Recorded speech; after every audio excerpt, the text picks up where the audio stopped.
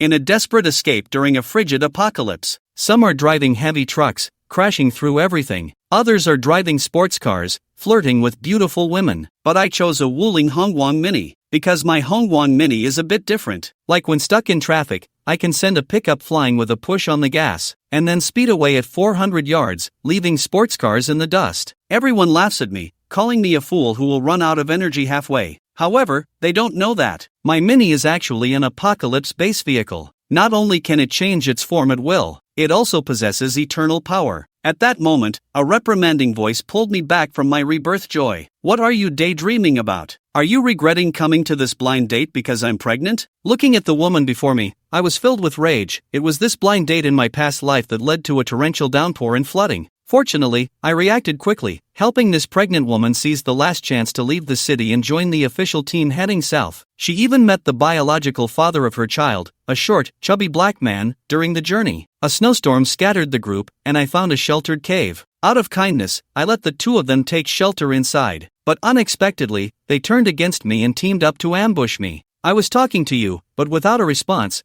the woman's tone grew more impatient. I took a deep breath. As much as I wanted to deal with this black woman myself, finding a vehicle to leave the city was my top priority. As for her, let her fend for herself. I was about to get up and leave, but before I could even lift myself, I heard a chime in my mind. Apocalypse RV system binding successful. Please complete the initial task, and the system will determine the vehicle level based on task completion. I was overjoyed. With a vehicle, I wouldn't have to waste time waiting for the official team to assemble after leaving the city. I immediately forgot about leaving and called out to the system, bring it on. No matter what the task is, I promised to complete it perfectly. The system responded quickly. Initial task, win the heart of the black woman named Qingyu. A deathly silence followed. How about we change the task, system? Otherwise, I'll just run away naked for 3 blocks. Unfortunately, the system ignored me completely, so I forced a smile and looked at her. This woman had decent features. Beneath her heavy makeup, she was quite pleasing to the eye. But here she was, pregnant and black.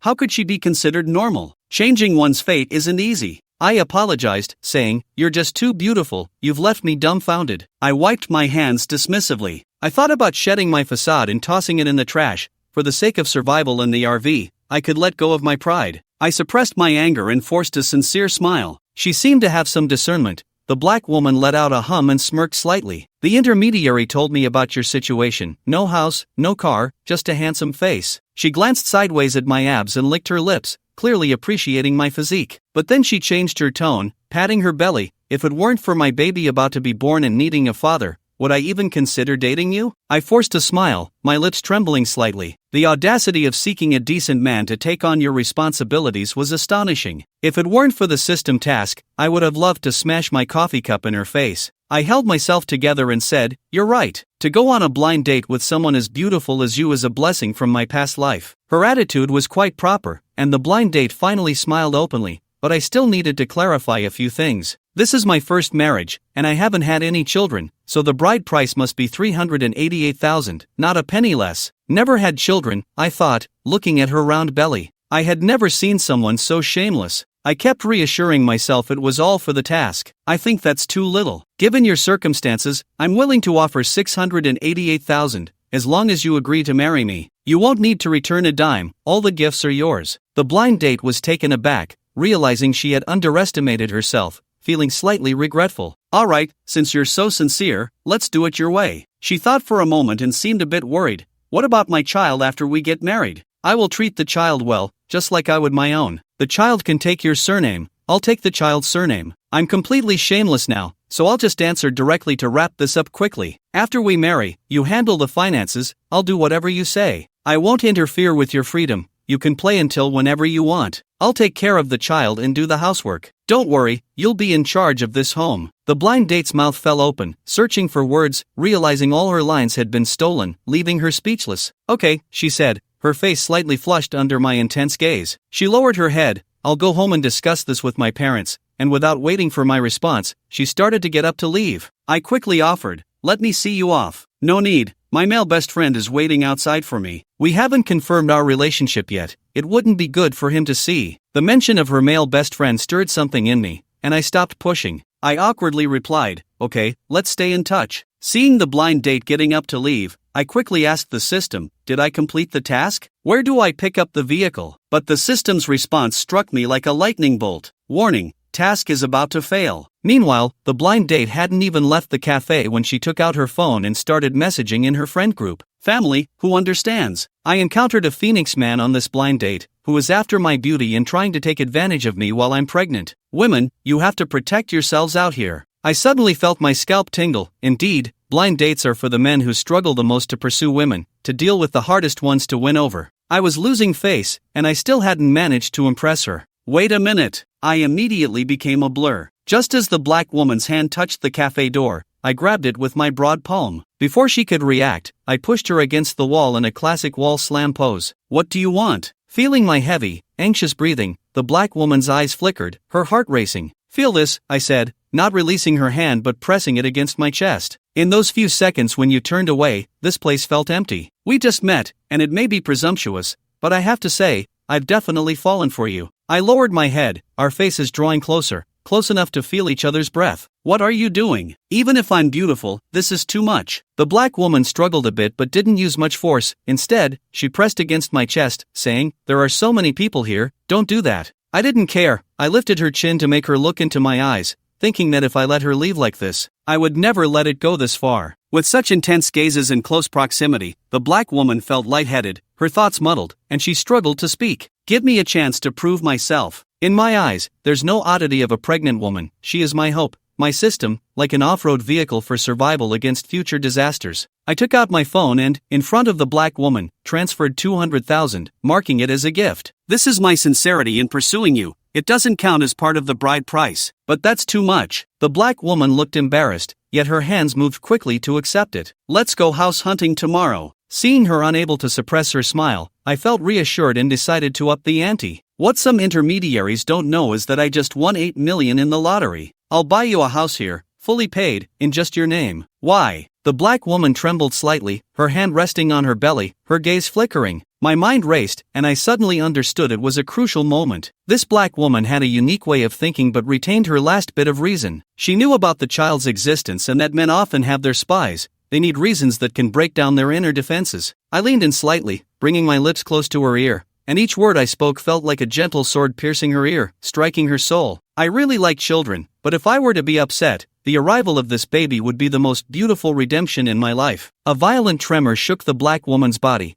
and she could no longer control her emotions. Is it because of the child? No, it's because of your child. Finally, tears broke free as the black woman threw herself into my arms, crying freely. Only after some comfort did she stop crying, and I said, come home with me to meet my parents. At that moment, a notification sound echoed in my mind. Congratulations to the host for completing the task with an Ultra SSS rating, earning hidden rewards, a Guardian base vehicle and a Doomsday base vehicle. This sounds way more impressive than an off-road vehicle. The system didn't elaborate on the base vehicle's functions, just leaving me the address, right behind this cafe. In an instant, I pushed the black woman away from me as if shooing away a disgusting bug. She crashed into the wall in disbelief. Luckily, she hadn't stood too far away, or she would have fallen. What do you mean? With a sharp slap, I directly responded, and seeing the imprint on the black woman's face relieved the pent-up disgust I'd swallowed. She hit me! She hit me! The black woman screamed hysterically, raising her hands as if to grab me. However, my tall stature and hateful gaze made her hesitate to approach. Instead, she turned to the onlookers, wiping her tears, looking pitiful as if she'd been abandoned after domestic violence. Please help me. I'm pregnant. This person said they would take responsibility but suddenly went crazy and hit me. As she spoke, her hand wiped her tears and brushed through her hair, revealing the clear palm print on her face.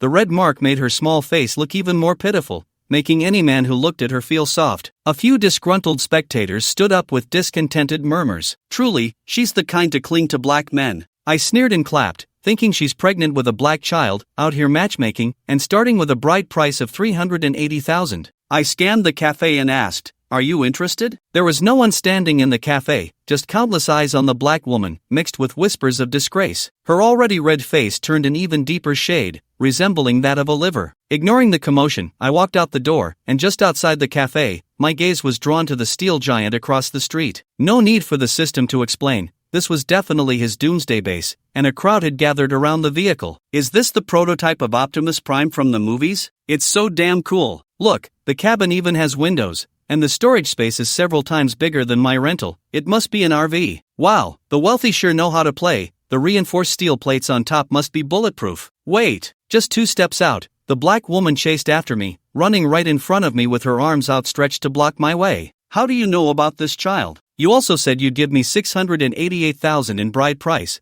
plus a house in just my name. You can't back out. You must take responsibility. I was just kidding. You're still dreaming. Don't block my view of the car. I waved my hand and pushed her aside, too lazy to waste my breath on someone so clearly not thinking straight. The black woman was pushed back like an arrow, staggering a few steps before almost falling. Once steadied, she followed my gaze and saw the imposing base vehicle. What are you trying to do now? Steal the car? There's someone trying to steal a car, she shouted loudly, catching the attention of everyone around the base vehicle. I stopped and turned around, coldly looking at the black woman who was making a scene. There were too many people around now. I wanted to avoid unnecessary trouble. Plus, just getting rid of her wasn't enough. I needed to keep her around to draw out that black guy. Let's collect some interest first. My expression shifted suddenly, revealing a playful grin. Actually, I wanted to surprise you. This is my car. Cool, right? Do you want it? The black woman was taken aback by my attitude, glancing between me and the imposing base vehicle behind me. Her expression twisted into disbelief. Do you think I'm an idiot? First,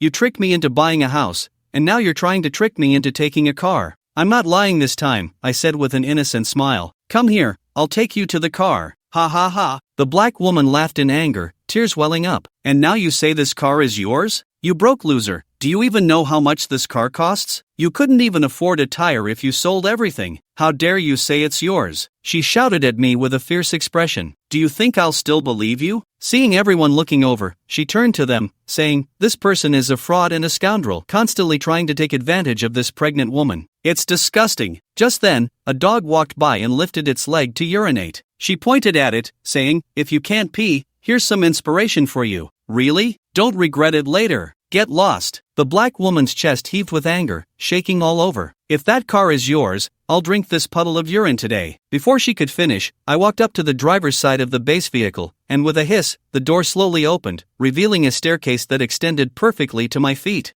I took a couple of steps up before turning around, looking regretfully at the black woman. I saw her face go pale, then flush red, finally settling on a deep purple, a remarkable sight. She pointed at me, stammering and unable to speak. I smiled even more sincerely, saying, how about another chance? If you drink it, I'll give you the car. The black woman looked at the puddle on the ground, swallowing nervously. Thoughts of the valuable base vehicle filled her mind, and she inexplicably stepped towards the liquid. You really believe me? I laughed out loud, turning my back and stepping into the vehicle. The door closed automatically, but when I got a good look inside the base vehicle, I nearly dropped my jaw in shock. The cockpit was very spacious, with a dazzling array of switches and dashboards spread across the entire central console, resembling an airplane cockpit. As Yinan sat down, a 3D image of the entire vehicle was displayed above the steering wheel, intuitively showcasing all the functional areas of the base vehicle. In addition to the driving area, there were living quarters, storage areas, dining areas, and yet-to-be-activated medical, weapon, and breeding zones. The initially available functions were relatively simple,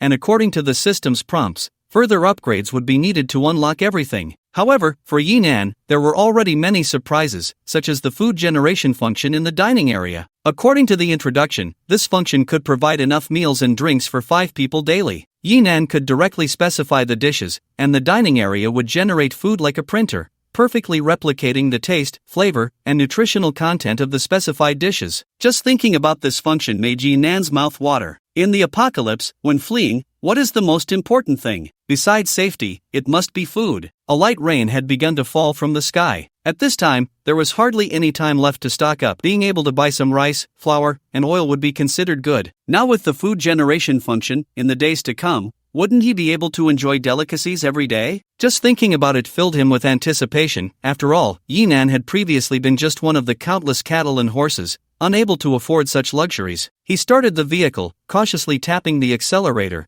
and the base vehicle moved forward slowly. The feel of the steering wheel was very solid, allowing him to breathe a sigh of relief as his tense nerves relaxed. This was a large heavy truck, with the front alone exceeding 10 meters, and with the trailer behind, the entire vehicle reached a terrifying length of 30 meters. Anyone who has driven would understand how difficult this is to handle, especially since Yinan had hardly driven an ordinary sedan a few times. He had taken his driving test for 4 or 5 years and was about to renew his license, unable to even turn the steering wheel smoothly. He was genuinely afraid that he would just show off and then crash the base vehicle into a wall. Fortunately, this was a product of the system's black technology, equipped with very intelligent driving assistance features. Even someone like Yinan, a road hazard, could easily maneuver it as if it were an extension of his own body. Lightning streaked across the sky, and the rain intensified. At that moment, the vehicle's radio broadcast an official announcement. Due to unknown reasons, a tropical cyclone has suddenly formed over the eastern coastal area, expected to bring severe rain and seawater backflow to our city. All citizens are advised to evacuate immediately to the outskirts of the city. We will set up evacuation points at the highway entrance to provide you with supplies and assistance. Repeat. Here it comes. Although it was anticipated, Yinan still felt a jolt of surprise. In his previous life,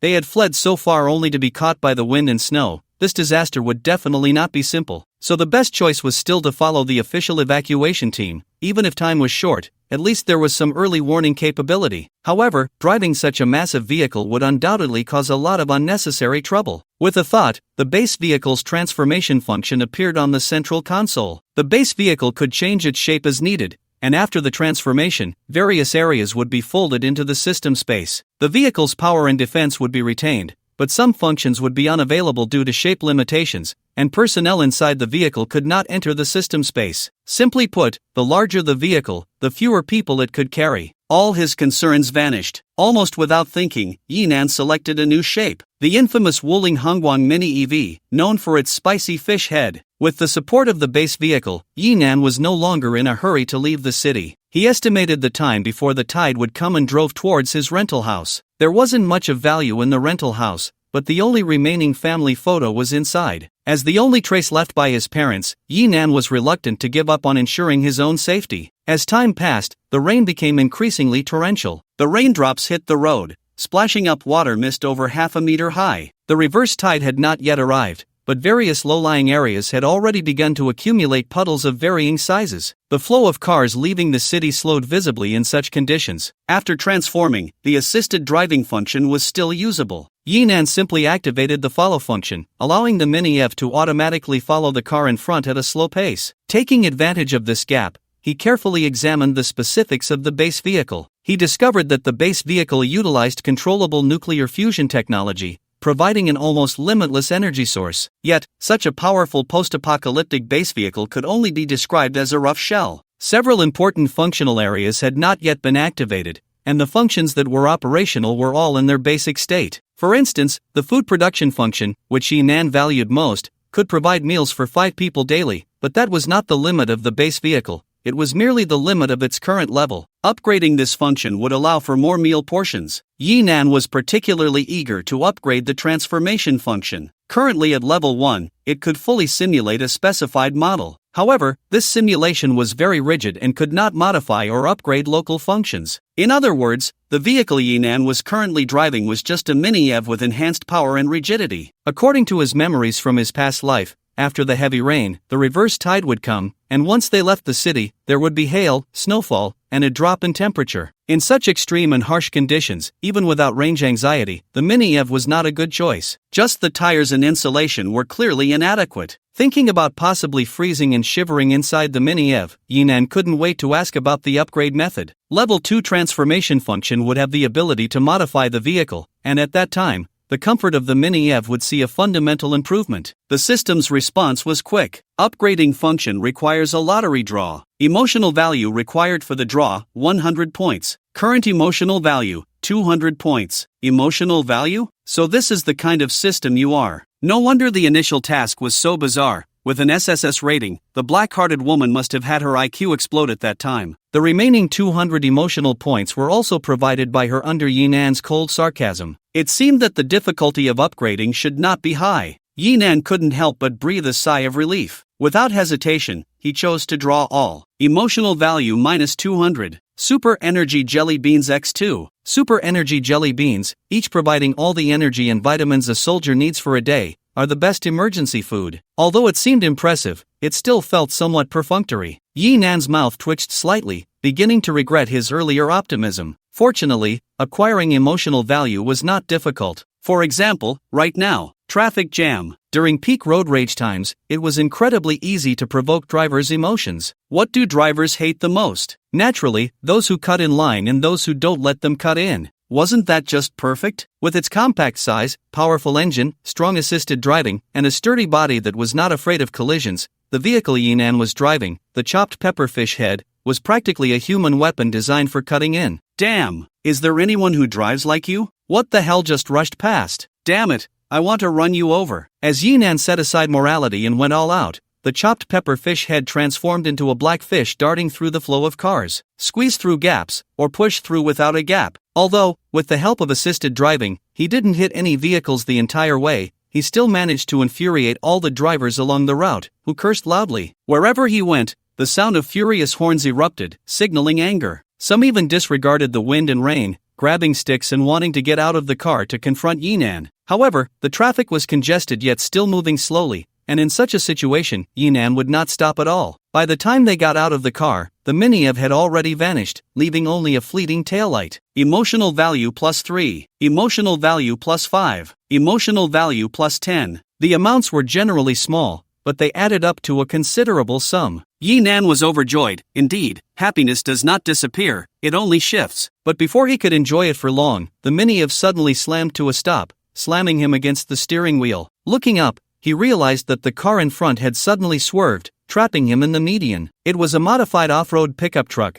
towering high with its large tires exposed, quite imposing. The driver rolled down the window, revealing a shiny bald head and a heavily tattooed arm, pointing at Yinan and saying, "Damn it, is this how you drive?" Yinan thought for a moment. No wonder the other party left such a large space on the inside, it was to lure him in and force him to stop. Shrugging, he figured he wasn't in a hurry. Yinan rolled down the window and spoke in a deep voice. "What do you want?" "What do I want? I want to teach you how to drive with some decency." He pointed to the cars beside them and said to Yinan, "Get out and apologize to each driver you just cut off, and let them drive back in front of you." "I refuse." Yinan shook his head, waiting to see what else the other party had up their sleeve. "Refuse?" The driver's face darkened at his words, and he slammed his tattooed arm against his car door. "Then there's nothing more to say. If you want to get past today, just crash into me." His words immediately drew laughter from many. The off-road pickup's tires were over a meter high, and its wide wheel arches were level with the Mini-Ev. Parked next to it, the Mini-Ev looked like a small child beneath a giant's foot, weak and helpless. "As you wish." Yinan was unfazed. If he were truly just a Mini-Ev, he would indeed have no way out. But he was not just a Mini-Ev. This was a Mini-Ev Ultra.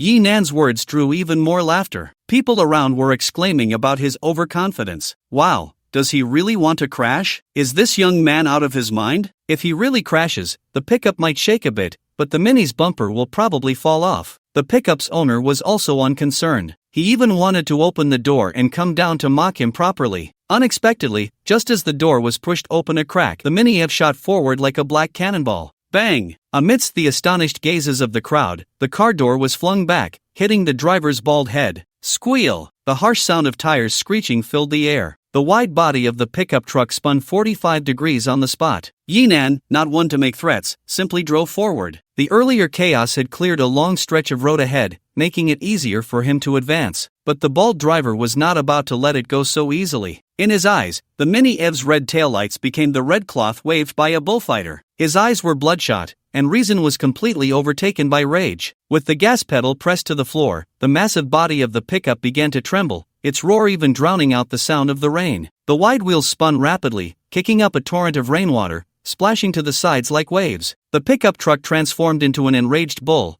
its front bumper like a heavy horn, charging towards the petite Mini-Ev. All of this happened too quickly. The people around had not reacted in time. No one thought about where the Mini-EV got such power to crash into the off-road pickup. They were only shocked that Yinan really dared to collide. They began to feel uneasy because, with the momentum of the off-road pickup, the Mini-EV simply couldn't withstand it and could very likely cause a fatal accident. Bang! The distance between the two parties closed in an instant. Even with the assistance of the autopilot, Yinan could only slam on the brakes. But the outcome was not what the onlookers expected. After stopping, the Mini-EV seemed to transform into a mountain. The entire body of the off-road pickup lifted at the point of impact. Fortunately, the speed wasn't too fast, and after the rear wheels lifted high, they slammed back down. The furious bald driver finally calmed down under the impact of the airbags. Everyone settled down. The flow of traffic came to a brief halt. Yi Nan, however, was not too surprised. If it had been a larger base vehicle, this would have been the expected outcome. As the mini EV restarted, the cars in front quickly cleared the way. Yi Nan didn't hold back and drove straight towards the rental house. Just managing to cut in, he gained a few hundred emotional points, but with the off-road pickup's divine assistance, he directly earned over 1,000. Current emotional points, 2060. Wealthy, and unprecedented wealth. If possible, Yi Nan really wanted it to crash into him a few more times. Soon, Yi Nan returned to the rental house. He couldn't say he felt any attachment to this 800 yuan a month shared building. The precious things were all stored in a small cabinet. ID card, household registration book, diploma, and various photos from different periods. Yi Nan picked them up and found that there was even a photo of him with his ex-girlfriend. They broke up after graduation. No matter how beautiful campus love was, reality always returned once out in society. After learning about Yi Nan's family situation and that he had to support his sister's education,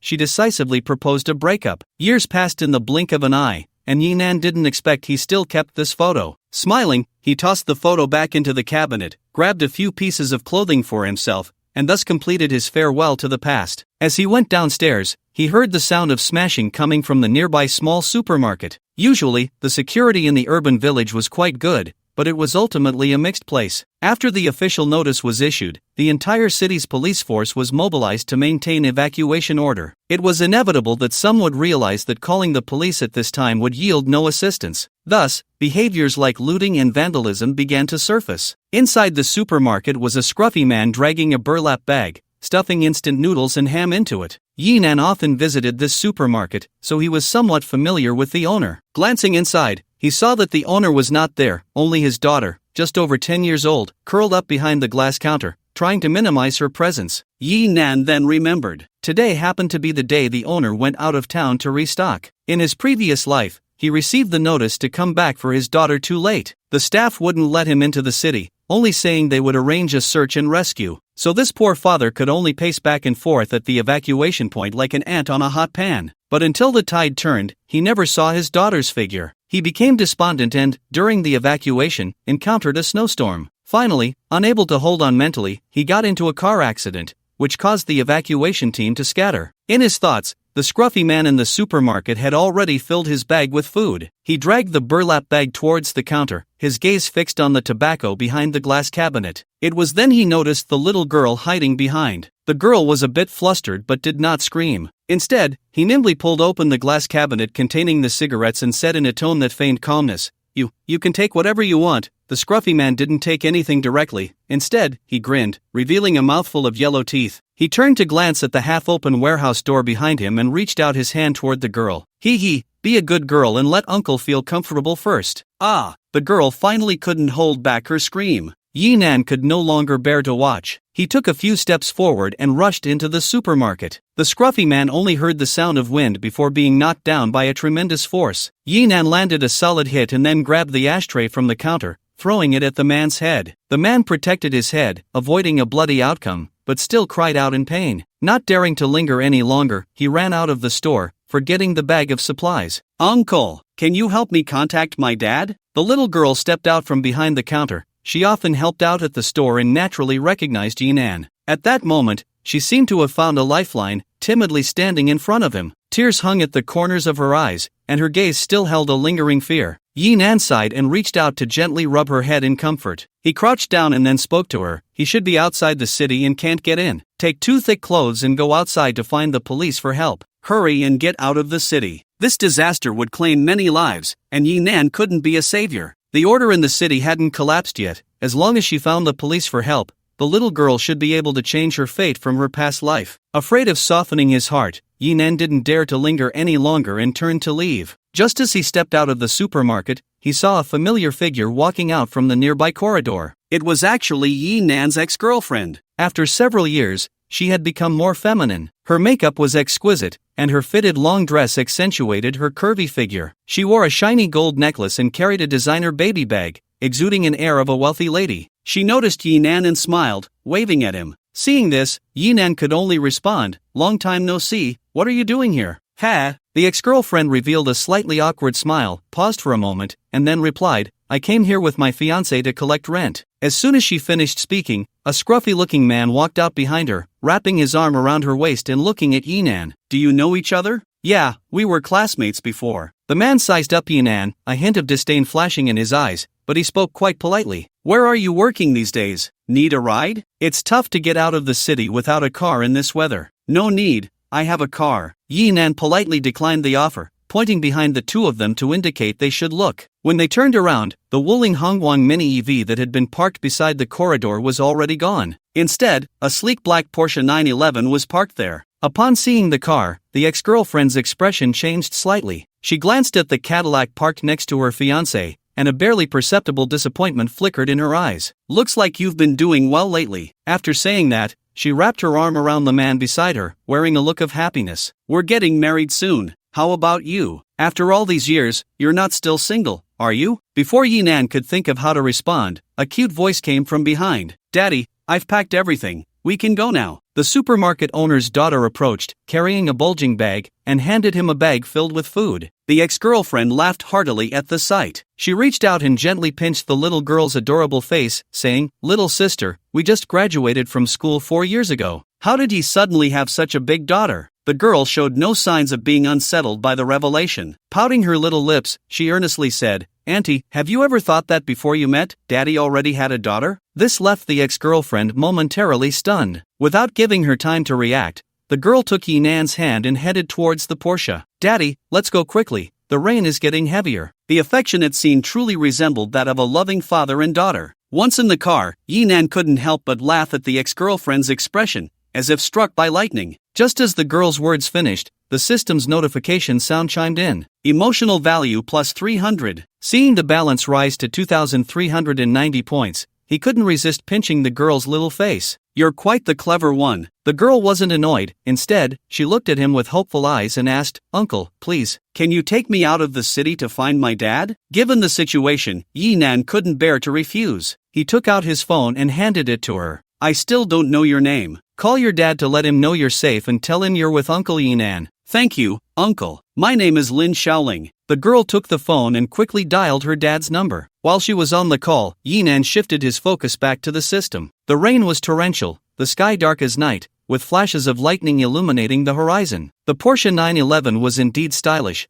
but its low body was a significant hassle in such weather. The splashes from the road felt higher than the car itself. If they encountered a flooded area, the whole car could end up submerged. The upgrade for the transformation function was urgent. System, use all emotional value for a lottery. Emotional value minus 2,300. Super Energy Jelly Beans X23. Yinan suddenly felt a pang in his chest. He could understand not winning after 2 draws, but getting nothing but light Super Energy Jelly Beans after 23 draws? System, why are you like this? Even a swindler wouldn't be this deceitful. However, no matter how much Yinan cursed, the system remained indifferent, offering no response. Uncle Yinan, the call dropped. At that moment, Xiaoling had also hung up. Yinan took the phone back, but there was no signal. It was likely that the signal tower had been damaged by lightning or fallen trees in the heavy rain. Xiaoling, however, didn't realize the severity of the situation. Her father's voice had calmed her emotions considerably. "Dad said he's waiting for us at the gathering point outside the city." Yinan's expression turned serious. "This is troublesome.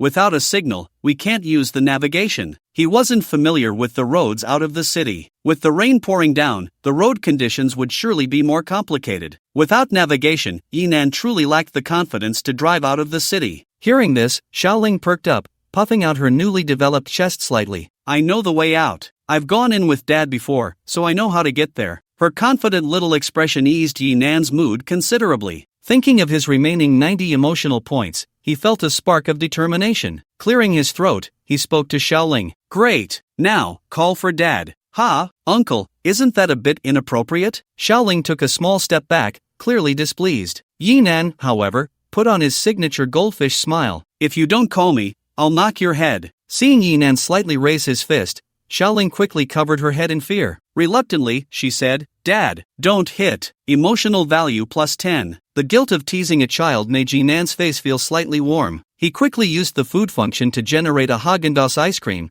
taking it out from the glove compartment to give to her. "Be good, let me treat you to ice cream." After saying that, I quickly avoided Xiaoling's strange gaze and started the vehicle. But inside, I was cursing the system fiercely. I don't care about my face anymore. If you give me super energy jelly beans again this time, then let's just be destroyed together. It seemed that the system sensed Yinan's anger and took it more seriously this time. Emotional value -100. Starting the lottery. Beep beep beep, beep beep beep. Congratulations, host, you have drawn the transformation function upgrade card X2. Prizes will be automatically distributed. Upgrade will be completed in 1 minute. Ha! When a person is utterly speechless, they really start to laugh. Yinan was very suspicious at this moment. Perhaps all those previous lottery draws were actually the system embezzling emotional value? Considering the transformation function had upgraded 2 levels, I decided not to argue with the system for now and quickly checked the function changes. Level 2 transformation function. The vehicle can be modified and upgraded according to the host's wishes after transformation. This includes color, tires, chassis height, air kits, internal structure, and other conventional structures. Level 3 transformation function. The transformed vehicle will completely isolate the external environment and have an independent internal circulation system. Yinan was instantly overjoyed. What does an independent internal circulation system mean? Think of a submarine. Not to mention being submerged, even if Yinan drove the car straight into a lake, the driver's cabin would still remain dry and comfortable, with a suitable temperature. This way, facing extreme weather would be completely worry-free. Xiaoling wasn't lying, she really knew the way. Under her guidance, Yinan smoothly got onto the main road. The system upgrade process was silent, with no noise except for the prompt sound in Yinan's mind. However, Yinan was still afraid Xiaoling would notice, so he quietly observed. He found her curiously staring at the glove compartment, so he asked, "What's wrong?" Only then did Xiaoling curiously touch the exterior of the glove compartment. "Is this a refrigerator?" Yinan then realized that he had only been thinking about comforting the child, and his first reaction was ice cream. At this moment, it was a bit hard to explain, but for a child, rather than a lengthy explanation, it was better to use sweet words to coax her. Moreover, the little girl had been very well behaved and reserved since getting in the car. Clearly, her obedience was just a cover for her fear. So Yinan decided to tease her. "No, this is a magic box. Uncle Yi, I'm already 10 years old." The tone he used to coax her made Xiaoling slightly dissatisfied. The look she gave Yinan clearly said, "I'm not a 3-year-old. Really, as long as obedient children call daddy and say what food they want, it will make their wishes come true. But I didn't want to eat ice cream just now." The little girl immediately caught the flaw. Fortunately, Yinan relied on hard skills to deceive children. "Really, you'll know if you try."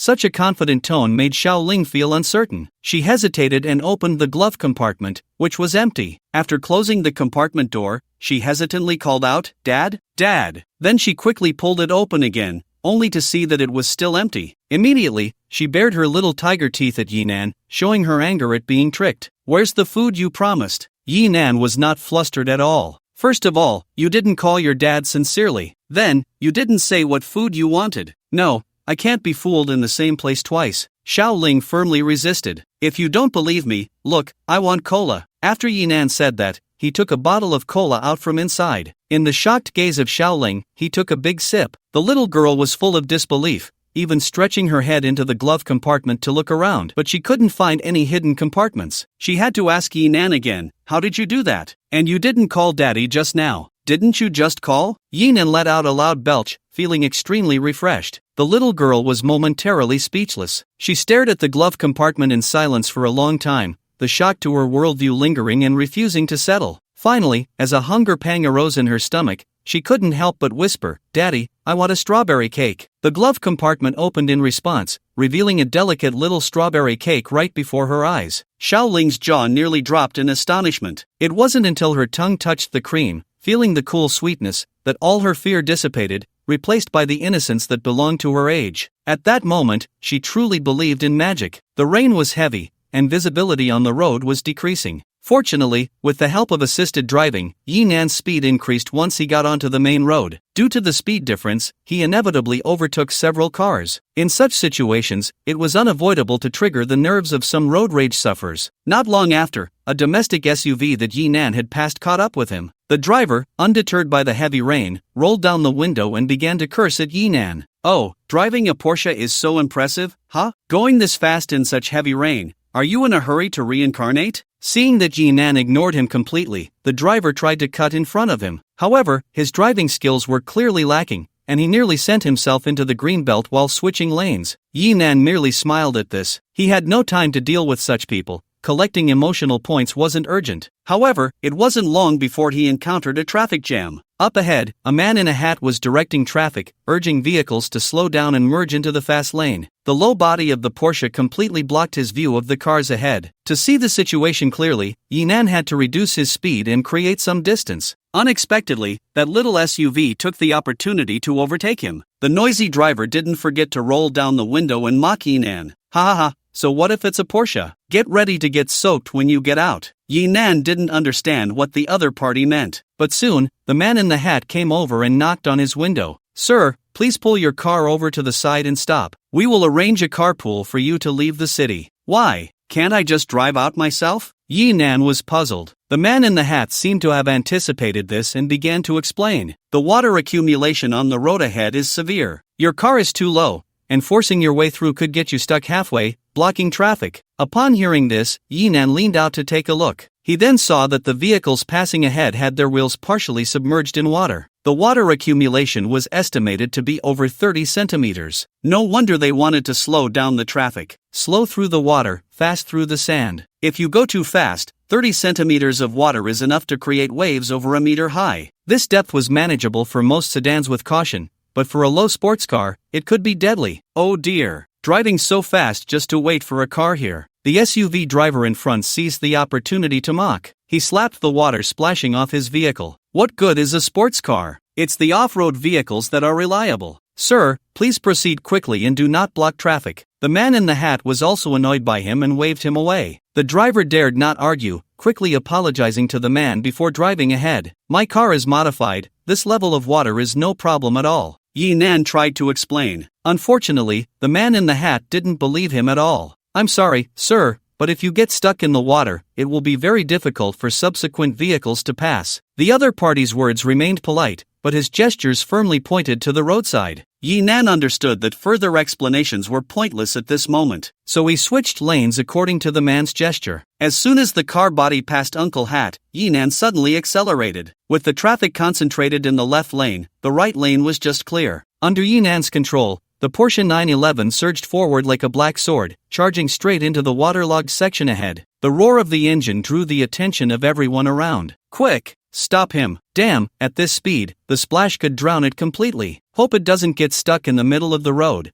or the cars behind won't be able to pass. Hurry, get the window breaker, prepare to rescue. Uncle Hat and the others felt a chill in their hearts. The thought of a sports car getting stuck in the already severely flooded road made them furious. But duty called, and they prepared to rescue at the first opportunity. Everyone believed that this Porsche would surely break down here. Some felt secretly pleased, some cursed, and others worried. But soon, all that was left was shock. The water surface, already restless from the rain, reacted to the car's sudden acceleration as if cold water had been poured into a hot oil pot. Splash! The sound of the car breaking through the water's surface became the prelude to a boiling cauldron. The point of contact instantly kicked up waves over 2 meters high, like a white curtain wall completely surrounding the arrogant intruder. Behind the curtain was its most violent attack, surging waves. 30 centimeters of standing water, after absorbing tremendous kinetic energy, unexpectedly created a tsunami capable of completely submerging the low-slung Porsche. Before the splashes around could settle, the Porsche was entirely engulfed by the rushing water. However, it did not die out as everyone had anticipated,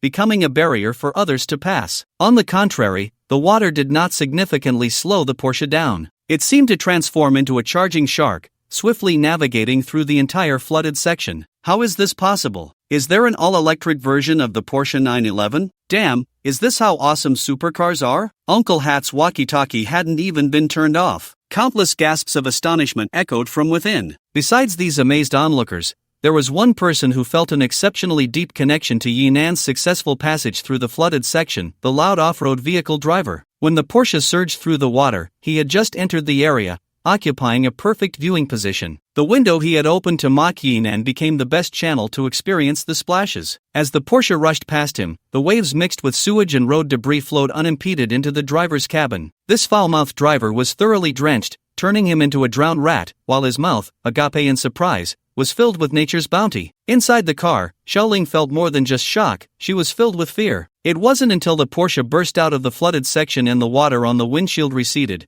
revealing the rain-soaked city outside, that her held breath finally returned to normal. However, her cute little face was flushed red from lack of oxygen. Scared? Yinan asked with concern. His fingers trembled slightly from gripping the steering wheel too tightly. Although he had confidence in the base vehicle, the fear brought on by the enclosed environment was unavoidable once the water completely covered the car. I almost thought I was going to drown in there, Xiao Ling weakly replied, then began to feel around. Really didn't take in any water? That water was already over the roof, right?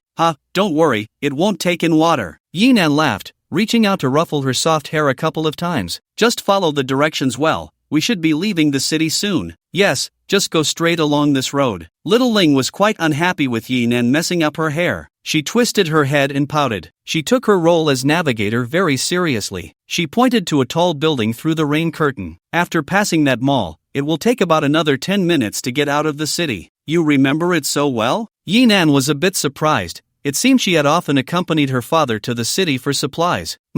There's a really pretty dress on the second floor of the mall. Dad said he would buy it for me this birthday. Thinking of this unfulfilled promise, Little Ling's tone inevitably turned a bit dejected. But before that disappointment could fully settle in, the immense centrifugal force from the car startled it away. Yinan jerked the steering wheel, and the Porsche veered off the road, heading straight for the mall. He showed no intention of slowing down until the mall was right in front of him. Crash! The massive glass curtain wall shattered upon impact with the Porsche. Yinan completely ignored it. He slightly pulled the handbrake, and the rear of the car swung around 90 degrees, perfectly stopping at the foot of the stairs. Go, get the dress you want, and grab some warm clothes. Take as much as you can. Little Ling was stunned. Only after hearing Yinan's words did she turn her head in confusion. It will get colder after the heavy rain, and it might snow. Little Ling's words served as a reminder for Yinan. Inside the base vehicle, it was always spring-like, but there would inevitably be times when they needed to get out. Without enough warm clothing, it would be very difficult once the temperature dropped. In his past life, he had walked a long way in short sleeves against the wind and snow, and just recalling that near-freezing despair sent chills down his spine. If he had to do it all over again, how could he not be prepared? Down jackets, sweaters, scarves, just make sure to grab any warm clothing. Take a shopping cart and get as much as you can. But the money. The little girl still lacked a sense of impending doom, thinking it was just heavy rain and flooding. Look around, who's going to charge you? Yinan couldn't help but laugh, pointing to the empty mall. This area was close to the city outskirts, and after the announcement, the evacuation was quicker. There were already no signs of people. After saying that, he took out a small window-breaking tool from the car door and handed it to Little Ling. If you encounter a locked store, just smash the glass. I'll be waiting for you at the stairs across the way in 10 minutes. The mall stores were all designed with glass doors. Although there were anti-theft roller shutters, many stores hadn't been closed in the rush to evacuate, making it convenient for Yinan and the others to shop for free. Aren't you going with me? Little Ling unbuckled her seatbelt but still hesitated. Seeing this, Yinan rubbed her little head vigorously. Don't worry, I've brought you here. How could I leave you behind? He pointed to the outdoor supply store next door and various snack shops around. Tools and food are also essential supplies. Turning Little Ling's head towards him, Yinan made a hand gesture for a high five. Teamwork?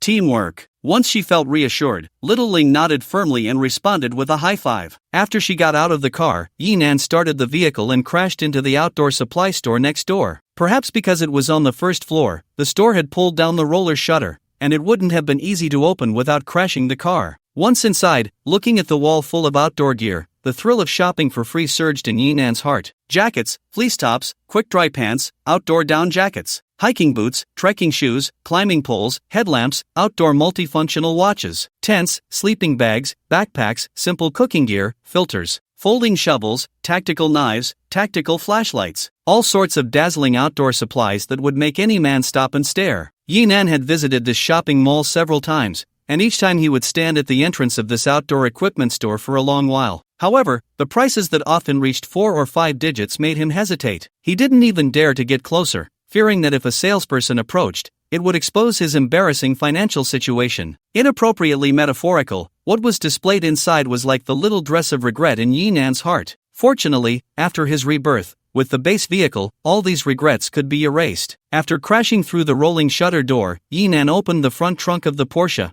which connected to the vast storage area of the base vehicle. Fill it up. It must be completely filled, not just with outdoor gear. Yinan even managed to grab a compact tactical crossbow from the non-sale display case. This thing was not just a decoration, it was a real weapon that could be used. He didn't know how the store owner had acquired it, but it was a bargain for Yinan now. He even took the off-road motorcycle hanging on the wall, along with the helmet and other items. Although he had the base vehicle, it was highly likely he wouldn't need it. However, once the hamster party gene was activated, rationality was no longer necessary. In contrast, when he rummaged through the snack shop later, Yinan felt a sage-like mindset after the climax. After all, these foods were mainly for show. The dietary function of the base vehicle made Yinan have no need in that regard. 10 minutes quickly passed. The shopping cart pushed by Xiaoling completely blocked her from view. Once they reached the elevator, she directly tossed the bags of clothes down one by one. Yinan had long been waiting below. The base vehicle had transformed back into the Wuling Hongguang Mini EV, but due to the upgrade of the transformation function, he slightly changed the car's color to a cuter macaron green. Where's the Porsche? After Xiaoling came down, she was surprised and circled around the Mini twice. This color scheme of the chopped pepper fish head was indeed very appealing to girls,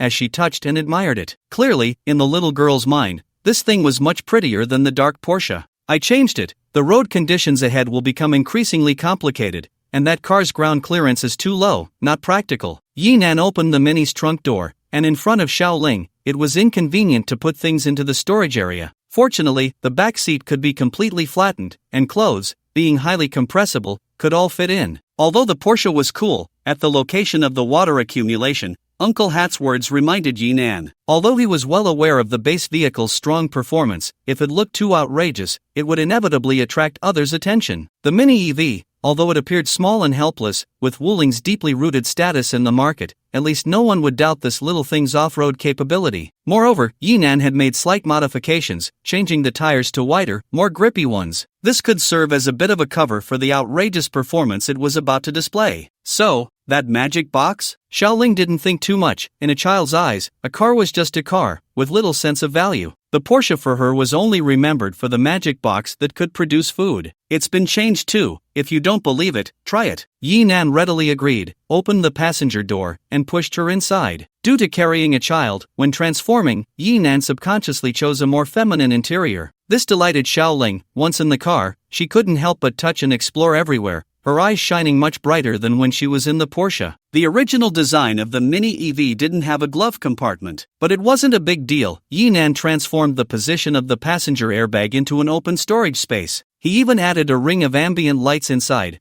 making it look more like a proper glove compartment than the Porsche's. At least, it was definitely no problem to fool a child. I'm just a bit thirsty, let's have a strawberry milkshake. Xiaoling licked her lips and clasped her hands in front of the storage box. Dad, wait a moment. Yinan suddenly interrupted her prayer. Let's have a mango milkshake. Without giving the little girl time to react, Yinan directly opened the storage box and took out a cup of mango milkshake that was steaming with coolness. Wait, what are you doing? The little girl keenly sensed that she had been tricked, but she couldn't quite process it, blinking her big eyes a couple of times. Watching Yinan take away the milkshake, she finally dazedly spoke to the storage box. I want a strawberry milkshake. Sure enough, when he opened the storage box again, it was empty. Xiaoling finally realized what had happened, glaring at Yinan with plenty of resentment. The latter, however, showed no awareness at all, taking a sip of the sweet and sour milkshake and revealing a mischievous grin. You have to call me Dad again. I suspect you're taking advantage of me. If I had evidence, I'd report you to the police. Xiaoling was furious. She bared a little tiger tooth at Yinan, but Yinan, looking as tough as a rock, left her completely helpless. Reluctantly, she called out Dad to the storage box again, finally getting the strawberry milkshake she had been longing for. But when she looked at Yinan again, her eyes couldn't hide her indignation. Feeling the murderous gaze, Yinan found the milkshake even more delicious. He happily started the vehicle. The journey ahead was quite smooth. Not long after, they exited the city. As soon as they reached the gathering point outside the highway entrance, Xiaoling excitedly pointed at a small truck parked by the roadside and shouted, "That's my dad's car, that's my dad." Yinan steered the car closer in that direction. Seeing Xiaoling waving continuously from the Mini EV, her father Lin Dong in the truck instantly seemed energized, not even bothering to open an umbrella. He pushed open the car door and ran over to the still-moving Mini EV. Leaning on the open window that Xiaoling had rolled down, he confirmed that his daughter was safe and sound, then repeatedly thanked Yinan. "Thank you, Brother Yi, thank you so much." Yinan understood the excitement of the moment and quickly handed him an umbrella. "Don't get caught in the rain and catch a cold, we still have a long way to go." Right. Lin Dong took the umbrella and quickly agreed. What's going on over there? Seeing him slightly calmer, Yinan pointed towards the highway entrance. Many uniformed personnel were maintaining order there. 2 or 3 buses were taking away the waiting crowd. Countless barriers divided the spacious passage in front of the highway entrance, and vehicles coming this way were quickly diverted under the guidance of the staff. Some headed towards the national road, while others parked by the roadside. There was even a bulldozer on site, pushing the stopped cars into the ditches by the roadside. When asked about the current situation, Lin Dong's face, which had been joyful from the reunion, suddenly clouded over. He gently stroked his daughter's hair before speaking seriously, sharing all the information he knew. The disaster had a wide-reaching impact. Not only a city, but the entire northern part of the country had entered a state of emergency. In cities further north, there were even thunderstorms, hail, and other extreme weather disasters. According to experts' investigations, severe climate changes had occurred at the Earth's poles. A cold wave would sweep from the poles towards the equator, and after experiencing initial climate turmoil, the entire Earth might enter a mini ice age. To cope with the upcoming climate changes, the government had organized a large number of personnel, mobilizing national resources to establish doomsday shelters near the equator. Relocation of the entire nation. These 4 words seem to drain all the brilliance from Lin Dong. The severity of this disaster is evident from the urgent decisions made by the government. Due to weather conditions, railways and flights in northern cities have come to a complete halt. The nationwide highway network has become a lifeline amidst the disaster. To avoid congestion, all highways are under strict control, and ordinary vehicles are prohibited from entering. To facilitate the evacuation of the general public, temporary gathering points are established at every highway entrance. There are dedicated buses for transporting people, but their capacity is extremely limited. Priority is given to the elderly, the weak, the sick, and families with young children. The remaining individuals mostly have to rely on official convoys to travel south along the national roads. Once vehicles arrive here, they will be redirected. Staff will assess and arrange vehicles based on their condition. At this point, Lin Dong glanced at the mini EV. Mainly electric vehicles, if their range is too short or the battery is insufficient for the remaining journey,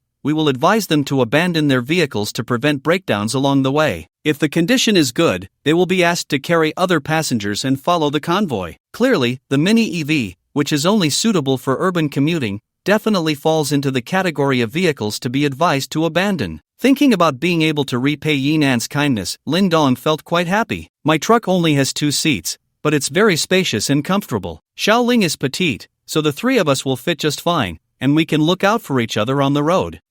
Will this little car also be pushed into the ditch? Xiaoling felt reluctant at the thought of the cute little car being abandoned. It's unavoidable, there are too many cars left behind, and if we don't push them away, it will easily cause a blockage. Lin Dong quickly reassured her. As they were talking, a sharp voice suddenly came over. Oh, isn't that someone we know? Why aren't you driving your big truck and instead switched to this little electric car? Looking in the direction of the voice, a long MPV approached. The vehicle was equipped with off-road tires, and several suitcases of various sizes were tied to the roof, along with some shovels and other tools. The spacious back seat had been completely transformed into a large bed, turning it into a trendy outdoor bed car. In the passenger seat sat a familiar face of Yinan's, Jiaozuwaping, the peculiar matchmaker with a dark complexion. Yinan's gaze passed over her and focused on the driver in the front seat. It was none other than the black man, Wang Laoer, who had ambushed and killed Yinan in his previous life. This couple, it seemed, had indeed reunited just like in the past life. It was a good thing, as it saved Yinan the trouble of seeking revenge on them. At this moment, it was better to let them continue their antics.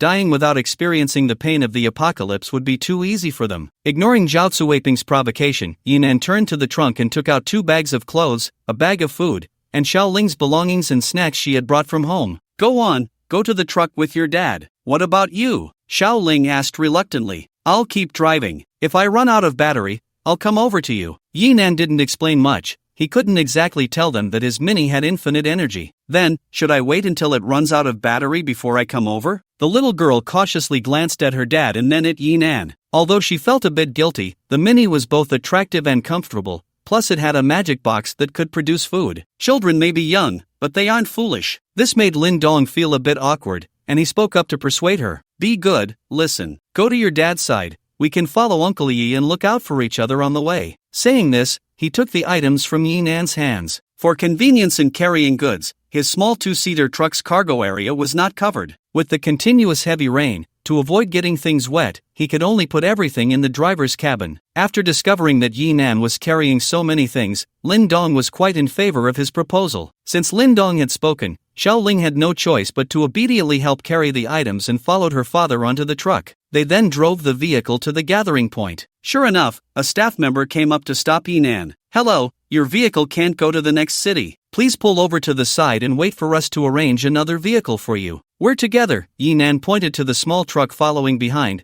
then indicated the Mini's off-road tires. "My vehicle has been modified. The range is definitely not a problem. It's still fully charged and can run over 500 kilometers. If you don't believe me, take a look." He pointed to the dashboard, which displayed 96% battery and a range of 574 kilometers, according to Yi Nan's thoughts. "So much?" The staff member looked at him with a strange expression, then confirmed what Yi Nan had said. "Alright then, your vehicle still has space. Move to the side lane to pick up passengers." This was the arrangement Lin Dong had mentioned. To maximize the number of people transported, each vehicle would be filled to capacity based on seating. However, they had arrived relatively late, and the only people left waiting to board were a couple of college students. The only vehicles available for carrying passengers, besides Yi Nan's mini EV, were the modified bed truck driven by the black man, Wang Laojiu. "You can choose for yourselves," the staff member instructed before moving aside to help transport supplies. After Xiao Ling left, Yi Nan stored all the items from the back seat into the storage area. The Mini had 3 seats available. The girl looked at the cute Mini and felt a bit tempted, especially since the driver of the bed truck was a black man,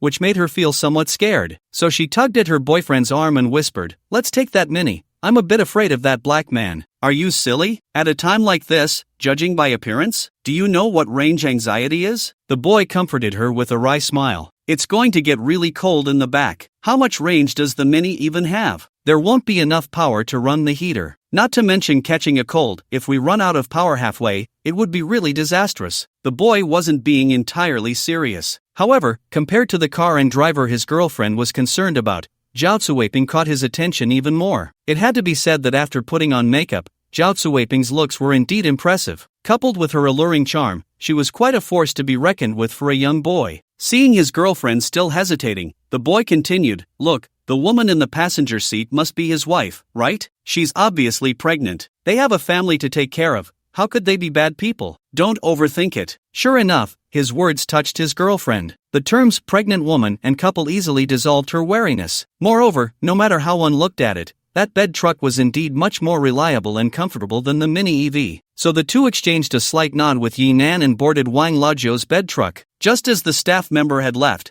they had given each vehicle a walkie-talkie. As the college students got into the truck, Yi Nan heard Wang Laojiu's awkward Chinese over the walkie-talkie. "Welcome aboard, my darlings. My name is Wang Laojiu, and as my name suggests, I have a king-sized, well, you know." Indeed, it was yet another self-introduction that left both the king and the old two speechless. In his previous life, Yi Nan had only heard it once, and hearing it again now made him want to scoff. The guide who taught him Chinese was definitely a sly one. Speaking of which, in his past life, Yi Nan had indeed boarded Wang Laojiu's truck. Now everything had changed. Lin Dong wouldn't be distracted by not seeing his daughter and cause an accident. However, a ghost is still a ghost. Yi Nan didn't believe Wang Laojiu would turn into a decent person this time. Hopefully, the fate of this couple wouldn't be too tragic. Yi Nan wasn't dissatisfied because they hadn't boarded the truck. In his previous life, he had never driven, but he understood the rules of carrying passengers. Transforming into a mini-EV was just to avoid being looked down upon by others. Despite its small appearance, with the support of its 3-level transformation function,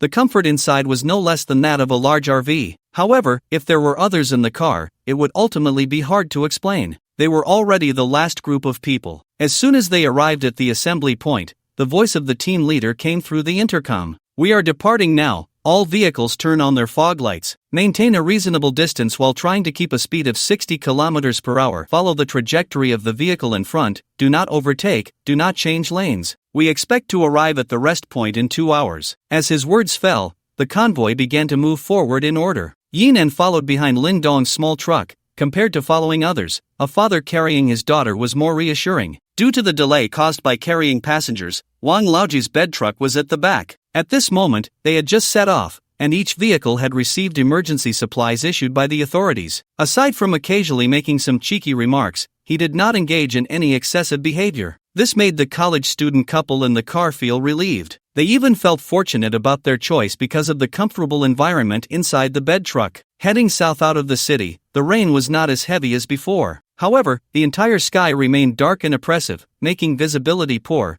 They could only see the road clearly in the gaps between the windshield wipers. Fortunately, all vehicles had their fog lights on, and they could drive by following the red lights ahead. Along the way, they encountered potholes, and the team leader would notify them in advance over the intercom. Although driving like this was mentally taxing, at least safety was greatly ensured. Of course, the mental strain referred to other drivers, not Yinan. Once the follow function was activated, there was basically no need for manual control. The system was quite robust. Yinan activated the transformation function, turning the two-seater Mini EV into a single-seat central layout. After reclining the seat, it could even serve as a bed. The Mini EV may be small, but it was about 3 meters long. Utilizing the space inside, it was not difficult to set up a 2-meter-long bed. Compared to an RV, it was just missing a toilet. He took a bottle of cola from the storage box and enjoyed a sip. Yinan then reclined the seat, leaning back comfortably while looking at his phone. Civilian communication had completely broken down. However, to ensure that the evacuated crowd understood the severity of the current situation and could better cooperate with official efforts for an orderly evacuation, temporary networks were set up at every highway entrance, allowing passers-by to access the latest news. The main focus was on the disaster situations in various regions. According to the information, City A was not the first to be affected. Areas further north were already snowbound. According to experts' predictions, within a month, the Earth would enter a mini ice age. Except for areas near the equator, temperatures in most regions would drop to levels uninhabitable for humans. During this process, natural disasters such as reverse tides, earthquakes, tsunamis, and volcanic eruptions would also occur frequently. Humanity had reached a critical point for its survival. Fortunately, even at this time, official forces had not collapsed. The infrastructure behemoth was operating at full capacity, planning to build several large shelters near the equator in phases. The large amounts of grain stored in granaries across various regions had also become a crucial guarantee for people's survival at this time. Even more uplifting was that the authorities were no longer holding back. Controlled nuclear fusion technology, carbon dioxide synthetic starch technology, low-temperature aquaculture technology. Various technologies that were still in the research phase and had not yet achieved mass production were now being unveiled. In extraordinary times, extraordinary measures were taken. The issues of environmental protection, energy conservation, mass production, safety,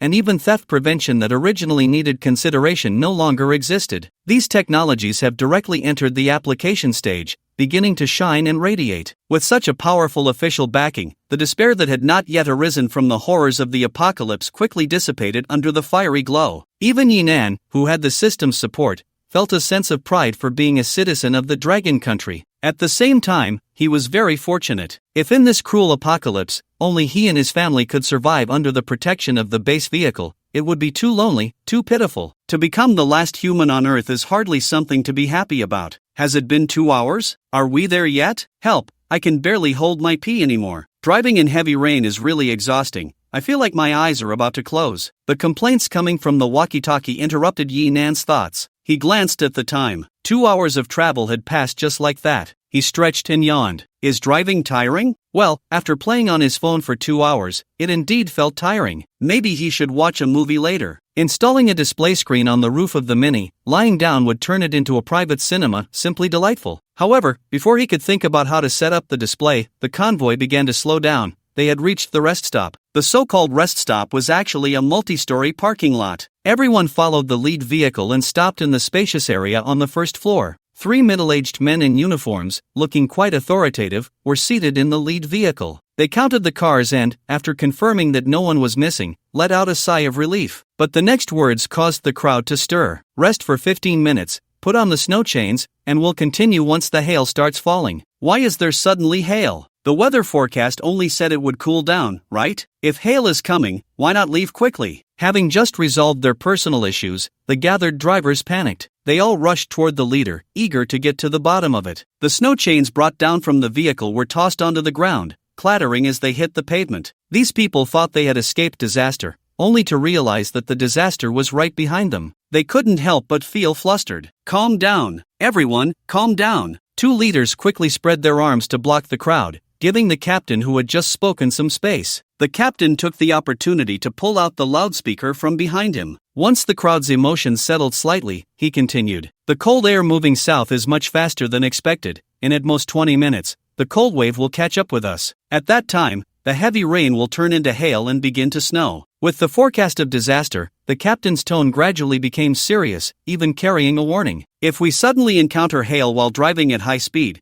who can guarantee that no one in the convoy will make a mistake in handling the vehicle? The cold wave and snowfall will likely cause ice to form on the roadside. How many of you will be able to install snow chains in the wind and snow? The continuous questions hit everyone like two loud slaps to the face. Everyone fell into thought and began to feel apprehensive. At this moment, the captain's tone softened again. Please believe that we will do our utmost to bring everyone to City B. Everyone, hurry up and install the snow chains, then eat something and put on warm clothes. We need to be prepared. The road ahead will only get harder. The so-called snow chains were actually iron chains tied around the tires. This method compresses the ice layer on the road, increasing friction. However, tying iron chains around round tires is not a simple task. The convoy had just passed through several muddy sections, the iron chains dragging over them, caked in mud, making them dirty and slippery. Almost every driver was left looking disheveled and covered in grime. Of course, Yinan was not among them. He grabbed an ice pop and walked to the edge of the parking lot, watching the torrential rain outside. His leisurely demeanor caught the team leader's attention. Why aren't you installing the snow chains yet? I have off-road tires, Yinan pointed to his mini EV. Beneath its cute exterior were 4 wide, rugged off-road tires. The contrast was so jarring it felt like a Jiangnan beauty practicing her legs. Their conversation drew the gaze of several drivers. Upon seeing Yinan's exaggerated mini EV, they all felt a pang of envy. Emotional value plus 10. Emotional value plus 10. Emotional value plus 10.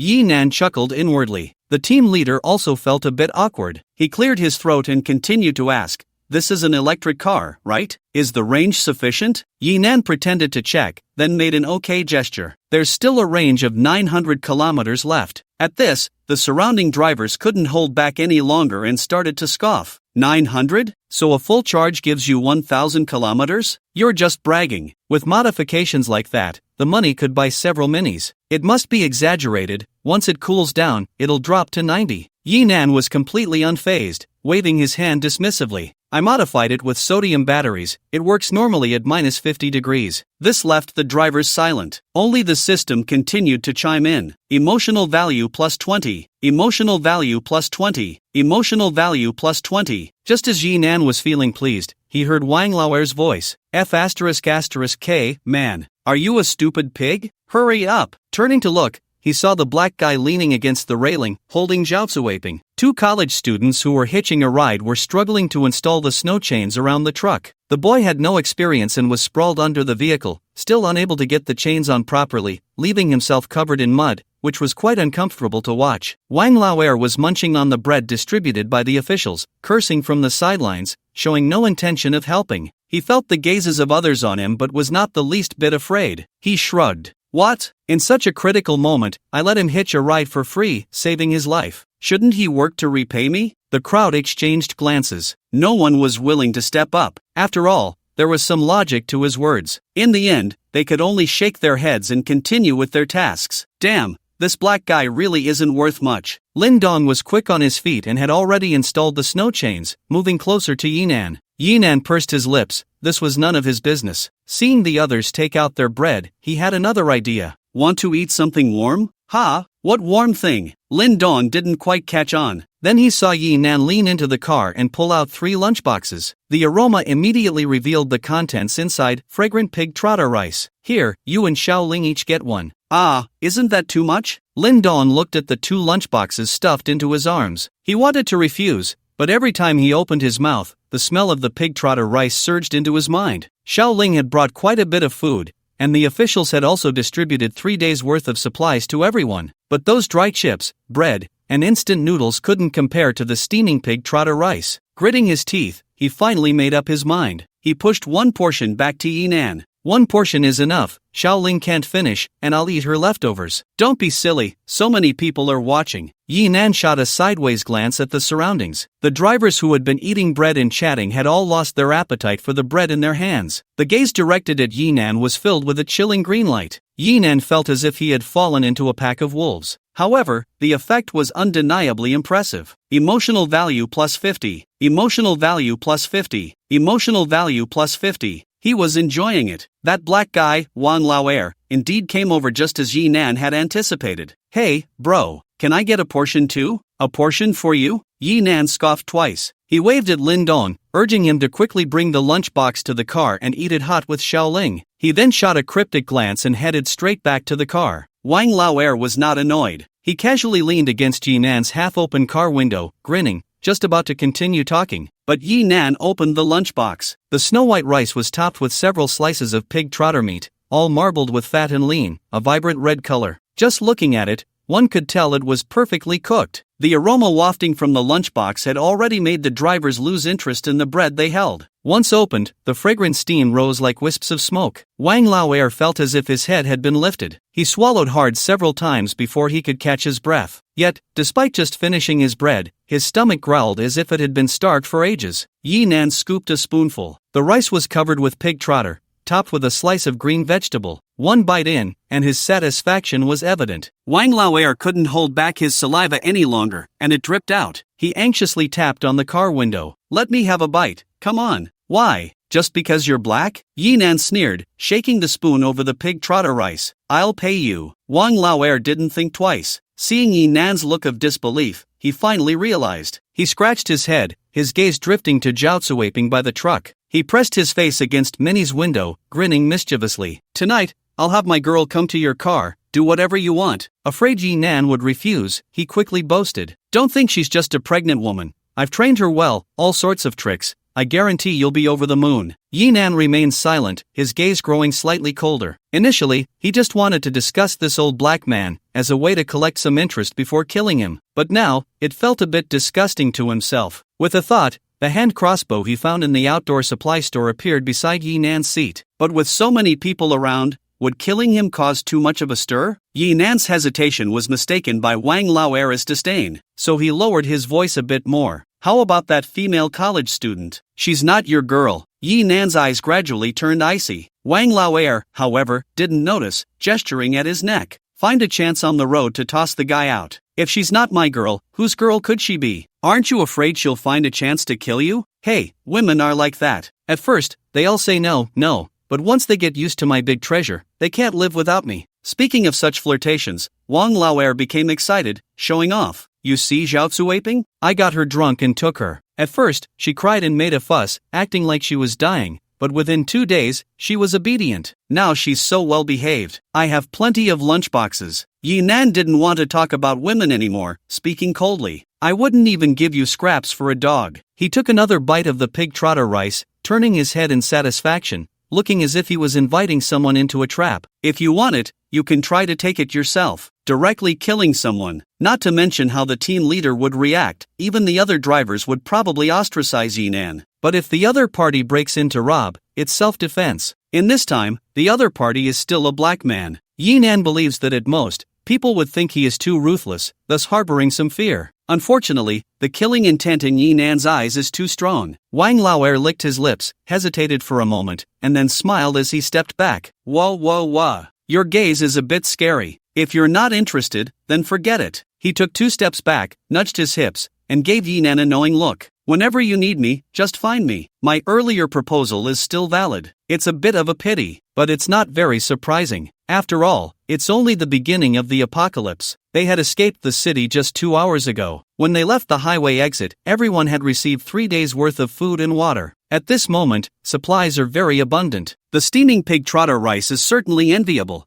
but it wouldn't make him lose his rationality. Yi Nan felt that killing someone in public was not good, and Wang Lauer also thought that robbing someone in public was not good. Each had their own concerns. Just as he left, Lin Dong poked his head out from behind the car, holding a half-meter-long wrench. His voice trembled slightly. This old bastard has bad intentions. Hey, are you ready to fight? Yi Nan found it somewhat amusing, but seeing Lin Dong's worried expression, he understood that the other party genuinely cared about him, so he placed the crossbow on his lap. Don't worry, I'm waiting for him. Upon seeing the crossbow, Lin Dong gasped. His eyes widened. How do you have this thing? I took it before leaving the city. That's good, but still be careful. Don't let that bastard catch you off guard. Alright, I'll be more cautious. The two hadn't chatted for long when the loud sound of rain outside suddenly diminished. Someone in the group excitedly walked to the edge of the parking lot, reaching out to catch the rain. The rain has lessened, the rain has lessened. But just as they were happy for a moment, it turned into cries of pain. The rain that had just lightened up turned into the sound of firecrackers during the new year, crackling non-stop. Hail! It's hail! Yi Nan looked outside. The falling hail was not large. It would definitely leave bruises on a person. However, the cars parked outside were not severely damaged. Although they were hit with a loud bang, not a single dent was left. Quick, go back and change clothes. Remember to put on your down jacket and down pants. Seeing this, Yi Nan hurriedly instructed Lin Dong to go back. At this time, he was still wearing the same clothes, which were quite muddy. Just as Lin Dong was about to leave, Yi Nan called him back. He stuffed a walkie-talkie into his arms. This thing was quite common in outdoor supply stores, and Yi Nan had scavenged a lot. Stay safe, contact me on the walkie-talkie if anything happens. Okay. Lin Dong nodded, and then saw Yi Nan hand him a bag. 7 or 8 bottles of Red Bull. Yi Nan was not just handing out benefits. Strictly speaking, Lin Dong was also the driver of the mini EV. Only if he drove well could Yi Nan comfortably lie in the car and watch movies. Sure enough, just as Lin Dong returned, the team leader started shouting with a megaphone. Everyone get in the car. We are leaving immediately. First, adapt to the weather, maintain a speed of 30 kilometers per hour, and be careful to keep your distance. Be careful not to fall behind.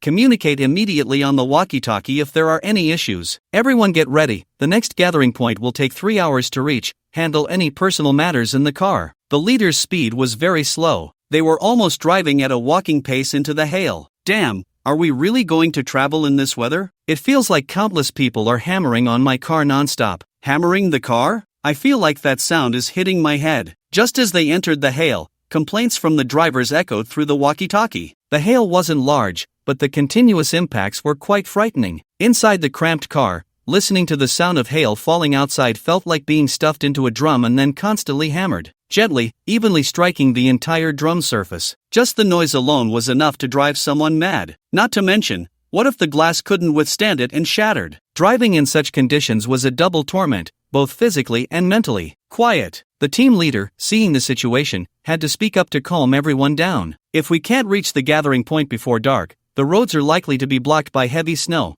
and none of us will be able to leave. Everyone can rest assured, these hailstones aren't very big. As long as we control our speed, there's no risk of the windows breaking. Passengers inside should try to find headphones or similar items for the driver to wear. It will get better after a while. With the team leader speaking, even if everyone was dissatisfied, they had no choice but to obey. After all, a little discomfort in the ears was far less important than their lives, so they had to come up with various solutions. Those with noise-canceling headphones were relatively better off, otherwise, they could only use cotton or cloth strips to block their ears. In the team, only Lin Dong's car had noise-canceling earmuffs. The father and daughter each had one. They were still the results of Yi Nan's scavenging in the mall. The quality was excellent. Once worn, no sound could be heard. As for Yi Nan himself, wearing headphones was quite uncomfortable. Besides sleeping, not hearing any sound for a long time was a kind of torture in itself. Moreover, Yi Nan was also planning to set up an in-car audiovisual system. The Mini EV's powerful transformation function was once again in action. All the gaps in the car's structure were filled with sound-absorbing material. A layer of soundproof cotton was laid inside the car. All the glass was replaced with thickened soundproof glass, and even the window's lifting function was completely cancelled. Yi Nan even quietly covered the outside of the car with a layer of soft rubber to reduce the impact of the hail. After all this was done,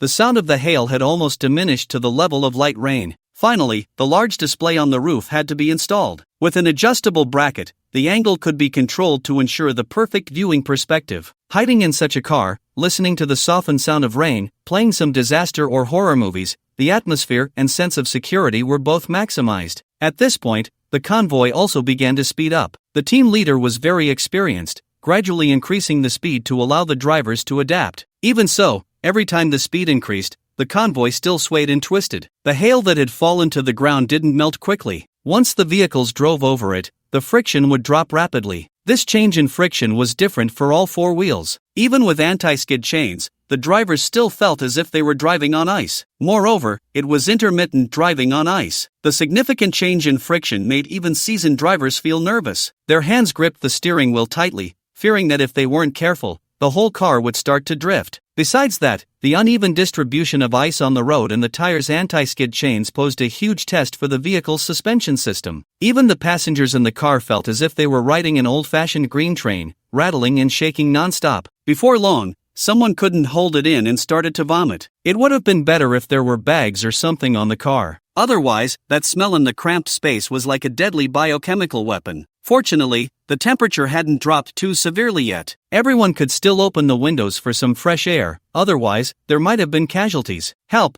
Does anyone have motion sickness medicine? The sound is deafening, the shock is overwhelming, and on top of that, there's the stench. I finally deeply feel that the end is coming. Faced with the complaints of the drivers, the team leader was completely helpless. Car 19, you only have one person, how's the situation? Mini EV was the 19th car in the convoy. As the only electric vehicle, it had only Yi-Nan inside. In the team leader's view, this should be the vehicle most likely to fall behind. Seeing that Yi-Nan had no intention of speaking on the public channel, he couldn't help but ask, how was Yi-Nan's situation? Facing the bumpy road, besides the shock absorption effect of the off-road tires themselves, Yi-Nan had also extended the shock travel. If someone observed carefully, they would notice that the Mini EV's body had risen by about 10 centimeters. These changes made Yi-Nan feel that the situation is great, comfortable, and safe. I'm getting ready to watch a movie. Any good recommendations? Emotional value plus 10. Emotional value plus 10. Emotional value plus 10. Damn, I've never seen someone so pretentious. Still watching a movie? Can you even see the road? Forget about seeing the road. I can't even hear anything. The drivers couldn't help but start to complain. Yi-Nan pouted. To be honest, no one ever believed him. This world, people's hearts are not what they used to be. He could only treat himself to some crawfish or something to comfort his wounded soul. So he did just that. The seat moved back, and the front windshield turned into a display screen. A small table extended from the center console. The transformation function of the Mini EV allowed Yi-Nan to take it to the extreme. However, while some were enjoying themselves, others were in distress. Compared to Yi-Nan's comfort and Lin Dong's composure, the other drivers were helpless. In the bed of the truck behind the Mini EV, it was downright disgusting. The driver had already changed to that male college student, Su Yang. He had spent too much time putting on the snow chains and hadn't even had time to change his clothes, feeling sticky and itchy. Fortunately, his girlfriend, Jo Lin, was in the passenger seat, able to wipe him down and feed him some bread and water. Although it felt tough, he was still happy. But once the speed stabilized, Wang Lao-er and Zhao Cui-ping, lying on the big bed in the back seat, actually started to undress and get busy without a care in the world. Their moans rose and fell, growing louder, even penetrating the sound of hail hitting the car, reverberating throughout the cabin. The two in the front seat turned red with embarrassment. You guys are going too far. Jo Lin finally couldn't help but warn them. After she shouted, the sounds from the back seat indeed disappeared. But before she could breathe a sigh of relief, the naked Wang Lao-er suddenly pressed against the back of her seat. To tease the two, Wang Lao-er even placed his large member on the center armrest. It must be said that in some aspects, black men are indeed well endowed. Of course, this could also be a result of the selective breeding of white Europeans and Americans back in the day. Are you ing crazy? Su Yang could no longer hold back. He quickly pressed the intercom button to call for help. Help, this black guy is about to be a pervert. The people in the convoy fell silent upon hearing this. On the intercom channel, only Su Yang's furious shouts at Wang Lao-er remained. Hearing that Wang Lao-er was actually doing this on the road, everyone couldn't help but curse. The team leader directly warned, Wang Lao-er, please pay attention to your words and actions. But this warning was of no use. Wang Lao-er picked up the intercom and started to curse back. F***K, man. I'm in my own car. Whether I wear clothes or not is my freedom. What I do with my girlfriend is none of your business. You two, riding in my car, watching my scene, not even thanking me, and yet you still have the nerve to complain. If you don't want to ride in my car, then get out. I want to get out. I want to get off. Jo Lin had never experienced anything like this. When Wang Lao-er came close, she was so scared that she directly huddled into the corner. Her entire face was buried in her arms, fearing that if she opened her eyes, she would see that disgusting thing. Hearing that she could leave, she quickly called out. At that moment, she truly regretted it. If she had gotten into that Mini EV, even if she froze to death halfway, It would have been better than enduring this torment. Is there anyone who can take them? The team leader was helpless. At this point, he couldn't do anything about Wang Laoer either. He could only ask others if they could switch cars for the two. But upon hearing this, everyone else fell silent in unison. At this point, everyone could guess what was going on. Before reaching the shelter, they would probably have to sleep in the car. This made the space in the car extremely precious. With more people, they would be afraid they couldn't even stretch their legs. Moreover, before setting off, each car had already carried 3 to 4 people. Adding 2 more would only bring trouble upon themselves. Isn't number 19 just one person? Perfect for a couple more companions. After a brief silence, finally, a kind-hearted person couldn't help but speak up. This remark sparked ideas among the others, who quickly chimed in. Yeah, adding 2 more would only make 3 people. They are so pitiful. Can you help out with car number 19? They can even help you drive, you won't lose out. Otherwise, driving alone is exhausting. Who suggested I take them? Please report your car number. Yinan was too lazy to say much to them and directly called out the kind-hearted person. This is an electric car. The heavier it is, the more power it consumes. Just give me your car number. If I run out of power, I'll sit in your car. If you agree, I'll let them come over right now. In the face of moral coercion, the best way to deal with it is to turn it back on them. Sure enough, after Yinan finished speaking, the intercom channel fell silent. No one wanted to be the one to stick their neck out, especially that kind-hearted person, who didn't dare to make a sound. After all, in their eyes, Yinan's electric car was also something that could break down at any moment. Oh, nowhere to go, huh? Since you want to ride in my car, you have to follow my rules. Wang Laoer, seeing that no one could do anything to him, became even more arrogant. With no help in sight, Zhou Lin finally couldn't hold back her tears. Su Yang, furious, slammed the steering wheel but could do nothing. What rules? You have 10 seconds to put your clothes on, or you'll regret it. Yinan wouldn't allow him to be so arrogant and directly retorted at Wang Laoer. You think you can just not wear them? Today, I'm not wearing them.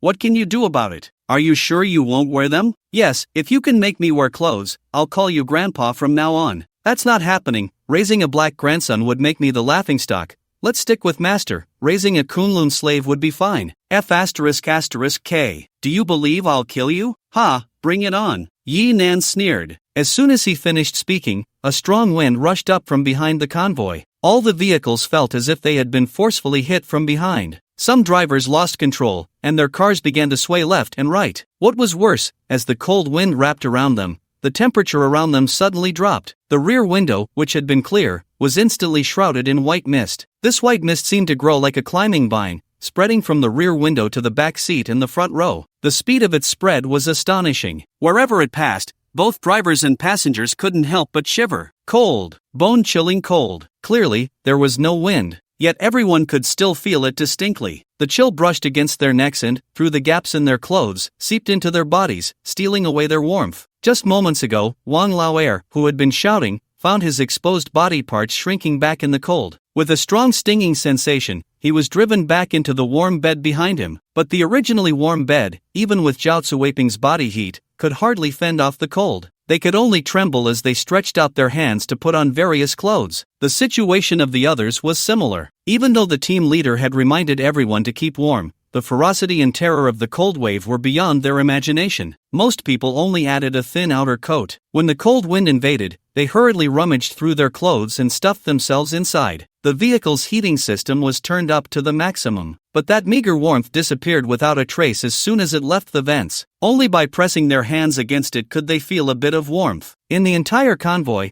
only the well-prepared team leader and Lin Dong and his daughter were not frozen. Thanks to Yinan's reminder and the clothes scavenged from the mall, Lin Dong and his daughter had already dressed in 3 layers before they set out. Thermal underwear, long johns, down pants. Even their shoes were insulated down shoe covers. Now, with scarves wrapped around them, they were flawless. As for Yinan, outside the wind howled and the rain poured, in the icy world. What did it have to do with me inside the car? Level 3 transformation function. The transformed vehicle would completely isolate the external environment, possessing an independent internal circulation system. What does an independent internal circulation system mean? It means that the air and temperature are completely independent. So no matter if it was a cold wave or a blizzard outside, inside Yinan's mini-ev, it was still the temperature of wearing short sleeves and eating ice pops. Comfort was the priority. Of course, Yinan wasn't without warm clothes. The outdoor supply store had several sets of professional mountaineering gear. Inner moisture-wicking clothes, mid-layer thermal clothes, and outer windproof and waterproof jackets. There were even oxygen tanks and masks, making climbing a snow mountain no problem. The cold wave came too suddenly and violently. In his previous life, it was at this time that the restless Lin Dong lost control of the car. Thus, the entire team was scattered. The scattered team members lost their direction in the wind and snow, and with a little carelessness, car crashes and fatalities could happen in the blink of an eye. Slow down. Slow down. Pay attention to stay close to the car in front, don't leave the convoy. This time, Lin Dong drove very steadily. Although the convoy swayed left and right, under the team leader's command, it gradually regained formation. So cold. I can't feel my toes. Who has extra clothes? Quickly give me a few pieces. I feel like I can't hold on. The air conditioning is useless. I want to go home. I don't want to die here. Various voices erupted in the intercom. There were cries for help, requests for assistance, and even someone crying for their mother. The team leader called out several times before they finally calmed down. After the cold peak passes, the wind and snow won't be so strong. Seal the gaps in the car windows,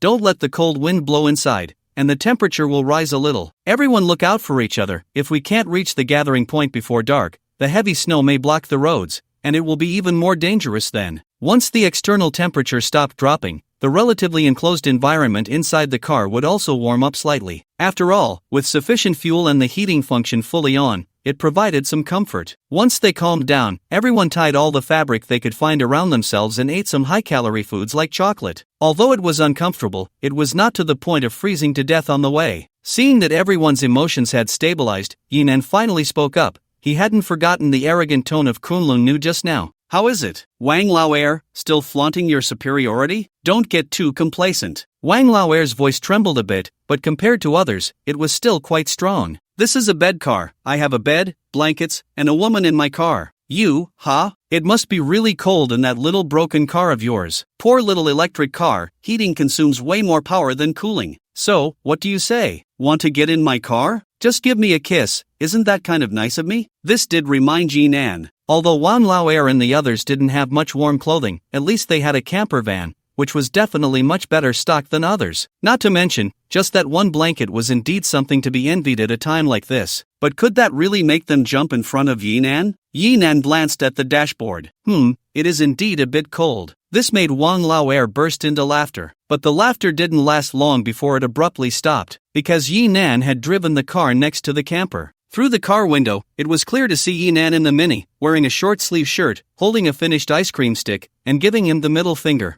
Yinan's voice also came through the intercom. 25. 5 degrees, it actually dropped half a degree. Cold, too cold, wearing short sleeves is a bit inappropriate now. I said the master who modified my car for warmth looked unreliable, definitely cut corners. People are not what they used to be. People are not what they used to be? You not what you used to be. Not just Wang Laoer, everyone in the convoy almost simultaneously cursed. Only Wang Laoer cursed out loud, while they cursed in their hearts. The content was similar, anyway, it was full of maternal references. The result was also similar. The system chimed with the sound of emotional value being credited. Impossible. How can your car be so well insulated? After cursing, Wang Laoer still found it hard to believe. The Mini-Ev, as a grocery shopping car, is well known for its insulation and soundproofing. In such extreme weather, how could it still perform like this? How much did he spend to modify the car? Number 19, wear more clothes. No need to keep the car temperature that high, pay attention to the range. The team leader kindly reminded, but the originally serious words made everyone detect a hint of sourness. Perhaps, it was their overflowing heartache. However, he wasn't wrong. To maintain the temperature, relying solely on insulation wouldn't be enough. The only explanation could be that the heating from the air conditioning was also powerful enough,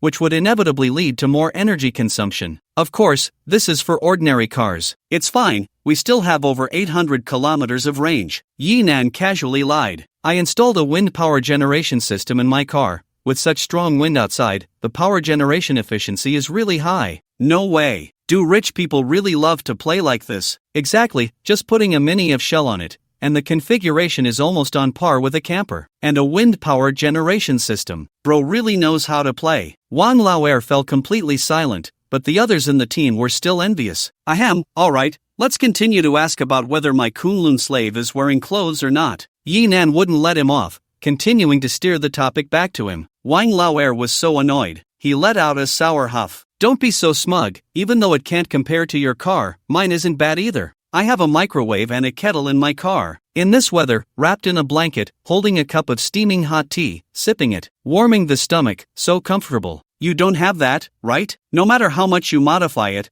how much space can such a small car have? Oh, I almost forgot, even if you have it, it's useless. You're all alone, and you still have to drive. Drive? Yinan glanced at his center console, which had completely turned into a dining table without even a steering wheel. Suddenly, he had an idea and asked, "Are you holding hot tea right now?" "Yes, warm and fragrant. Just smelling it makes me feel so refreshed." Wang Lauer was still showing off. Little did he know, Yinan already had a mischievous smile on his face. As Yinan's heart stirred, the Mini-Ev rolled directly over a huge stone. With the Mini-Ev's powerful shock absorption, Yinan felt the car body shudder slightly. Behind them, the bed truck, unable to see the road conditions, could only follow the path of the vehicle in front. And then, F asterisk asterisk K, F asterisk asterisk K, F asterisk asterisk K. Wang Laozhou's cries were extremely piercing. Yinan even felt that the sound could be heard slightly from outside the window, not just through the intercom. It was hard to imagine how much pain one must be in to scream like that. Car 20, what's your situation? The team leader's voice rang out, inquiring about their condition. After all, Wang Laozhou's screams were too tragic. If something happened, it would affect the morale of the entire team. Wang Laozhou was in no mood to talk now. Although his voice had softened, one could still hear him muttering a series of F-bomb greetings. Su Yang, on the other hand, was quite amused. The vehicle just ran over a stone and shook a bit. Put. At this point, he couldn't help but laugh out loud. Wang Laozhou spilled hot water all over himself, especially on that thing of his, which got smashed by a cup filled with hot water. A perfect ice and fire experience. I wonder if that dirty thing can still be used afterward. Su Yang summarized viciously. Just now, he had made Wang Laozhou feel quite nauseated. He had been silent, only daring to feel angry without speaking up. It was intentional. You did it on purpose. After catching his breath, Wang Laozhou immediately cursed at Su Yang. But then he realized. It was you. You just asked me if I was holding a teacup. It was definitely you. Yes, it was me. It must be me. I was the one who intentionally pressed down on the stone. Yinan did not deny it at all, even fearing that he wouldn't know what great feat he had accomplished. But, what can you do about it? Crash into him. Crash him to death. Wang Laozhou completely lost it. Seeing that Su Yang ignored him, he even tried to grab the steering wheel. However, he was stopped by Zhao Cuiping and Zhou Lin beside him. Have you all had enough? The team leader finally couldn't hold back and shouted angrily. What time is it now? Do you all want to die here? Car 19, you drive properly, there's a pregnant woman on board. Car 20, you also keep quiet. I don't want to hear about any issues from your side, or don't blame me for withholding your supplies. Pregnant woman, carrying a black child. Yinan scoffed, but he still said nothing. A little commotion was enough. Now both sides were in their respective vehicles, and he couldn't do much. He just wanted to deal with Wang Laozhou and Zhao Cuiping. Although those college students were a bit foolish, they were indeed innocent. After things calmed down, the latter half of the journey went without any more mishaps. The 2 to 3 hour trip, although the snowstorm wasn't heavy, gradually turned the world white. Along the way, drivers occasionally complained about being too tired. The road conditions became more complicated after the snow accumulation. It was especially slippery. A moment's inattention could lead to skidding. Even Lin Dong, the vehicle in front, had downed 2 or 3 bottles of Red Bull along the way. To ensure vehicle stability, one had to remain highly focused throughout. As for Yinan, before leaving the city, he passed by a mall with a dedicated Switch store on the first floor. The game console wasn't expensive, just over 1,000 yuan, but the game cartridges were pricey, costing 300 to 500 each. Yinan had envied it greatly in the past. Every time he saw reviews on Douyin, he would watch for a long time, but he could never afford it. The last time he played a game was back in elementary school. A classmate had a GBA and would occasionally bring it to school. Since then, Pikachu had always lingered in Yinan's heart, but unfortunately, life had not given them a chance to reunite. Nowadays, after more than 2 hours, Yinan had just finished at Xiao Xiao's dojo. Indeed, the joy of a zero-cost purchase was endlessly delightful. Yinan was already contemplating upgrading his storage area. Next, he still needed to go to City B to pick up his sister and to City D to visit his grandparents. It would be a pity for those unwanted items left in the mall to be buried under ice and snow. Looking around, after all the collecting along the way, his emotional value had reached a significant 5,000 points. Yinan couldn't help but feel grateful for his hardworking teammates. However, this time he was cautious and didn't draw directly. System, can I use my emotional value to upgrade the function directly? Yinan seriously suspected that the system's lottery function was strange, but the system completely ignored him. This made Yinan's teeth ache. Helpless, he could only jump into the pit. System, use all emotional value for the lottery. Give me a bigger storage space. Emotional value minus 5,000. Super Energy Jelly Beans X49. What the hell? Yinan's hair stood on end. He reached out as if to slam it on the central console, but after thinking about it, he decided against it. If he really smashed it down, it would still hurt him. Once he reacted, he realized something was off. Why only 49? Then he heard the system's voice continue. Starting the lottery. Beep beep beep, beep beep beep. Congratulations, host, you have won the nano vibranium suit. The prize has been issued. Please collect it from the storage box. Yinan frowned tightly. He felt he had discovered some flaws. The discomfort of being scammed was extremely strong. But no matter how he thought about it, after spending the emotional value, the system was like a scumbag who pulled up his pants and left without looking back. With no other choice, he could only sigh and open the storage box. At least the other party had left him a consolation prize. The nano vibranium suit. This thing sounded super familiar. Sure enough,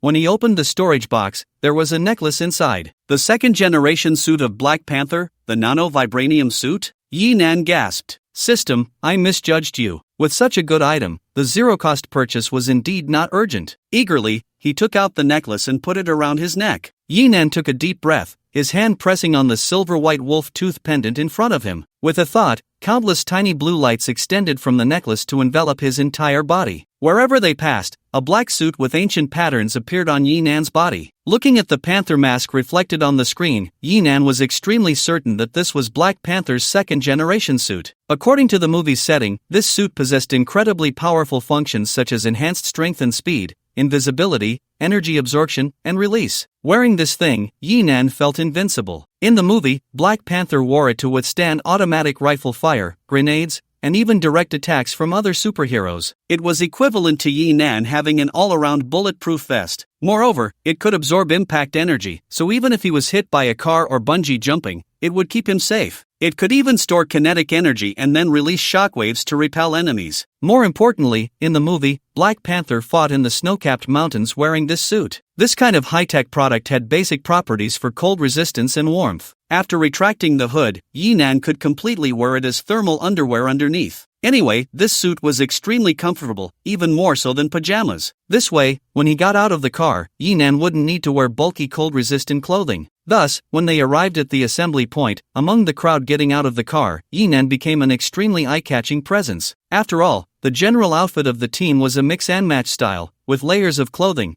one layer inside and one layer outside. Everyone was wrapped up into round, plump shapes, looking just as comical as the clowns in an amusement park. Wang Lauer even took it a step further and played dress-up. He wrapped an entire blanket around himself, paired with his unique skin tone. He looked just like a chief from an African tribe. The most normal ones were the team leader and Lin Dong with Xiaoling. The former wore a thick military coat, ensuring warmth while maintaining flexibility and authority. Lin Dong and Xiaoling were dressed in full ski gear, exuding vitality. And then there was our Yinan. He looked like a college student who had just gone downstairs to the convenience store to buy snacks in the fall. He wore a thin long-sleeve hoodie and ordinary gray sweatpants. The casual and comfortable vibe made him seem like he was in a completely different world from everyone else. Facing the surprised gazes of the crowd, Yinan shrugged. What? Have you never seen a strong guy? The gathering point was originally a large gas station. It had a canopy that could block the wind and snow, and it was convenient for parking. The fuel tanks had mostly been drained. The remaining fuel, which couldn't be taken away, was used to refuel passing vehicles, and the rest was set ablaze. Around the fuel depot, several large bonfires were lit. I never thought in my lifetime I would have a bonfire party at a gas station, Yinan said as he got out of the car and glanced around, unable to resist making a dark joke. Of course, apart from him, not many people found it funny. After all, the temperature had already dropped to a terrifying -30 degrees. Even with the bonfire, the open gas station still didn't feel warm. Only those who parked near the bonfire and were directly roasted by the flames could feel a bit of warmth. Aren't you cold? Lin Dong had received supplies for the three of them from the team leader. Each person could get a blanket and a small barrel of 92-octane gasoline. Hot water was being heated over the bonfire for people to take. Seeing Yinan dressed so lightly, Lin Dong couldn't help but remind him, even if you're not cold, you should at least wear a windbreaker to shield against the wind. If you catch a cold now, it would be a big trouble. Just give me the blanket and fuel. I won't need them. Yinan pushed back the supplies Lin Dong handed over. Don't worry, I know what I'm doing. I won't joke about my health. As he spoke, Xiaoling popped out from behind Lin Dong. She had been cooped up in the car the whole way and was bursting to get out. It was hard to tell how many layers of clothing Lin Dong had put on her. The ski suit that originally fit her well was now puffed up into a chubby snowman outfit. The only thing visible were her big, bright eyes, which looked quite adorable. She bounced over to Yinan and reached out to grab his pant leg. Uncle Yi, save me. I can't breathe. Yinan smiled and handed her a bottle of hot chocolate milk, then pushed her towards Minnie. It's warm in the car, let's go play up there. The little snowman, all bundled up, was already clumsy in movement. With that little push, she lost her balance and fell to the ground, rolling over. Fortunately, her clothes were thick enough, so she wouldn't feel any pain. Minnie's interior had returned to a two-seater configuration. Knowing they would be spending the night here, Yinan planned to let Xiaoling come over. There wasn't much sleeping space in Lin Dong's driver's cabin. After all, she was a teammate and a child. Yinan couldn't bear to let her freeze outside all night. As Lin Dong said, catching a cold would be a big trouble. How many layers of clothes did you put on her? Yinan teased Lin Dong. Lin Dong awkwardly rubbed his nose. My car isn't very warm. I could only make her suffer a bit. Let her sleep in my car tonight. It's warmer and safer inside. Your car. Lin Dong hesitated to look over. Seeing his daughter in the car, dressed only in a thin shirt and happily sipping chocolate milk,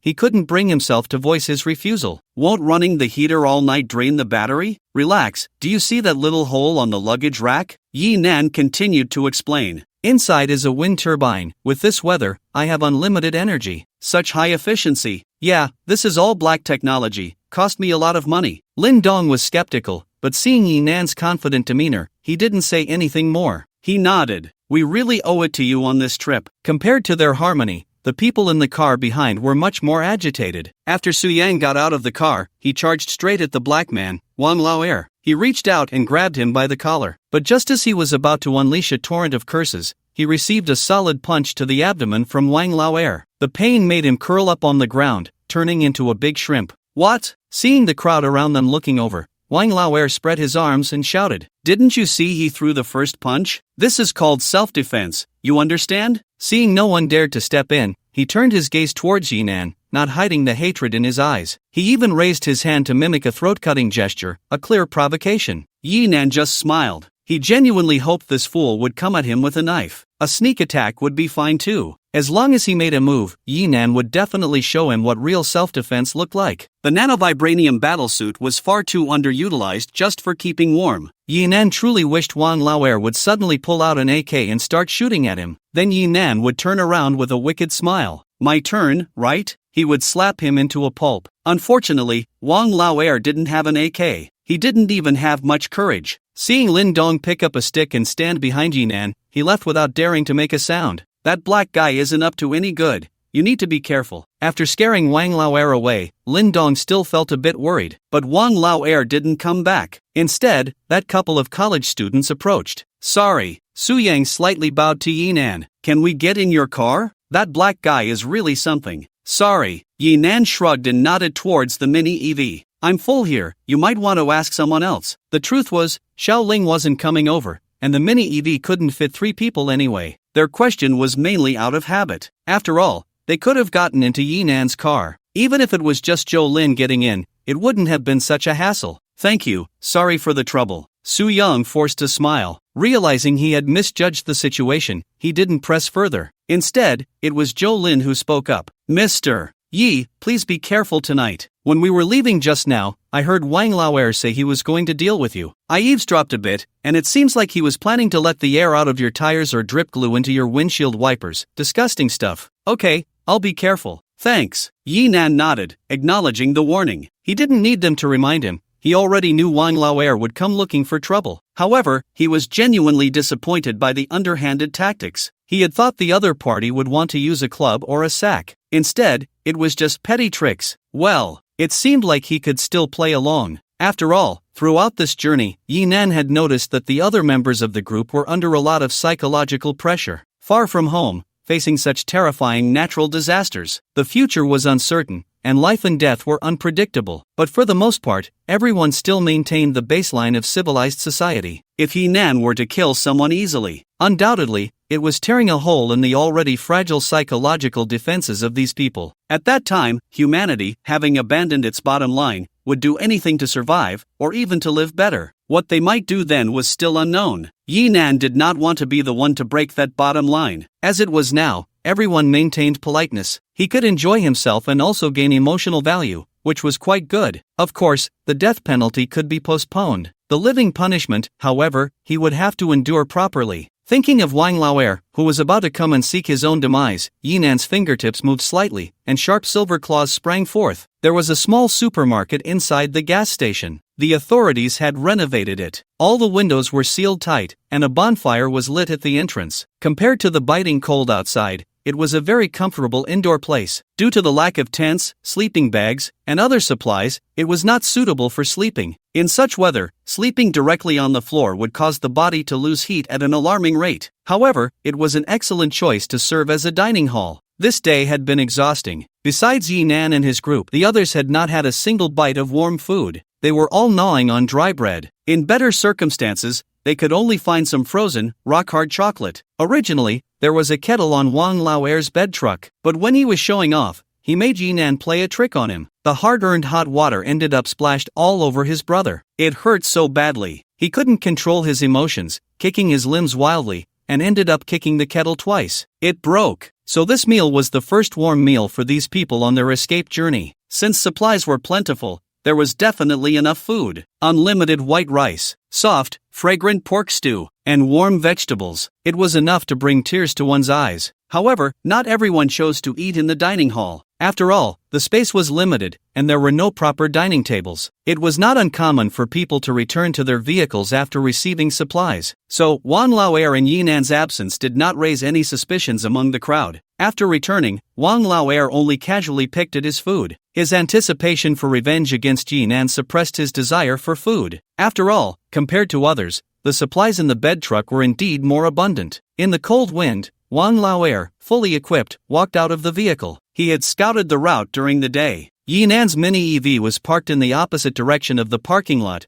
just right for him to sneak around from the back. Camping trucks always carried various tools, so Wang Laoer had brought quite a complete set of items. 502 glue, a screwdriver, and needle-nose pliers. The information Zhou Lin heard was incomplete. If possible, Wang Laoer would prefer to directly damage the mini EV. After all, by the end of the day, everyone in the team was clear. Aside from the shell, there was nothing that belonged to the mini EV anymore. To say he wasn't envious would definitely be a lie. Why should we all freeze like dogs while your electric car is warmer and more comfortable than us? What happened to the anxiety over battery life? Moreover, he even brought along an axe. It was a small, sharp folding axe for camping. When he found this item, Wang Laoer even thought viciously, if he were to damage the mini EV, and Yi Nan happened to return at that moment, it might not be a bad thing. He wouldn't dare to actually kill someone, after all. He still had to stay in the team. But scaring Yi Nan a bit, making him roll around in the snow to feel the damp cold weather, would also be a good thing.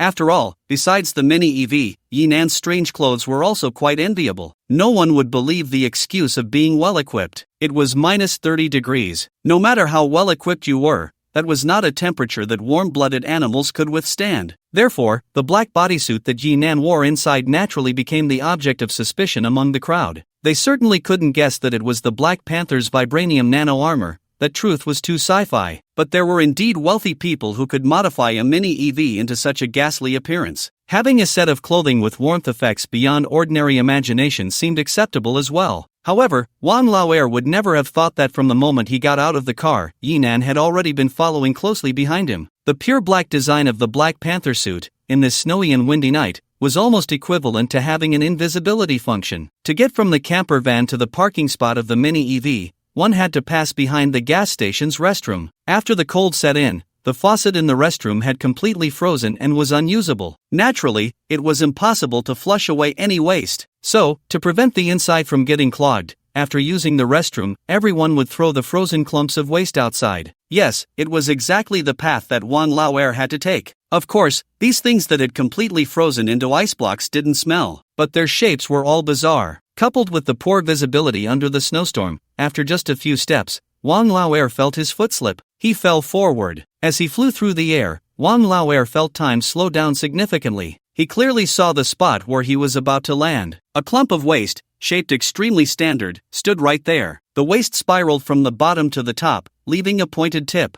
Don't feel disgusted just yet, don't forget what the weather is like now. Once frozen, this thing had a hardness comparable to steel. His eyes were about to smash into that protruding tip. Wang Lao's whole body exploded with strength, flipping in the air. Although this caused the back of his head to smash directly onto the ground, hurting him so much that he felt his soul was about to escape, at least his eyes were fine, and his life was saved. But was it really all fine? Not far from where he fell, Yinan watched as a folding axe slid down to his feet. He picked it up. To say that Wang Lao was indeed well off would be an understatement. After enduring the torment of extreme cold and heat during the day, he now lay on the ground, covered with a blanket. One could still see a certain part of him bulging quite prominently. This could be considered a racial talent of the black race, perhaps. However, this made Yinan's target even clearer. He lightly tossed the axe, which traced a bright arc through the air. With a whoosh, it sliced through several snowflakes. Then, a piercing scream shattered the howling wind and snow, echoing through every corner of the gas station. Soon, the news spread throughout the entire convoy, becoming the gossip that people talked about during their meals. The black man, Wang Lao, for reasons unknown, ran to the small path behind the restroom with an axe and other items. He stepped on the frozen waste over there and fell. Coincidentally, when he fell, the axe cut him there. It was a clean cut, leaving only half still attached to him. One could say this kid was lucky. He had 502 glue on him, which happened to be broken by the axe. They quickly glued the wound together on the spot. This prevented excessive blood loss and saved his life. However, this meant he truly became a Kunlun slave. The things Wang Lao did during the day, although no one in the team stepped up to deal with him, had indeed provoked public anger. Now, it was clearly a self-inflicted injury. And with such a comical injury, how could it not make people applaud? However, there were many speculations about why Wang Lao went behind the restroom. We suspect he might have gone there for you. The captain came to Yinan's side and, after discussing Wang Lao's situation, offered his own speculation. But given the current circumstances, and with him in this state, I can't really do anything to him. After all, there's a pregnant woman with him. Don't be fooled by Zhao Cuiping's lack of presence. As the only pregnant woman in the team, in a certain sense, she is indeed Wang Lao's talisman. This is also an important factor for Yinan not to rush to kill him. After all, if he were to kill Wang Lao without sufficient justification, what about Zhao Cuiping? If he killed him, would the team still accept him? No matter what kind of person he is, even a death row inmate cannot be executed while she is pregnant. As long as the red flag has not fallen, certain taboos cannot be violated by the people. However, it is only a matter of time. Yinan doesn't need to rush. I hope you can understand, and also strengthen your vigilance. Thinking of Wang Lao's situation, the captain couldn't help but laugh. Although he is like this now, he probably has no intention of causing trouble. That night, almost no one was near the parked bed truck. It monopolized a pile of bonfire, and the captain also gave him quite a bit of anti-inflammatory and pain relief medicine. Even so, others could still faintly hear a few cries of agony. Mixed with the sobbing wind, it was quite haunting. Uncle Yi, do you have thoughts about me? Xiaoling poked her little head out from the blanket, looking at Yinan beside her. After flattening the mini-Ev seat, it had completely turned into a big bed. It was the first time she had spent the night with a male other than her father, and her mind conjured up many strange images from novels and movies. Summarizing it all came down to 4 words, not suitable for children. So, Yinan unceremoniously knocked a crisp sound on her forehead. He turned around and continued playing his switch. He wouldn't dare say his values were particularly upright, but some bottom lines were very clear. For example, pedophiles must die. Xiaoling was in so much pain that tears were almost squeezed out. She was still unconvinced.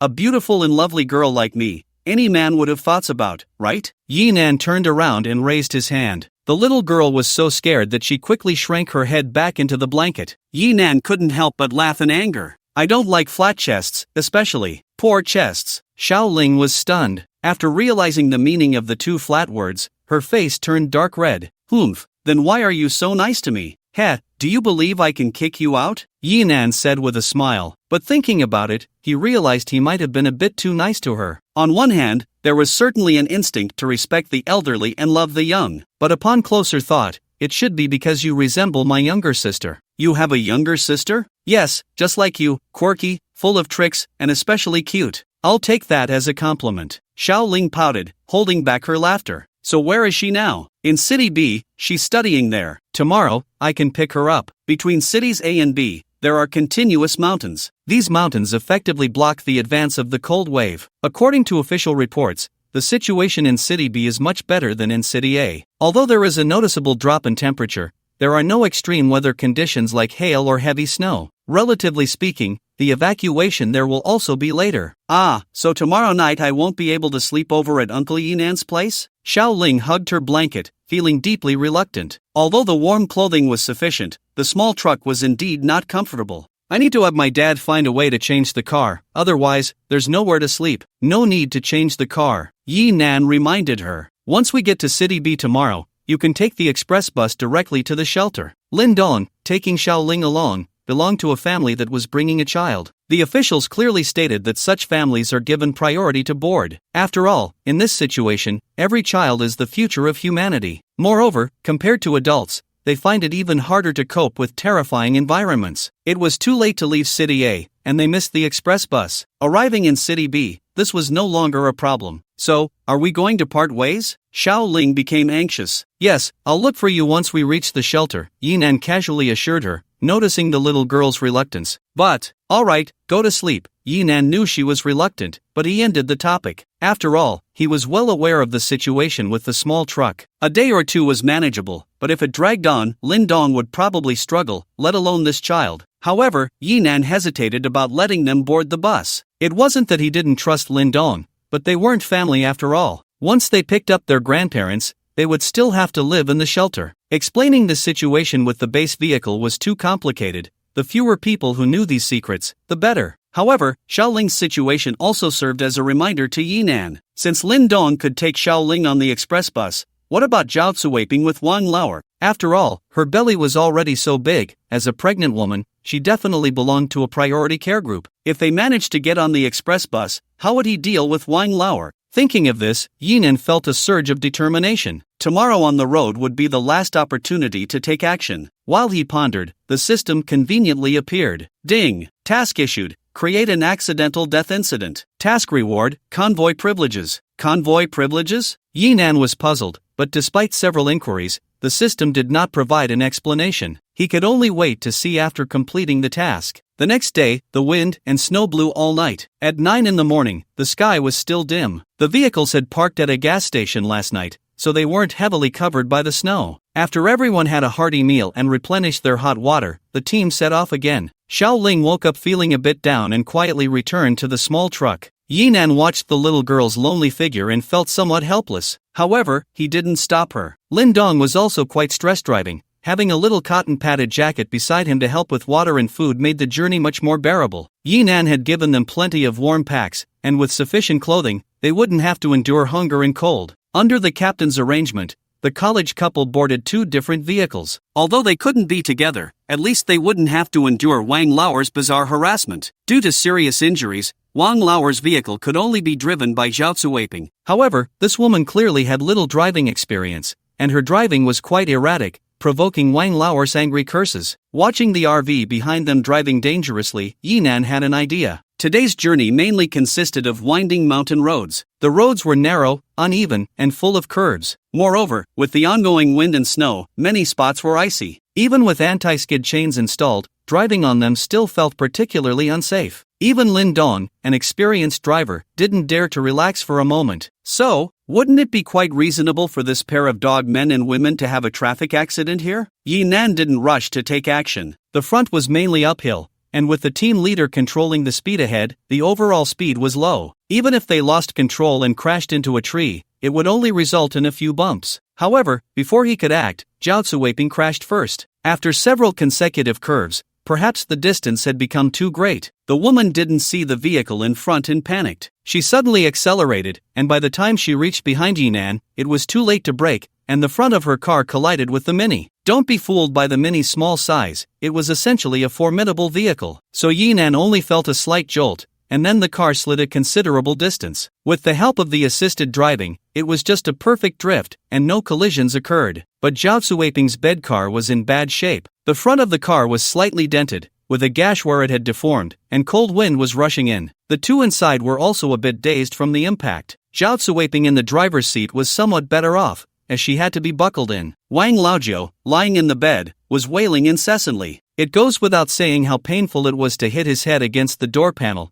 The injury to his lower body was the most critical. The pain made him suspect he had been cut again. Kunlun knew, "Are you trying to murder me?" Having been inexplicably hit, Yinan certainly couldn't let it go like that. Just right to provoke someone, gain emotional value, and facilitate future actions. There's only half left. If you keep playing with fire, don't smash the egg. The team burst into laughter. After all, many said Wang Laojiu's experience yesterday was instant karma. And every time, the retribution fell on his belongings. Although it was all very painful, the humor was just too strong to resist. But to Wang Laojiu, those words were a blatant provocation. Being frozen, being scalded, and even getting cut later, in Wang Laojiu's view, all had to do with Yinan. If it weren't for Yinan's provocation, he wouldn't have been caught without clothes. If it weren't for Yinan's mischief, he wouldn't have been scalded by hot water. If it weren't for wanting to take revenge on Yinan, he wouldn't have injured himself. So Yinan's words were like a spark on a powder keg. It blew him up. Emotional value plus 200. When Yinan heard the system prompt, he knew how explosive Wang Laojiu was at that moment. He quickly lowered the intercom volume. But the expected barrage of F-bombs didn't come. Had Wang Laojiu held back? No. He gritted his teeth against the pain and sat in the passenger seat. He glared at Zhao Cuiping and said fiercely, "Hit him." Ha! Zhao Cuiping thought she heard wrong. She turned back in shock. "When we go downhill, find a chance to directly knock him off the mountain." Wang Laojiu's tone was calm, but his expression was clearly twisted by hatred to the extreme. "He must die. I want him dead. I want him dead." But wouldn't that mean I'm killing someone? Zhao Cuiping's tone was hesitant, but not because Wang Laojiu wanted to kill Yinan. She was just worried about herself. Killing someone means going to jail. Jail? What jail? Are they going to build a prison in the shelter? Besides, you're pregnant. What can they do to you? Wang Laojiu let out a chilling laugh. With this much snow, this cold weather, and such a rugged mountain road, you haven't driven much. In a moment of panic, what if you hit someone? Didn't you just hit something? Did anyone say anything? It's all very normal. Just as if to validate his words, at the front of the convoy, around vehicle number 14, a collision occurred while turning, and 3 or 4 cars crashed into each other. However, the situation wasn't serious. Apart from a few scratches, there were no injuries. On these partially icy roads, it's easy for drivers to misjudge. "See, it was just a bump. Who knows if you did it on purpose?" Wang Laojiu felt like even heaven was helping him, and his voice became more confident. "Besides, don't you hate him?" "Hate him?" Don't think Zhao Cuiping has been very well behaved lately. If it weren't for her whispering in his ear, Wang Laojiu probably wouldn't have sought trouble with Yinan. In her heart, Yinan was just a scumbag who toyed with her feelings, and he had promised to give her a house but hadn't delivered. If she weren't afraid of Wang Laojiu finding out she was going on blind dates, she would have rolled up her sleeves and confronted Yinan long ago. So, really, won't they put me in jail? Not only can we crash the scumbag, but we also won't have to take responsibility. Zhao Cuiping's heart raced. "Don't worry, wait for my signal," Wang Laoer quickly assured her. Emotional value plus 100. Yinan watched the system's prompt in his mind. He could roughly guess how much the 2 people behind him hated him. Watching the convoy stretch out to maintain a safe distance, he began to formulate a plan. Thus, he manually operated the Mini, gradually increasing the distance between himself and the car in front. Once they crested the hill, the road began to wind downward. The speed of the convoy inevitably picked up. "Everyone, please maintain a safe distance," the leader kept reminding over the intercom. He wanted to slow down the convoy, but that was nearly impossible. The downhill stretch was too steep, and most of the surface was completely frozen. If the brakes were applied too hard, the wheels would lock up, leading to a complete loss of control. But if the brakes were too light, the speed would surely continue to rise due to the slope. Therefore, he could only remind everyone to increase their distance. At this moment, the Mini, which had already maintained a considerable distance from the car in front,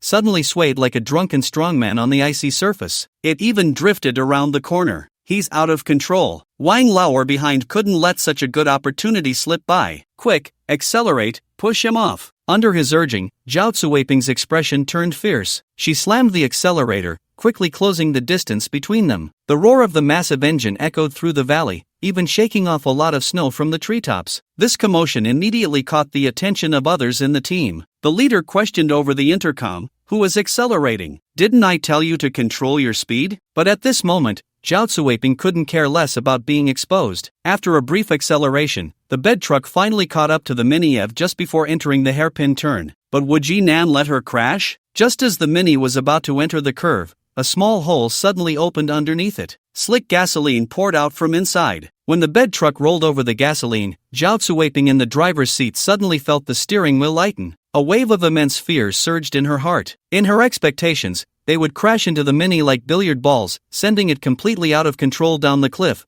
while the bed truck would slow down from the impact. Instead, the rear of the Mini-Ev narrowly slipped away from their view. The guardrail came rushing toward them. In just a few seconds, everyone saw the bed truck break through the guardrail at high speed, plunging down the mountain. After several bumps, the entire front of the truck smashed into a large tree, finally coming to a stop. "Quick, stop, save people." The leader reacted quickly, immediately calling for the convoy to halt after hearing the loud crash of the truck hitting the tree. But when he cleared the snow that had fallen from the branches, the scene before him made him want to vomit. Zhao Cuiping was dead on the spot. The tree had struck the driver's seat. The entire front of the truck was crumpled in, and when she was pulled out, all that could be seen were chunks of flesh wedged in the wreckage. Wang Lauer was still alive. However, he was impaled by 3 branches, like ordinary javelins, piercing through his chest and nailing him to the seat. When he saw the rescuers arrive, he opened his mouth to call for help. But before he could make a sound, a mouthful of blood surged out instead. He was still alive,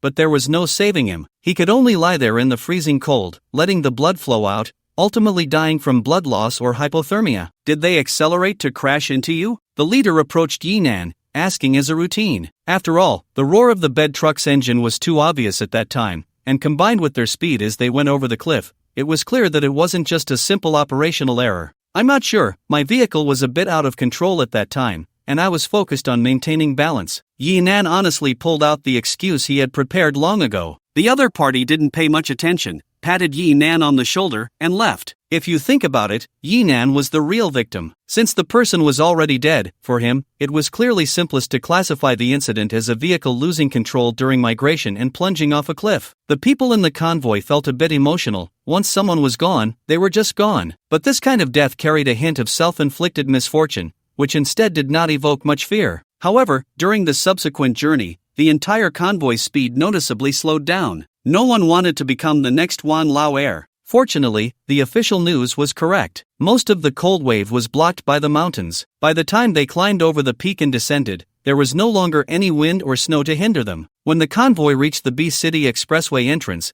they could even see the long-lost sunlight. B-City belonged to the urban area, with a large population and abundant supplies. The evacuation work required a lot of time. So by the time Yinan's convoy arrived, the evacuation work here was still in full swing. After inquiring with the staff here, Yinan got the information he wanted. The evacuation time for the university where his sister was located was today. The authorities had arranged a large number of express buses for these schools, and they were the second tier of priority evacuations. Then let's say goodbye here. After finding out the route to the school, it was time to bid farewell to Lin Dong and the others. "I don't know how to thank you." Lin Dong held Xiao Ling, his tone serious. "Don't say that. I'm leaving." Yinan waved his hand, not lingering too much. He wasn't very good at handling such situations. The system's rewards had already been distributed. Current convoy authority, level 1, can designate vehicle No. 2, sharing one base vehicle function. This meant that Yinan could completely use the shared transformation function to add another powerful lead vehicle for himself. The reason he had been so comfortable these past few days was largely thanks to Lin Dong leading the way ahead. However, at least so far, the shelter was still the safest option. Yinan couldn't let the little girl give up a safe environment to accompany him in search of his family just for his own enjoyment. Besides, once he found his sister, it wouldn't be impossible for her to drive. After all, she was his biological sister. How could he not take advantage of her to show their sibling bond? To be honest, Yinan was really not suited to drive. After all, he had a terrible sense of direction. Fortunately, a few years ago, a bridge spanning the valley had already been built here. This provided a direct route to B-City University, which originally required a detour into the city. He just needed to go straight along the main road, and shortly after crossing the bridge, he would see his sister. Since the bridge was completed, this road had become a main thoroughfare. Nowadays, however, there weren't many vehicles, especially heading into the city. Almost only Yinan was on the road. Taking advantage of the emptiness, he activated the transformation function of the base vehicle again. The compact Mini-EV began to elongate. In the blink of an eye, it transformed into a Wuling EV-80, a light passenger vehicle with a closed cargo box under the Wuling brand. Yinan had slightly modified it. He secretly enlarged its size and then transformed the interior into an RV layout. Behind the driver's seat, he arranged a transforming booth that could fold into a bed when sleeping. Above the booth, there was also a retractable hidden bed. On the other side was the kitchen area and a through-style bathroom, which could be closed off with a door when in use. Otherwise, it served as a passage, ensuring space while also considering functionality. At the very back was a fixed double-decker bed. One could say he had made the most of the vehicle's width of over 2 meters and length of less than 6 meters. He actually didn't intend to hide the matter of the base vehicle from his family, but necessary disguises still needed to be maintained. The base vehicle was indeed powerful, but it was best not to attract attention. Acting low-key often meant avoiding major mistakes. Yinan even thoughtfully prepared a large amount of hot pot ingredients in the refrigerator. After reuniting with his sister, they could enjoy hot pot and sing songs together. Just as he was thinking of this pleasant scene, suddenly, a wave of palpitations surged in his heart. According to official predictions, the cold wave in B City wouldn't break through the mountain barriers until tomorrow night, sweeping over the peaks and turning this place into a frozen wonderland. Before that, it would be relatively safe here. But there was a kind of disaster that the authorities had yet to predict. An earthquake. As Yinan's unease rose, the entire world began to shake. He saw the cross-mountain viaduct ahead, the straight road starting to twist and sway. The ominous feeling made his blood surge. Almost instinctively, he slammed down on the accelerator. The EV-80 burst forth with astonishing speed. The strong push against his back made it difficult for Yinan to breathe. But even so, the viaduct began to twist and sway before he could reach it. The amplitude grew larger and larger. Finally, accompanied by the teeth-grinding sound of twisted steel, it collapsed with a thunderous crash. It shattered into several massive pieces of reinforced concrete, sending clouds of dust into the valley below. The powerful braking system engaged fully. Yinan felt as if he had been slammed against the steering wheel, his forehead nearly hitting the dashboard. Fortunately, the EV-80 managed to stop beside the cliff, preventing Yinan from falling to his death due to his impulsiveness. But it couldn't be blamed on Yinan's impulsiveness. Without this road, even with a map in hand, he might not be able to find the way to the university in a short time. Moreover, with such a severe earthquake, was this the only viaduct that collapsed? No, the situation in the urban area was probably even worse. More importantly, what about the university? Thinking of such a terrifying outcome, Yinan felt a tightness in his chest. He stood at the edge of the broken bridge for a long time, ultimately giving up on trying to pass underneath. The valley was too steep for vehicles to navigate. Although the base vehicle could transform, it was still not a true transformer. He had no idea how far he would have to detour. Helpless, he could only take out the map that Xiaoling had given him, carefully compare directions, and search for a new route. But before he could find the way to B City University, he heard the buzzing sound of a car horn coming from the direction he had come. It was Lin Dong. "What are you doing here?" Yinan felt joy in his heart, but was also full of confusion. Logically, they should have been on the highway bus by now. "You can't find the way, can you?" Xiaoling jumped out of the car, proudly taking the map from Yinan's hands. "Uncle Yinan, with your poor sense of direction, don't waste time studying the map." Looking at her smug expression, Yinan couldn't help but ruffle her hair. His gaze then turned to Lin Dong. "You helped us reunite father and daughter, and we want to help you find your family." Lin Dong scratched his head. After Yinan left, Xiaoling refused to get on the bus no matter what. She even told Lin Dong about the encounter with the homeless man in the supermarket. If it weren't for Yinan, she might have faced misfortune long ago. Of course, Lin Dong knew this himself. This couldn't be considered a reason, though saying so felt a bit selfish. But as a father, protecting his daughter's safety was the only thing he needed to consider. Moreover, Xiaoling also convinced me. The shelter is not a utopia. With so many people crammed inside, resource shortages are unavoidable. If I go there alone with her, being helpless on the other side, I would inevitably be bullied. He stepped in front of Yinan, his expression serious and his tone firm. Xiaoling said, "You have a secret." "I feel it too," it seems like you were prepared for all of this. Can you take us, father and daughter? Please, as long as you can ensure Xiaoling's safety, I can do anything. Their eyes met. Yi Nan could sense the sincerity in Lin Dong's words. Looking at Xiaoling, who was full of anticipation beside him, he finally made a decision. I do need a navigator. Yay! Xiaoling immediately jumped up. This was her agreement with her father. If Yi Nan refused, she would have to obediently get on the bus with Lin Dong. Although Yi Nan always treated her like a child, she was just young, not foolish. How could she not see that something was off about Yi Nan? Wang Laoer's death made her realize that the apocalypse had come. To survive in the apocalypse, it was crucial to cling to the right people. But your vehicle won't do. Yi Nan looked at their small truck. It would be torturous to travel long distances in that. When we get to the city, I'll see if there are any other vehicles available. Lin Dong nodded. Although the small truck was easy to drive, there was no place to sleep at night, which was indeed uncomfortable. No need, since we will be teammates from now on, we should unify our vehicles. Yi Nan smiled as he approached the small truck, placing his hand on it. In the puzzled gazes of Lin Dong and Xiaoling, he spoke loudly. Activate vehicle no. 2. Share transformation function. The system responded quickly. Activation complete. Lin Dong and the others couldn't hear the system's voice, but they were still astonished, their mouths agape, because as soon as Yi Nan's voice fell,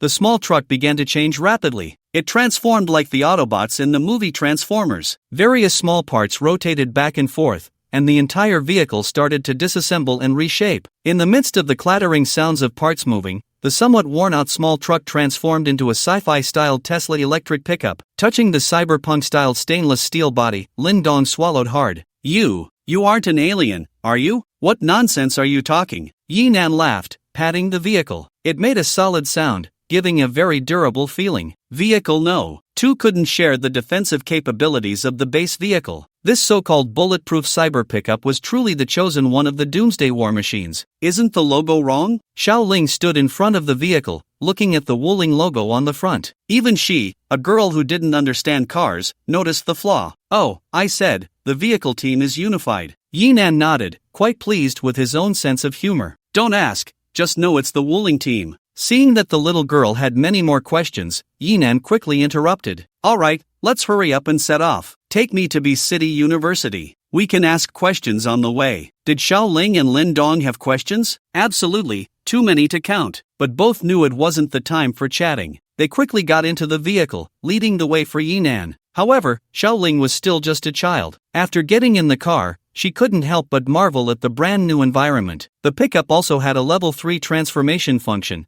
but it could only be activated when Yi Nan was in contact with it. So when it transformed just now, Yi Nan did it all at once. The complete internal circulation system made the inside of the car warm as spring. After Lin Dong and Xiaoling got in, they could finally take off their heavy ski suits. The front seat maintained the Tesla pickup's simple design. The passenger seat had an extra screen, allowing the little girl to watch movies and play games to pass the time. The back seat was directly connected to the trunk, transforming into a 2-meter wide bed, with storage space underneath. From now on, Xiaoling wouldn't have to sleep over at Yi Nan's place. Aside from the transformation function, Vehicle No. 2's other features were roughly equivalent to the original vehicle. The range is still only about 500 kilometers, and to maintain the internal circulation system, it has shrunk to 400 kilometers. Fortunately, as a lead vehicle, this range is completely sufficient. After all, the base vehicle is right behind, and it can be charged during breaks. With Xiaoling and the others leading the way ahead, the convoy quickly passed through City B and arrived at the university where Yi Nan's younger sister was located. The impact of the earthquake here was relatively minor. Although an older teaching building had collapsed,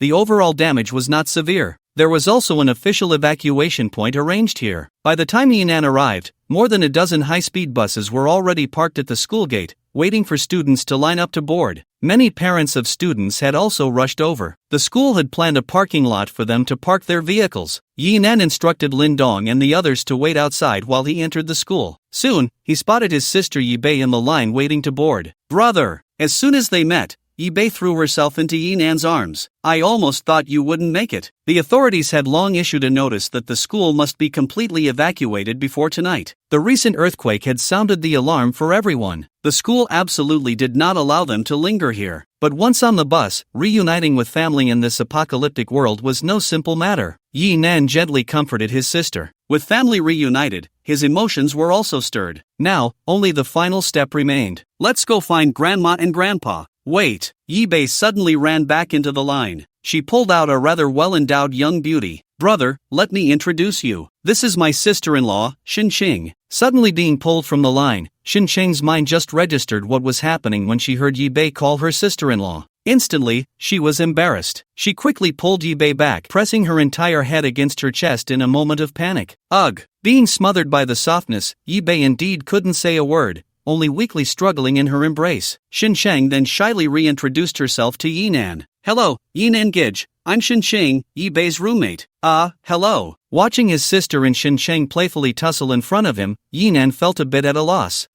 Is she about to suffocate? At his reminder, Xinqing finally noticed that Yi-Bei in her arms was struggling less and less. She quickly let her go. Wow, are you trying to smother me to death? Finally seeing the light again, Yi-Bei gasped for air several times before indignantly complaining. Smothering to death? Yinan's mind short-circuited. He quickly interrupted the two. Alright, stop messing around. What do you really want to do? Seeing her brother speak, Yi-Bei straightened her expression. Brother, you can drive, right? Xinqing is coming with us. That's nonsense. Do you think we're going on a trip? Yinan firmly refused. He wouldn't easily trust someone just because they were Yi-Bei's roommate. Moreover, the direct bus to the shelter was right in front of them. Taking someone away like this was too frivolous. No matter what reason his sister had, he couldn't let her act recklessly. Seeing Yi-Bei at a loss, Xinqing stepped forward. Please, my parents are also in City S. Yi-Bei wanted to help speak but was shot a glare by Yinan and obediently shrank back. Grandma and Grandpa were in City S,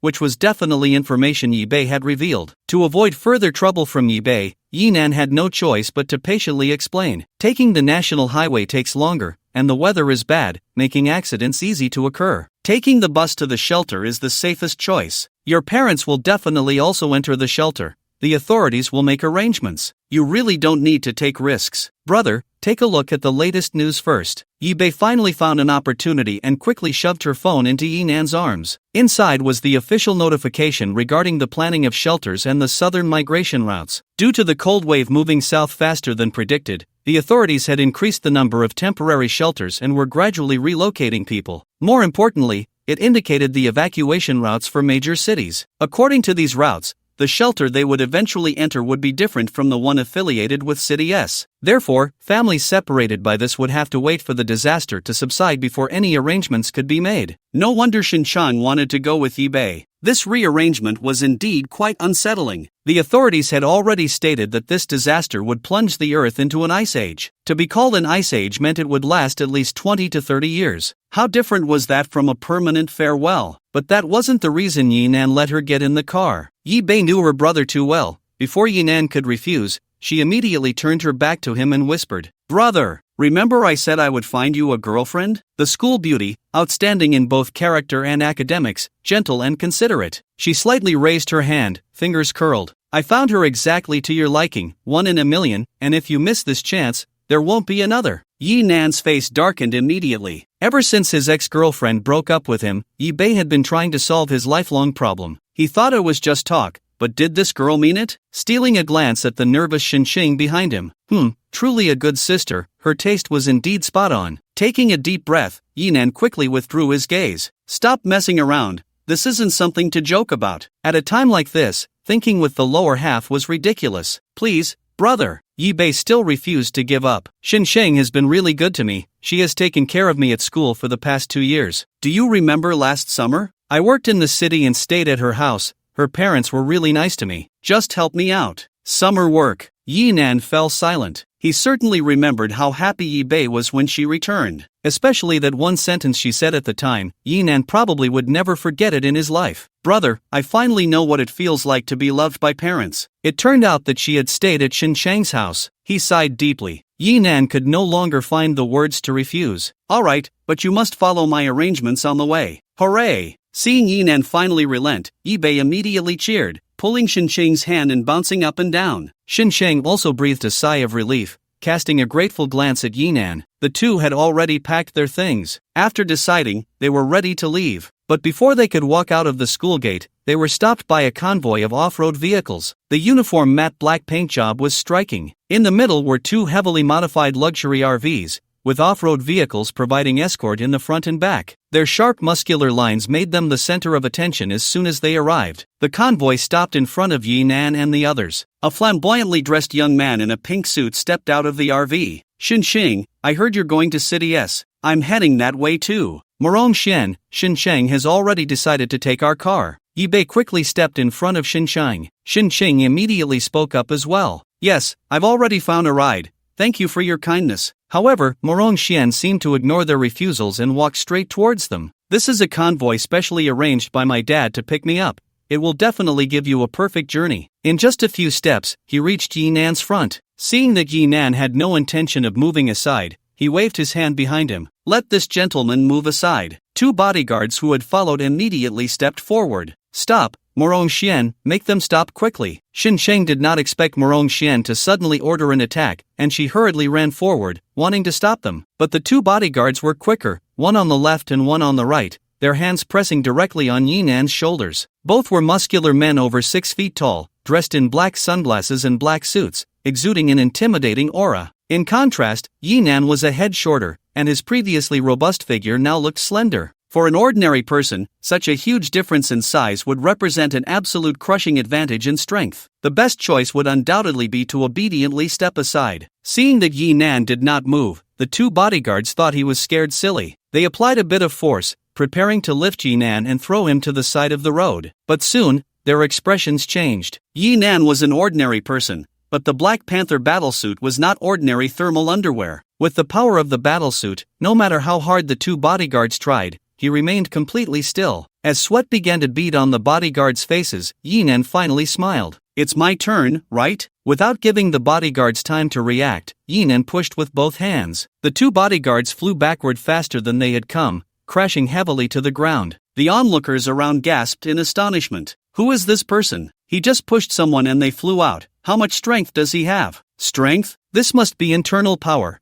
Pure strength wouldn't have this effect. Xinsheng and Yibei were both stunned. Is your brother really this strong?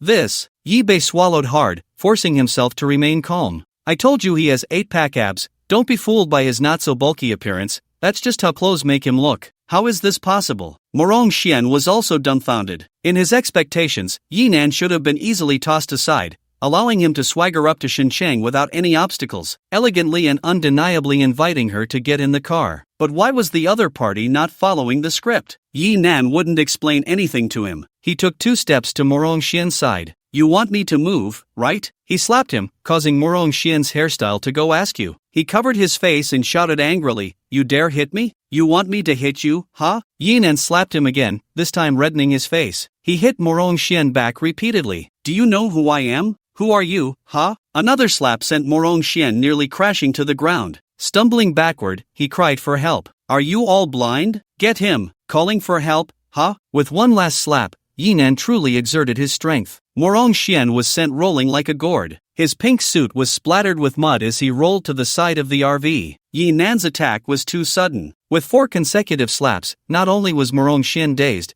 but his bodyguards also had no time to react. By the time Morongxian rolled back, they rushed out in a hurry. There weren't many of them, and with the one who had just been pushed aside, there were only 8 in total. Yinan did not refuse anyone, slapping away. In no time, they were all rolling around like his family's young master. To be honest, these people were not weak, each was a muscular man over 6 feet tall. But in the face of absolute strength and speed advantage, they were nothing to behold. After all, the Black Panther battlesuit was superhero gear, which was indeed a bit unfair against ordinary people. Bro, did you take something? Once everyone was dealt with, the 2 women cautiously approached. Even Yibei spoke with a hint of caution, afraid that Yinan would get carried away and slap her too. Yinan glanced at her lazily, too uninterested to respond. He acted this way partly because Morongxian was indeed arrogant, and partly to establish his authority. Natural disasters are complex and ever-changing. Factors such as blizzards, earthquakes, and landslides can all lead to impassable roads. To be safe,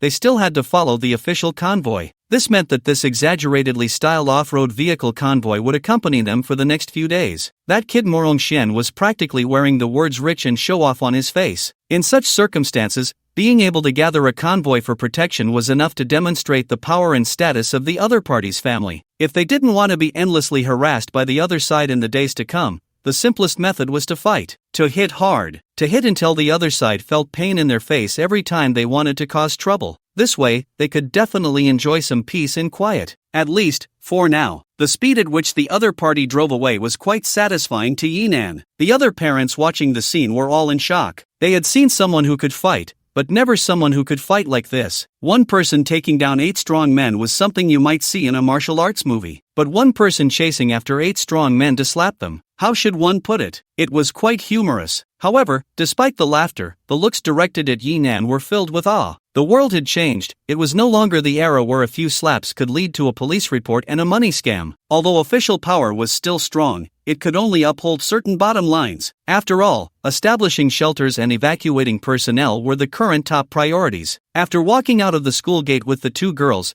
Yinan quickly found the location of the Wuling convoy. Let me introduce you to our navigator, Lindong, and Xiaoling. He made introductions between the 2 parties. This is my sister, Yibei, her classmate, Xincheng. Both sides recognized each other. Then came the surprise segment. Bro, how did you get this car? The cyberpunk appearance of the Tesla pickup was too eye-catching. Even though the current temperature was already quite low, Yibei couldn't help but take off her gloves to touch and examine the stainless steel exterior. Xiaoling even directly led the 2 inside the car. Feeling the warm environment inside, the comfortable seats, and the cozy big bed in the back seat made Yibei and Xinqing exclaim in relief. When the high-speed bus had just arrived, both of them had gone up to take a look. Anyone who had ridden such a vehicle knew very well that once you got on, you had to face the nauseating smell that had been brewing for years. Many people felt queasy and uncomfortable as soon as they got on, not so much because of motion sickness, but simply from the stench. Although these vehicles were enclosed, they could rely on air conditioning in the summer, but in winter, the heating was almost ineffective. In the current outdoor environment, which had already dropped below zero, warmth could only rely on the passenger's own body heat. What was worse was that even if they took the highway,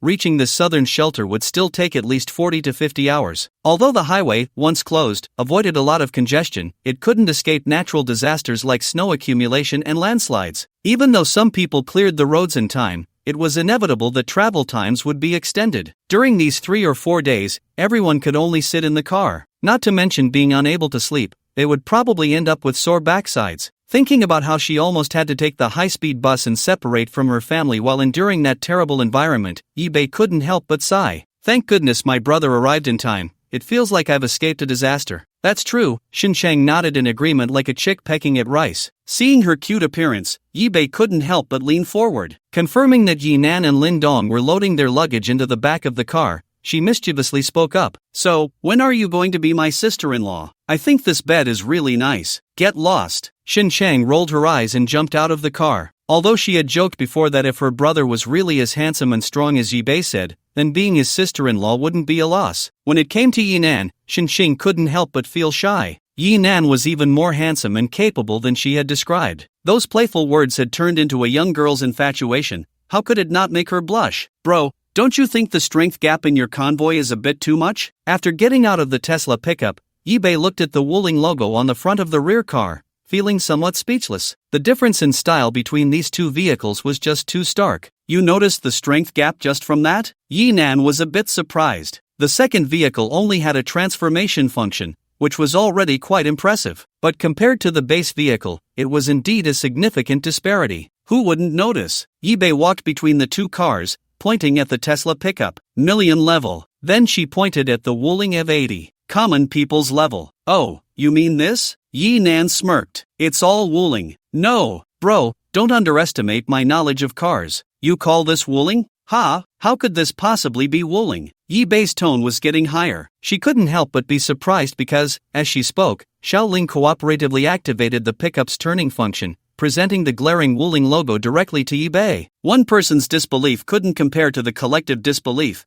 and Yinan's mischievousness couldn't be just her own silent amusement. It's a sticker, right? Yibei refused to accept it, stepping forward to try to remove the logo. But when her hand touched it, she realized the Wuling logo was actually engraved directly onto the stainless steel plate at the front. Suddenly, she was left speechless. See, it's all for the common people. Yinan was satisfied to see her sister's expression of disbelief. She waved her hand, signaling them to hurry up and get in the car. The 2's luggage was hard to hide in the storage area, but fortunately, there was still some space under the sofa seats. Otherwise, they would have to tie it to the roof. Hurry up and get in the car. You two can sit in this one with me. While we haven't set off yet, let's have a warm meal. A bit disappointed, Yi-Bei pouted, slightly dissatisfied. She wanted to create some alone time for Xinqiang and Yinan. With 3 people in one car, wasn't she just a third wheel? Alright, stop messing around. Xinqiang, however, didn't understand her good intentions and smiled as she pulled her toward the EV80. I think this car is pretty good.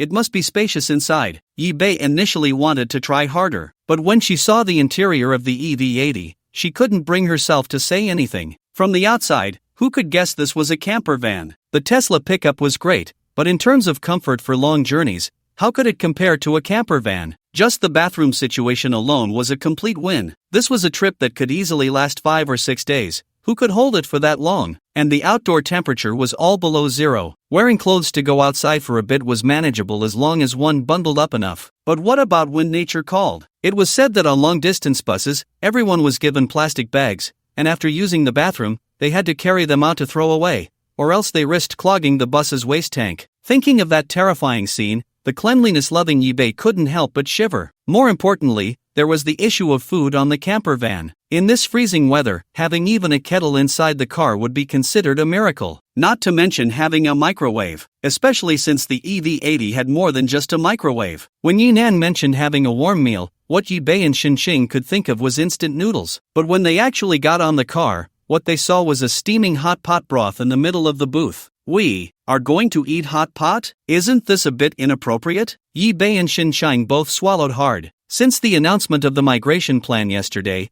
the cafeteria had stopped providing meals. College students didn't have the habit of stockpiling food. The supplies they received were all instant products, and instant noodles were the only warm food they had. Everyone was mentally prepared for the next round of gnawing on biscuits and living off ham sausages. Suddenly, a hot pot appeared. This sinful world truly does not deserve shared joy or sorrow. What's wrong? Didn't you say you loved hot pot the most? Yinan looked at Yi-Bei, then turned to Xinqiang. You don't like it? I do. You must like it. The 2 women hurried to the table. Yinan shrugged and took out several plates of meat from the fridge. Lindong, with chopsticks in one hand and a slotted spoon in the other, almost like a production line, placed the beef into the broth. Although he was from the north, Lindong had plenty of life experience. He strictly followed the standard method for Chaozhou beef hot pot. 5 flour meat, 8 seconds. Tender meat, 8 seconds. Fatty beef, 10 seconds. Double layer meat, 12 seconds. Paired with the spicy Sichuan broth, each bite of meat was fresh, tender, juicy, smooth, and rich. The 3 girls present were so engrossed in eating that they completely disregarded their image, with red oil smeared on the corners of their mouths, exclaiming how satisfying it was. Meanwhile, not far away, in the off-road vehicle convoy, Morongxian had taken a long shower, nearly using up all the water, before reluctantly coming out of the bathroom. No matter how much he washed, he could still feel a burning pain on his face. He had never suffered such a loss in his life.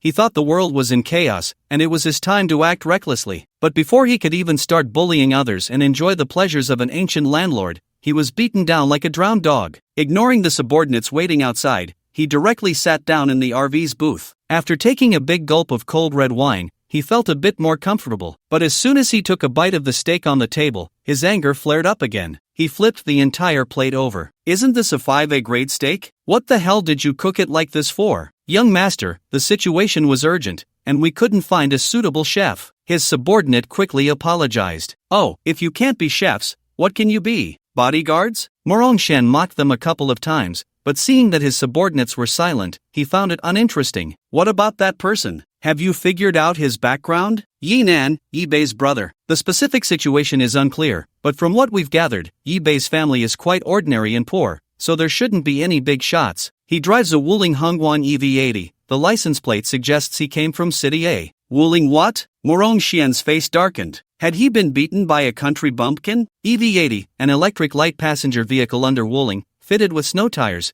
showing no obvious signs of modification. Seeing that Morongxian still didn't have a clear idea, his subordinate added, "It's an electric car worth around 200,000. Electric car? Morongxian stroked his chin and sneered. Since the other party wasn't a person of power or influence, no matter how strong he was, he could find a way to make something of it. However, thinking about how capable Yinan was, Morongxian felt a burning pain on his face again. Then what about his skills? Although he had just mocked them, Morongxian was very clear about the combat abilities of the 8 men under him. Being taken down by Yinan definitely wasn't because they were weak, it could only mean Yinan was too strong. Well, his subordinate thought for a long time before cautiously speaking up. We reviewed the situation. We might have encountered a legendary internal martial arts master. Internal martial arts master? Are you telling me a martial arts novel? Morongxian laughed in anger, slapping the subordinate's face. However, he didn't use much strength, and the subordinate swayed slightly before standing straight again. Young master, you know our martial arts skills. It's not difficult to break a sandbag, but he didn't dodge or retreat at all. We feel like we encountered someone with an indestructible shield. No wonder these people would misunderstand. Being able to become Morongxian's bodyguard naturally means one is not a fool. Besides having strong physical qualities, they are also quite skilled in various combat techniques. In theory, the 8 of them together could make any urban warrior understand what it means to be outnumbered. But Yinan was too strange. Or rather, the Black Panther suit had already exceeded their understanding. Great strength and speed were one thing. After all, they were still within the realm of humanity, without any overly extraordinary performances. What truly made these bodyguards' scalps tingle was the kinetic energy absorption. Under normal circumstances, when their heavy punches landed on the opponent, they would at least expect to see the opponent spit blood or suffer internal injuries, or at the very least, take a couple of steps back. Even when facing an incredibly strong opponent, there would be some defensive movements to counteract the force of the punch, creating a time gap for a counterattack. But Yinan was completely different. When their fists struck him, it felt as if the power was absorbed. This complete lack of recoil left them feeling somewhat stiff after throwing their punches. Then, a slap would come back at them. Who could they reason with about this? So, you mean to say you can't do anything to him? Morongxian felt somewhat unwilling. Seeing this, his subordinates could only try to persuade him. The opponent has already held back. Slapping someone is highly insulting, but it wouldn't actually cause any real harm. It was more of a warning than a counterattack. If these people were truly foolish and Morongxian couldn't figure it out, then they would have to suffer. Morongxian hadn't lost his mind yet, but the burning sensation on his face made him feel particularly humiliated. He beckoned one of his subordinates to come closer and then frantically slapped the other person. Golden Bell Shield, Iron Cloth Shirt, Martial Arts Master. After a dozen slaps, the poor bodyguard had blood seeping from the corner of his mouth. Only then did Morongxian wave his hand, telling them to get lost. I never realized how satisfying it is to slap someone. He touched his slightly hot palm and began to talk to himself. Thoughts swirled in his mind as he quickly adjusted his mindset. After the natural disaster began, he received news from home. While others might panic in the face of disaster, he was not. For those in power, the more chaotic the world, the greater their power. Morongxian's father, relying on his connections, became one of the managers of the shelter in S City. This was also the reason for Morongxian's arrogance. Throughout this journey, even the team leader had to show him some respect. Knowing his powerful background, Morongxian immediately thought of fulfilling his wish from the past 2 years, to get Xinqiang. Unexpectedly, just as he was about to extend his claws, he encountered Yinan. But it was fine. Since their destination was also S City, there would be plenty of opportunities for Morongxian. As for now, he needed to adjust his strategy. To put it simply, if he couldn't outplay the opponent, it was time to reason with him. After coming to this conclusion, he changed into a new outfit. This time, it was still a flashy purple suit. Looking at his spirited self in the mirror, he finally felt satisfied as he approached Yinan's EV-80. Not done yet? Yinan got out of the car and noticed that the other party had not brought any bodyguards. This was quite unexpected for Yinan, who couldn't figure out his intentions. As Yinan approached, Morongxian instinctively wanted to cover his face and retreat. Then he realized and forced himself to appear calm. Mr. Yi, I think we have some misunderstandings between us. You probably don't know me yet. My name is Morongxian, and my father is one of the managers of the S City shelter. I heard that your family is also in S City. We will need to look out for each other on the road ahead. Although Yinan felt somewhat displeased with that "my dad is Li Gang" statement, he had to admit that the other party's identity indeed carried enough deterrent power. In the coming world, the shelter can be considered humanity's last haven. Moreover, as the disasters worsen in the later stages, the power held by the shelter's administrators is so great that calling them local emperors would not be an exaggeration. No wonder the other party is so arrogant. However, Yinan is not afraid of him. If worse comes to worst, he can simply avoid the shelters. Based on the functions currently displayed by the system, survival is absolutely not a problem. Seeing that he was getting carried away, Yinan couldn't help but interrupt. Speak plainly. Morongxian was taken aback. He didn't expect that even after bringing up his father's identity, Yinan's attitude would still be so poor. But he got straight to the point. I want to hire you as my bodyguard. Not interested. Yi Nan refused without a second thought. Morong Xian was interrupted again, and his expression became unnatural. Aren't you curious about what I can offer you? Not interested. After being interrupted multiple times, Morong Xian's teeth began to chatter in anger. He took several deep breaths to calm himself down and spoke patiently. Let me finish what I'm saying first. He knew Yi Nan was not buying it, so he sped up his speech. The official team has a fixed route plan and absolutely cannot go to City S, but I can get navigation. This statement successfully halted Yi Nan's movement towards the vehicle. The navigation mentioned here is not just a satellite map. As previously stated, the natural disasters are unpredictable, and various factors can affect the roads. Only the official satellites can update road conditions in real time. If relying solely on ordinary maps, no matter how good one's sense of direction is, encountering changes in the landscape would be futile. Yi Nan's original plan was to follow the official team to the assembly point and then head off on another route. The risks involved are self-evident. Even without outsiders, he could use the base vehicle to pass through. But if the road is blocked, it would inevitably waste time. The situation with his grandparents is unclear,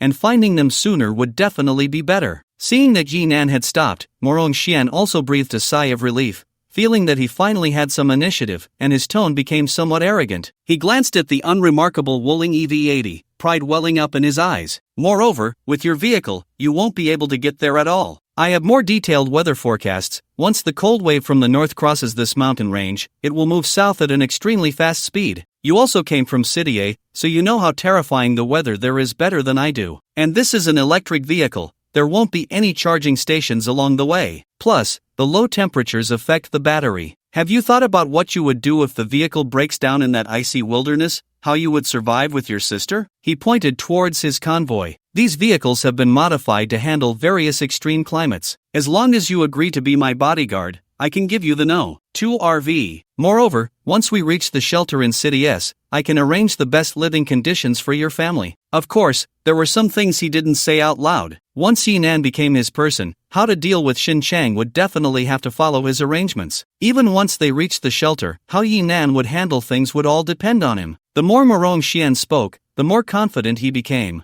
In his view, the conditions he offered had no possibility of being rejected. So much so that this kid actually walked up to Yi Nan, reaching out to pat him on the shoulder. What do you think? You're capable too, follow me, and in the future. Slap. A loud slap sent Morong Xian stumbling back a few steps. Yi Nan brushed off the non-existent dust on his shoulder. Sorry, that arrogant attitude was just asking for it. I couldn't help myself. Morong Xian's face turned red, and he began to ask questions. Do you know the consequences of rejecting me? Don't you want to go to S City? You just met Xin Chang. Is it worth offending a shelter for her? Yi Nan couldn't be bothered to respond. He raised his hand in a gesture as if to slap, and Morong Xian was instantly scared, running away like a stray dog. All of this was witnessed by Yi Bei and Xin Qing, who were leaning against the car window. What do you think? My brother is handsome, right? Yi Bei nudged Xin Chang with her shoulder. Xin Qing shot her a glance, but inside, she was unusually happy. Just now, Morong Xian hadn't said it outright, but everyone could guess. Offering such generous conditions to win over Yi Nan was just to make him hand over Xin Chang. Xin Chang knew very well what would happen if she fell into the hands of this rich young master. She just didn't expect that the other party would take advantage of the chaos to force her first. When Morong Xian mentioned his identity as the prince of the S-City shelter, Xin Chang's heart sank. She understood clearly that the world had changed. Once everyone entered the shelter,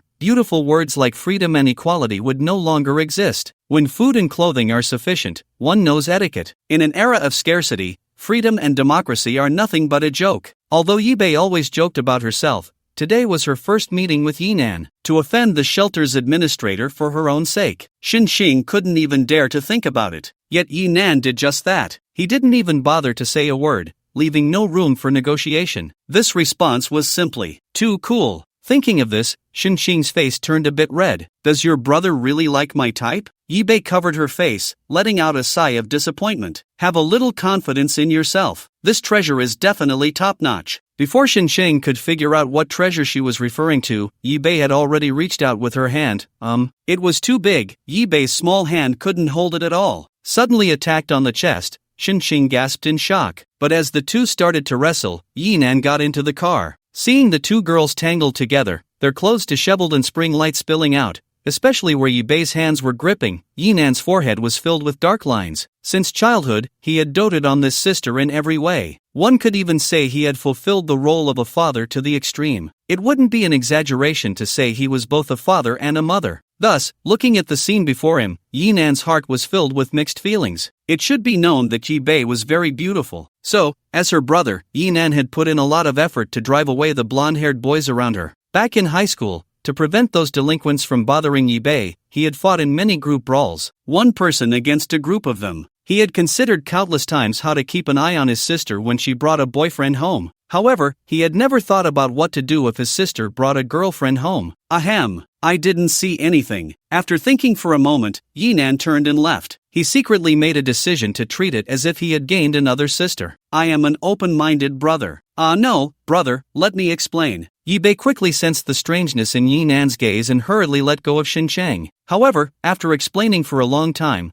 whether Yinan believed it or not, only he knew. So, what's going on with Mu Rongxian? The three of them sat back in the car, and only then did Yinan have the time to inquire about Mu Rongxian's situation. His destination was also S City, and he could even get the official navigation system. This made Yinan have to pay attention to him. As for the other party's identity as the prince of the S City shelter, Yinan didn't take it seriously at all. With a system backing him, could he still be a dog for someone in this chaotic world? After receiving my grandparents, there was no need to go to the shelter with the conditions of the base vehicle. The blush on Xinqiang's face had not yet faded. She gulped down more than half a glass of water before reluctantly speaking. He is my pursuer. He started pursuing me from the day we began our freshman year. Actually, it was fine at first. It was just normal gift-giving and inviting me out. But I felt our family conditions were too different, so I kept rejecting him. But no matter how I rejected him, he remained unmoved, and he has been pestering me for over a year. Yinan's expression was strange. So infatuated? Then what was with his behavior today? Like a village bully forcibly taking a woman? Was he angry and ashamed, becoming extreme and perverse after the apocalypse? Yi Bei, however, snorted coldly. Infatuation. We initially thought it was infatuation. Until one of our roommates got pregnant by him, we realized that during this year, while he was pursuing Xinqiang, he had changed dozens of bed partners. When we threw the evidence in his face, this scumbag still had the nerve to tell us that it was all because of his unrequited love for Xinqiang,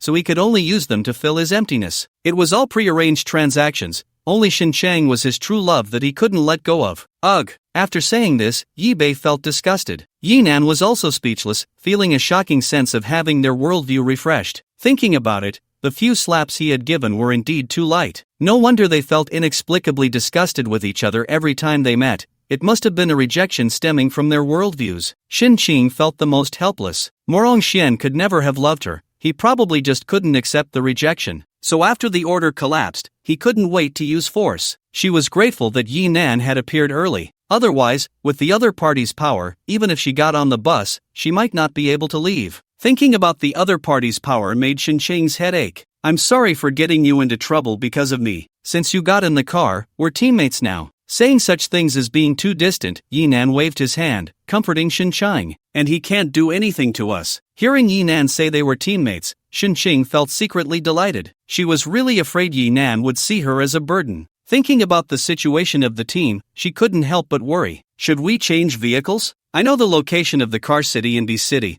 Maybe we can find a suitable vehicle there. Ahem. Seeing that Yi Bei also agreed with Xinqiang's words, they all cast worried glances at Yinan and continuously brainstormed for the upcoming journey in the apocalypse. Yinan suddenly had a slightly mischievous thought. A certain line of dialogue surfaced in his mind. Excuse me, I'm about to show off. Although Yinan felt that Xinqiang should be Yi Bei's boyfriend or girlfriend. It would be better if she were a girlfriend. But after all, she was still an outsider, so the system's matters had to be kept confidential. Fortunately, before turning into an EV-80, he had already made preparations. I don't need to introduce the insulation and heat preservation, right? Yinan pointed to the thermometer by the window. The temperature inside the car was 26 degrees. It was the most refreshing and comfortable healthy temperature. Yi Bei and Xinqiang exchanged glances and then remembered. Just a moment ago, during the hot pot, both of them had taken off their outer clothes. They hadn't noticed anything strange in front of the steaming hot pot, and not long after finishing, they were distracted by Mu Rongxian's arrival. Although the cold wave had not fully invaded B City's territory, the temperature here had already dropped below zero, and it was snowing lightly outside. Before getting in the car, they had wrapped themselves up in layers. Now, however, they were only wearing thermal underwear, and even when Yinan opened the door, they didn't feel the slightest bit of cold. After realizing what had happened, Xinqing's face instantly turned red,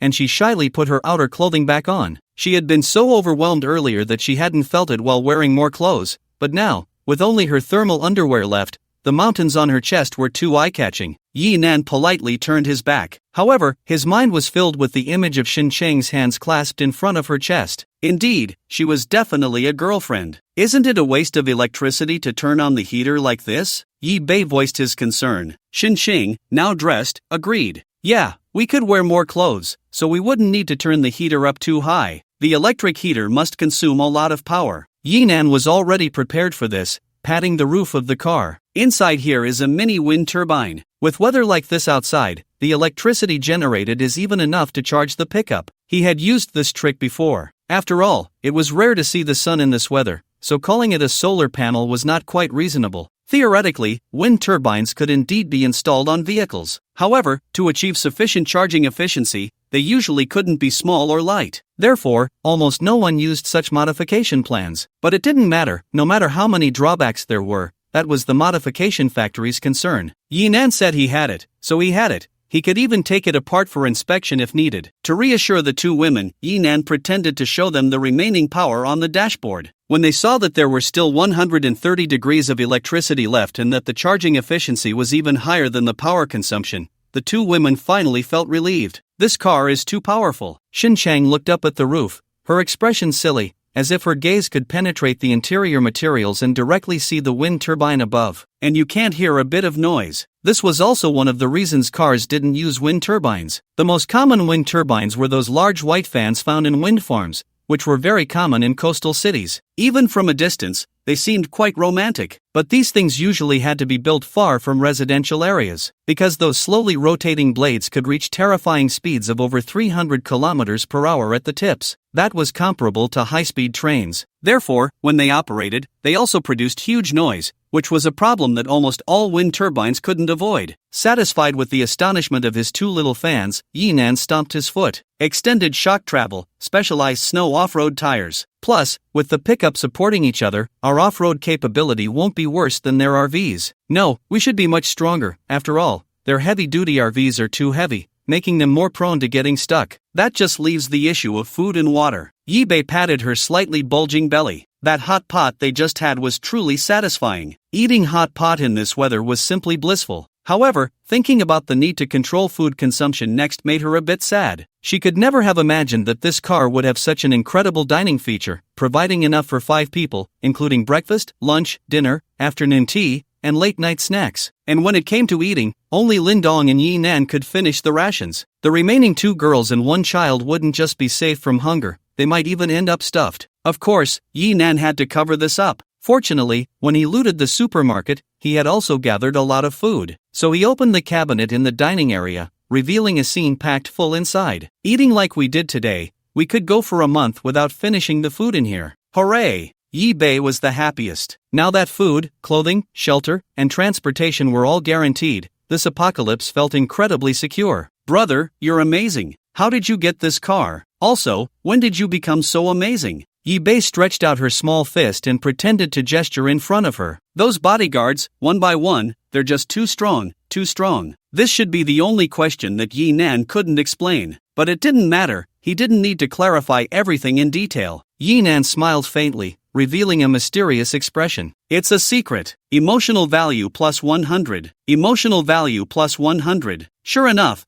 the sense of mystery was simply too useful. Yi Bei was fine, she was used to her brother's pampering. Faced with such a perfunctory response, she directly tugged at Yinan's hair, starting to throw a tantrum and protest. This also caused Yinan not to notice the gaze that Xinqing cast at him from the side. The starlight flickering in her eyes was almost overflowing. However, if he had noticed, he would probably just think it was a look directed at his sister. Sai, his quirky sister, turned out to be a straight girl. Yinan didn't know whether to be happy or worried. The two didn't play around for long before Lindong came over. His expression was not good. Our supplies have been held up. Before the convoy sets off, each vehicle is usually given food, water, and gasoline for a day or two. This is to ensure that everyone can keep up with the convoy. Yi Nan and the others didn't lack these things, but whether they lacked them was his own business. If they didn't provide what was supposed to be given, then that was their fault. It should be Morong Xian's doing. Yi Nan nodded, quickly guessing the reason. From Morong Xian's previous words, it was clear that he had considerable influence in this convoy. It might even be that the leader had some connections from his father. After being rejected by Yi Nan like that,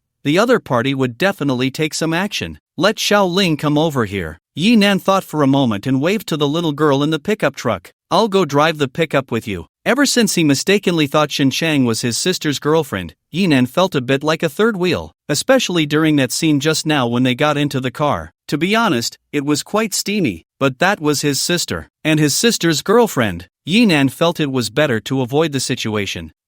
Then who will drive this car? Lin Dong was a bit puzzled. He was more than happy to have Xiaoling come over. After all, no matter how modified the pickup was, in terms of comfort and safety, the RV in the back was definitely superior. However, he looked at Yi Bei, then at Shin Chang. His intuition told him that these two probably didn't even have driver's licenses. Right, brother, you don't want me to drive, do you? Yi Bei immediately jumped out. She was still thinking of creating an opportunity for Shin Qing to become her sister-in-law. If her brother ran off first, what was that about? This car has an intelligent follow system. It can drive itself, no need for anyone to drive. Yi Nan stopped pretending. After all, Lin Dong had seen him transform into a living vehicle. Shin Chang was still in shock from all the high-tech features in the car. Adding a self-driving intelligent follow function was reasonable. So amazing? Lin Dong exclaimed again, feeling that Yi Nan always managed to surprise him. But, why are you changing cars for no reason? Yi Bei was a bit at a loss for words, but seeing Shin Chang's disappointed expression behind her, she could only muster the courage to ask. Yi Nan had already thought of a reason.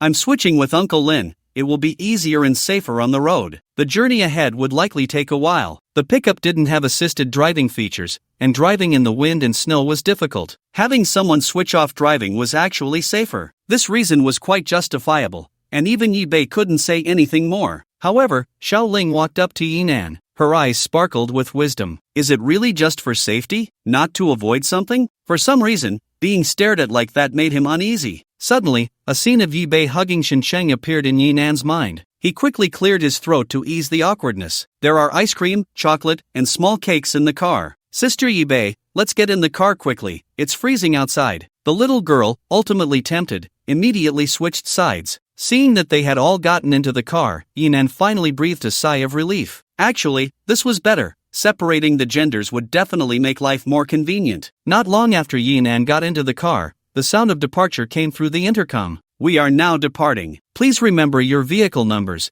and we will communicate through these numbers later. This time, Yi Nan and the others were in the middle of the convoy, with the pickup truck as number 12 and the RV as number 13. This trip will take 4 hours, and we will reach the transfer station before dark, or we will camp for the night. As the team leader's voice fell, everyone began to move forward in turn. Although Lin Dong was driving, his gaze never left the rearview mirror. He had already experienced Yi Nan's magic, but seeing the EV-80 really catch up was still quite astonishing. It's moving. It really moved by itself. It feels so magical and strange. A few girls' exclamations came through the private intercom. During the process of the vehicle's autopilot, the steering wheel would also turn, a scene that had previously only appeared in horror films. Confirming the safety of the vehicle behind, Lin Dong's attention returned to the issue of the supplies being withheld. What's the situation with that Morong Xian? The only heir of the S-City shelter manager, Shin Qing's pursuer. Yi Nan briefly described his identity, and the rest of the story was too cliché. Lin Dong thought for a moment and understood. After a slight pause, he sighed. Then we can't go to the S-City shelter. Not necessarily. Yi Nan shook his head. Lin Dong was initially a bit confused, but quickly caught on. You want to deal with him? He gestured at his neck. Yi Nan nodded. With his mindset, if we let him return to S-City alive,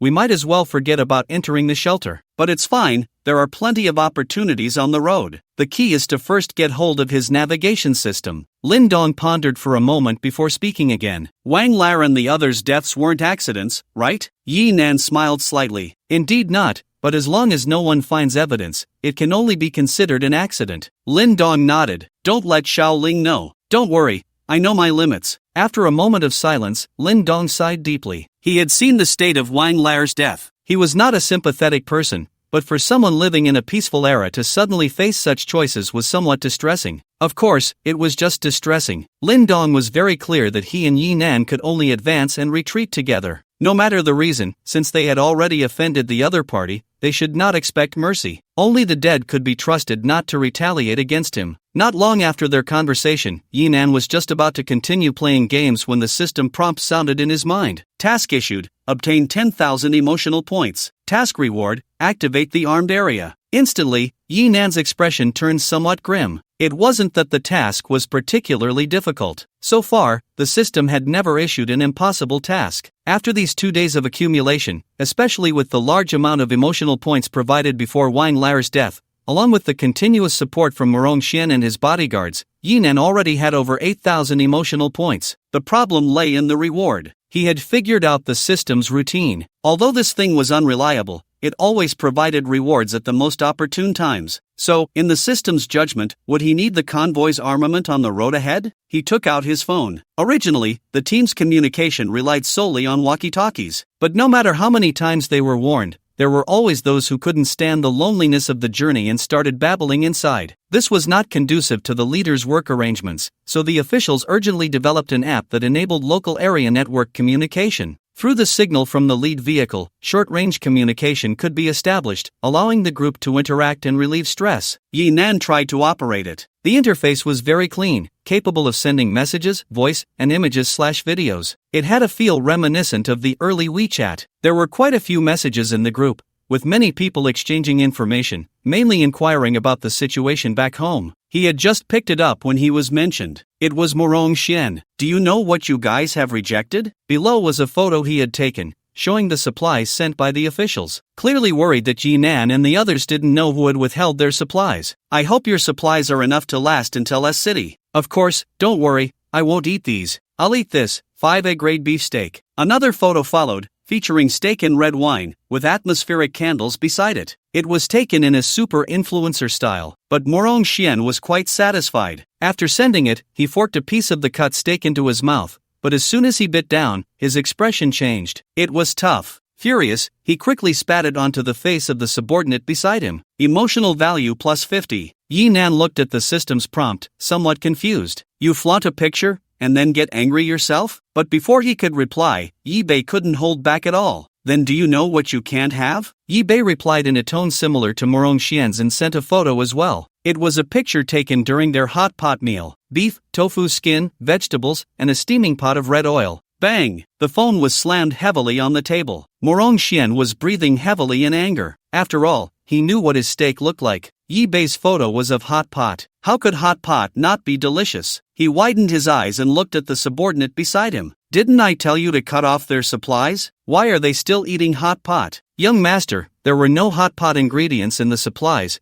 They must have brought these themselves. This reminder made Morong Xian realize, but he was still upset. The disaster had struck too suddenly. Many people hadn't even had time to bring more than a couple of bottles of water when they fled. So without the official supply guarantee, they would definitely face famine. Moreover, the Wuling EV-80 was a light passenger vehicle, which passenger vehicle would be prepared with hot pot ingredients. Wait, passenger vehicle. As Morong Xian thought about it, he felt he had discovered a loophole. He carefully examined the details of the photo. Since Yi Bei had taken the photo in a hurry, it only captured the items on the table. It didn't show any people or details inside the RV. This meant there was no evidence to prove that this was a photo taken today. Humph, using stock images to try to deceive me, how childish. After finding a reason for himself, he felt a bit more comfortable. But unexpectedly, Yi Nan's message, though delayed, eventually arrived. Does your face not hurt anymore? Emotional value plus 100. Emotional value plus 100. Emotional value plus 100. Although Morong Xian did not reply to any messages, Yi Nan's system provided the answer. How could it not hurt? Of course, it hurt. Morong Xian had never been hit in his life. Today he was hit, and it was all in the face. As long as Yi Nan was alive, just thinking about it would hurt Morong Xian. But he truly had no good way to retaliate in the short term. his force was insufficient. The other side didn't react after cutting off supplies. He couldn't even outshine them in flaunting pictures. Just as Morong Xian was pondering how to stir trouble, the entire ground began to shake violently. The people in the convoy felt as if they were driving through waves, constantly rising and falling. The leader reacted quickly and immediately issued orders: steady the steering, slow down to a stop. Thanks to his command, just as the convoy came to a halt, a large number of birds and beasts flew overhead, dark and dense like a black cloud chasing after the convoy. Bang! Bang! Bang! It sounded like a barrage of bullets hitting the roof of the car. The knocking noise bombarded everyone inside the vehicle. Faintly, one could also hear the sound of shattering glass and the screams of women. The flock of birds came quickly and left just as fast. The earthquake's tremors seemed to have subsided without anyone noticing. It was just aftershocks from the earlier earthquake. The magnitude wasn't high, and there shouldn't be any strong earthquakes occurring in a short time. The situation with the birds has been reported, but the behavior of these wild beasts is unpredictable. We will equip the convoy with weapons next, but until then, we can only be as cautious as possible. After contacting the dispatch center, the leader provided an explanation for the recent disaster. But this did little to reassure anyone, because during the bird attack, 3 vehicles had their windows shattered. The flock of birds rushed into the cars, pecking at the people inside as if they had gone mad. In just a few minutes, most of the flesh and blood of these people had been devoured. Only one girl survived from the 3 vehicles. She was hidden by her mother beneath the seat, protected by luggage, clothing, and her own body. When the leader's team arrived to rescue them, the mother's entire back, along with her internal organs, had vanished without a trace. Yet she still clung tightly to her daughter. The surviving girl was named Li Yue. She was assigned to Morong Xian's RV. Under the leader's orders, the sight of the tragic scenes in those vehicles left everyone silent. Even so, the atmosphere of the convoy, as they set off again, was noticeably oppressive. The sudden appearance of the flock of birds had become an indelible shadow in everyone's hearts. Should we reinforce our vehicle? Lin Dong's expression had not improved since he returned. Yinan tapped on the glass with his hand, producing a dull thud. 3 layers of laminated bulletproof glass can withstand small-caliber sniper rifles at close range. But as for wild beasts, they shouldn't be able to harm us. However, he didn't sound too relaxed when he said this. After all, the scene of being surrounded by frenzied beasts was truly terrifying. The 2 men were fine, but the 3 girls in the EV-80, even with Yinan's repeated assurances that the RV was absolutely safe, were still frightened to tears. When Yinan and Lin Dong went to check on them, they found the girls clinging to each other without a care. Of course, Xiao Ling was hugging Lin Dong. Xin Chang and Yi Bei were clinging to Yinan. Yi Bei was okay, but Xin Chang's figure pressed against Yinan made it hard for him to maintain his composure. Eventually, the 3 girls simply ran to the back of the pickup truck. Once the RV activated its autofollow feature, it was enough to just let it run. After all, the back seat of the pickup was quite spacious, and with over 3 hours of travel, the 3 girls could chat and take a nap to pass the time. Looking through the rearview mirror at the few people wrapped in blankets chatting softly, Yinan couldn't help but smile wryly. It did feel a bit like the end of the world. Fortunately, the rest of the journey went without incident, and as night fell, the convoy safely arrived at the assembly point. They would spend the night here and continue their journey after dawn. Everyone got out of the vehicles to stretch, take care of their physiological needs, and boil water. Morong Xian deliberately passed by Yinan and the others, his gaze filled with provocation as he looked at Xin Cheng. Li Yue linked her arm with his, appearing to have calmed down. One must admit, Morong Xian indeed had a handsome appearance. Coupled with his prominent background, he could easily make girls feel a sense of security, no matter the time. Yi Bei was furious and rolled up her sleeves, ready to rescue the girl from her predicament. Fortunately, Xin Cheng held her tightly, giving Yinan a chance to speak. "Don't make a scene, we can't help too many people." Yinan's words left Yi Bei feeling helpless, but she had no choice but to relent. As for the ostentatious Morong Xian, Yinan merely raised his hand, and he immediately dropped a few hundred emotional points before scurrying away with Li Yue. However, this kid was not one to settle down easily. After returning to the RV, he began sending messages to Yinan and the others using his phone. It was still the same old steak and red wine. In the urgent situation, his subordinates had no time to shop and simply threw the meat from the hotel's cold storage onto the vehicle before rushing off to pick someone up. But this time, the situation was much better. It could be considered a stroke of luck for Morong Xian. Although Li Yue's cooking skills couldn't compare to a chef's, they were still far superior to those of his bodyguards. The steak was already a good thing. After proper handling, its taste and texture were exceptional. However, before Morong Xian could fully describe his happiness, Yi Bei sent out their dinner. Cheese lobster. The lobster was as thick as an adult's forearm, a large Australian lobster with firm and delicious meat. The cheese was Gruyere from Switzerland, with nutty and floral notes, and a delicate texture. It's a pity you can only see the picture and not smell the aroma, otherwise, it would really drive you crazy. Yi-Bei vividly captioned the photo and expressed her sentiments. But it's probably for the best that you can't smell it. Otherwise, not being able to eat it would only make you suffer more. Morong Xian hadn't even swallowed his first bite of steak, and suddenly, it lost its flavor in his mouth. Was the steak delicious? Yes, especially after his subordinates had wasted food like it was nothing for 2 meals. The steak cooked by Li Yue made Morong Xian feel as if his tongue had been redeemed. But as the saying goes, comparing goods makes one throw away the inferior. Steak, all steak. He hadn't eaten a single cherry tomato all day, just steak. If it weren't for the emergency supplies distributed by the authorities, which included ham sausages and instant noodles,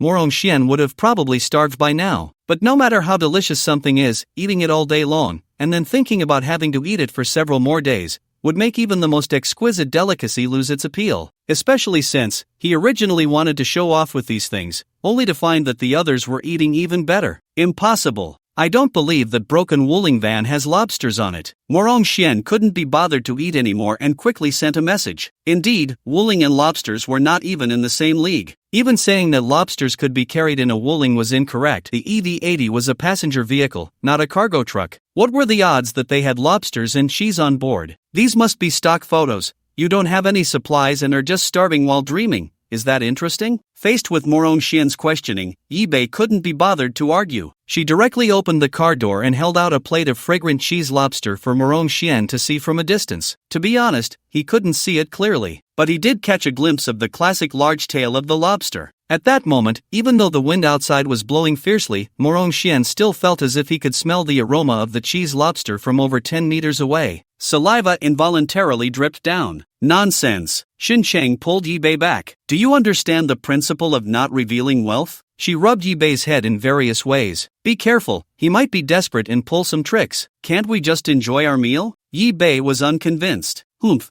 who told him to be so smug and even take our supplies? I want to make him so angry he can't eat. Pfft, that makes sense. Xiaoling chimed in, taking out her phone to snap a picture of a strawberry cake and sending it out. We still have dessert after the meal. Xinsheng looked speechless. She turned to Yinan. Is this really okay? Xinsheng had always felt that Morong Xian was trouble she had brought upon herself. If possible, she truly did not want to have any further interactions with this person, especially fearing that Yinan would be unhappy. That's why she reacted so strongly. She didn't know that Yinan had been silent mainly because the system's notification sound hadn't stopped. Emotional value plus 50. Emotional value plus 80. This must be the joy of leveling up while idling. Since the task was issued, with just over 2,000 emotional points left, Yinan didn't even need to lift a finger. Just relying on Yi-Bei and Morong Xian battling it out online had already completed most of it for him. Compared to the previous 2 tasks, this one was completed far too easily and pleasantly. Having teammates was indeed nice. As for worries about not revealing wealth, forget it. After all, Morong Xian couldn't do anything to him. To say something bolder, who in this convoy could really do anything to Yinan? It's fine, let them be. After comforting Xinsheng, Yinan continued to eat. The lobster meat was truly delicious. He couldn't afford it before, so he had to show off now. Morong Xian, having lost interest, fell silent again. Until everyone was full and ready to sleep, he didn't come out to cause trouble again. Xinsheng breathed a sigh of relief. But Yinan was not pleased. Emotional value balance, 9760. With just over 200 points left to complete the task, how could this young man give up halfway? Thus, after calming everyone down and letting the 3 girls go to bed early, Yinan walked towards Morong Xian's RV under Lin Dong's surprised gaze. He knocked twice on the door, and soon a bodyguard came to open it. Seeing Yinan, the bodyguard was startled and immediately contacted others via the intercom, while grabbing a knife from the kitchen, looking on guard. Their RV was not small. The rear was separated into a room, and Morong Xian also came out after hearing the noise. He was wearing a white bathrobe, barefoot, and the belt around his waist hadn't even been tied. Li Yue followed behind him, her clothes disheveled, her face flushed. It was obvious that Yinan's arrival had interrupted his good time. What do you want? Morong Xian stammered, showing signs of fear. Yinan, however, ignored him and glanced at the bodyguard blocking his way with a knife. Taking 2 steps forward, he disregarded the knife thrusting towards him and directly slapped the bodyguard unconscious, throwing him out the door. This action startled the remaining two. Li Yue ran back into the room. Morongxian wanted to run too, but under Yi Nan's gaze, he felt his legs go weak and couldn't move. Don't do anything reckless. If anything happens to me, my dad will definitely not let you go, he threatened in fear. This was also Morongxian's last card. After all, the team had the ability to contact the shelter. If Yi Nan really killed him, the shelter would soon receive the news. By then, not only would they be hunted by the people in the shelter, but even his grandparents and City S might be implicated. The supplies of our convoy were all withheld by you, right? Yi Nan actually didn't need a reason, but with the existing grudge right here, he had to get an explanation. Morongxian dared not speak, denying it was useless, although he had never directly admitted to this matter. Admitting it was also out of the question. Yi Nan didn't really want to ask him. He came here just thinking of slapping him a couple of times to complete the system's task. However, seeing Li Yue after entering made him feel it was too easy on Morongxian. You just took advantage of someone who lost their family today? We were both willing. It has nothing to do with you. Although Morongxian was scared, he was also unwilling to back down. Xinxing has already been taken by you. What more do you want? Willing? It better be truly willing. Yi Nan sneered, but this was indeed not something he could control. He was not a stallion, wanting to take every woman he saw. Taking Xinxing was only because she was his sister-in-law. As for Li Yue, she had no relation to him, so it was not his place to meddle. However, not being able to control did not mean he couldn't intervene. But I think, since she just lost her family, you should still maintain some respect. Without waiting for Morongxian to understand the meaning of his words, Yi Nan delivered a swift kick. Although it wouldn't render him childless, it would certainly prevent him from causing any trouble for the girl in the coming days. Ignoring Morongxian's cries, Yi Nan returned to the pickup truck, satisfied. The system's voice chimed in. Mission completed. Armed area unlocked successfully. When the contents of the armed area were unlocked, Yi Nan's eyes widened. An armory? No, it should be a military factory. In addition to various conventional firearms, there were drones, mechanical dogs, and other mechanized units. Yi Nan even saw options for manufacturing individual mechs.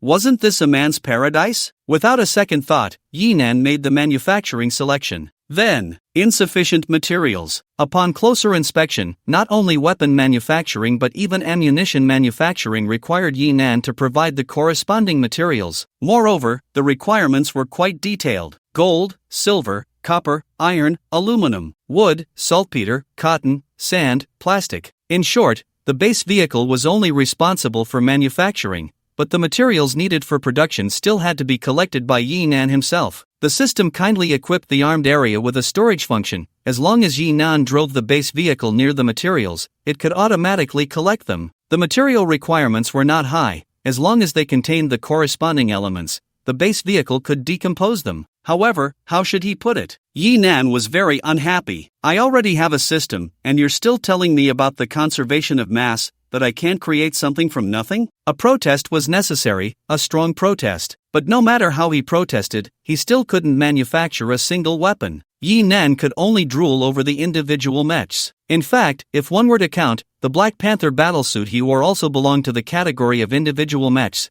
and it was one of the most cutting-edge nanomechs. However, while it was powerful, it lacked the mechanical beauty of steel armor. Plus, it couldn't fly, which was indeed a pity. Fortunately, there was a consolation prize. The weapons used on the base vehicle did not require Yi Nan to collect materials. Along with the unlocking of the armed area, a shield generator was also included. It could generate a force field shield with a maximum diameter of 20 meters centered around the base vehicle. If he had this during the day, Yi Nan could simply park the pickup next to the EV-80, and those flocks of birds wouldn't even be able to collide with the vehicle. A 20-meter protective force field, if Yi Nan wished, could even protect the entire convoy. However, doing so would expose all of Yi Nan's secrets, because to activate the shield at full power, the base vehicle had to revert to its main form. In other forms, the range of the force field shield could only be slightly larger than the vehicle itself. For example, with the current Wuling EV-80, after activating the force field, the pickup had to be parked right next to its side to enter the protective range. Nodding in satisfaction, this was more than enough. After all, Yi Nan's main task at this stage was still to ensure the safety of himself and his teammates. As for mechs, well, he would definitely build them in the future. He silently planted the seed in his mind. Mission completed. Back in the pickup, Lin Dong was already asleep. As the actual driver of the convoy, he spoke little but was the hardest worker in the team. Yet for Xiaoling, he had not a single complaint. As parents, they were always accustomed to silently giving in the background. The three girls were resting in the RV. The beds there were larger, especially the double-decker bed at the back of the vehicle. Squeezing together to sleep was no problem for the three of them. In fact,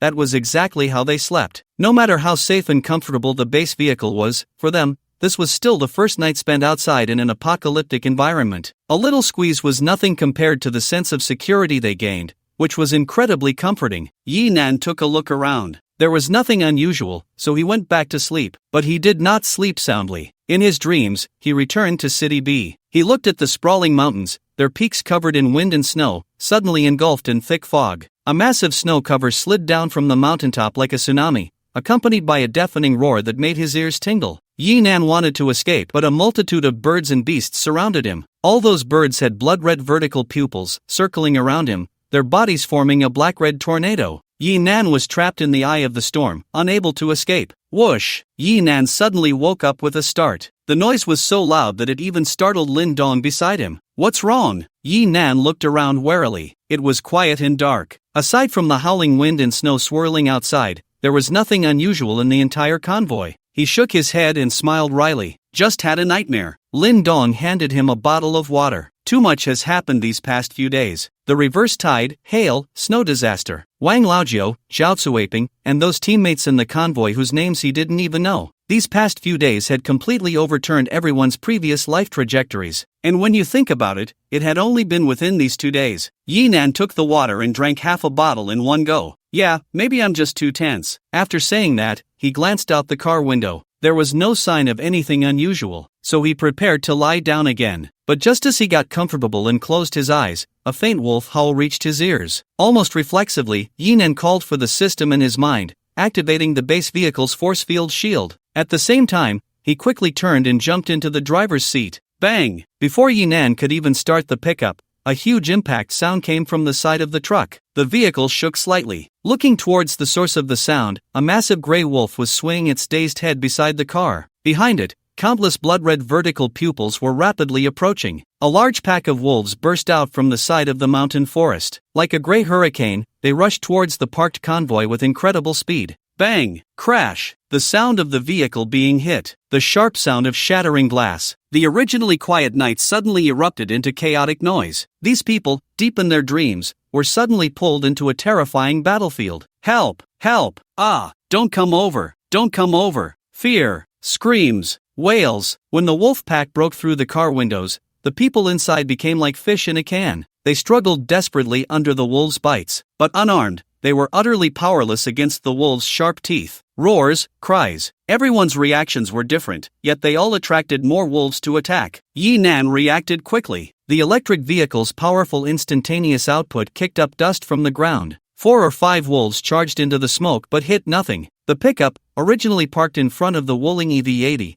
was suddenly thrown to the side of the EV-80 as Yi Nan swerved. The force field shield was fully activated, perfectly protecting both vehicles. It was only at this moment that Lin Dong realized what was happening. Where did these beasts come from? Yi Nan's maneuver had just caused him to bump his head, but he didn't care about the pain now. He quickly climbed into the passenger seat and turned on the searchlight. As the light illuminated the surroundings, the scene finally came into view. With just a glance, Lin Dong's face turned pale. Yi Nan immediately turned off the searchlight, leaving only the low-beam headlights. The wolf pack had already discovered the presence of the force field shield, with 7 or 8 wolves circling around it. Occasionally, they would jump up and strike it a couple of times, creating circles of bluish-green light in the dark night. But even facing these beasts with glowing red eyes was better than letting the scene behind them come into view. Many vehicles in the convoy had already been smashed, their windows shattered. Some people were bitten to death on the spot, while others were dragged out of the cars or fled on their own. But their fates were all similar. Torn apart by the wolves' sharp claws and fangs, their clothes shredded, their bellies ripped open. Many remained conscious until their intestines were dragged out. Blood gushed forth, accompanied by cries of anguish. The instinct to survive made them struggle and flee. But in such a scenario, all of it was futile, only prolonging the agony before death. The once pristine camp turned into a bloody, stinking hell. Yi Nan slapped his hand on Lin Dong's shoulder. Startled, Lin Dong turned his head and, seeing Yi Nan's calm eyes, gradually regained his composure. What's happening outside?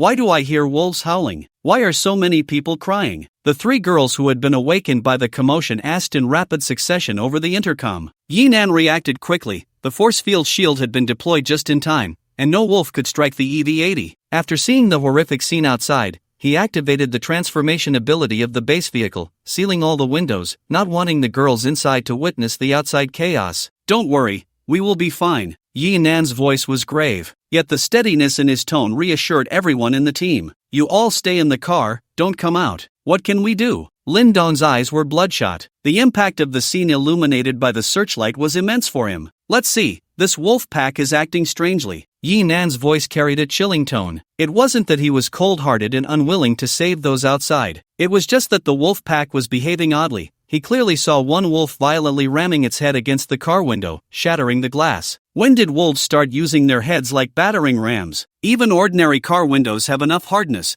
A regular person couldn't break them with their fists. Such strangeness made Yi Nan prioritize self-preservation. Even more terrifying was the sheer size of the wolf pack. Just the sound alone suggested there were at least 100. The Black Panther suit was indeed powerful, but Yi Nan's stamina was limited. Even if he exhausted himself, he couldn't kill all these beasts. Of course, if he stood still, the wolves could only break their teeth on him, but Yi Nan had no special inclination for self-harm. The base vehicle could make a few runs in and out, but how many wolves could he actually kill given their agility? At least our safety is guaranteed. Yi Nan took a deep breath. Although every system task was inexplicably strange, the rewards were always generous and timely. Without this force field shield, the base vehicle would be fine, but the pickup would suffer. It couldn't be broken, but it could still be shaken and thrown. Moreover, these creatures were too bizarre, and Yi Nan feared they had other means. But before long, Yi Nan could no longer remain at ease. The wolf pack did not disperse. Their stubbornness was beyond imagination. They had rammed the shield countless times with no effect and showed no signs of stopping. Instead, the gathering wolf pack only grew larger.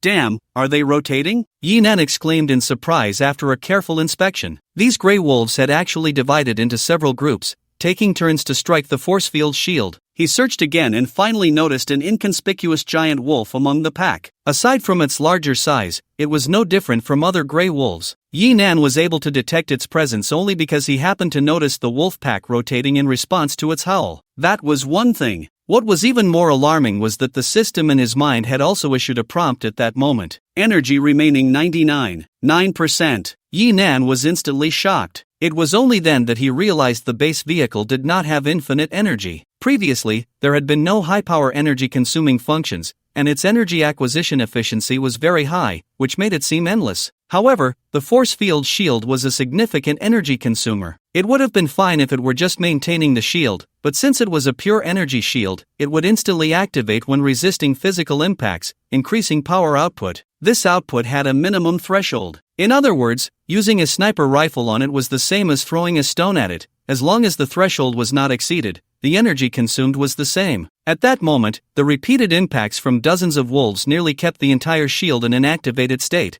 causing energy consumption to rise sharply. Finally, it broke through the system's energy acquisition efficiency and began to draw on reserve energy. This immediately made Yi Nan panic. As someone with severe battery anxiety, what did 99.9% energy remaining represent? It was just one step away from running out of power. This was intolerable. Looking at the Wolf King, Yi Nan's anger surged. Uncle Lin, take the wheel and drive towards the Wolf King. Yi Nan pointed out the position of the Wolf King and then climbed onto the roof of the vehicle. The mask of the Black Panther battlesuit appeared for the first time, fully protecting Yi Nan. Although Lin Dong was surprised, his trust in Yi Nan made him hesitate not at all, and he immediately took over the driver's seat. Yi Nan patted the roof. Charge. After the collision, back off immediately. Lin Dong received the order and floored the accelerator. The Tesla pickup's motor instantly delivered powerful power, and after briefly clawing up a large amount of snow and water on the ground, the silver-white body transformed into a giant hammer,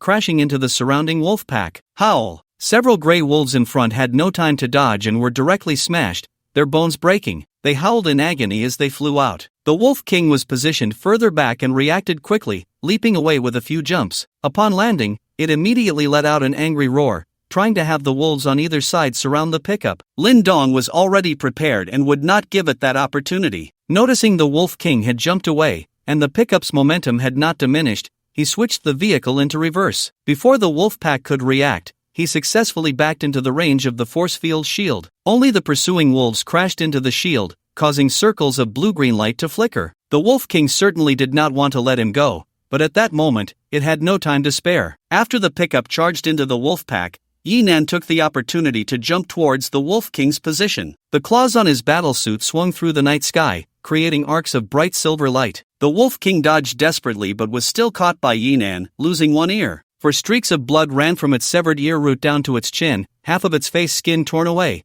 and the eye on that side exploded into a bloody mess. Suffering such a severe injury, the Wolf King showed no hesitation. It howled in pain and rolled away. Hearing its wail, the surrounding wolves seemed to have consumed a frenzy aura. They all charged at Yinan recklessly. Yinan swung his claws back and forth, but 2 fists could not fend off 4 hands, let alone the mouths of a dozen wolves. The giant wolves around him pounced on him as if they had no regard for their lives, and in just 2 breaths, Yinan's position had turned into a mountain of grey wolves piled up. Boom! With a muffled sound, the wolf mountain piled up around Yinan exploded. The energy shockwave from the Black Panther battlesuit was immense, and the grey wolves that were knocked away were at least severely injured. The few that were closest were directly crushed into meat paste, forming radiating bloodstains on the snow around Yinan. However, it was all in vain. The Wolf King had fled. This beast was remarkably decisive. After being ambushed by Yinan, it didn't even let out a couple of howls to rally the pack for cover, but simply turned and ran without looking back. With its departure, the wolf pack lost its backbone. The grey wolves that had already made a kill picked up the bodies and ran back. Those that hadn't succeeded could only bare their teeth in frustration before retreating as well. The pack came quickly and left even faster. Before long, the camp was left in disarray. "Brother, Uncle Lin, are you still there? Why has it gotten so quiet outside?" Yi Bei asked with concern over the walkie-talkie. For safety, Yinan had covered all the windows of the RV. Although they hadn't seen the bloody scene outside, it made them even more sensitive. Hearing the silence outside, they quickly inquired through the walkie-talkie. "It's fine now, the wolf pack has retreated." Lin Dong, who hadn't left the pickup, immediately replied upon hearing their voices, easing their worry somewhat. However,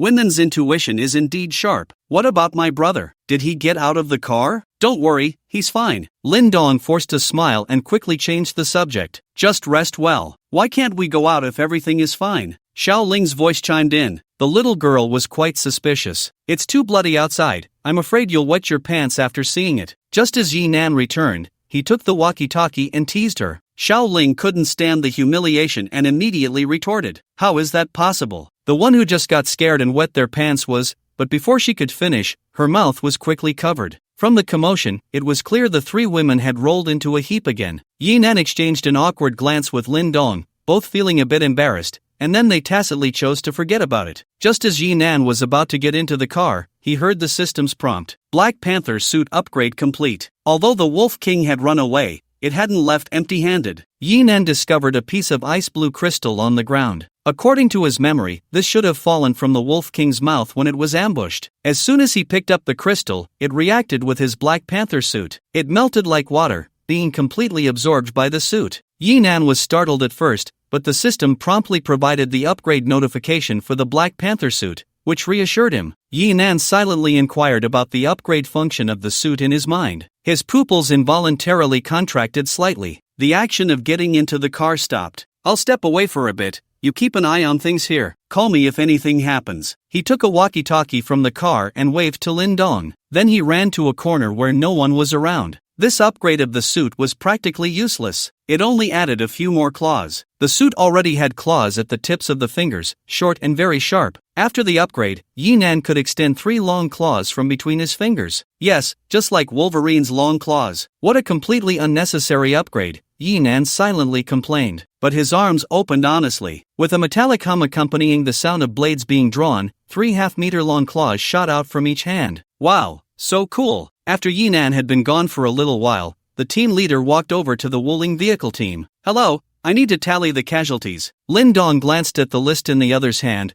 feeling a slight heaviness in his heart. Before the convoy set off, the leader had counted the vehicles and the number of people aboard. Now, however, this tally sheet was marked with a large number of red XS. "We have 2 vehicles, and no one was injured." "No one was injured?" The team leader was slightly surprised. His gaze assessed the nearby Wuling EV-80. Before leaving, Yinan had made some marks on the car that looked like damage, appearing quite injured, but upon closer inspection, the overall appearance was still intact. As for the Tesla pickup, there was no need to disguise it. There were obvious dents on the front and side of the vehicle. "You really are lucky," the team leader remarked. "Are there any spare seats in your vehicle?" This question left Lin Dong somewhat speechless. Logically, he should refuse to let anyone join their convoy. But thinking of the horrific situation from last night, he couldn't bring himself to say no. Fortunately, at that moment, Yi Nan returned. "Sorry, we can't take on more people in our vehicle." But the team leader wanted to say something more. However, Yi Nan didn't give him the chance. "This is an electric vehicle, and our destination is City S. I hope you understand." The anxiety over the electric vehicle's energy became an excellent shield at that moment. Seeing Yi Nan's firm attitude, the team leader had nothing more to say. After he left, Lin Dong fell into silence. Yi Nan patted his shoulder. "Do you think I'm cold-blooded?" "No," Lin Dong shook his head. "I just miss the life we used to have." In fact,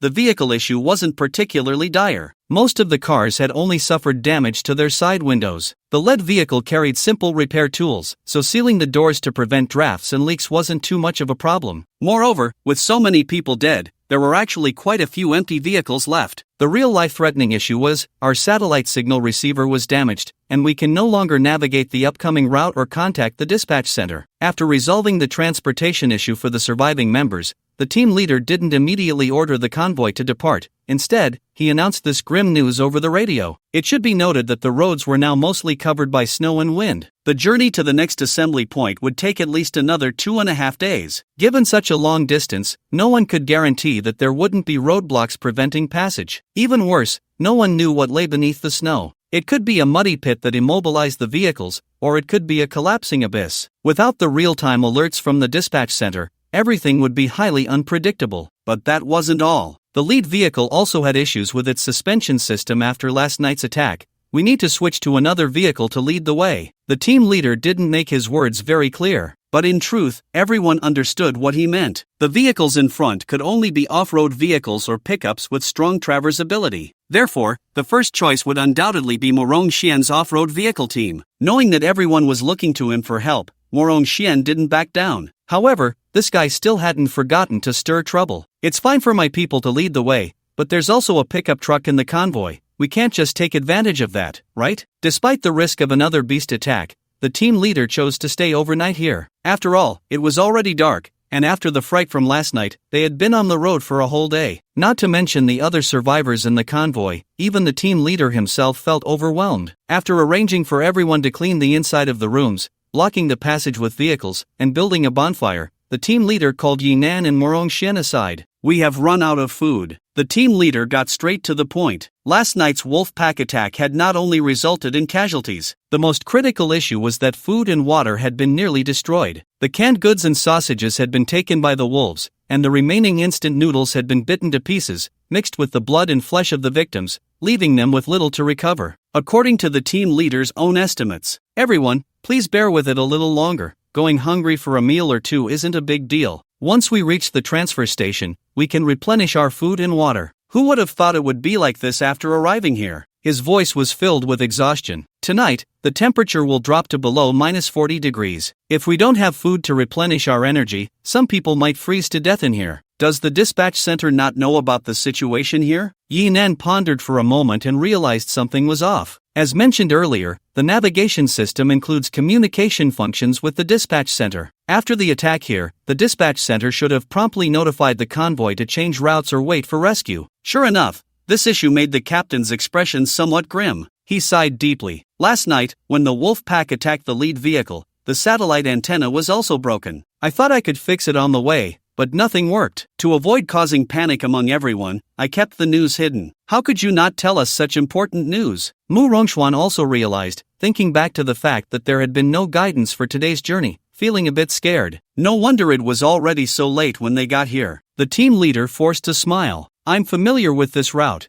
I can lead you out even without navigation. The most important issue right now is still food." "Then what did you call us here for?" Yi Nan thought of the other person's intention but still asked for confirmation. Sure enough, the team leader licked his cracked lips. "I know you must have food in your vehicle. I hope you can take it out to save lives." When counting the survivors in the morning, apart from Yi Nan's Wuling convoy, only Mu Rongxuan's off-road vehicle team was undamaged. Moreover, both sides had RVs, which made the team leader feel they should be the only ones with food. On what basis? Mu Rongxuan reacted the most. He wasn't the kind of person to sacrifice himself for others. Whether these people lived or died had nothing to do with him. Without navigation and losing contact with the dispatch center, who knew when the next supply would come? I guarantee that tomorrow, at the latest by the morning of the day after, we can reach the supply point, the team leader quickly assured. That area is a highway entrance with troops stationed. The beast tide definitely wouldn't dare to cross. I didn't take your supplies. Yi Nan coldly refused as well. His words stunned the team leader, who wanted to say it was impossible, but before he could speak, he remembered. When they set out from the school, it was because of Mu Rongxuan's request that the supplies of the Wuling convoy were withheld. He immediately looked at Mu Rongxuan, the meaning clear. This trouble was caused by you. You need to give me an explanation. Mu Rongxuan's eyes lit up. Right, the food in Yi Nan's vehicle wasn't just those dry instant noodles and ham sausages. Thinking of the hot pot photos Yi Bei had sent him earlier, along with the cheese lobster, Mu Rongxuan felt his mouth start to water. He quickly swallowed his saliva and began to speak for the team leader. Well, we really can't just stand by and watch. Then you take out the food. Yi Nan sneered. Mu Rongxuan pouted. He wasn't willing. However, thinking about how his vehicle was full of steaks, he felt a bit nauseous. If he could exchange it for lobsters or even vegetables, it didn't seem like a loss. So he spoke up. If you want me to take it out, fine, but you have to take out the same amount. Not interested. Yi Nan wouldn't fall for his provocation. But Mu Rongxuan's eyes rolled, and he actually came up with an idea. Don't refuse too absolutely. If someone really dies, you can be hard-hearted, but what about the others in your team? If they find out that someone in the team starved to death because of your ruthlessness, will they still be able to eat in the future? Yi Nan frowned tightly. This was indeed the truth. He knew Yi Bei's temperament very well. Not to mention that Xiaoling was still a child. Even Lin Dong would probably find it hard to convince himself to watch others starve to death. After all,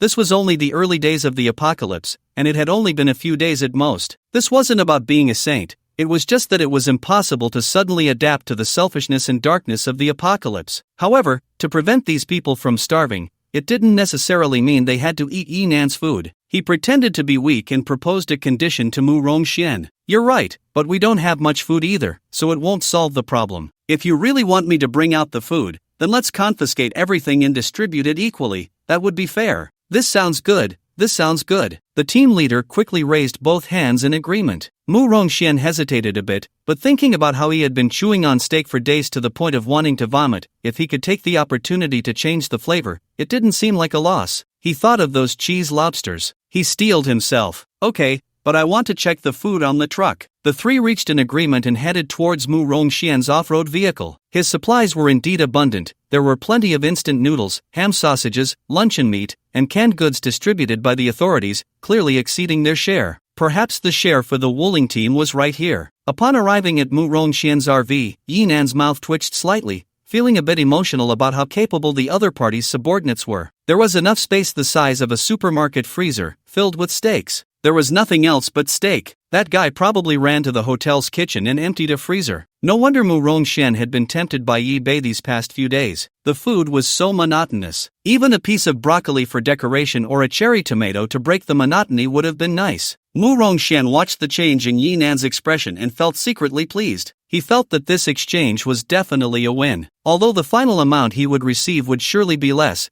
as the one contributing the most, plus the team leader's respect for his father, it wouldn't be too much to ask for a bit more of Yi Nan's food later. He had already thought it through. Once he got their ingredients, he would have to give Yi Bei a review on whether these things were as delicious as she claimed. But could he really get food from Yi Nan? In weather below -20 degrees, food left outside wouldn't spoil. To facilitate the subsequent distribution, Mu Rongxian generously had people move the food out and place it next to the temporarily set up camp. The survivors, who had been feeling low due to hunger and fear, were all excited to see the pile of steaks. They swallowed hard and rushed forward, thanking Mu Rongxian profusely. This is great. I thought I was going to starve to death here tonight. This is way too much meat. Young Master Mu Rong is really generous. Thank you, young Master Mu Rong, for saving our lives. Listening to their flattery, Mu Rongxian felt quite pleased and looked forward even more to tasting Yi Nan's delicious food. How about it? Am I generous enough? He turned his gaze towards the Wuling team. It's your turn. No problem. Yi Nan smiled brightly. With so much food, they definitely wouldn't starve. But since it was all meat, they should get some vegetables too. He first had the team leader check the pickup truck to confirm there was no food on it before leading Mu Rongxian to the Wuling EV-80. Shinsheng, I finally see you. Finally seeing Shinsheng, Mu Rongxian felt a bit excited. Come on, let's go. It's going to drop to minus 30 degrees tonight, don't freeze. But just as he was about to step forward, Yi Bei blocked the two with a hostile look. Mu Rongxian didn't dare to make a fuss and cleared his throat. I'm doing this for Shinsheng's sake. Please recognize the situation, okay? Yi Bei scoffed. With your broken car, how dare you let anyone pass? This contemptuous tone, clearly looking down on him, was something Mu Rongxian could not tolerate. He immediately began to defend himself. My RV is equipped with the best heating system. Even in this weather, it can maintain a temperature above zero. How can it compare to your broken Wuling? But as his words left his mouth, his gaze swept inside the car. Then, he found himself at a loss for words. The interior of the Wuling, while not luxurious, still exuded a sense of quality. More importantly, warmth. He touched the beads of sweat forming on his forehead, feeling somewhat incredulous. To fend off the cold wind outside, he had wrapped himself up like a bear. He was bundled in several layers of down jackets, making him look quite bulky. Yet even so, when he returned to the car, he still didn't need to rush to take off his outer coat. After all, even with the heater running at full power,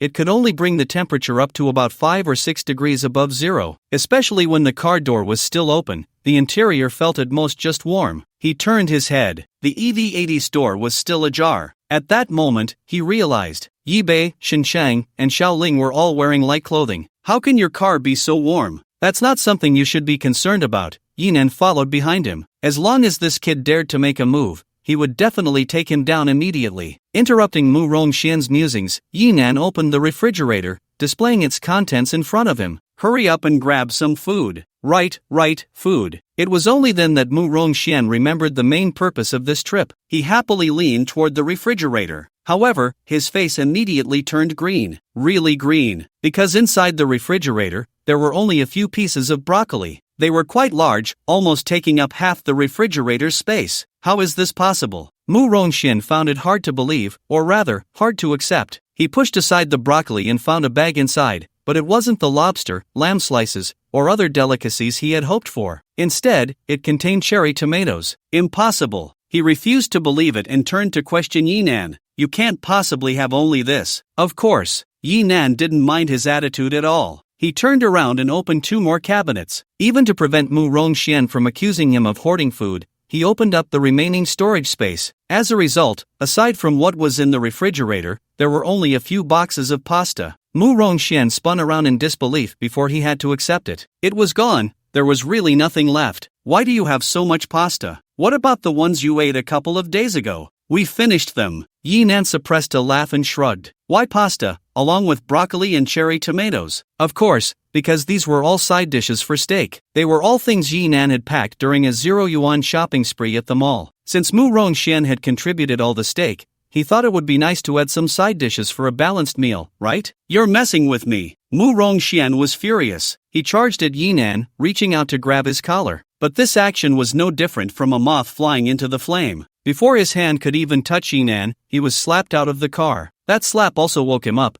After getting up, he glared at Yinan a few times, but that was all he could do. Yinan raised his hand slightly, and no matter how unwilling he was, Mu Rongxian could only turn and run. Compared to his unwillingness, the other survivors were overjoyed. The pots and fire in the camp had long been prepared. The steak was cooked to medium rare, sprinkled with a bit of salt, garnished with broccoli and cherry tomatoes. Add a bowl of pasta, and this setup was what one would get at a Western restaurant. Moreover, the quality of Mu Rongxian's steak was indeed excellent. Among the survivors, there were those who were quite skilled at cooking. Soon, the aroma of steak filled the entire camp, bringing a touch of warmth to these people in the cold environment. Yinan and the others did not stay outside with the other survivors. After taking their share of food, they returned to the RV. Shinsheng volunteered to take on the role of chef. Her cooking skills were quite good, and before long, the whole compartment was filled with the rich scent of steak. The food production function was very powerful, with flavors that were basically up to 5-star standards. If needed, meals could even be adjusted according to preferences. However, as someone who had been dominated by pre-packaged meals, Yinan actually preferred the simpler flavors of home-cooked food, especially when the chef herself was quite a sight to behold. Ahem! Yinan quickly reminded himself to look away, constantly reminding himself that this was his sister-in-law. It must be said that the kitchen apron left a significant impression in certain cosplay scenarios. Especially with Shinsheng's figure, the apron really looked full and tight. Indeed, those little films could easily corrupt one's thoughts. As a good young person of the new era, we must stand against gambling and drugs. Soon, the steak was served. Xincheng also made a bowl of mushroom soup, quite in a Western style. The 5 of them gathered around the booth in the RV. Although it was a bit cramped, it felt even cozier. I really didn't expect that even with the world ending outside, I'm actually eating better than before, Lindong said, putting a piece of steak in his mouth, genuinely amazed. Xiao Ling couldn't agree more. Exactly, comparing this, I suddenly feel like I was raised on pig food during my childhood. That much is clear, all chubby and round. Yinan took the opportunity to tease, earning a roll of the eyes from the little girl. Of course, she was too lazy to retort. After all, anyone could see that the baby fat on her little face was not really fat, but full of collagen. Seeing everyone appreciate her cooking, Xincheng was also very happy. However, thinking about the origins of the steak, she couldn't help but feel a bit worried. Is it really okay for us to treat Mu Rongchuan this way? Yeah, he's quite petty. I doubt he'll let it go easily. You need to be more cautious, brother. Hearing Xincheng's words, Yi Bei quickly chimed in. After the steak was served, her and Xiao Ling's eating habits were on par. Xiao Ling felt like she had been eating pig food before. Yi Bei, being raised by her grandparents, was even more so. As long as she could eat enough and stay warm, she was already satisfied. The tuition and meals for university were all paid for by Yinan, so she knew how hard her brother worked, which is why she usually saved a lot. But being girls, how could they not be tempted? These past few days in the RV had finally satisfied her cravings for snacks, meals, and delicious food. So much so that Yi Bei's personality felt much more lively than before. This must be the vitality brought by good food. Xincheng smiled wryly and took out a tissue to wipe the sauce from Yi Bei's mouth. He said his father is the manager of the S-City shelter.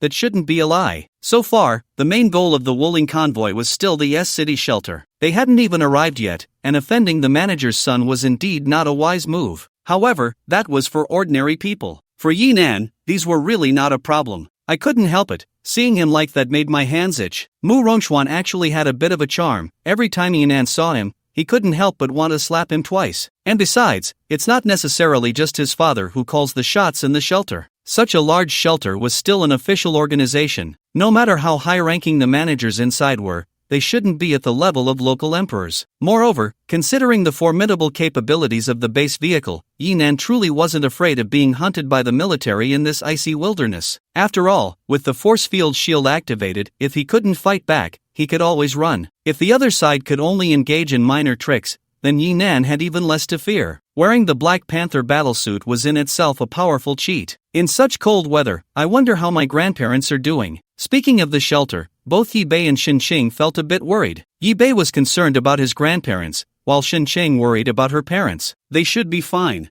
Yinan was also worried, but he knew worrying wouldn't help. He had already done what needed to be done. When the reverse tide appeared, I had already given them a warning, and since that place is close to S-City, they should be among the first to evacuate to the shelter. Before the communication was cut off, Yinan had already contacted the elderly couple. As long as they listened and packed their things, they should have been in the shelter by now. After all, S-City is in the south, and the disaster situation there wasn't too severe. In terms of time, they definitely had enough. After everyone had eaten and chatted a bit, they each went to sleep. That night, nothing unexpected happened. The next day, just as dawn was breaking, a scream shattered the tranquility. A few survivors have frozen to death. Lin Dong returned to the vehicle and informed everyone of the news. Instantly, the atmosphere in the entire convoy became somber. They slept too soundly last night. After the fuel ran out, the fire was extinguished by the wind. Moreover, the temperature dropped faster than expected. Yinan glanced at the monitoring data inside the vehicle.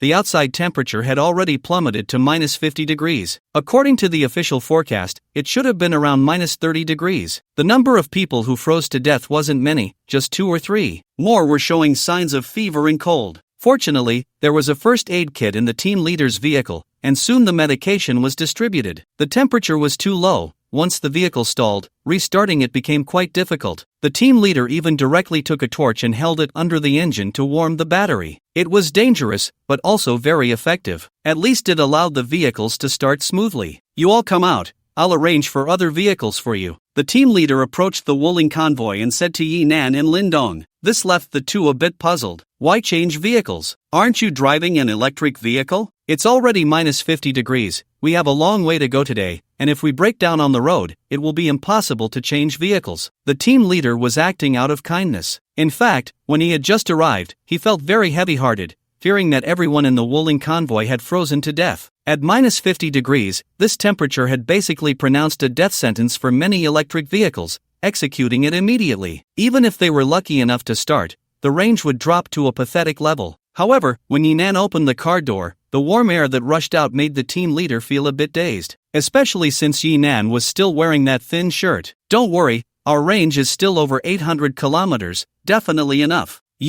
This battery is too durable, right? The team leader found it hard to believe, but when he leaned in to look, the dashboard indeed showed a range of over 800 kilometers. He thought for a moment and then asked a question that he found amusing himself. Could it be overstated? Yinan shook his head and handed him a few Snickers bars. They still needed the other party to lead the way, so Yinan wouldn't skimp on safety. Don't worry, our vehicle is absolutely fine. Seeing Yinan so confident, the team leader didn't say anything further. After inquiring about everyone's situation, he let the convoy set off again. Fortunately, although the temperature was very low, there was no blizzard, so visibility was still decent. There was some accumulated snow on the road, but it wasn't very deep. The lead vehicle, a pickup truck, was equipped with snow shovels, clearing the way and allowing the other vehicles in the convoy to avoid the danger of getting stuck. I always feel like those clouds are a bit terrifying, Yinan said from the passenger seat, observing the surroundings. The entire world was covered in white snow. The snow wasn't heavy, the trees were still trees, and the mountains were still mountains. They were just dressed in white, looking quite magnificent. Only the clouds in the sky seemed somewhat eerie. They were visibly low, giving the impression that one could reach out and touch them from the mountaintop. They stretched endlessly, enveloping the entire sky seamlessly,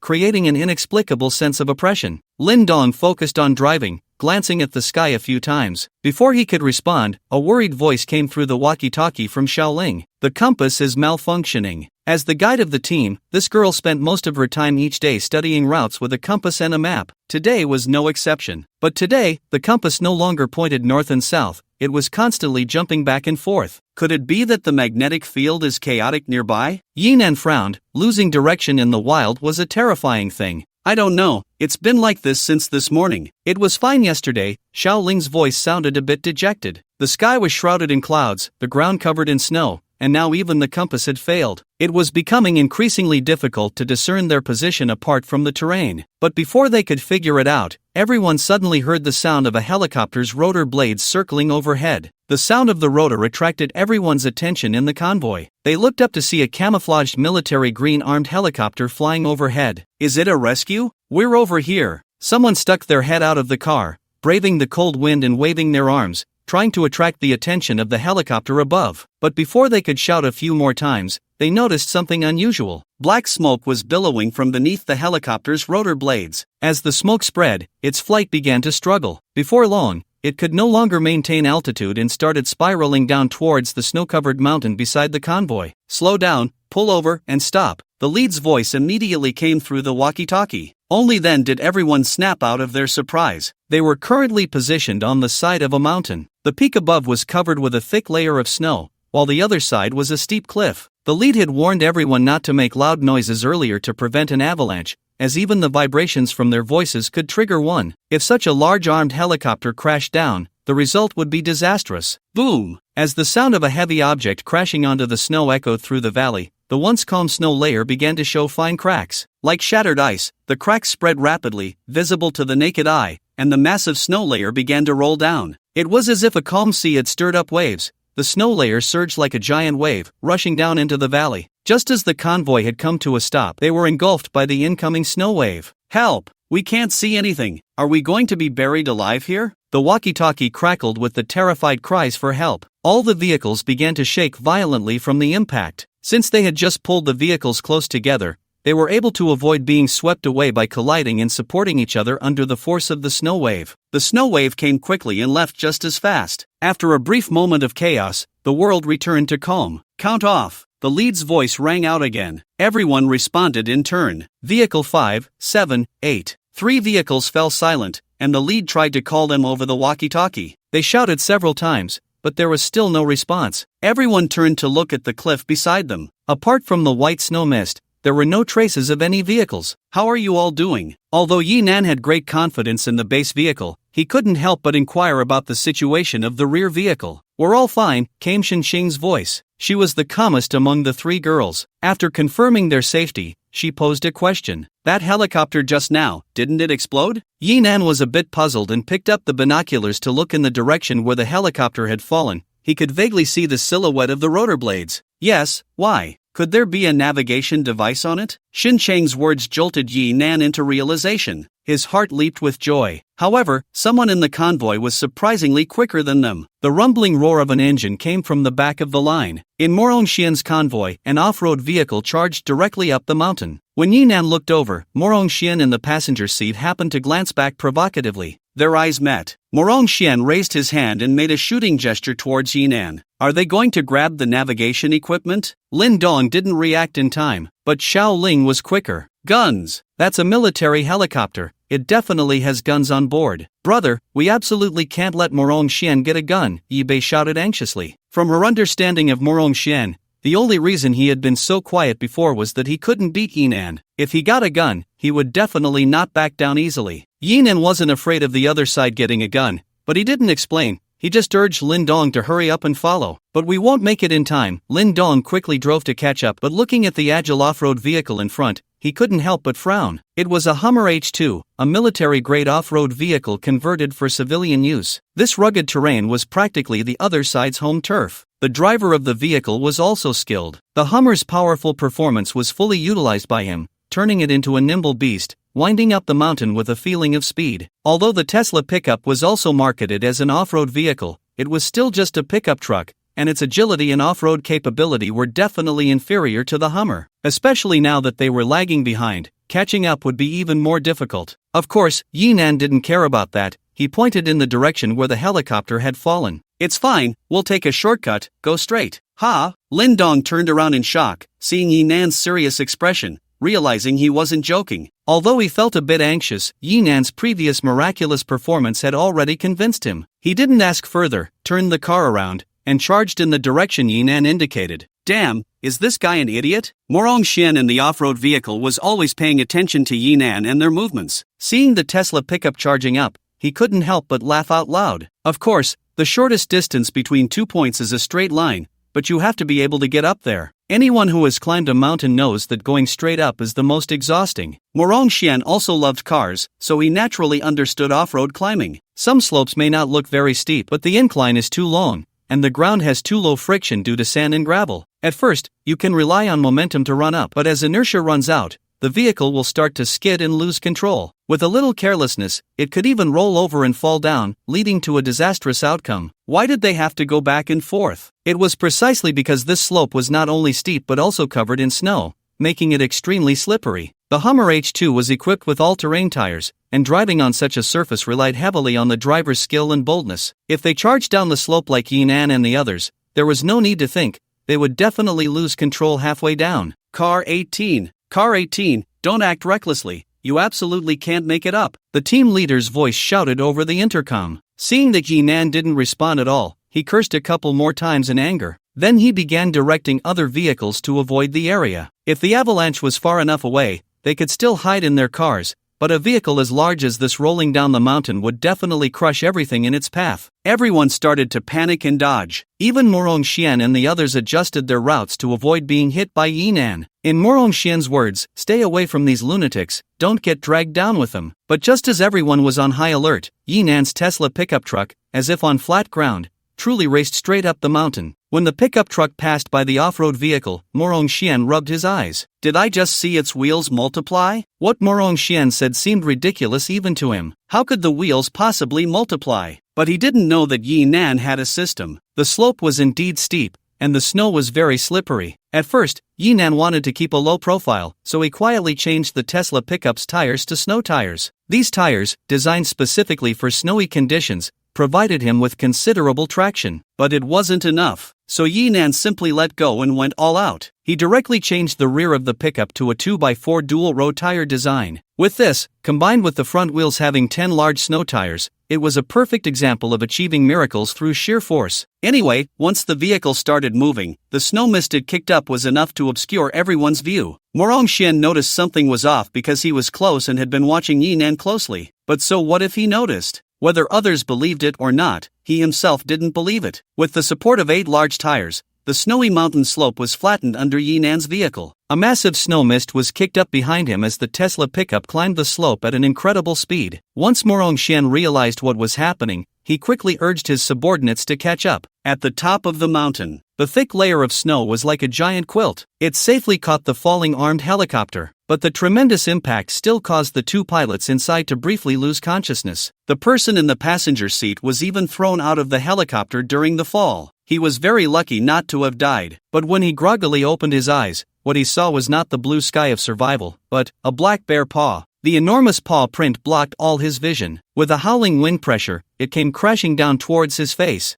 Bang! The helmet protected him from the bear's strike, but the immense force made the helmet emit a muffled sound of being overwhelmed. At the same time, the powerful shock nearly made the pilot dizzy. He felt his body being pulled by the immense force and then uncontrollably rolled out. A tremendous weight pressed down on his chest, pinning him down. But before the pilot could see the situation in front of him clearly, several massive fangs came rushing at him with a foul stench. Tap tap tap. Inside the cabin, another pilot saw his companion meet his end at the bear's jaws and was frantic. Enduring the tearing pain in his head, he picked up the machine gun and fired at the direction of the giant bear. The gunfire shattered the silence of the snowy mountain. Bullets hit the giant bear, creating bloody holes. The intense pain made the bear let out an angry roar. Roar! Enduring the pain of bullets hitting its body, the giant bear actually turned and charged at the pilot. Its massive black body, like a speeding dump truck, rushed forward with furious roars. The driver gritted his teeth, suppressing the instinct to flee out of fear. He raised his rifle, aiming the muzzle at the giant bear's head. Bang! Bang! Bang! As the gunfire rang out, several blood holes erupted on the bear's forehead. The roar turned into a wail, and the frantically running bear finally lost its strength. However, its massive body still retained its enormous inertia. Like a giant black bowling ball, it rolled twice in the snow before crashing heavily onto the wreckage of the helicopter. The tremendous impact bent the steel columns on the fuselage, driving deep into the chest of the last driver. The gun in his hand was also knocked away. Yet, at that moment, 3 more black bears surrounded the outside of the plane. Damn, I'm going to be canned meat. The driver spat out the blood foam in his mouth, cursing in frustration. How can there be such big black bears? These bears were indeed enormous.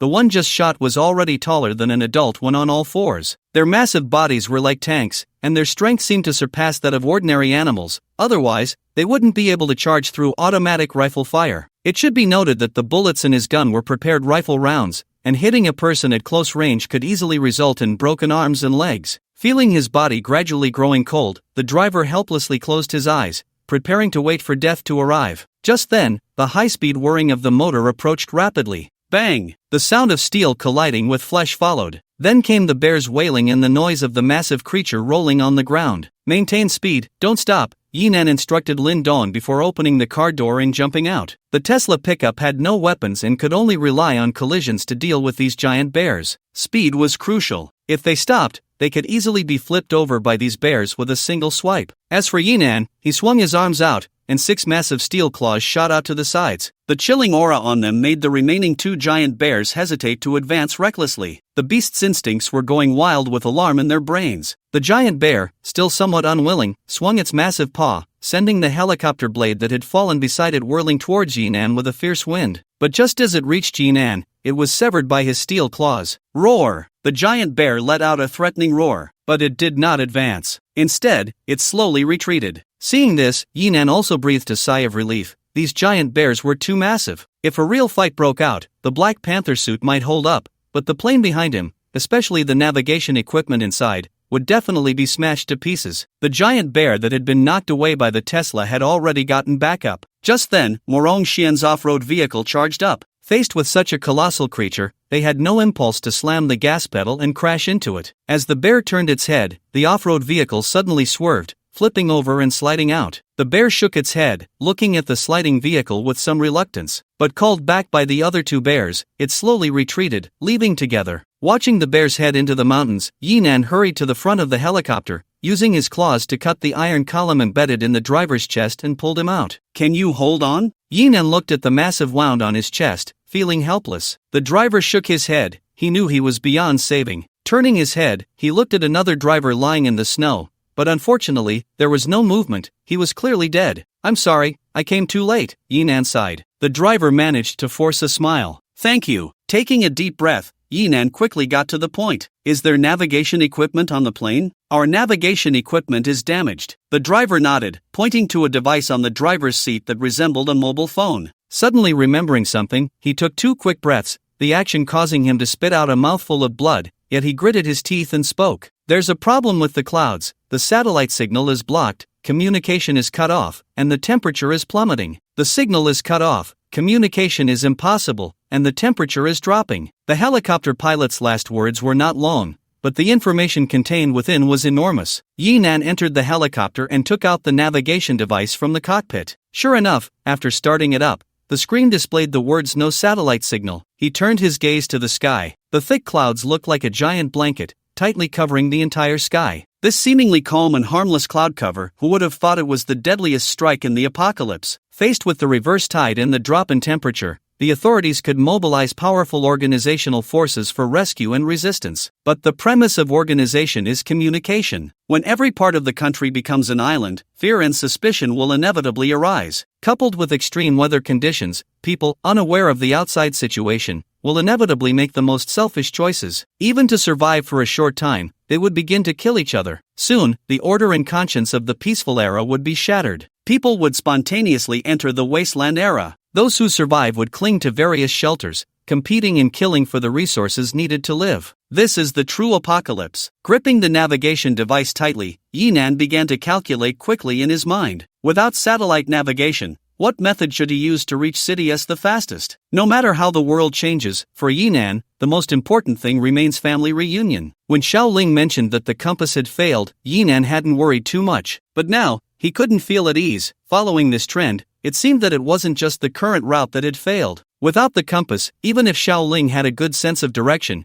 it would be difficult for her to find a route. But before Yinan could come up with a plan, the sound of vomiting interrupted his thoughts. It was Morong Xian. Although this kid's car had flipped, he was unharmed. Now that he finally confirmed it was safe outside, he crawled out of the car. However, after just a few steps, he saw the corpse of the co-pilot who had been bitten to death by the black bear. Having never been so close to a dead person, he immediately lost control of his stomach. He collapsed on the ground and began to vomit. After a few heaves, he crawled in a panic to the side, wanting to distance himself from the corpse. But not long after crawling out, his hand pressed against a cold steel object. Clearing the snow on top, he discovered it was the automatic rifle that had fallen here with the driver. Surprise surged in Morong Xian's heart. He immediately picked up the gun. But as he stood up, he noticed Yinan's cold gaze. Yinan also saw the gun in his hand but didn't rush to snatch it. After all, they were still a good 10 steps apart. However, he swore that if Morong Xian dared to point the gun at him, tomorrow would be this kid's death anniversary. Earlier, Yinan hadn't killed Morong Xian. On one hand, this kid hadn't really done anything wrong.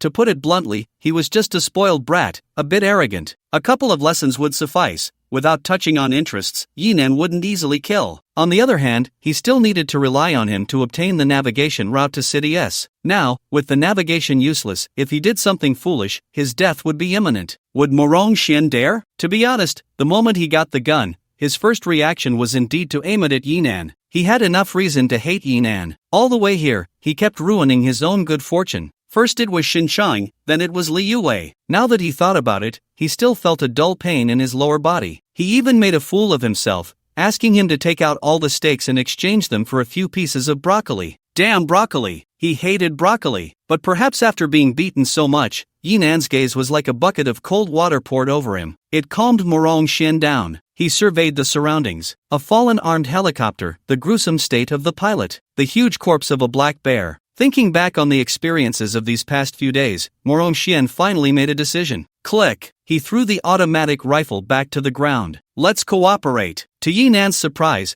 the first thing Morong Xian said was to seek cooperation. Once we get back to the shelter, there will be plenty of good days waiting for me to enjoy. I don't want to die here. I can't die on the road. Compared to threatening Yinan with a gun to regain his face, Morong Xian was more afraid of death. First there were flocks of birds, then gray wolves, and now black bears. What else was behind? How many more accidents would he have to face on the way back? Although he didn't know the navigation had completely failed, even the military's planes had crashed here. His sharp intuition told him that this world had changed. More importantly, he suddenly realized that Yi Nan might be stronger than he had imagined. No matter what reason those black bears had for leaving, Yi Nan had faced them head-on. Just this kind of courage was enough to earn Morong Xian's admiration. He needed this strength. Taking a deep breath, suppressing the fear in his heart, Morong Xian walked over to Yi Nan. We have no deep grudges between us. If we really talk about it, I haven't had a good time under your hands. None of that matters, I just want to live. You're going to the S-City shelter anyway.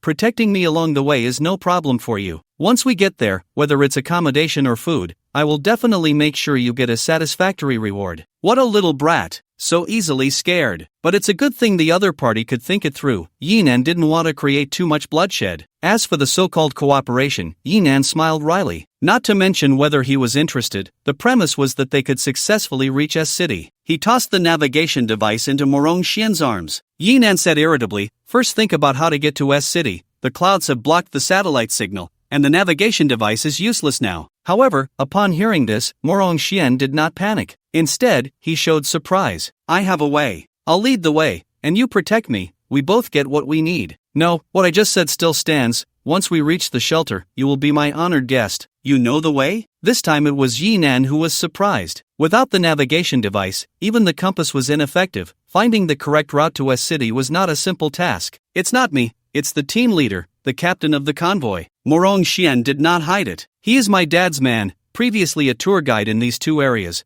very familiar with the road conditions. Even without navigation, he can take me back to S-City. Yi Nan looked deeply at Morong Xian a few times. From the other party's expression, this statement was probably true. After all, his dad was also a high-ranking official in the shelter. Not mobilizing the military to come for rescue was already quite low-key. It wasn't excessive to consider other aspects more thoroughly. He glanced at the automatic rifle that Morong Xian had thrown on the ground. This kid was quite clever and also sincere enough. The key was that the other party could solve the route problem, which would be a great help for Yi Nan. Anyway, if there really is a beast attack on the road, it's unlikely they would just ignore it. The so-called protection is actually just a side matter. However, if both parties are to cooperate, Yi Nan must firmly grasp the initiative in his own hands. Glancing at the overturned off-road vehicle beside him, Morong Xian's bodyguard had just crawled out from inside. The quality of this vehicle is quite good. Of course, it might also be due to the snow layer on the ground acting as a cushion. After being overturned, the vehicle still remained intact, and there were no shards of glass on the ground, so it seemed there was no major damage. However, given Morong Xian's current situation, it was highly likely they would have to abandon this vehicle. After all, a 1 or 2 ton heavy object is not easy to flip back over relying solely on human strength without any equipment. Under Morong Xian's puzzled gaze, Yi Nan walked over to the off-road vehicle, lifted his foot against its frame, and with a sudden force, kicked it back upright. Bang! The tires thudded heavily onto the snow, the vehicle swayed back, and a thick cloud of snow mist erupted amidst the dull sound. Yi Nan stepped out from the mist. It was only when he opened the door of the Tesla pickup that he spoke to Morong Xian. What are you standing there for? Lead the way. This small action expressed both the sincerity of cooperation and demonstrated strength, ensuring enough deterrence. Dealing with a brat like Morong Xian, Yi Nan understood very well. A good beating and a scare would basically make him obedient. Sure enough, this move scared Morong Xian into a quail. He didn't dare to say another word and quickly called his subordinates to drive back to the team. Upon learning that there were giant bears in the vicinity,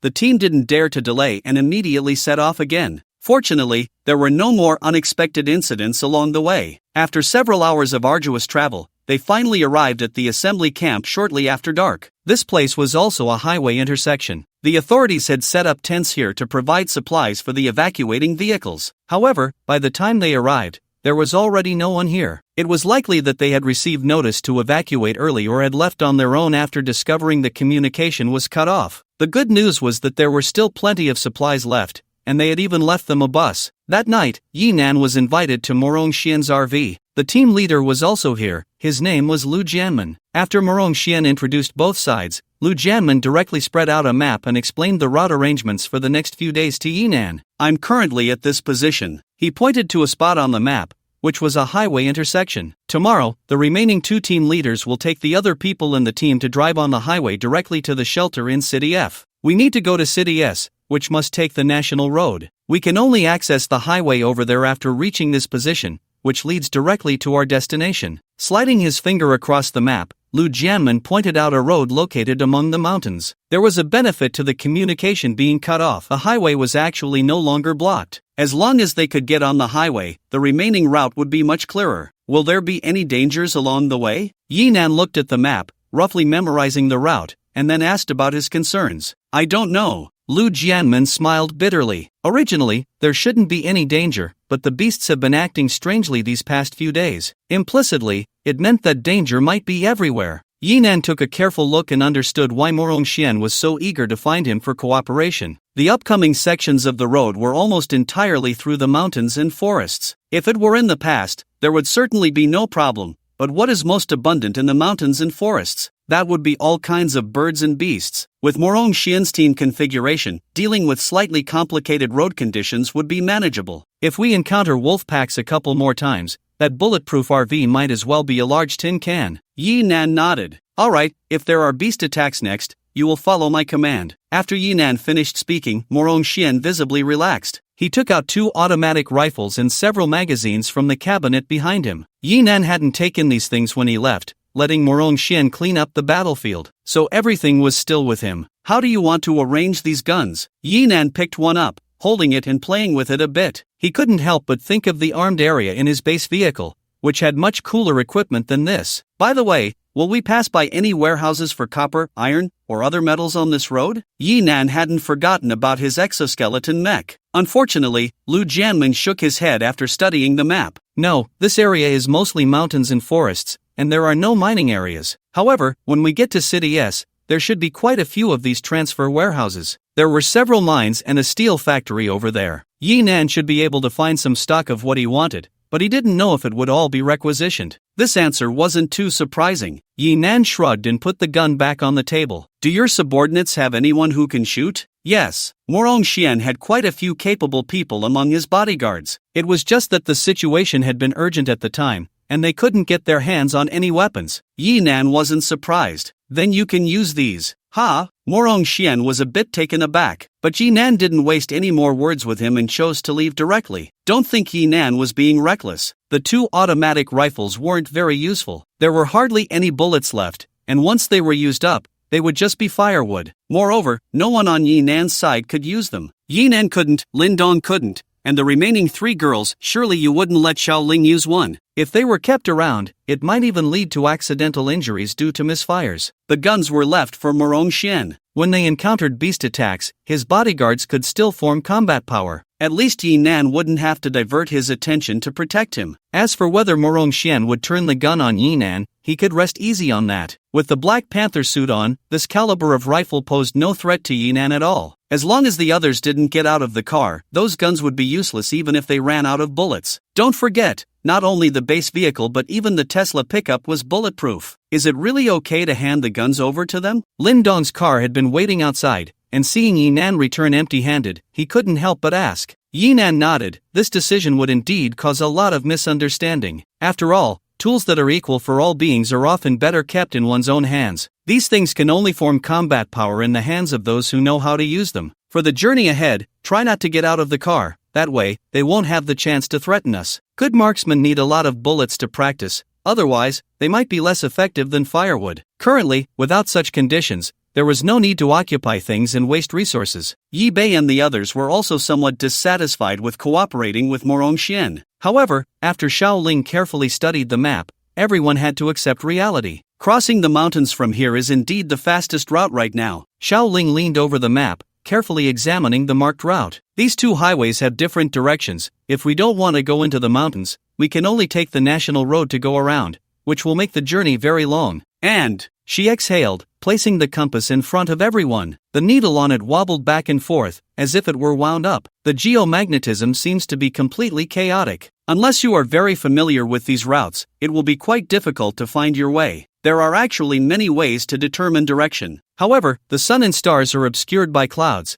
the compass is ineffective, and the trees are starting to shed their leaves due to the frost. Don't worry, they must have already entered the shelter. No matter how chaotic it is outside, there are troops in the shelter, so they will definitely be safe. Yi Bei gently comforted Shincheng as he held her in his arms. She was also worried about her grandparents, but at least her brother was by her side. However, Xinqing had no news of any relatives. Xinqing shook her head, forcing a resolute expression on her face. I am already lucky enough. The loss of satellite signals meant that communication between shelters could only be done through wired connections. This added too many uncertainties. Who knows if there would be any critical points along the way that could be destroyed in the disaster of the apocalypse. In this way, these shelters became true islands. If communication was so difficult, it was even more impossible to traverse the mountains and rivers between shelters to reunite with family. That's why Xinqiang said she was lucky. Because of Yi Bei, because she met Yinan. At least for now, she still had hope of reuniting with her family. It was just that the natural disasters had not ceased. Instead, they had unexpectedly accelerated. It was inevitable that she felt fear about the life ahead. Seeing this, Yi Bei kept giving Yinan meaningful glances. The lonely beauty, worried about the safety of her distant relatives,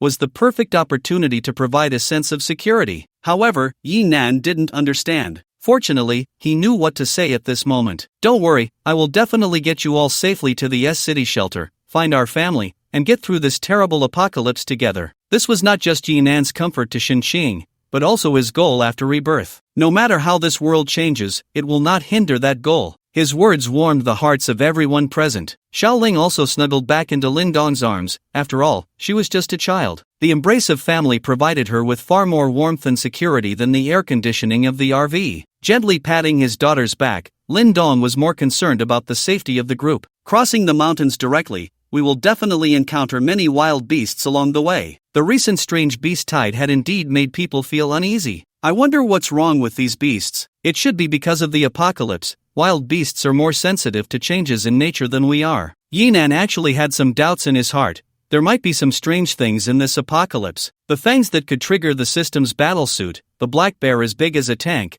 and the birds and beasts that actively attacked and devoured human flesh. Just being hungry and panicked probably wouldn't explain these things, but there was no need to say it out loud. After all, it would only increase panic without any meaning. Turning around, Yinan took the hand crossbow he found in the mall from the cabinet and handed it to Lin Dong. You should practice with it when you have time, just in case. Yinan had enough equipment on him. The hand crossbow meant nothing to him, but this thing was actually quite powerful. It was quiet, had no recoil, and was easier to handle. At close range, its power wouldn't be much less than that of a gun. The key was that Yinan had plenty of crossbow bolts, and this thing could be reused. It would allow Lin Dong to practice his aim slowly, which would actually help him build enough combat power. Of course, under non-essential circumstances, Yinan did not want Lin Dong to participate in combat. It was enough for people like Mu Rongxian to use guns as cannon fodder. It was better for their own people to stay safe. Most importantly, absolutely do not get out of the car. Especially you three. Yinan emphasized this point to the three girls. In those critical moments in movies, relatives always leave the protagonist for various reasons, then fall into danger waiting for rescue. Yinan really hopes that won't happen here. The next day, before dawn, most people in the camp were already up. Last night was anything but peaceful. The howling of wolves echoed around the camp all night, and no one dared to sleep deeply, fearing the wolf pack might suddenly attack again. At first, Yinan was a bit worried. Wolves are known for holding grudges, and it was unlikely they wouldn't come back for revenge. He even drove his car, wanting to confront these creatures himself. The result was that when he chased, the wolves ran away. When he returned, the wolves followed him back. The night forest was too dangerous. Yinan really couldn't catch up with those beasts. He could only return to the camp and let them continue howling in the distant woods. That feeling was clearly harassment. After realizing this, Yinan felt quite speechless. No wonder wolves are said to be cunning by nature. But since it was just harassment, Yinan didn't care much. He parked the car and opened the shield. He couldn't hear anything. The transformation function could even provide internal circulation for oxygen. Blocking out sound wasn't something that could be easily done. So that night, only a few people from the Wuling car team slept soundly. Even Morong Xian had dark circles under his eyes. Clearly, the off-road RV didn't provide much sense of security. Fortunately, today's itinerary didn't require many people to drive. The other survivors in the team were to take a bus to the shelter in City F. There weren't many people left who could reach this place. One bus was enough to take them all away. Among the three team leaders, Lu Jianmen stayed behind. The other two drove a pickup truck ahead to clear the snow, while the bus was handed over to the experienced drivers among the survivors to take turns. If all went well, they would reach the shelter in no more than 2 days. I wonder what the shelter looks like, Lin Dong said, watching everyone board the bus with some emotion. What would the shelter be like? Actually, just thinking about it gives a rough idea. A place hastily repaired under such urgency, crammed with so many people, the environment couldn't be that great. At least we can survive. Yi Nan picked up the conversation. Surviving is the first step to creating a better life. When the bus started, it was also time for Yi Nan and the others to set off. Lu Jianmin checked the condition of Morong Xian's vehicle,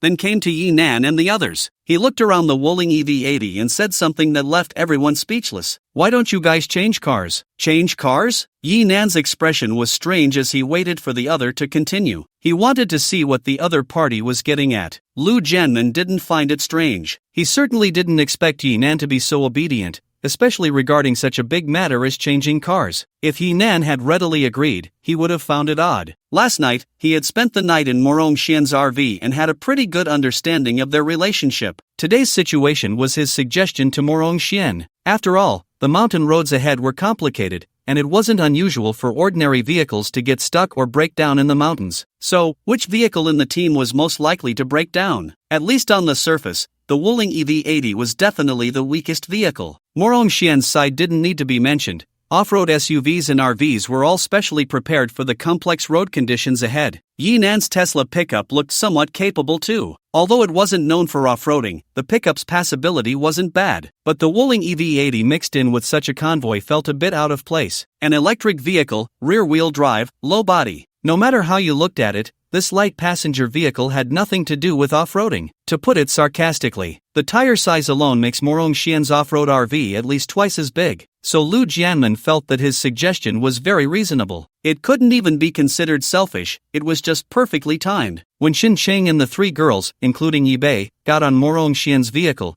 they were all heading to the S-City shelter. Lu Jianmin thought that as long as Morong Xian acted a bit more like a gentleman, it wouldn't be difficult for him to win over these girls given his status. By then, with Yi Nan as his brother-in-law, they would essentially be family. At the very least, it would help Xin Cheng see the reality of the situation. At that moment, when Yi Nan asked, he naturally brought out the prepared lines he had thought of long ago. We're heading into the mountains next, and the roads won't be easy. There are only a few dirt roads in here. Previously, only motorcycles and some off-road enthusiasts could get in. I used to go in often, those were all heavily modified good vehicles, and even then, if you weren't careful, you'd get stuck and unable to move. More importantly, in some sections, if you're not careful, the vehicle could flip over and fall off the cliff. Your vehicle is the Wuling EV80, right? Yes. Yi Nan could roughly guess what the other party wanted to say and was too lazy to expose it, so he just listened. The vehicle is quite good, cheap and durable. I've seen quite a few clients modify it into a camper. Lu Jianmin put on a seasoned driver look, speaking with confidence. But you should know the situation with this vehicle. If you encounter complicated road conditions, it will definitely get stuck. Getting stuck isn't a big deal. We have so many vehicles here, we should be able to pull it out. But you know the weather,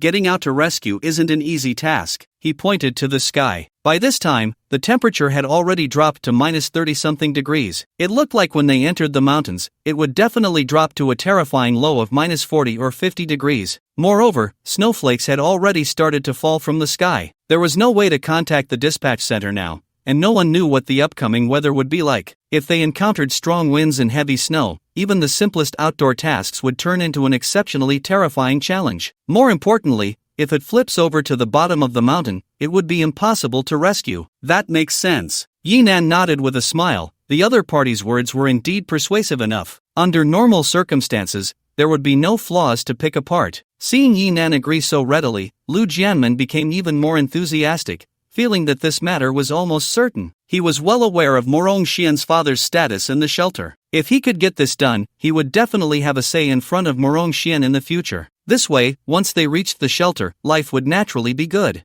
I discussed it with young Master Morong. Only 2 people are staying in his RV, so there's enough space. Give up the EV80, and all the girls from your side can go up there. This way, it's safe and secure. You've been up there too. I don't need to tell you how the environment is, it's definitely good. It seemed he realized his words were a bit sycophantic, so Lu Jianmin cleared his throat and pretended to be serious again. This way, we have one less burden on the road, and we can go faster. You know how dangerous this road is, getting to the shelter sooner is a good thing for everyone. Okay, understood. Yi Nan nodded. Lu Jianmin thought he had agreed and quickly spoke up. I'll call someone to help. Who would have thought that Yi Nan's next sentence would leave him stunned? But we won't switch. Not switch? Why? No reason, let's go, stop talking. Yi Nan waved his hand, directly starting to shoo people away. After thinking for a moment, he added a warning. Tell Morong Xian to stop having crooked ideas, or I won't mind slapping him a few more times. No, we're all doing this for everyone's good. Lu Jianmin still wanted to make an effort. However, Yi Nan's gaze had gradually turned cold. He recalled the scene where Morong Xian and the others had said that Yi Nan would resort to violence at the slightest disagreement. Lu Jianmin opened and closed his mouth a few times,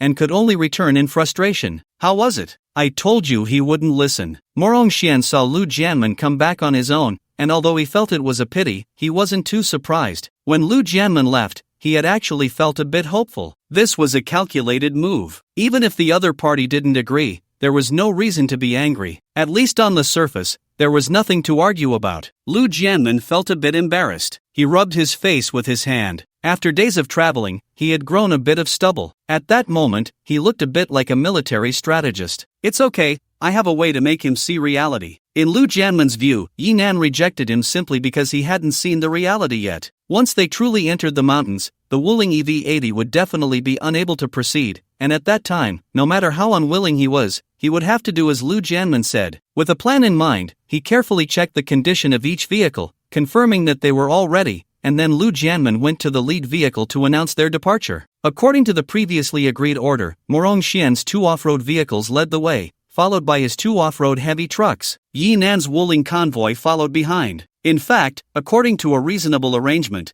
Yi Nan's 2 vehicles should have been in the middle position. But Yi Nan didn't want to be surrounded by Morong Xian's people, and Lu Jianmin had his own little calculations, so both sides tacitly agreed to this arrangement. As the team leader, Lu Jianmin was actually quite capable. Even though the entire mountain was almost covered in white, he still accurately found the way into the mountains. Before entering, he made a slight distinction and led the convoy onto an off-road route. Just as he had said before, many off-road teams came to play here, and this road was one they had pressed out. It was difficult to navigate, but the distance was indeed short. Considering that Morong Xian's side was all off-road configurations, this choice wasn't unreasonable. This road is too hard to drive on. Lin Dong was seriously controlling the steering wheel. He looked worriedly at the rearview mirror, observing the situation of the EV-80 behind. Since they had just entered the mountains, he felt the vehicle was not driving smoothly, as if they were on a bumpy ride, jolting up and down, swaying left and right. Don't worry, there's no problem behind, Yi Nan reassured him. As he spoke, he saw a gray wolf running through the forest beside them. These strange creatures were now playing a tracking tactic. Once they entered the mountains, it was equivalent to stepping into their home ground. Looks like that Wolf King didn't die. Yeah, in this forest, if we want to catch up with them, we need a motorcycle. Lin Dong also knew about Yi Nan's inability to catch up with the wolf pack last night inside. Then he found it amusing. But in this damn weather, who can stand riding a motorcycle? The speaker was unintentional, but the listener was intentional. His words actually awakened Yi Nan. There was indeed an off-road motorcycle in the storage area. However, he wasn't very good at riding it, and if he broke down in the mountains, it would be quite embarrassing. After thinking for a moment, Yi Nan tried to ask the system in his mind, "Can you install assisted driving on that motorcycle?" The system fell silent for a moment. Just when Yi Nan thought it was ignoring him again, the sound of a task being issued suddenly rang out. Task issued. Complete a road rescue operation. Task reward, upgrade convoy permissions. Yi Nan was a bit surprised. The solution provided by the system was indeed not bad. As long as the motorcycle is set to vehicle number 3, one function of the base vehicle can be shared. Naturally, assisted driving is included. However, how to handle roadside rescue operations is a different matter. Looking at the few cars ahead, Yi Nan stroked his chin. If I bump them out of the way and then proceed with the rescue, would that count? But after saying that, he gave up. That off-road RV weighed nearly 10 tons. Once it was overturned, Yi Nan wouldn't be able to push it back. While he was assessing the others, Lu Jianmin was also puzzled. How are they still keeping up? As the wind and snow grew stronger, he could no longer see Yi Nan's Wuling convoy in the rearview mirror. However, both sides had agreed that if they couldn't keep up, they would call for help on the walkie-talkie. Moreover, they would check on the convoy's status periodically. So far, there had been no abnormalities. But that was the biggest abnormality. They had been bumping along for over half an hour, and in some sections, even their off-road vehicles had to pass carefully. Especially the 2 heavy-duty RVs at the back, with their high center of gravity, always gave the impression of being on the verge of toppling over. How much longer do you need? Morong Xian couldn't help but vent his frustration over the walkie-talkie. If this keeps up, I'm going to ugh. He felt like he was on a boat caught in a storm. Even though he was lying in bed, it still felt like he could be thrown off at any moment. Having never experienced motion sickness before, he was feeling the painful throbbing in his head and the churning in his stomach for the first time in his life. Cough, cough, young Master Morong, just hang in there a bit longer. Lu Jianmen was also feeling a bit uncomfortable, but now was not the time for regrets. We have to get through here. This is indeed the shortest shortcut. Although he had some reservations, he didn't dare to joke about the lives of the entire convoy at such a time. However, he was also puzzled. According to Lu Jianmen's estimates, if they were struggling this much, the Wuling at the back should have long since fallen behind. For safety reasons, the trailing vehicle would try to follow the tracks of the leading vehicle. The road surface here was originally sandy, mixed with mud after the snow, and then frozen, but it hadn't frozen too hard yet. After the two off-road vehicles ahead, especially the heavy-duty RVs, had passed, many ice surfaces had shattered, revealing the mud underneath. Logically, the trailing vehicle should have a harder time passing. Wasn't that Wuling a rear-wheel drive vehicle? Vehicle number 4. How on earth is that Wuling keeping up? Lu Jianmen finally couldn't hold back and used their private walkie-talkie to inquire about the situation behind. Vehicle number 4 was the RV in front of Yinan. At this moment, as the wind and snow intensified, he was the only one who could barely see what was happening behind. Vehicle number 4 stammered, unsure how to describe what he saw. After a long pause, he finally spoke, sounding quite conflicted. They are driving very, very steadily. What? Lu Jianmen felt he must have misheard, his voice rising at least 8 degrees as he asked again, even questioning it. The driver of vehicle number 4's mouth twitched, but he could only answer truthfully. They are driving very steadily. Very steadily? Lu Jianmen still couldn't believe it. He turned his head to lean against the car window, wanting to see what very steadily looked like. Just then, they passed over a pothole, and the off-road vehicle jolted violently. He was thrown up, his head hitting the car door. He bit his tongue, the pain making him gasp. In fact, the driver of vehicle number 4 hadn't seen wrong. Yinan and the others were indeed driving very steadily. However, he hadn't seen clearly, otherwise, he would have been even more puzzled. Because the Tesla pickup behind had risen, probably by a meter. The reason was simple, the wheels were gone. In their place were 4 massive wheel tracks. The wide, thick rubber tracks had parts that were over a meter long in contact with the ground. With such a large contact area, some small ditches were directly crushed beneath it. It had to be exceptionally smooth. As for the vehicle behind, Lu Jianmen was always waiting for his Wuling rear-wheel drive car to break down. 3 girls were leaning against the front windshield, curiously gazing at the snow-white scenery outside. Do you guys feel like we're floating? In fact, it was just an illusion for the girls. Although Yinan also hoped to float, the base vehicle couldn't do that yet. The reason they felt the EV-80 was floating was mainly because it was too high. To avoid bumps from the rear vehicle, Yinan, after proposing several exaggerated plans that the system denied, finally determined the most perfect off-road form. First was the chassis. Nothing suited this kind of terrain better than tracks, so Yinan directly copied a tank chassis. Moreover, it was the famously uniquely designed articulated tracks of the Apocalypse tank. 2 tracks on each side could deform according to the ground conditions, perfectly adapting to the terrain and achieving maximum grip. Between the chassis and the cabin, Yinan used an air suspension strong enough to support a heavy-duty truck like Optimus Prime. With the body stabilization function provided by the assisted driving, it dynamically adjusted the vehicle's posture in real time based on the road conditions. This created an effect similar to a gimbal for the entire cabin. Any ground tilt within 10 degrees could be completely filtered out. This made the girls in the car feel as if they were floating. It shouldn't be floating, Xiaoling shook her head. When going over a slope, they could still feel the vehicle tilt. If it were floating, it definitely wouldn't feel like this. But it definitely can't be done just by the wheels. Although the 3 girls inside the car couldn't see what was underneath due to the angle, the EV-80 was right behind the Tesla pickup, and the exaggerated wheel tracks were fully visible. How is this possible? Nanotechnology? Or transformers? Xin Chang was also amazed. Just now, she had witnessed the transformation process of the Tesla pickup. Watching from the side the whole time, it felt like the original tires were suddenly sliced and folded, then unfolded again into those exaggerated tracks. It seemed traceable, but it made no sense at all. Moreover, there was a very suspicious point. How did your brother get these? Yi Bei shrugged. How would I know? Then she waved her hand dismissively. As long as I know he's my brother, does anything else matter? Although Yinan had pretended to explain the car's various magical functions to them, they were still 2 college students. Their eyes could be clear, but their minds had gone through the Gaokao selection, so they weren't that foolish. Living in a motorhome every day, watching Yinan magically produce various delicacies, if they said they didn't find it strange, that would be the biggest strangeness. However, Yibei unconditionally trusted Yinan, so she naturally wouldn't get tangled up in these matters. She elbowed Shinchang.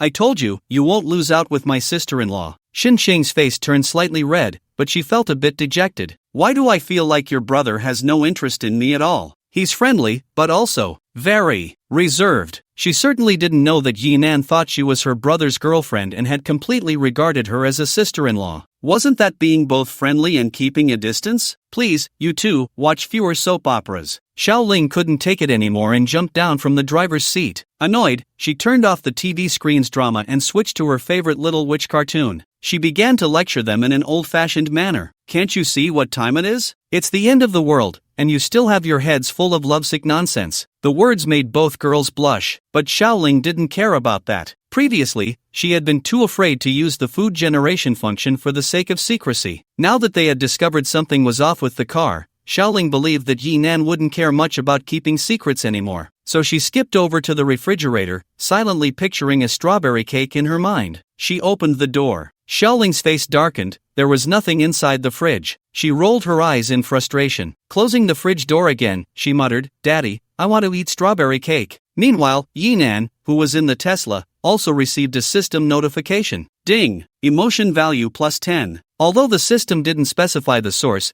he somehow knew that this emotion value came from Xiaoling's disdain. He chuckled to himself. Although he felt it was a bit unfair to let the little girl call him daddy all the time, if he exposed it now, wouldn't that be equivalent to admitting that he had been teasing Xiaoling before? If the little girl got angry, she could be quite fierce. So Yinan decided to let it be. As long as he didn't admit to it, this lie would likely never be uncovered. It was simply perfect. Moreover, this could be set as Xiaoling's exclusive command. As long as she mentioned the food she wanted, the system would create it. It could be considered a welfare privilege that Yinan had granted her. He didn't really have anything to hide from the few of them regarding the system and the base vehicle. It was just hard to explain. After all, saying "I have a system" sounded off. So it was better to let them discover it themselves rather than have Yinan explain it painstakingly. While they were still in the mood to joke around, things were dire for Murong-Shin. Wow! He had already gotten out of bed. Holding a plastic bag, half of his head buried inside, he was left with nothing but bile. Yet even so, he still felt his stomach cramping. After finally catching his breath, he quickly grabbed the intercom and yelled at Lu Jianmen. "Lu Jianmen, you idiot, switch to a normal route right now,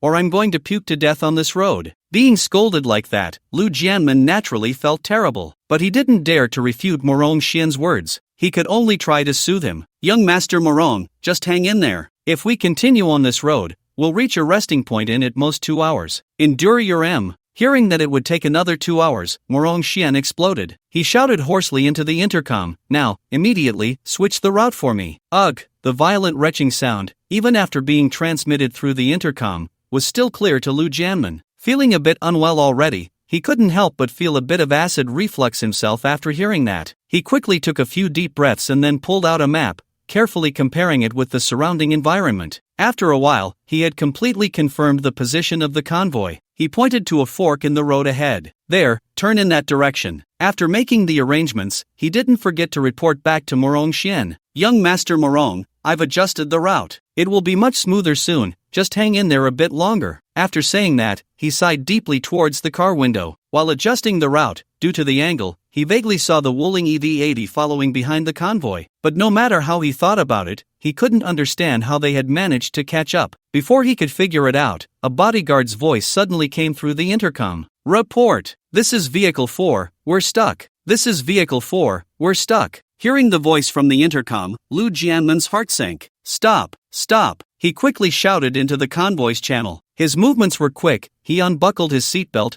opened the door, and almost did it all in one breath. As soon as the door cracked open, the wind and snow from outside rushed in, making it difficult for him to open his eyes. Despite this, he gritted his teeth and ran outside. By the time he reached the sunken position of vehicle number 4, he was already sweating inside his down jacket. Yet, he still felt cold, a chill that rose from the depths of his heart. The tires of vehicle number 4 were mostly sunk into the ground. Lu Jianmin used a shovel to pound the ground a couple of times, looking at the black frozen soil that was turned up, and finally confirmed the seriousness of the situation. He had made a big mistake. Just now, due to the bumpy ride and Morongshian's urging, he had completely lost his bearings and chosen the wrong path. This spot had previously been a marshy area. After the weather turned cold, the mud and water on the surface froze quickly, but the sludge underneath remained soft due to the passage of time. It seemed that the ice layer on the surface had been crushed by vehicle number 3, and when vehicle number 4 passed, the ice layer broke, trapping the tires. To make matters worse, since the engine couldn't be turned off, the body of vehicle number 4 would tremble slightly. This would undoubtedly accelerate the breaking of the ice layer,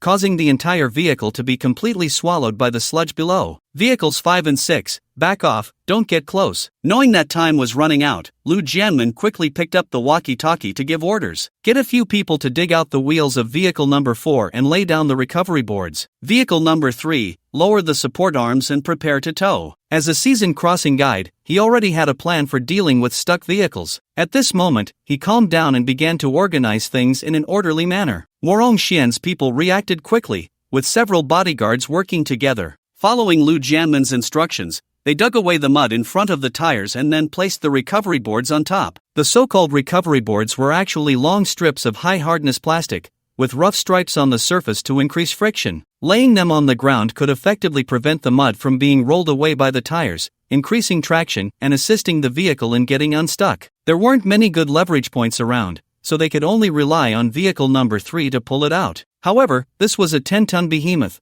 and pulling it directly might snap the steel cable. So he had vehicle number 3 lower its chassis support arms, fixing them to the ground like spider legs as a support point. Then, relying on the power of the winch, it should be enough to pull the vehicle out. Due to the position of vehicle number 4 being stuck, it happened to be a narrow spot. Yinan and the others couldn't get through, so they had to convert their vehicles back to tire structure. Then he took the walkie-talkie and got out of the car to check the situation alone. Although the system task was to conduct road rescue, Yinan had no intention of rushing in. On one hand, he didn't want Morongshian's people to discover his secret. On the other hand, he needed to understand the condition of the road surface, so he wouldn't end up like the Calabash brothers rescuing their grandpa, one by one, which would be quite ridiculous. "How's it going?" he shouted as he approached Lu Jianmin, who was in charge of directing. It wasn't easy to communicate clearly in the wind and snow. Even with the Black Panther suit protecting him, he felt like his mouth was filled with snowflakes. However, to Lu Jianmin, it was like seeing a ghost. The outdoor temperature was minus 50 degrees, and the wind and snow were blowing. They were bundled up like bears, yet still shivering from the wind, especially their hands holding tools. Even with gloves on, it felt like their fingers were about to freeze stiff. But Yinan was wearing what clearly looked like summer attire, thin sports pants and a casual hoodie. Lu Jianmin rubbed his eyes hard, confirming that he wasn't seeing things. Yinan indeed looked like someone who had just stepped out in spring from the south to buy soy sauce. He couldn't help but ask back, "Aren't you cold?" But he quickly realized that it was a redundant question. Looking at Yinan's calm demeanor, there was no sign of feeling cold at all. No wonder Morongshian's bodyguard said he must have some real skills like the golden bell shield and iron cloth shirt. It seems he has truly reached a level where he is impervious to the elements. No wonder they dared to hand over the guns to Morongshian. Before, he thought Morongshian simply didn't want to use coercive threats. After all, he was trying to woo a girl. Now he understands that it wasn't that he didn't want to use them, but rather that he had no need to. However, he quickly thought of an opportunity to redeem himself. With a quick turn of his eyes, he spoke to Yinan. "The ground below is marshland. The ice layer has been damaged. We can't go this way." "While we still can, you all hurry and move the stuff to the front vehicle." That's right, he hadn't given up. In fact, he felt this was a godsend opportunity. The ice layer on the surface of the marsh had already been compromised, and once vehicle No. 4 was towed away, the broken ice layer would make safe passage difficult. There were no other routes available. So, the remaining options were really just two. Either they split up, but he was the only one who knew the way. If they separated, Yinan and the others would definitely get lost in the mountains, or they would have to switch vehicles. Although the process was a bit bumpy, as long as he could trick them into getting on Morongshian's vehicle, the credit would surely be his. "You don't need to worry about that, we can get through." Yinan dug a small hole with his hand to test the ground's hardness. The tires definitely wouldn't make it, but switching to wheel tracks would pose no difficulty on this kind of terrain. After all, the mud was actually quite hard frozen. it was just that vehicles no. 3 and 4 were heavy-duty RVs, which could crush the surface ice. Otherwise, other vehicles wouldn't have a problem. Watching as he easily dug out large clumps of mud from the ground, which required effort to break with a shovel, Lu Jianmen's expression changed slightly, further confirming his suspicion of the other party's martial arts prowess. He didn't dare to say much more and could only pretend to kindly advise. If you want to try, go ahead, but you'd better keep the door open. If you really get stuck, at least you won't be trapped inside. This remark had a hint of bitterness. On the surface, the Wuling EV-80 only had one outward opening door. The chassis wasn't high, and if it got stuck too deep, past the height of the door, it would indeed be impossible to open it. But usually, when a vehicle gets stuck, it only bottoms out. At that height, it would generally be due to water ingress. Yi Nan found it a bit strange. He wasn't surprised that Lu Jianmen was acting as Morong Xian's lackey, but why did it feel like he had such deep resentment? Yi Nan could also sense that Morong Xian truly didn't dare to provoke him anymore. So why was this lackey so proactive? However, Yi Nan didn't say anything. Watching someone else rescue a vehicle was quite interesting, and he wasn't in a hurry to leave. These people had been digging for about an hour before they finally managed to free the wheels of vehicle No. 3. Of course, no one knew that Lu Jianmen had ulterior motives. He deliberately had them enlarge the dugout area, ostensibly to facilitate a better escape. In reality, it was to damage the ice layer over a larger area, preventing Yi Nan and the others from passing. Regardless, they eventually laid down the escape boards. With Lu Jianmen's command, all the bodyguards returned to their vehicles, leaving him to direct the operation. The winch slowly turned, pulling the steel cable of vehicle No. 4 taut. As the driver pressed the accelerator, the tires spun in the mud for a few moments before successfully catching onto the escape board. The massive vehicle finally began to move slowly. Seeing this, Lu Jianmen also let out a long breath. But before he could fully relax, a loud bang pierced through the wind and snow, accompanied by a terrifying howl that rushed toward him. The shadow of death loomed, like a terrifying giant hand, gripping tightly at Lu Jianmen's heart. The wind and snow howled, and he could barely see the scene in the distance, only vaguely sensing a dark shadow approaching him. Like the scythe of death, it swung towards him. Am I going to die? Besides fear, there was a deep sense of unwillingness. His son was still in swaddling clothes. Since his birth, as a father, he had hardly held that lovely life a few times. As a new father, he wanted to do his utmost to earn money and provide the best living conditions for his wife and child. But just after leaving S City, the apocalypse had arrived. Fortunately, he had received a job leading a team for Morong Xian. Who was Morong Xian's father? As a local born and raised in S City, Lu Jianmen knew all too well, especially after the apocalypse struck, the moment the other party was appointed as the manager of the shelter. It would not be an exaggeration to say this person wielded immense power. Lu Jianmen was very clear that this journey was a crucial phase that would determine the course of his life. He had been a tour guide for half his life. Once inside the shelter, what else could he do? Would he just take his wife and child to collect relief supplies? The scarcer the resources, the fiercer the competition, and the more miserable the lives of the lower-class people became. To ensure his wife and child could live a good life, he had to leave a good impression on Morong Xian before reaching the S City shelter. This was the reason he had gone to great lengths to have Yi Nan and the others change vehicles. Simple, insignificant. Yet it was the only effort an ordinary person could make. But he had messed it up. The shadow was getting closer. Lu Jianmen felt as if he could sense the spot on his face that was about to be struck, a sharp pain radiating from it. Ding! A crisp sound rang out in front of him. The shadow rushing towards him vanished, replaced by an arm clad in a sports hoodie. The steel cable that had been deflected struck heavily against the side of vehicle number 3. The high-strength steel plate, said to be bulletproof, was instantly marked with long whip-like scars, silver and shiny, with clear patterns. You. Lu Jianmen stammered for a long time, but the fear of death and the shock of Yi Nan blocking the steel cable with his bare hands left him at a loss for words. No need to thank me, Yi Nan replied. His reaction was much quicker than Lu Jianmen's. Upon noticing the steel cable had snapped, he instinctively reached out to protect Lu Jianmen. After all, this was the active navigator of the team. If he died here, who knew how many detours they would have to take next? Lu Jianmen also came to his senses and repeatedly expressed his gratitude. Thank you, you saved my life. He wanted to shake Yi Nan's hand, but his legs felt so weak that he knelt down instead. This made Yi Nan feel a bit awkward. He reached out to help him up. Don't do that. Let's see what to do about this. Yi Nan pointed to vehicle number 4. Without the pull of the steel cable, although the vehicle had already been pushed onto the escape board, its immense weight still caused it to slide down. While the two were talking, the vehicle returned to the original spot it had sunk into, and it seemed to have sunk even deeper. No, No way to save it. Lu Jianmin's eyes dimmed. With the steel cable broken, what could he do now? He took the walkie-talkie out of his pocket, his mouth curving into a bitter smile. Just a moment ago, he had wanted to tell Yinan to give up on their RV, and now karma had come so quickly. Unable to pull the vehicle out, he had to announce the abandonment of vehicle number 4. With this decision, he would surely be seen as someone who was more of a hindrance than a help in Morong Xian's eyes. What was worse, vehicle number 4 was blocking the way, and Yinan and the others couldn't get through. At least, Lu Jianmin thought they couldn't get through. He looked around, thought for a moment, and said softly, "How about I help you find a way around here?" This was the only solution he could think of, to have Morong Xian camp in place while he led Yinan and the others. No need to make it so complicated. Yinan waved his hand. Taking a detour like that would mean they wouldn't have to travel today. Moreover, he was still waiting to complete the task. The road had been detoured. Where could he find a vehicle to rescue him? "You go ahead and lead the way. I'll just give it a push from behind." "Ha, push?" Lu Jianmin's mind took a moment to catch up. After a pause, he finally understood that Yinan meant he would drive from behind and push the No. 4 vehicle out of the pit. That's impossible. No matter how hard Lu Jianmin thought, he felt it couldn't be done. This vehicle weighs at least 10 tons, even your pickup truck, no matter how powerful, can't push it. And the ground. "Don't worry,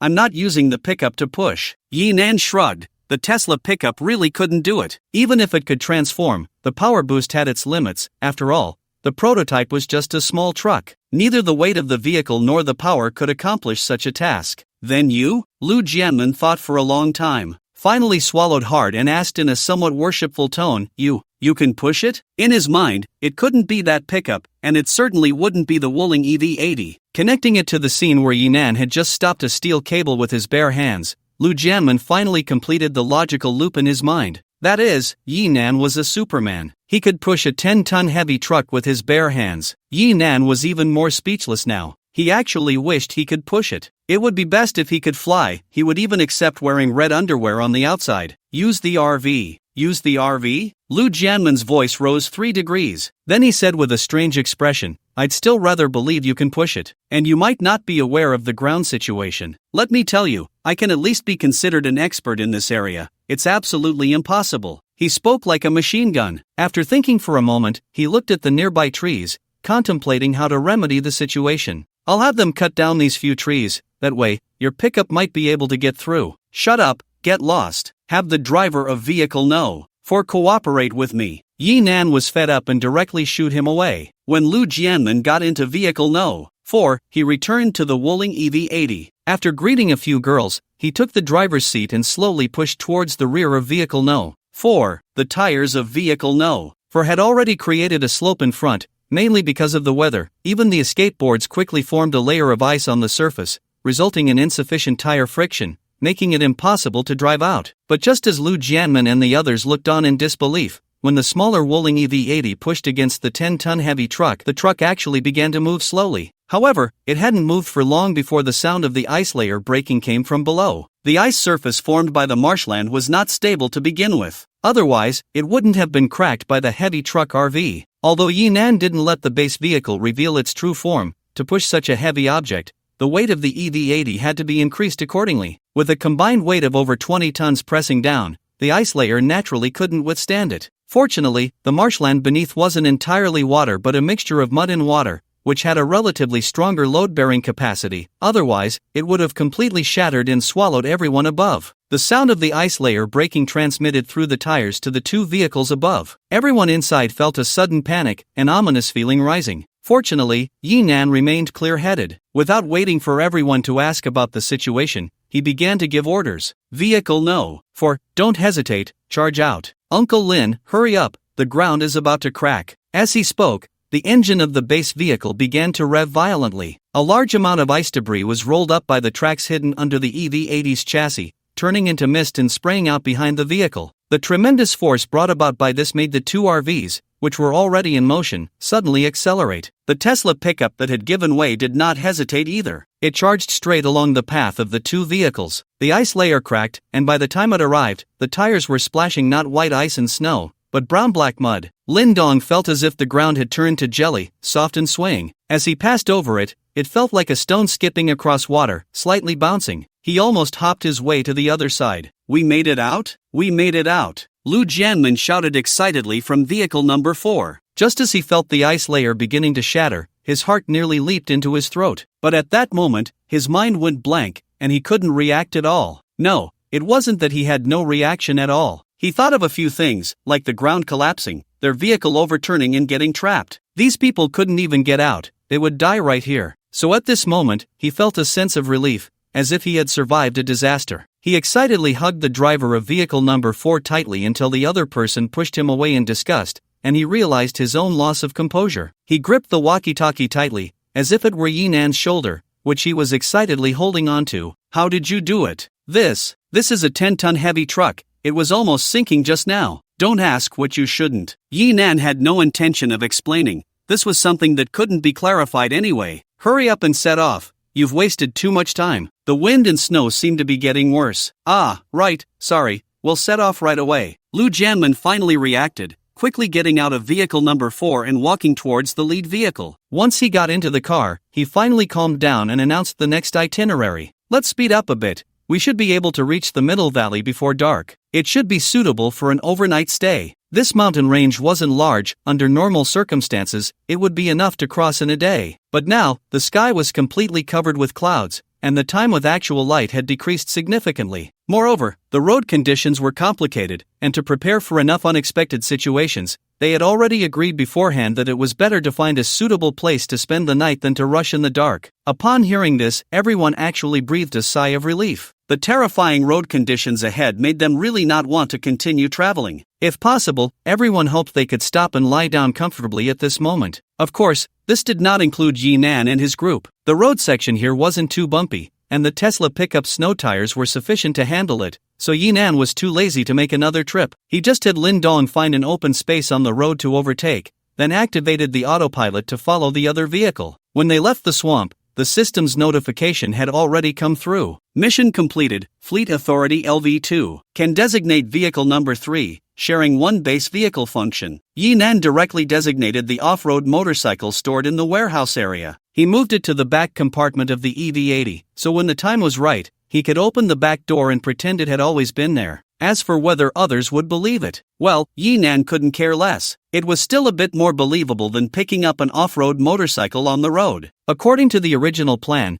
to be able to race coolly without any embarrassing crashes, Yinan designated the assisted driving function. Activate vehicle number 3, sharing assisted driving function. Detected that the assigned vehicle does not meet the conditions for intelligent driving, the vehicle will be upgraded. Oh, it can be upgraded too? Yinan felt a secret joy, a kind of happiness like getting a second drink at half price. Then he heard the system voice continue. Upgrade cost, 4,000 emotional points. Emotional points have been deducted. Upgrade complete. The smile that had just begun to form froze in place. Yinan took a look. Emotional value balance, 250. Well, it felt like he had been scolded. Fortunately, although the system was incredibly shrewd, its products were quite exquisite. Yinan glanced at the off-road motorcycle, which had originally looked a bit flimsy. Its appearance had become quite tough. It had a vibe reminiscent of Wolverine's ride. Old school, retro, yet still wild. It hit right at Yinan's heart. He even started to consider whether he should take it for a spin. However, turning around, he saw the 3 girls staring at him with curiosity. Yinan smiled wryly and sat down in the booth. Are you really my brother? As soon as he sat down, Yibei couldn't help but lean in, curiously examining him. Yinan rolled his eyes and tapped her forehead. The pain made Yibei immediately cover her forehead and hide in Xincheng's arms, crying.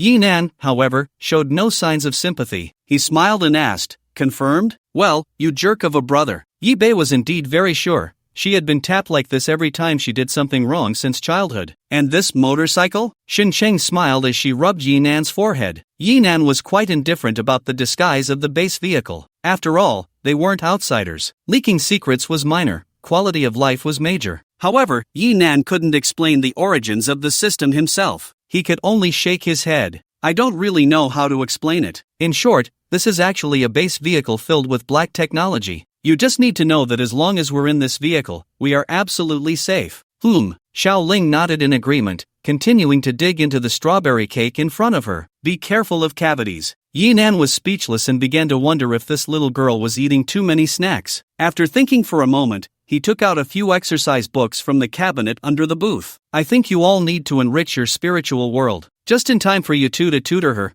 There's a saying, as long as you're not dead, learning must continue. Xiao Ling looked at the stack of exercise books piled higher than the cake in front of her. She gasped in horror. But before she could complain about Yinan's devilish behavior, her gaze was drawn to the scenery outside the window. The snow has stopped. Trying to change the subject, shouldn't you come up with a different reason? Yinan waved his hand, showing no guilt for his terrifying actions. Outside, it was now minus 50 degrees. Even if the snow had stopped, it was still a frozen world, and staring at it for too long could lead to snow blindness. Watching the little girl's awkward expression was much more entertaining. Of course, when digging a pit, one had to maintain a serious demeanor. This is all for your own good. A childhood without exams is incomplete. Who knows, there might be college entrance exams in the shelter. We can't fall behind at the starting line. College entrance exams in the shelter. Uncle, have you thought about how ridiculous that sounds? Xiao Ling was truly speechless. If they were all living in a shelter, and still had to squeeze onto a narrow bridge, how despairing would life be? She might as well not go to the shelter.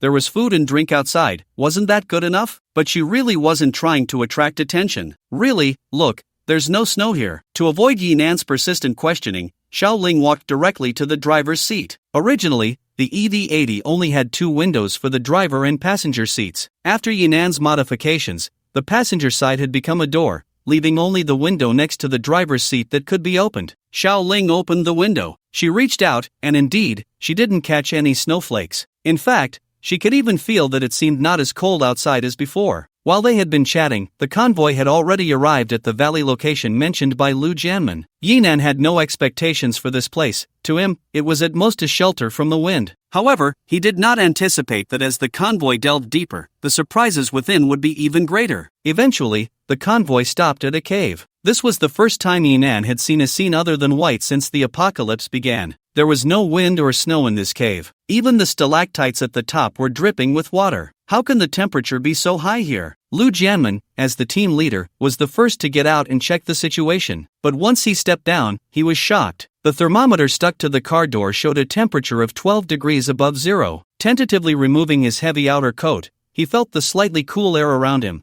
but it was far from cold. Lu Jianmen was overjoyed and quickly announced the good news to everyone. Come down quickly, it's so warm here. Yes, he felt this was indeed warmth. When the temperature dropped to minus 50 degrees, the air conditioning in the car had almost lost its effect. No matter how much it was turned on, it could not raise the temperature inside the car above zero. Especially every time the car door was opened, the accumulated warmth would instantly dissipate. 12 degrees above zero, wasn't that a climate as warm as spring? The others in the convoy also gradually got out. Even Yinan and the others were astonished. Is there a volcano nearby? After Shinxing got down, he immediately raised his question. Logically, just because the wind and snow were blocked, the temperature here shouldn't be maintained at such a high level. The cave was shaped like a trumpet with its opening facing outward. Although there was no draft, the airflow around was quite smooth. The temperature shouldn't be much higher than the outside. To maintain this temperature, there should be other heat sources. This thought immediately made everyone tense. Although the warm climate was surprising, no one wanted to spend the night near a volcano. At least not an active one. A lower temperature could be endured with clothing,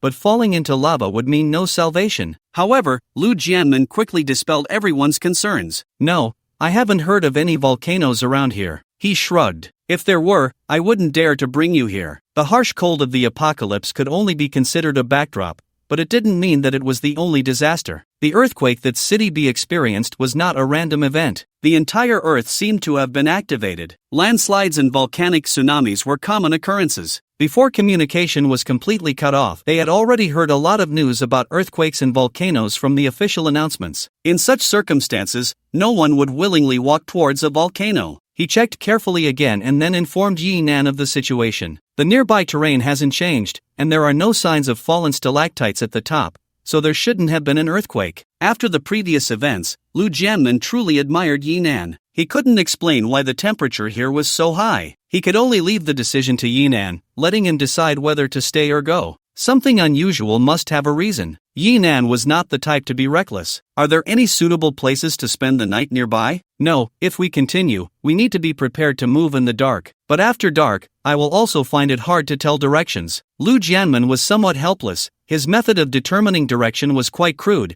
purely relying on his familiarity with the terrain here. With clouds covering the sky, there was no moonlight at night, making it truly impossible to see anything. Then let's spend the night here. Arrange for someone to keep watch at night, and if anything happens, we leave immediately. Yi Nan made the decision. This made the others in the team breathe a sigh of relief, especially the bodyguards. Feeling the warm climate around them, everyone was genuinely reluctant to leave. After staying in the car for so many days, it's rare to find a warm place, so one must quickly get down and stretch their limbs. The people on Morongxian's side quickly brought out a lot of dry firewood and set up a bonfire in the cave. Several small pots soon began to steam. The aroma of food quickly warmed the weary travelers who had been on the road all day. Yi Bei and the others also got off the vehicle, although the environment inside the base vehicle was quite good. However, being in the vehicle still lacked the reassuring feeling of solid ground beneath their feet. At this moment, being able to get down and move around was a great joy. But not long after, a shout of anger spoiled the good mood of several people. Damn it! Are you trying to burn me alive? Looking over, it was Morongxian scolding Li Yue. Nearby, food had been knocked over. This young master had been jolted around quite a bit today. After getting off the vehicle, he had someone set up a folding bed next to the bonfire. He lay there, letting others serve him. Yi Bei's expression was somewhat unnatural, but he said nothing. Li Yue had the chance to leave but chose to stay in Morongxian's vehicle, knowing what to expect in such a situation. People must pay the price for their choices. Just then, Xinxing handed over a roasted chicken wing. Yi Bei bit into it fiercely and then warned Yi Nan, "If you dare to treat Xinxing like that, I'll bite you to death." Yi Nan was full of question marks. He couldn't understand how this matter had anything to do with him. Just as he was about to ask what was going on, he heard Xinxing let out a surprised cry and suddenly lunged into Yi Nan's arms. Yi Nan had no time to think and instinctively protected Xinxing in his embrace. Even the bamboo skewer in his hand turned into a weapon, swinging towards Xinxing's back. However, there was nothing there. "Something bit me." Xinxing rubbed her bottom a bit embarrassed. She was sure something had just ambushed her, but before her panicked expression could fade, she noticed the cunning look in Yi Bei's eyes. How could she not know what had just happened? She was instantly infuriated, but before she could explode, she realized she was still in Yi Nan's arms. She was so embarrassed that she couldn't even muster the energy to be angry. "There's nothing there." Lin Dong quickly came over to check,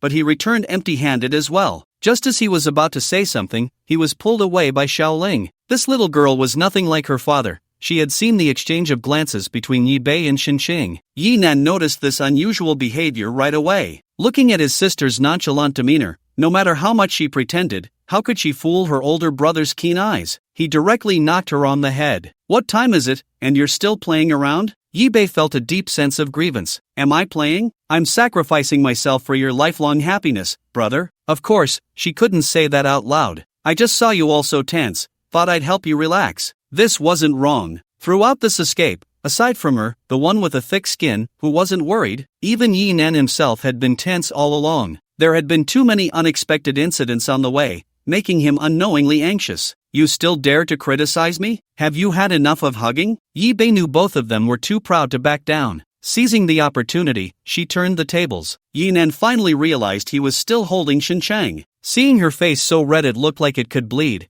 it was clear she had reacted long ago but didn't dare to struggle. He felt quite embarrassed and quickly let go. "Ahem, it wasn't intentional, I know. Yi Bei, the troublemaker, understood the principle of making things worse. She pulled Xinxing behind her, adopting a protective stance as if shielding a good woman from thieves. Her mouth was full of disdain. "So, is it soft? Does it smell good? Soft? Smell good?" Heaven knows, Yi Nan truly had no such thoughts. But this is just like psychological suggestion. It's better not to mention it, but when asked, Yi Nan looked at the lovely Xinxing. The image of just holding her in his arms unconsciously flashed through his mind. Unable to help himself, he swallowed hard. "Hey!" This was truly a moment where Yi Bei caught him red-handed. "No, let me explain." "No, I won't listen." Poof! Yi Bei seized the opportunity. Knowing that Yi Nan couldn't explain clearly, he pulled Xinxing and ran towards the RV. Watching the two rush into the vehicle, Yi Nan stood frozen in place, feeling a sense of helplessness in the chaos. However, before he could sort out the situation,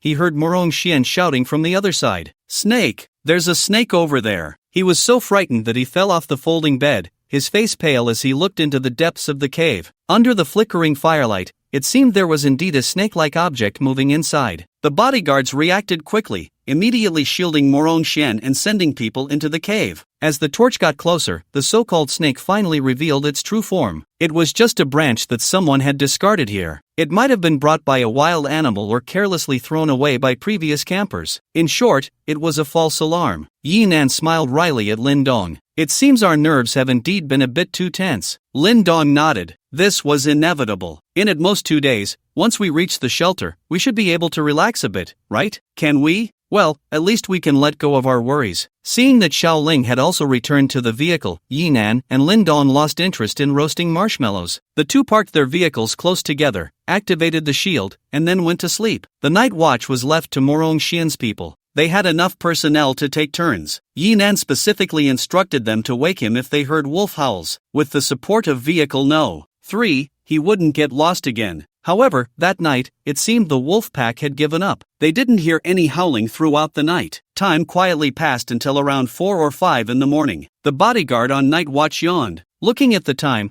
he let out a slight sigh of relief. There were 2 of them, one in front and one behind, on alert in the off-road vehicles at both ends of the convoy. Although it was a bit boring to have nothing happen all night, it was the best news. He picked up the walkie-talkie to communicate with the brothers inside. It's 4:30, everything is normal. After waiting a few seconds, the walkie-talkie was silent, with no response. He found it strange and asked again, "Old K, are you asleep?" Still no one responded. The drowsiness he had just accumulated was instantly thrown aside. He quickly switched the walkie-talkie to the public channel and shouted loudly, "Something's wrong, something's wrong. Everyone, wake up." A few minutes later, the awakened crowd gathered at the back of the convoy. The off-road vehicle was parked there, intact, with the door open. Other bodyguards examined the traces on the ground and then returned to the convoy. He must have been attacked while he was urinating. They found urine on the wall next to the off-road vehicle, which seemed to have been left not long ago. More importantly, there were signs of a large creature having crawled over that wall. It's huge, probably about a meter thick. The bodyguard's face was not good when he said this. The outcome was very clear. The bodyguard on night watch went to urinate and was ambushed by a giant python from the rock wall, swallowed whole. Not even a scream could escape his lips. Thinking about the terrifying creature in the place where they had just slept,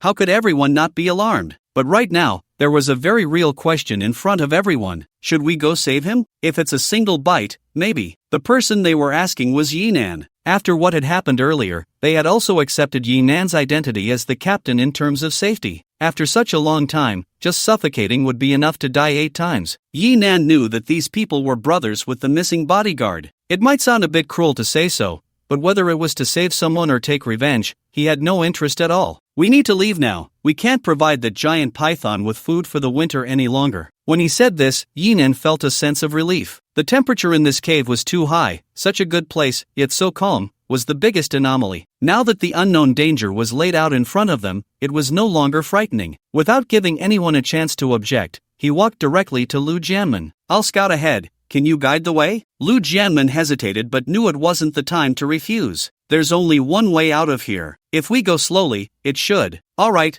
let's go." Yinan's attitude was resolute, and no one dared to oppose him. After all, that was a 1-meter-wide giant python. Facing it head-on, anyone present would not escape the fate of being swallowed whole. Staying behind was meaningless except to become prey. Moreover, the weapons they could rely on were just 2 automatic rifles and extremely limited ammunition. In fact, there was only 1 gun left now. The other had been lost along with that unfortunate bodyguard, who hadn't even had the chance to fire a warning shot, let alone inflict any damage. Everyone hurried back to the vehicle as quickly as possible, not even bothering to collect the items they had left behind. Yinan took the motorcycle from behind the EV-80, twisted the throttle, and maneuvered to the front of the convoy. The snow-covered mountain road was unpredictable. No one knew when they might veer off course, whether the next moment would reveal a road or a pitfall. It was even possible that loose soil was about to slide down. All of this depended on fate. Therefore, the leader had to lead the way, and the vehicles behind followed closely in the tire tracks of the front vehicle to minimize danger. But now, in their haste to leave, they couldn't afford to be picky. Yinan could only place his hopes on the powerful performance of the assisted driving system. With the motorcycle's agility and the help of the assisted driving, Yinan was confident that even if he veered off the road, getting back on track wouldn't be too difficult. At worst, with the protection of his Black Panther battlesuit,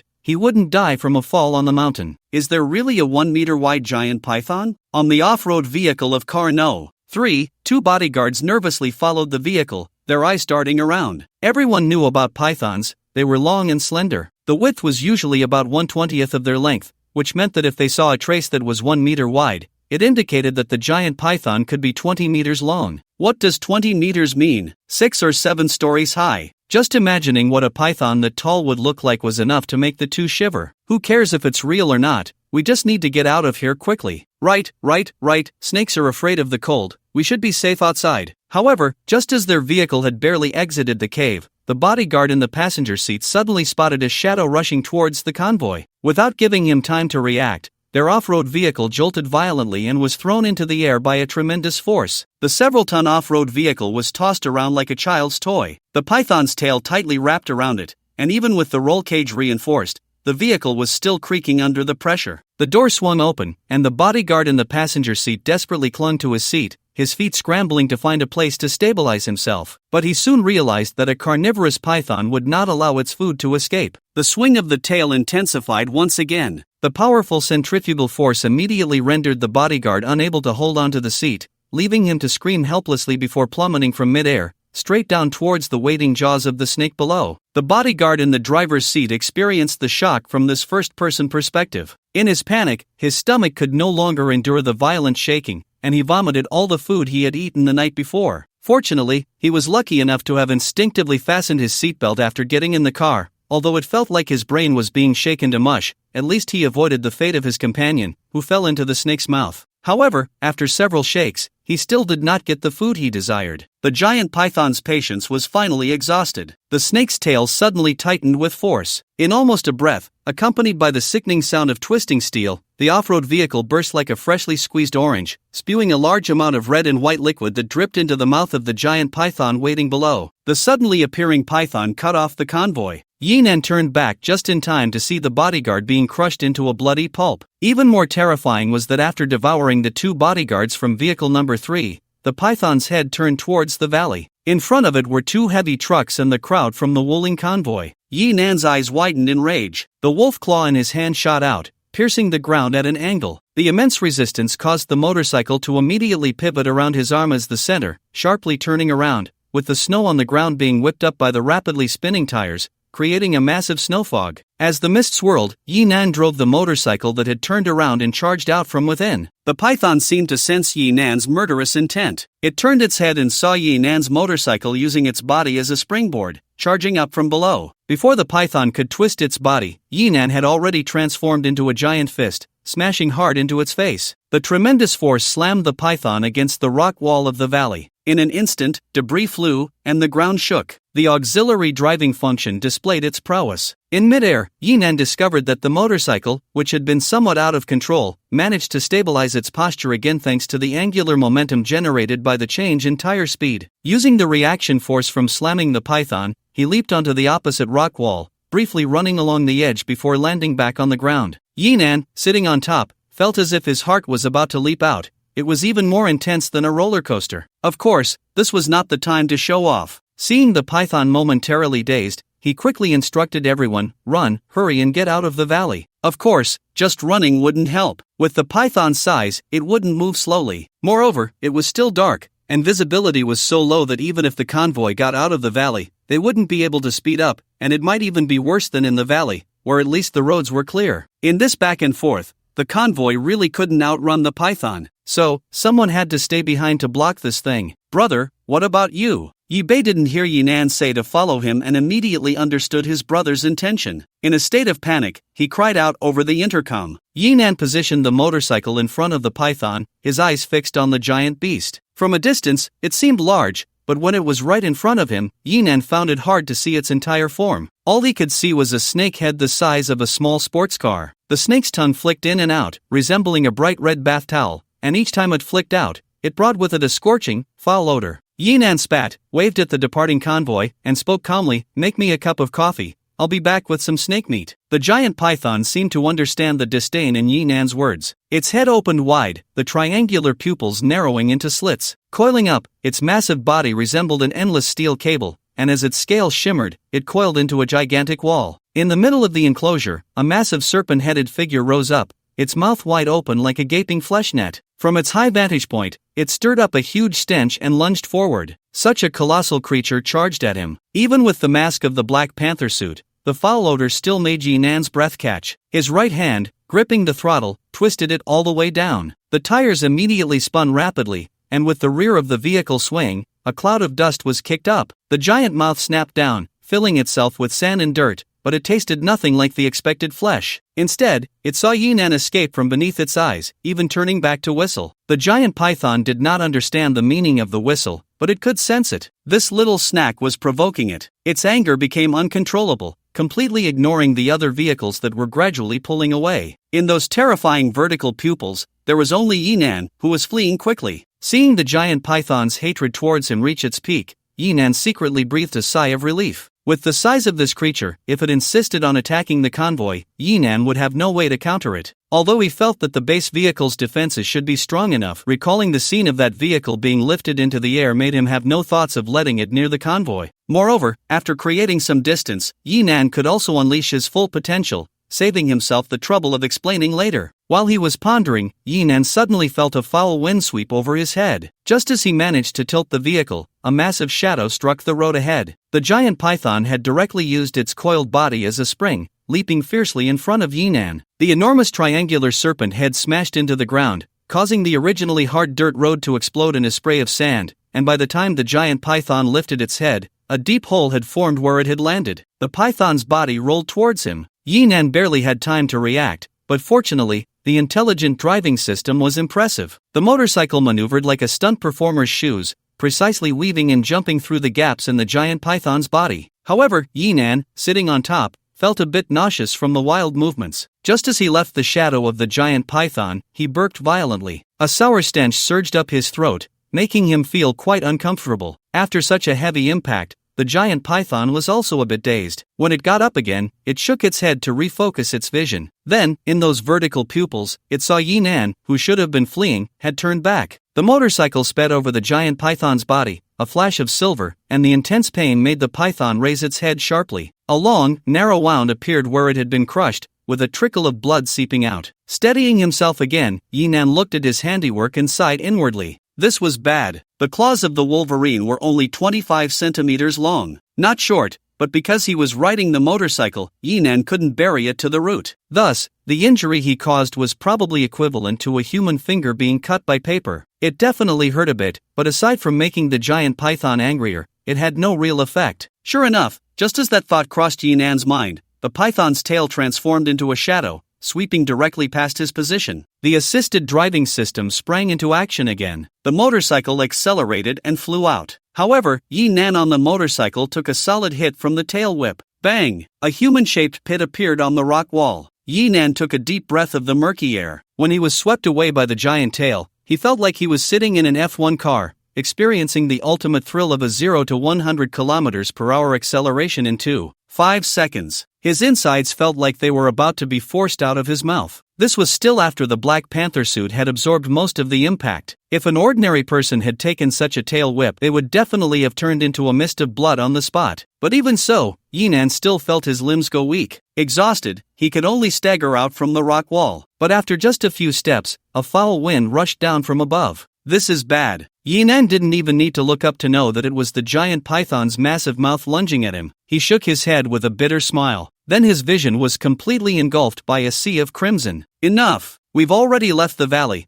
We'll wait for my brother here. In the convoy, Yi Bei's anxious voice crackled through the intercom. Hearing her, Lin Dong immediately hit the brakes. The off-road vehicles ahead reacted much slower, but it wasn't long before Lu Jianmen also brought his vehicle to a stop. This made Morong Xian unhappy. Lu Jianmen, what are you doing?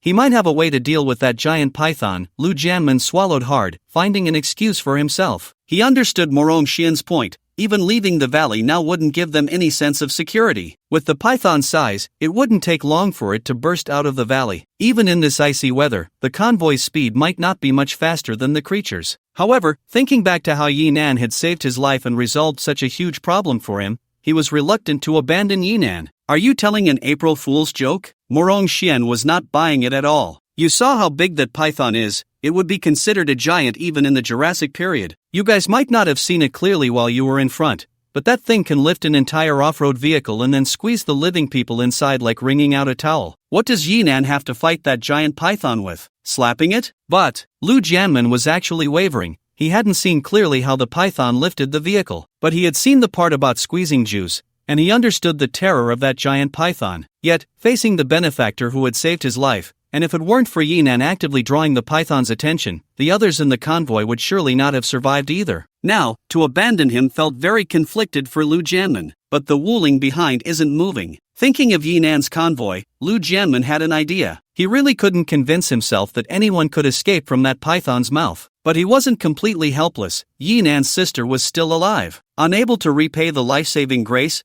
could he really leave his family behind? Moreover, Xin Chang, young Master Morong, Xin Chang is up there too. There was a brief silence on the intercom. Morong Xian seemed to be struggling, but he had to admit, this was indeed the best opportunity since leaving school. Xin Chang, Yi Bei. Morong Xian spoke directly on the public channel. I know it's hard for you to accept this fact, but he faced that giant python alone to save you. Can you bear to let him sacrifice himself for nothing? If he can survive, he can follow the tracks and catch up with us. Don't worry, I am definitely not an ungrateful person. He protected my safety, and I will absolutely fulfill my promise. Once we return to the shelter, I will ensure the best living conditions for you and your families. Shut your mouth, my brother will definitely be fine. Yi Bei would not listen to such nonsense. Little Ling had just reminded him that if Lu Jianmin left, it would be very difficult for them to get out of this mountain range. Uncle Lin, we can't let them leave, otherwise, we won't find our way out. Lin Dong understood, and the Tesla pickup suddenly accelerated to the front of the convoy,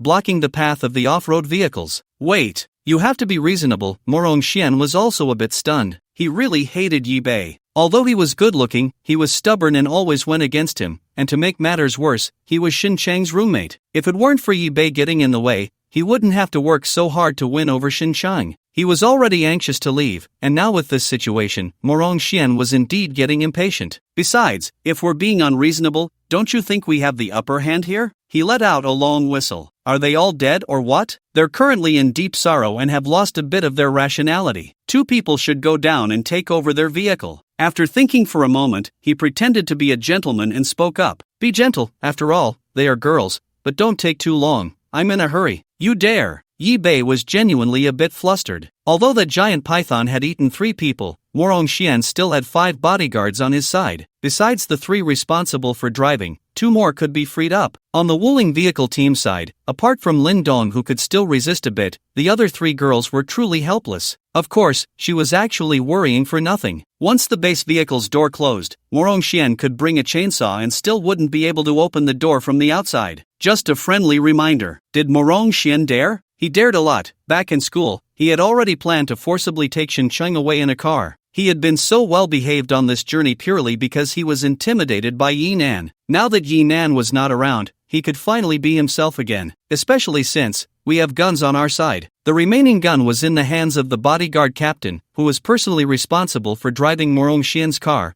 so he hadn't been harmed by the giant python. You see, I mean no harm, taking you away is for your own good. Just cooperate obediently, and don't make me resort to threats, okay? This way, everyone can save face, right? While he was speaking, 2 bodyguards also got out of the off-road RV behind them. They understood that the Wuling EV-80 was the key, so they ignored Lin Dong in front and headed straight for the back, ready to seize control of the RV. However, as soon as the 2 got out of the car, a crossbow bolt sliced through one of their pant legs and landed in front of them. Lin Dong, who had been mostly silent, finally spoke into the walkie-talkie. I have hundreds of crossbow bolts. How many bullets do you have? Oh, calm down. Morong Xian was a bit speechless. It seemed they had reached a stalemate. The guns they held were naturally more powerful than the crossbow bolts. However, the Tesla pickup was bulletproof, and with Lin Dong hiding inside to shoot, they really couldn't do anything to him. I remember your daughter is in that car, right? Since threats of force weren't working, Morong Xian could only speak nicely. If both sides really started shooting, they wouldn't fare well either. With the outside temperature so low, even if they damaged the vehicle, it could lead to non-combat losses for the upcoming journey. Morong Xian had so many chips in his hand, he was reluctant to go all out. Are you really going to let Yi Bei joke with your and your daughter's lives? Staying here, risking being chased by the giant python, waiting for someone who was bound to die, is it worth it? What kind of relationship do you have with Yinan? Relatives? You don't even share the same surname, it can't be that close, right? You saw what that giant python was like, I don't need to say more, do I? I guarantee I won't harm anyone. Let my people take the car away, it's for everyone's good. You should also be clear about my identity. Once we reach the shelter, I can arrange the best conditions for you and your daughter, okay? In Morong Xian's view, Lin Dong should be the owner of the Tesla pickup, and the reason for teaming up with Yinan should be similar to his own, recognizing Yinan's capabilities. Traveling together, if they encountered any dangers on the road, Yinan could help take care of things. Moreover, the environment in the RV was indeed better than in the pickup, so he felt his words were quite persuasive. Yinan is still alive, and it's understandable that everyone revolves around him. But now Yinan is dead, swallowed by a giant python, or crushed. Either way, he is definitely dead. It's time to think about themselves. Dad. Xiao Ling's voice came through the intercom. She didn't say much, just called out. The reason they initially followed Yinan was indeed similar to what Morong Xian thought. It was because Yinan saved Xiao Ling, and being with him seemed to guarantee both supplies and safety. But ever since Yinan activated the small truck into a Tesla pickup in front of them, they had already decided that Yinan was their pillar of support. In other words,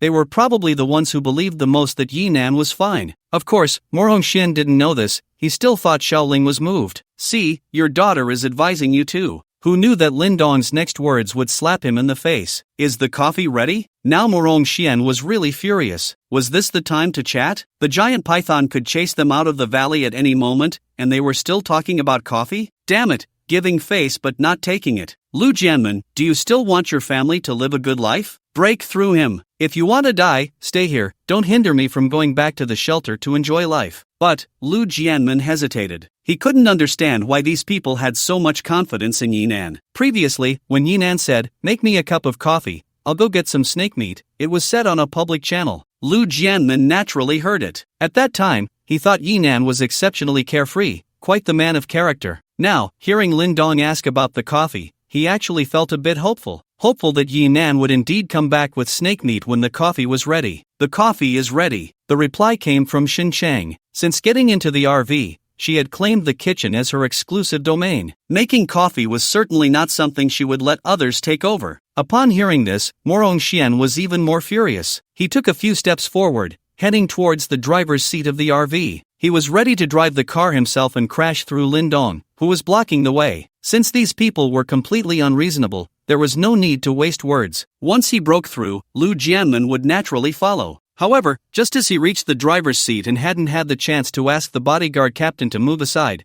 he heard Yinan's voice over the intercom. Great, I'm really thirsty. What made Morong Xian's heart race even more was what he said next. We'll have snake meat hot pot for lunch. Not long after Yinan's voice came through the intercom, everyone saw him riding a motorcycle emerging from the valley. On the motorcycle's fuel tank, there was a large strip of fresh meat. The tender red color stood out vividly against the white snow. Brother! As soon as he parked next to the EV80, Yibei couldn't wait to jump out of the car. No matter how much she believed in her brother, thinking of the giant python's size, it was impossible not to worry. Seeing her brother safe and sound, Yibei just wanted to rush over for a reassuring hug. But as she ran a few quick steps to Yinan, she suddenly stopped. Her outstretched arms retracted, covering her nose. Did you get swallowed by the giant python? Why do you smell so bad? Yinan was ready to hug Yibei, but suddenly being asked this made it awkward. Just as quickly as she came, she turned and ran back to the car. It's so cold, I'm going back first. For some reason, Yibei felt the howling cold wind was even chillier. However, smelling the odor on herself, it was indeed unbearable. Just moments ago in the valley, she had truly been swallowed by the giant python and couldn't avoid it at all. However, this also gave Yinan a chance to strike a fatal blow. The energy in the Black Panther suit had long been fully charged, and as the giant python swallowed him, it perfectly consumed a complete shockwave. Right on the spot. Bang! Brain matter splattered everywhere. The Black Panther suit left no stains,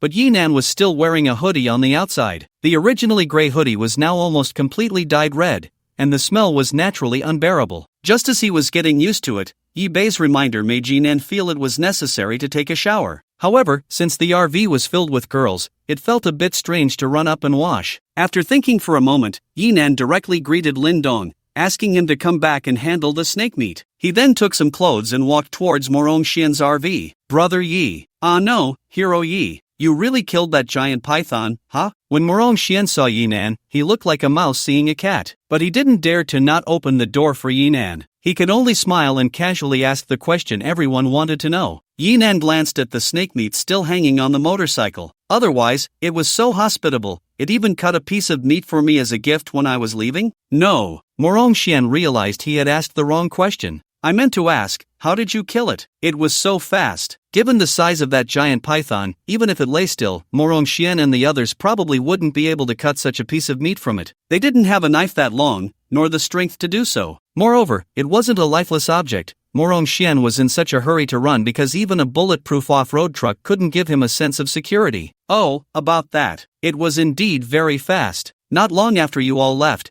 it caught up with me and swallowed me in one bite. Yinan certainly wouldn't tell him about the Black Panther suit. He casually made up a lie. Then I fanned its tonsils in its mouth until it died from the pain. Tonsils? Fanned? Morong Xian's expression at that moment was almost like a fool. He really wanted to grab Yinan by the collar and ask, "That's a python, does that thing even have tonsils?" Of course, Morong Xian didn't have the guts to do that, so he could only force a smile. "Brother, you really know how to joke. Really, haven't you ever had tonsillitis? It's simply unbearable." Yinan shrugged and went straight into the bathroom. He felt uncomfortable himself after smelling that odor for too long, leaving Morong Xian outside in a state of confusion. Morong Xian wasn't really foolish. He could tell that Yinan didn't want to reveal the truth. But no matter how he did it, the fact that Yinan single-handedly killed the giant python was undeniable. Now, Morong Xian updated his label for Yinan. This was no martial arts master. This was clearly a superhero. His desire to cling to him grew even stronger. He quickly asked Li Yuwei to prepare. By the time Yinan came out,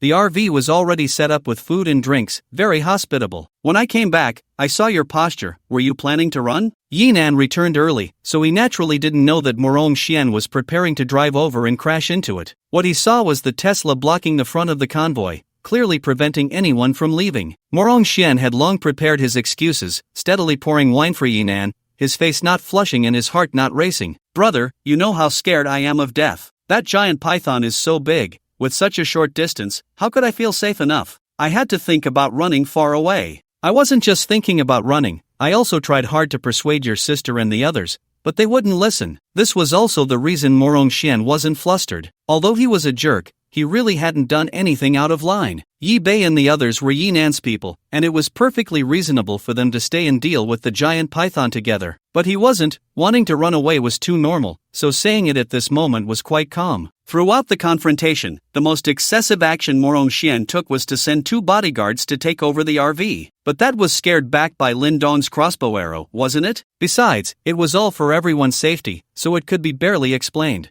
"I didn't know your abilities before, but now I understand, you really are this." Morong Xian gave a thumbs up. "Once we reach the refuge, with your skills and my status, we can definitely accomplish great things." This was both an olive branch and a safety rope for himself. The higher the position, the more afraid of death one actually is. Morong Xian was a typical case, whether outside or inside the refuge. In his view, someone like Yinan, if he could be bought to be his bodyguard, would provide an overwhelming sense of security. Of course, this kind of action seemed completely childish to Yinan. However, Morong Xian still had his uses, and considering he was somewhat measured, Yinan didn't want to make things too absolute. It was just right to give him a little warning. "If you want to leave on your own, have you thought about whether those wolf packs will chase after you?" This made Morong Xian freeze in place, and after a difficult gulp, cold sweat began to flow down. Everyone knew the wolf pack had been following the convoy. The reason they didn't appear last night was largely due to the presence of a giant python in the valley. But what about after leaving the valley? Thinking of this, Morong Xian's legs felt a bit weak. He couldn't help but start to feel grateful that he had just hesitated for a moment. If he had really pushed Lin Dong away, even if Yinan didn't catch up to settle the score, he would probably still fall into the jaws of the wolves halfway. The animals encountered during this time were hardly normal. Seeing the change in the other person's expression, Yinan knew he had achieved his goal. He patted his shoulder and walked towards the door. "I won't drink, I still have coffee warming up over there." When Yinan returned to the RV, the coffee was still warm. He sat down in the booth and gulped down half a cup. The slightly sour taste of the coffee lingered in his mouth, and only then did he finally feel his tense nerves relax. No matter how brave he had appeared before, it was all just a moment of bravado. If it weren't for the powerful items given by the system, let alone killing the giant python, he would probably need immense courage just to escape. Yi Bei was still straightforward, completely unable to see the change in her brother's expression, still chattering about the terror of the giant python, wanting to hear from Yinan about the process of killing it. But Xin Cheng was attentive, pulling the excitable Yi Bei back. "All right, your brother is tired, let him rest well." This made Yinan unable to help but turn his gaze. Looking at this petite beauty with a proud figure, the scene of her throwing herself into his arms last night unconsciously flashed in his mind. Upon careful thought,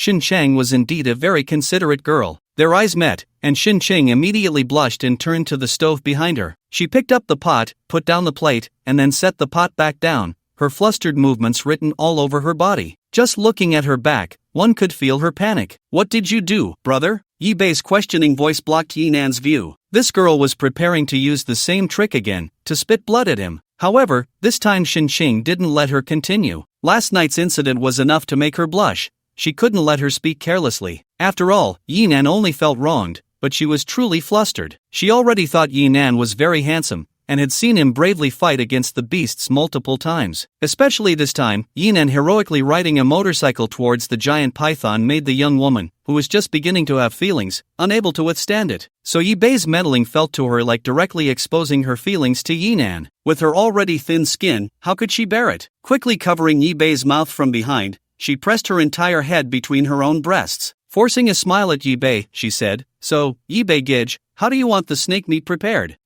Anything's fine, I guess." Yi Nan also breathed a sigh of relief. He was genuinely afraid his sister would start making a fuss again. However, when asked about the cooking method, he was stumped. He had never eaten snake meat before. "Then I'll make a few dishes." Xin Chang licked her lips. This was a great opportunity for her to show off. "Braised, with pepper and salt, stir-fried, and let's slice some for hot pot. Do we have mustard in the car? This meat is so fresh, sashimi should taste great." Yes, that would be perfect." Upon hearing this, Xiaoling quickly volunteered to fetch the mustard. She had collected quite a few condiments while rummaging through the supermarket. She had eaten a lot of Xin Chang's cooking these past few days and had long developed a physiological reaction to the skills of this beautiful and gentle older sister. Just hearing her talk about it made her mouth water uncontrollably. This was unbearable. They had to add more dishes immediately. Yi Nan also swallowed hard. They hadn't even had breakfast before being called to escape, and now was the hungriest time. How could he not be tempted? At that moment, Lu Jianmen's voice came through the intercom. Knowing that the giant python had been killed, the convoy stayed put to regroup. After all, everyone had been woken up early in the morning to flee and needed to address some physiological needs. Now that everything was settled, it was time to set off. "Mr. Yi, shouldn't we be leaving?" "Oh, sure." Yi Nan thought for a moment and then shouted into the public channel, "Morong Xian, find someone to help us drive the pickup. Uncle Lin, you can head back to the RV. Xin Chang is going to prepare a full snake feast." After Lin Dong moved the snake meat onto the EV80, he returned to the Tesla pickup. Yi Nan couldn't leave him behind. After all, this was the moment when he had the highest prestige in the group. Morong Xian didn't dare to pull any tricks, he just asked someone to help drive, treating it as a little perk. At this time, Morong Xian, who had just finished washing up, sat down at the table. Li Yue had already prepared breakfast for him, sandwiches. After all, the ingredients were simple. The supply station could only provide common items like bread, ham, and instant noodles with potatoes and corn. With Li Yue's cooking, it was at least edible. Otherwise, Morong Xian would have had to rely on instant noodles to get by on this trip. After a few days, he had actually gotten used to it. He even comforted himself, thinking that with the apocalypse coming, this life was already a kind of happiness that many people could only dream of. At that moment, he picked up his knife and fork, ready to enjoy his meal like before, when he heard Yi Nan shouting over the intercom, "A full snake feast?" Morong Xian bit his lip, looking at the warm sandwich in front of him. He pressed the knife and fork on it a few times but ultimately couldn't resist and threw them aside. "Damn it, this is so frustrating. Sob, I want to go home." Ding. Emotional value plus 100. Emotional value plus 100. Emotional value plus 100. Yi Nan looked at the sudden flood of system notifications, his mind filled with question marks. After thinking for a moment, it must be the full snake feast causing this? He imagined Morong Xian, who had been tricked into giving up all the steak, probably hated him to death right now. He would check later. If there were leftovers, he would send some to him. That snake meat was quite a large piece. The 5 of them probably couldn't finish it. After all, Yi Nan was genuinely in a good mood at this moment. His gains were not just the snake meat. He also had a piece of orange-red gemstone, about the size of a thumb, round and smooth like a pigeon egg. Beneath its crystal-clear surface, orange light shimmered. When the giant python's head was blown apart, the gem that flew out immediately caught Yi Nan's attention. Once he got it, the system prompt sounded right away. It even made Yi Nan feel a bit urgent. Earth Chi Essence. Contains immense energy, a key item for upgrading the base vehicle. Please bring it back to the base vehicle's main body. This dog system, which never works without benefits, was so proactive this time, enough to indicate the extraordinary nature of this item. Yi Nan speculated whether the mutated animals, including the temperature in that valley, were also influenced by this thing. But where did this thing come from? However, after the system finished its prompt, it fell silent again. These questions, Yi Nan was destined not to get answers to at this moment. But that was okay.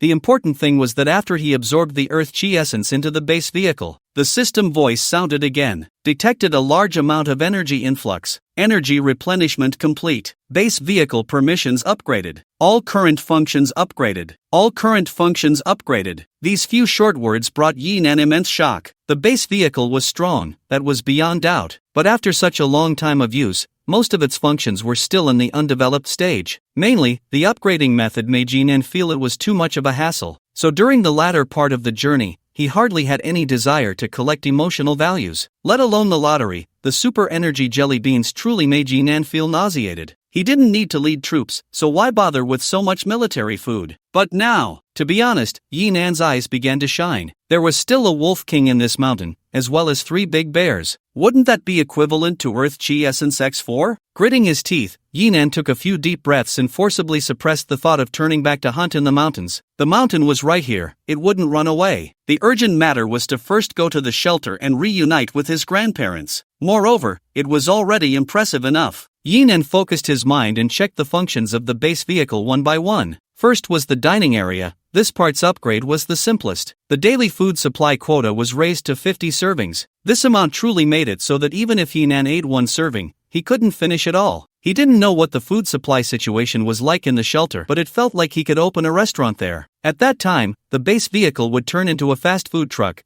just like in Jackie Chan's movies. The specialty goes without saying, providing 5-star cuisine at the speed of fast food. He could also learn from the high-end restaurants in the island country, offering limited supply and only accepting reservations. Just thinking about it, Yi Nan felt that once he got to the shelter, he would definitely make a fortune. Even if there was no worry about food and drink inside, it absolutely couldn't compare to his food printing function. Making a fortune, making a fortune. The storage function was also upgraded. Simple and straightforward, it got bigger, bigger, and even bigger. As for how big it actually was, Yi Nan hadn't bothered to estimate. Anyway, ever since he nearly filled it up in the mall, he hadn't put anything else inside. With just a few of them, they could never use it all up. Speaking of which, the most consumed item among the supplies stored inside was actually tissues. Due to the lack of restraint, it was all based on pre-apocalypse habits, and this thing really didn't last long. But it wasn't without surprises. The storage area's storage function received a decisive upgrade. Previously, Yi Nan could only bring items into the vehicle and even had to find a cabinet to put them in to transfer them to the storage area. When taking them out, he also had to transfer the items to a certain cabinet before he could use them.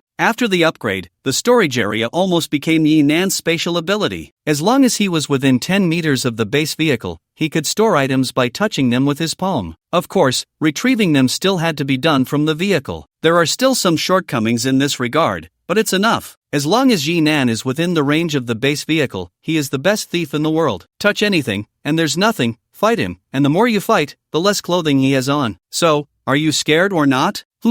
Thinking about the empty space in the storage area. Although Yi Nan hasn't arrived at the shelter yet, he has already made plans. Once he gets there, he needs to find out where the warehouses are. What? You say he wants something that can be bought for profit? Ha! Shopping is certainly enjoyable, but paying is not. Otherwise, do you think all those buy now, pay later schemes came about? Those are tricks of the merchants. They separate the pleasure of shopping from the rationality of payment. If every time you had to pay, you had to count out each bill from your wallet and hand it to someone else, impulsive buying would definitely be a false proposition. The previously inactive breeding area has also been activated in this upgrade. As the name suggests, the function of the breeding area is to grow various crops. Moreover, it has the effect of accelerating growth. What originally took several months to grow can now be done in just a few days. However, it does not provide seeds, so Yi Nan has to collect them himself. This does pose a bit of a challenge for Yi Nan. After all, it's freezing outside, and the temperature continues to drop, causing many plants to freeze to death. It seems he will have to find a way in the shelter later. With such a large-scale evacuation by the authorities, the collected supplies must be abundant. According to the thinking habits of the Chinese, the necessary items for farming should definitely be brought along. But don't think this function is useless. In fact, Yi Nan is full of expectations for this feature. Besides the farming genes in his bloodline, there is another significant reason. The fruits and vegetables produced by the dining function always feel a bit off when eaten. It's not that the taste and texture aren't restored, but it still feels like it lacks the original flavor. It must be a psychological factor, or perhaps the synthetic food methods just fall short compared to purely natural products. Moreover, Yinan can guarantee that even if the shelter is not lacking in food, fruits and vegetables will definitely be rare items. After all, starch can be synthesized through chemical means, but vegetables have never been heard of being concocted in a laboratory. Of course, technologies like hydroponics certainly exist. The Chinese are a race that can grow vegetables on the moon. However, there will definitely be limitations in yield. Therefore, the crops grown in Yinan's breeding area will undoubtedly be rare resources. Life without fruits after meals is utterly dull. Besides that, more importantly, the medical area has been opened. Yinan wanted to activate this function long ago when Wang Laoer had his incident. However, he couldn't find a way, and every time he inquired, the system said he had no permissions. Now, it seems that an unintentional effort has borne fruit. The function of the medical area is pretty much as Yinan expected. This thing is essentially an operating room. Of course, there are no doctors, only a fully automated 16-arm surgical robot. The robot is naturally controlled by the artificial intelligence of the base vehicle. According to the system's introduction, as long as a person is sent inside before they are cold, it can bring them back to life. Moreover, the medical area even gifted Yinan a nano emergency pill. This pill is filled with nanorobots that can quickly enter the human body after ingestion and perform emergency repairs on critical areas. It's a guaranteed lifesaver. With this thing, there should be no reason for someone to not make it back to the base vehicle in time. Unfortunately, there is only this one pill. Hopefully, it won't be needed at all. The most unexpected upgrade for Yinan must be the transformation function of the base vehicle. This function has shone brightly during the previous journey, saying it rivals Transformers would not be an exaggeration. However, the transformation is actually limited, at least it can't turn into a robot, and even special vehicles like excavators are out of the question. So Yinan always thought that the level 4 transformation function would break through this limitation. Unexpectedly, it started to defy science. Yinan thought for a moment and felt that his idea was somewhat inappropriate. After all, the transformation function was inherently unscientific. If it claimed to have anything to do with science, even Einstein's coffin lid couldn't hold it down. It should be said that the direction of the upgrade was a bit strange. Although it could change in various ways before, it still couldn't exceed the size of the base vehicle, and as for smaller forms, the Mini EV was about the limit. Moreover, this kind of change had to rely on the car prototype. Even if it could be externally modified after the upgrade, Yinan had even modified it to have tracks. But actually, wanting to go further and have things like turrets or excavating arms was impossible. Yinan even thought about transforming into a plane. Before completely blocking the sky with clouds, simple directions were still easy to judge. If he could fly directly to the shelter, it would save a lot of effort. After upgrading to level 4,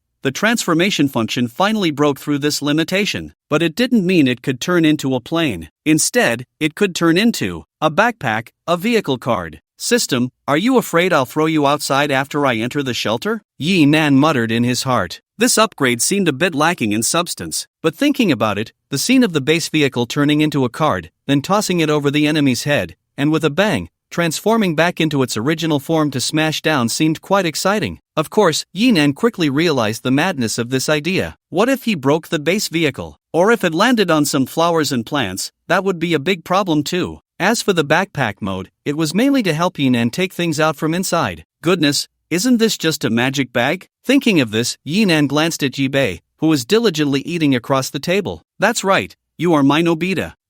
Why are you looking at me, brother? Yibei keenly sensed Yinan's gaze. With a piece of braised snake rib in his mouth, he looked over warily. It's nothing, brother will take good care of you in the future. Yinan affectionately wiped the corner of Yibei's mouth. Speaking of which, his sister was quite pretty, but unfortunately, her brain was really on par with Nobita's, pure and silly. But there was nothing to be done. This was the sister he had raised with his own hands. Feeling Yinan's affectionate care for the simple-minded, Yibei bit down hard on the snake rib, showing his little fangs to indicate ferocity, and then ignored Yinan, focusing on his meal. Yinan also started eating. Shinsheng's cooking was really good. Unfortunately, his mind couldn't fully focus on eating, because the value of the comprehensive upgrade was simply too high. Having said so much, he hadn't even mentioned the upgrades in the weapon area. The weapon area didn't have many upgrades. The base vehicle itself still had no offensive means. It only received a few small gadgets. Just a few small gadgets. For example, 2 reconnaissance drones. For example, a set of exoskeleton mecha. Yes, full coverage mecha. It was somewhat like a smaller version of Gundam, with sharp angles. Unlike Iron Man's suit, which still had a normal human shape when worn, this mecha stood about 2 meters and 45 centimeters tall. Just imagining standing in front of it made Jinan feel a strong sense of pressure. Moreover, it had thrusters on its back. This thing could fly short distances. Yinan felt incredibly pleased. He licked his lips. He walked to the driver's seat window, hung the outfit he had just changed out of outside the car, letting it flutter in the wind as the vehicle moved. "What are you doing?" Lin Dong asked, somewhat puzzled. "I suddenly thought, this is all giant python blood. Its scent should scare off quite a few beasts." This was actually Yi Nan's excuse. His true thoughts were completely the opposite. With such a strong smell of blood, the wolf pack and black bears would definitely detect it from far away. By then, Yi Nan could just drive the mech and have a big showdown with them. There was no need to get tangled up in whether the mech was stronger or the Black Panther suit was more powerful. Yi Nan could easily wear the Black Panther suit inside the mech. If he had had this thing earlier, the giant python would never have been able to swallow him. He could tear the giant snake apart in minutes. Thinking of that scene, Yi Nan also realized something. The weapon of the mech was actually a heavy sword. It wasn't that it couldn't be equipped with firearms. There were heavy machine guns available in the weapon area, but Yi Nan needed to provide metal materials for their creation. However, considering the consumption rate of bullets from the heavy machine gun, Yi Nan felt that equipping a sword actually made sense. "Brother Yi Nan, are you okay? I feel like you've been a bit distracted since you came back." Shin Qing also noticed something was off with Yi Nan. To be precise, she noticed Yi Nan's absent-mindedness. Yi Nan laughed it off. Although he really wanted to take out the mech to show off at that moment, there wasn't enough space in the RV, and doing so would damage his composed image. This huge upgrade made Jinan feel suddenly terrifyingly strong. Unfortunately, the journey ahead was rather dull. Perhaps that blood-stained outfit really served as a warning. They didn't see any signs of black bears until the convoy left the mountain range. A wolf pack did appear once, but it was only a distant howl from the mountaintop after the convoy had left the mountains. It was too far away, and Yinan couldn't be bothered to chase it. They rested for a night at the highway entrance. The next day, they headed south along the highway. After completely losing communication, the highway was entirely uncontrolled. The accumulated snow on the road was not cleared by anyone, and in some sections, the snow was already over a meter high, so Yinan and the others were not moving quickly. The leading off-road vehicle was equipped with a snowplow, pushing the snow to the side, which ensured the convoy could pass. "This damn weather, it's already minus 60 degrees, Lin Dong cursed as he looked at the outdoor temperature display. The convoy was stuck on the highway, and without control, many vehicles were driving directly off the highway. Due to the snow and ice, they could see crashed vehicles along the roadside almost every few hundred meters. Occasionally, it would turn into a major accident scene, which couldn't be cleared by brute force. Only Morong Shin's people could get out and attach winches to these vehicles to pull them apart one by one. Fortunately, their equipment was relatively complete, and with their people taking turns to handle it, the work wasn't too difficult. What truly made people uncomfortable was the presence of bodies. Some were frozen inside their cars, while others had become ice sculptures by the roadside. In such weather, no matter how thickly one was dressed, as long as the heating in the car was slightly insufficient, the people inside would quickly freeze to death. As for those who got out, it was even worse. No matter how thick the clothing, it couldn't withstand such terrifying low temperatures. They wouldn't get far before becoming eternally staggered figures in the snowstorm. Yi Nan couldn't help but worry. Would the terrifying low temperatures ensure the safety of survivors in the shelter? Fortunately, nothing unexpected happened in the following time. After a day of stops and starts, they finally arrived in City S. They had just exited the highway when the massive dome of the shelter appeared in the convoy's view. It was only when the shelter came into sight that Yinan finally witnessed the power of infrastructure madness. Huge. So huge. From a distance, it looked like an enlarged version of a hemispherical water cube. Countless hexagonal honeycomb steel frameworks supported the entire massive dome, filled with a translucent blue bubble membrane. The whole building looked like a gigantic blue bubble, full of a sense of science fiction. Even seeing it with his own eyes, Yinan still found it hard to believe that this was a shelter built in just a few days. At least from the outside, it was already a very complete landmark building. Moreover, the height of the dome was probably as exaggerated as that of a skyscraper with hundreds of floors. No wonder the survivors arriving at the shelter were coming in droves. If the interior were built more densely, the number of people it could accommodate would be a terrifying figure. "Vehicles ahead, please slow down. Please park your vehicle in front of the checkpoint and wait for staff to come forward to register and escort you into the shelter." The convoy was still far from the shelter when a very formal announcement came through the intercom. In front of the shelter's entrance, there were several military green tents forming a checkpoint. Yinan looked over. The tents were surrounded by abandoned cars piled up like a wall. A little thought would reveal that incoming vehicles would likely be confiscated here. Ordinary civilian cars would obviously be crushed and stacked. Perhaps when steel was needed in the future, these would be pushed into the furnace to become raw materials. Special vehicles that could be used would definitely be directly requisitioned as resources for the shelter. This was actually a normal arrangement. Most people arriving here probably had no intention of leaving again. Outside, it was a terrifying environment of -60 degrees. Who would want to survive out there except for someone like Yinan, who had a system? However, this meant that Yinan could not drive directly over. He picked up the intercom and switched to the convoy's channel. Stop the car. With his command, the convoy naturally stopped by the roadside. Brother Yi, is something wrong? Morong Xian asked anxiously. The shelter was right in front of them, and he couldn't hide the urgency in his tone. Our car will stop here. Let us take vehicle number 3. Ha, any objections? No.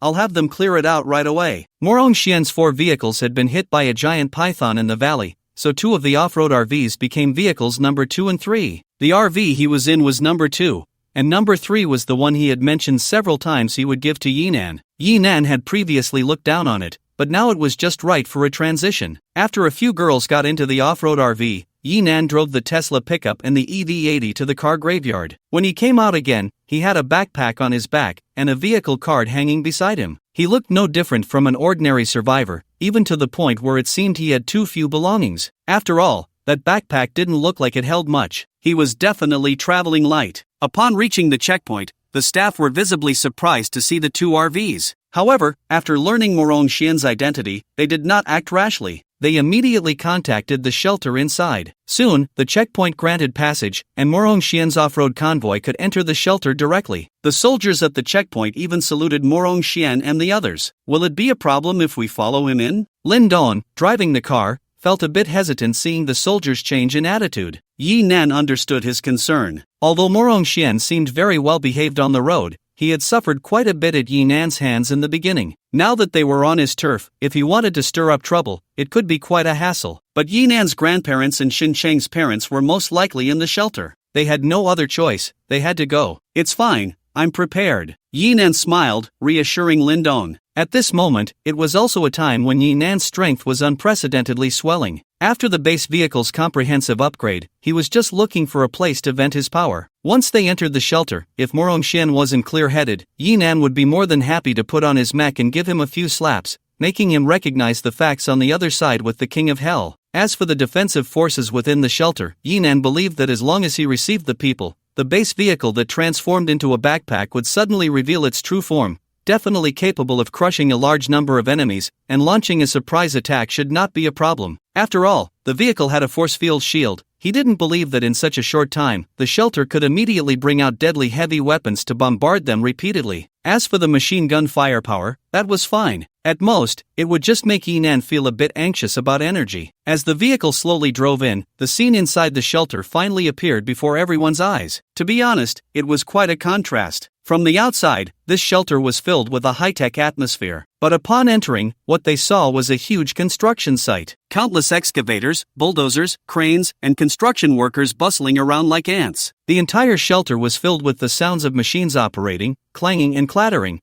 creating quite a lively atmosphere. It even made Jinan and the others suddenly feel surrounded by noise, their ears aching. But this was actually more reasonable. After all, even if they were construction maniacs, it had only been a few days. If they had managed to complete a futuristic building in that time, it would have been too astonishing. In the center of the shelter stood a skyscraper that reached directly to the dome. The construction work was only halfway done, but it was clear that the main structure had been completed and was already in use, especially the part close to the dome. There was a huge transparent cylinder there, with orange-yellow light radiating from it, illuminating every corner of the shelter and raising the temperature to an incredible level, 8 degrees above zero. Yinan looked at the thermometer, somewhat surprised as he reached out to wipe the condensation off the windshield. This temperature could still feel cool, but as long as he wore a couple more thick clothes, moving freely here would be no problem at all. Yinan even saw some workers working shirtless. Is this the artificial sun? A few girls in the vehicle also leaned forward,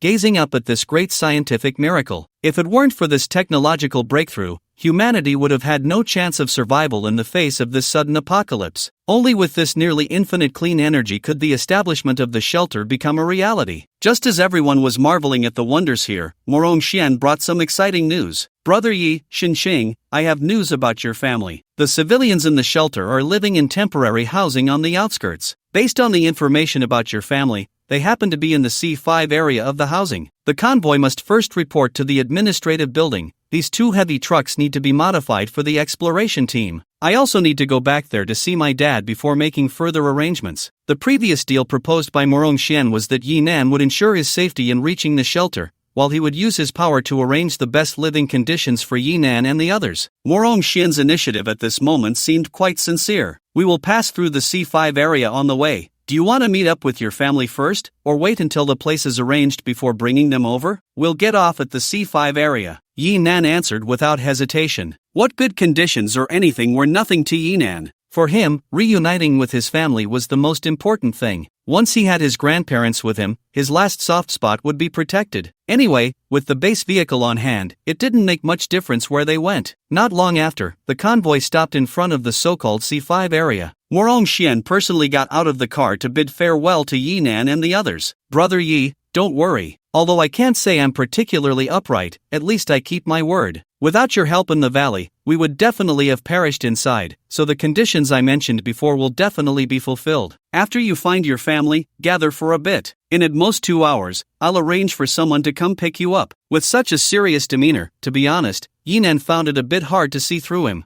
However, it's not polite to speak ill of someone who was being kind, so he just waved his hand to acknowledge it. Just now, Morong Xian had clearly stated their family's detailed address over the intercom. Yi Nan and the others just needed to follow the address to find them. At this moment, they had no mind to chat with Morong Xian. I feel like his attitude is overly good. After Morong Xian left, Xinqing spoke to Yi Nan with a serious expression. She was naturally a meticulous person. Xinqing knew very well what kind of person Morong Xian was. With a life-saving grace in their cooperative relationship, Morong Xian would definitely not hold a grudge over being slapped. Although he was a playboy, he did have a broad mind. But after all, they were in his territory, and according to his original temperament, he should have been more arrogant at this time. It was absolutely impossible for him to be this eager to please. It's fine, let him make his move. We'll deal with it when the time comes. Yi Nan also noticed Morong Xian's odd behavior, but given the strength he had, there was no need to worry. He smiled confidently at Xinqing to express his gratitude. Little did he know, Xinqing's face immediately turned red, and she hid behind Yi Bei. This left Yi Nan puzzled. In the off-road RV, young master, you really don't mind the slap incident anymore? The captain of the bodyguards was somewhat confused, fearing that Morong Xian had some ulterior motives. Yi Nan was someone who could take on a giant python alone. He truly didn't want to provoke him as an opponent. Damn! Why are you bringing this up? Morong Xian's attitude towards his subordinates was not so good, and he directly slapped one of them. From now on, whoever mentions it will be in trouble with me. To say that he held no resentment towards Yi Nan would of course be impossible. According to his nature, even if he didn't seek trouble with Yi Nan, he would still need to find some outlet for his frustrations. However, the situation in the shelter was far from what he had imagined. He originally thought his father was a local emperor with absolute power here. But after arriving, he discovered that after several days of power struggles, his father, Morong Jing, had already become the second in command of the shelter. Although he still held significant power, there was still a gap. Speaking of which, this was all due to the thick clouds overhead. After communication was cut off, Morong Jing, who relied on the central authority, lost his support. The onset of this ice age came much faster than expected, and many essential supplies couldn't be delivered to the shelter in time. The shelter had to actively send out exploration teams to various places to retrieve supplies and restore communication networks. As a result, Morong Jing's old rival, Zhang Weidong, who held military power, suddenly gained much more influence in the shelter. After several days of maneuvering, Morong Jing had effectively become the second in command of the shelter. Moreover, more and more people began to lean towards Zhang Weidong's side. If this continued, he would eventually be sidelined. Ultimately, the construction work of the shelter could not stop. Whoever controlled the channels for acquiring resources next would be the boss. Zhang Weidong had people and guns, and immediately formed several exploration teams. But Morong Jing had no way, he lacked talent in this area. Just at this moment, Morong Xian returned. He brought back 2 heavy-duty off-road RVs and a special off-road vehicle. He also brought news of Yi Nan scaring off a black bear and killing a giant python on the way. What was this? This was a divine intervention. Wasn't this the best configuration for the exploration team that Morong Jing had been desperately seeking? As long as he also has an expedition team in his hands, Zhang Weidong cannot fully control the resource supply of the shelter. In this way, whoever has the final say in the shelter can still make it operate. That's why Morong Jing urged Morong Xian to hurry and drive to the administrative center. He wanted to allocate resources at the first opportunity, modify these two vehicles, and then solidify his expedition team as a fact. Upon learning of his father's thoughts, could Morong Xian still be arrogant towards Yinan? From now on, wealth and glory would depend entirely on this big boss. It was just a matter of slapping a few times, sprinkling some water. Moreover, he had his own little calculations. If he could join the expedition team, wouldn't that be an immediate achievement? When the time came, with results in hand and his father's maneuvering, he could secure a small official position in the shelter, allowing him to slap whoever he wanted. Time moved slightly forward. In the C5 area of the shelter's resettlement housing, the so-called resettlement housing was actually just simple board houses. Due to tight construction schedules, heavy tasks, diverse styles, and varying sizes, the conditions were not as bad as a slum, but they were certainly not good either. Yinan's grandparents, whom he thought of constantly, had just received their rations and were walking towards their room. Although they had mastered the technology to convert carbon dioxide into starch, the production capacity was limited in the early stages of shelter construction. Each person could only receive 3 steamed buns and 1 liter of distilled water per day. It was barely enough to fill their stomachs, preventing starvation. However, before they could reach the door of their room, they were stopped by 2 young punks. "Old man, you think you can just go back after getting your stuff? Have you forgotten our protection fee?" Facing these 2 kids who were younger than him, his grandmother felt a bit scared and shrank behind his grandfather. His grandfather, however, was much more composed. He smiled and handed over 2 steamed buns. "How could that be? I just didn't see you guys." No matter where or when, eating is the best way to become stronger. If one wanted to eat enough, they could participate in the construction of the shelter, and the officials would provide extra food to the workers. Or, they could form cliques and rob from others. The people in front of them were products of such behavior. A dozen strong young men had banded together to form a local gang, collecting so-called protection fees from the people in this area every day. It wasn't that no one had resisted or tried to report them. However, they had backing. Those survivors who resisted were quickly cleared out. As for where they went, no one knew. After all, during this period, death was an all too common occurrence. In the past, once they got what they wanted, they would leave. But today, looking at the 2 steaming buns, these 2 punks shook their heads. "You think we're beggars? From today on, each of you has to hand over 2 buns. In this cold weather, only giving us 1 bun a day is enough to starve someone to death." His grandfather took a few short breaths, a flicker of anger crossing his face. But thinking of his old partner behind him, he held back and tried to negotiate with the punks. But these thugs were not reasonable people. The 2 exchanged glances, pulled out a short stick from behind, and began to tap it in their hands. "Stop the damn nonsense. Are you paying or not?" His grandfather gritted his teeth and took out all 3 of his buns. "At least leave us 3, okay? You don't understand human language, do you?" Facing the almost pleading tone, the punk directly cursed. The stick in his hand swung up, ready to smash down on his grandfather's head. At that critical moment, a figure darted out from behind his grandfather. A high kick sliced through the air, and the raised stick flew away in response. By the time the 2 punks realized what had happened, a boy wearing a duckbill cap and a mask stood in front of Grandpa. Anger burned in his eyes like flames ready to erupt. "Don't go too far." The fiery tone of his words actually scared the 2 thugs back a few steps. Feeling embarrassed, the thug who had been kicked lost his short stick and snatched a club from his companion's hand, pointing it directly at the boy. "Do you want to die? You think you're tough, don't you?" He pulled out something resembling a whistle from his pocket. "How many people can you take on? Just give me a number, and I'll call them over so you can have a good fight all at once." As the insults flew, more onlookers began to gather. They had actually been nearby all along, but had been hiding in their rooms out of fear of getting into trouble. Now that someone was standing up, they couldn't help but peek out. The boy knew he couldn't handle this group alone, so he turned to the people around him and began to persuade them. "Why are you all hiding? If they can take 2 buns from us today, tomorrow they can take 3 from you. They just want to starve us to death, and then they'll have meat to eat." This statement immediately sparked discussions among the crowd. In such cold weather, eating only buns every day was already hard enough. Being exploited like this, it wasn't surprising that people could starve to death. Some bolder men even opened their doors. But the 2 thugs, seeing this, showed little fear and instead snorted coldly. "What are you making a fuss about? Our boss said, in this area, it's just you."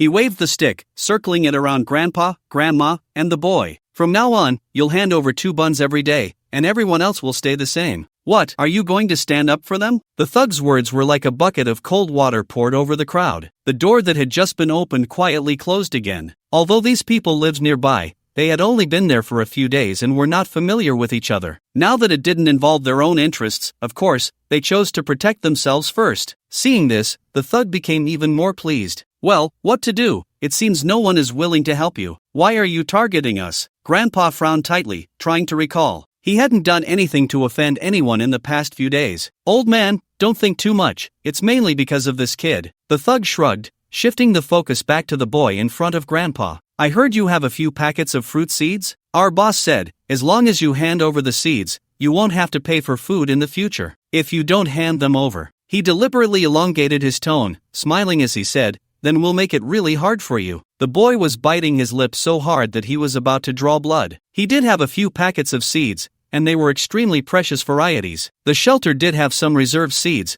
but they were only high-yield crops. These were delicious fruits that would definitely become favorites among the higher-ups. He had originally thought of using these seeds to build connections for better living conditions. Unexpectedly, they had attracted these keen wolves instead. Even more unexpectedly, they hadn't come after him first. What do these 2 old people have to do with it? Ah, this is where I'm different from others. The thug became smug when talking about his own interests. You see, you're so tough. How hard would it be for me to talk to you directly? Coincidentally, I found out that you take good care of these 2 old folks. They aren't your real grandparents, but you treat them better than your own. If it weren't for you looking after them, they might not have made it this far. So you see, since you care about them so much, shouldn't you be straightforward and hand over the seeds for their sake? The more the thug reveled in his triumph, the angrier the boy became, his teeth grinding together with a creaking sound. If they were only targeting him, at worst, just run. Holding those seeds in hand, as long as I find the right opportunity, I can definitely exchange them for quite a bit. But with the other party holding my grandparents, it leaves me at a loss. Actually, if you hand over the stuff now, it would be good for both of us. The boss is still waiting for me to report back. Seeing the boy's momentum weaken, the thug pressed closer, swinging his stick as he slowly approached them. Or do you want to fight and see how many of us there are? Then hurry up and call for help.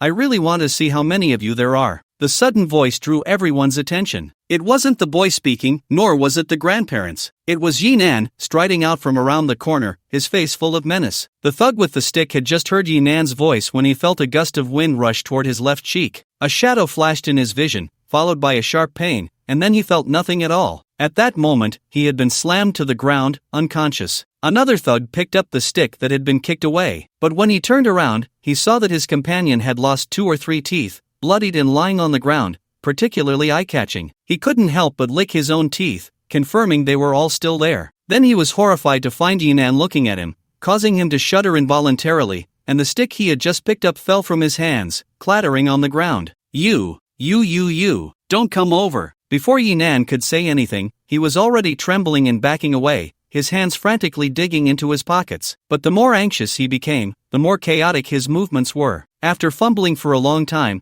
he found himself pressed against the wall, still unable to pull out the whistle from his pocket. In a panic, he suddenly exerted more force. With a ripping sound, the pocket was torn open. But he finally managed to get the whistle out, though he didn't put it in his mouth right away. Instead, he aimed it at Yinan. Don't come over. I'm telling you, don't come over. If you come any closer, I'll blow it. The sight of him almost made Yinan unable to resist responding with a fitting remark. Go ahead, scream your lungs out. No one will come to save you. Of course, Yinan wasn't that twisted. He simply coldly replied, call for help. He had arrived late and hadn't heard why his grandparents had gotten involved with these people. But that didn't matter. In any case, he was here, and if anyone dared to point fingers at his grandparents, he would first teach them some manners before talking. Moreover, Yinan had absolute strength. Under such circumstances, it was too troublesome to keep trying to settle things peacefully, playing the game of letting the small fry come first and then dealing with the big ones. It would be simpler to call for his people and settle it all at once. Seeing that Yinan had no intention of approaching, the thug mustered his courage and put the whistle to his lips. After eyeing Yinan warily for a few seconds, he blew the whistle with all his might. It was no wonder he was so scared. In the street life, having good judgment was crucial. Why was he the one picking up the stick? Because the unfortunate guy who got knocked down was actually the strongest fighter in their gang,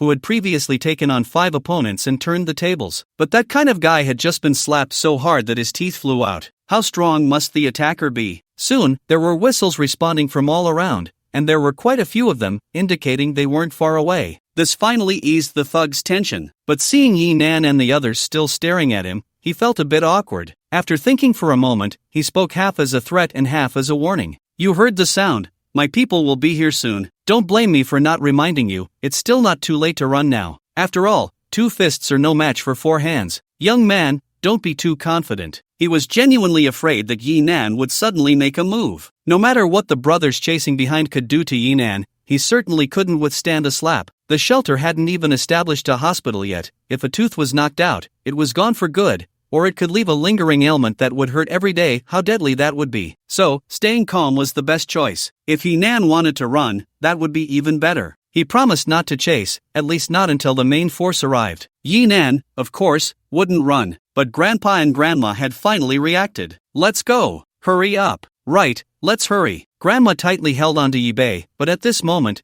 she couldn't care less about the joy of reuniting with her grandson. She just wanted to pull the 2 of them outside. Seeing that Yi Nan remained unmoved, Grandpa, knowing his grandson's temperament, quickly laid out the stakes. There are many local thugs. Every time they blow the whistle, at least a dozen people come running. It wasn't that no one resisted, but in the past few days, every time the whistle blew, someone was bound to be beaten up. No matter how strong you were, could you be the reincarnation of Yi-won? More importantly, the leader of these people is the nephew of the area administrator. It's said he has connections above him. If someone gets killed, no one will care. There had been deaths before, and there were relatives clamoring to call the police, but what happened? After hitting a wall, those who could live in peace had to behave. Otherwise, it wouldn't be long before they disappeared too. Grandpa and Grandma had finally reunited with their grandson and granddaughter. They couldn't bear to see them get into big trouble, and they were anxious. The people who had originally been hiding in the rooms also began to advise. Young man, don't ignore the advice. If a dozen of them surround you, no matter how good you are at fighting, it won't matter. Why are there so many girls here? Hurry up and leave. These people are definitely not good. There was a young man before, full of vigor, but he ended up with a broken leg and bled to death in the shelter. It was a terrible sight. Listening to the surrounding people's advice, or rather their accusations, Yi Nan's expression remained calm. Thinking about how it wasn't good for the few girls on his side to be together, he decided to let them sit in the room first and let his sister comfort Grandpa and Grandma properly. After all, these were not good people, and they had blood on their hands, so Yi Nan didn't need to hold back. If the scene turned bloody, it wouldn't look good with the elderly and children around. How about I go find Morong Xian? Lin Dong didn't follow him inside. Instead, he came to Yi Nan's side with a hand crossbow. He knew Yi Nan had secrets,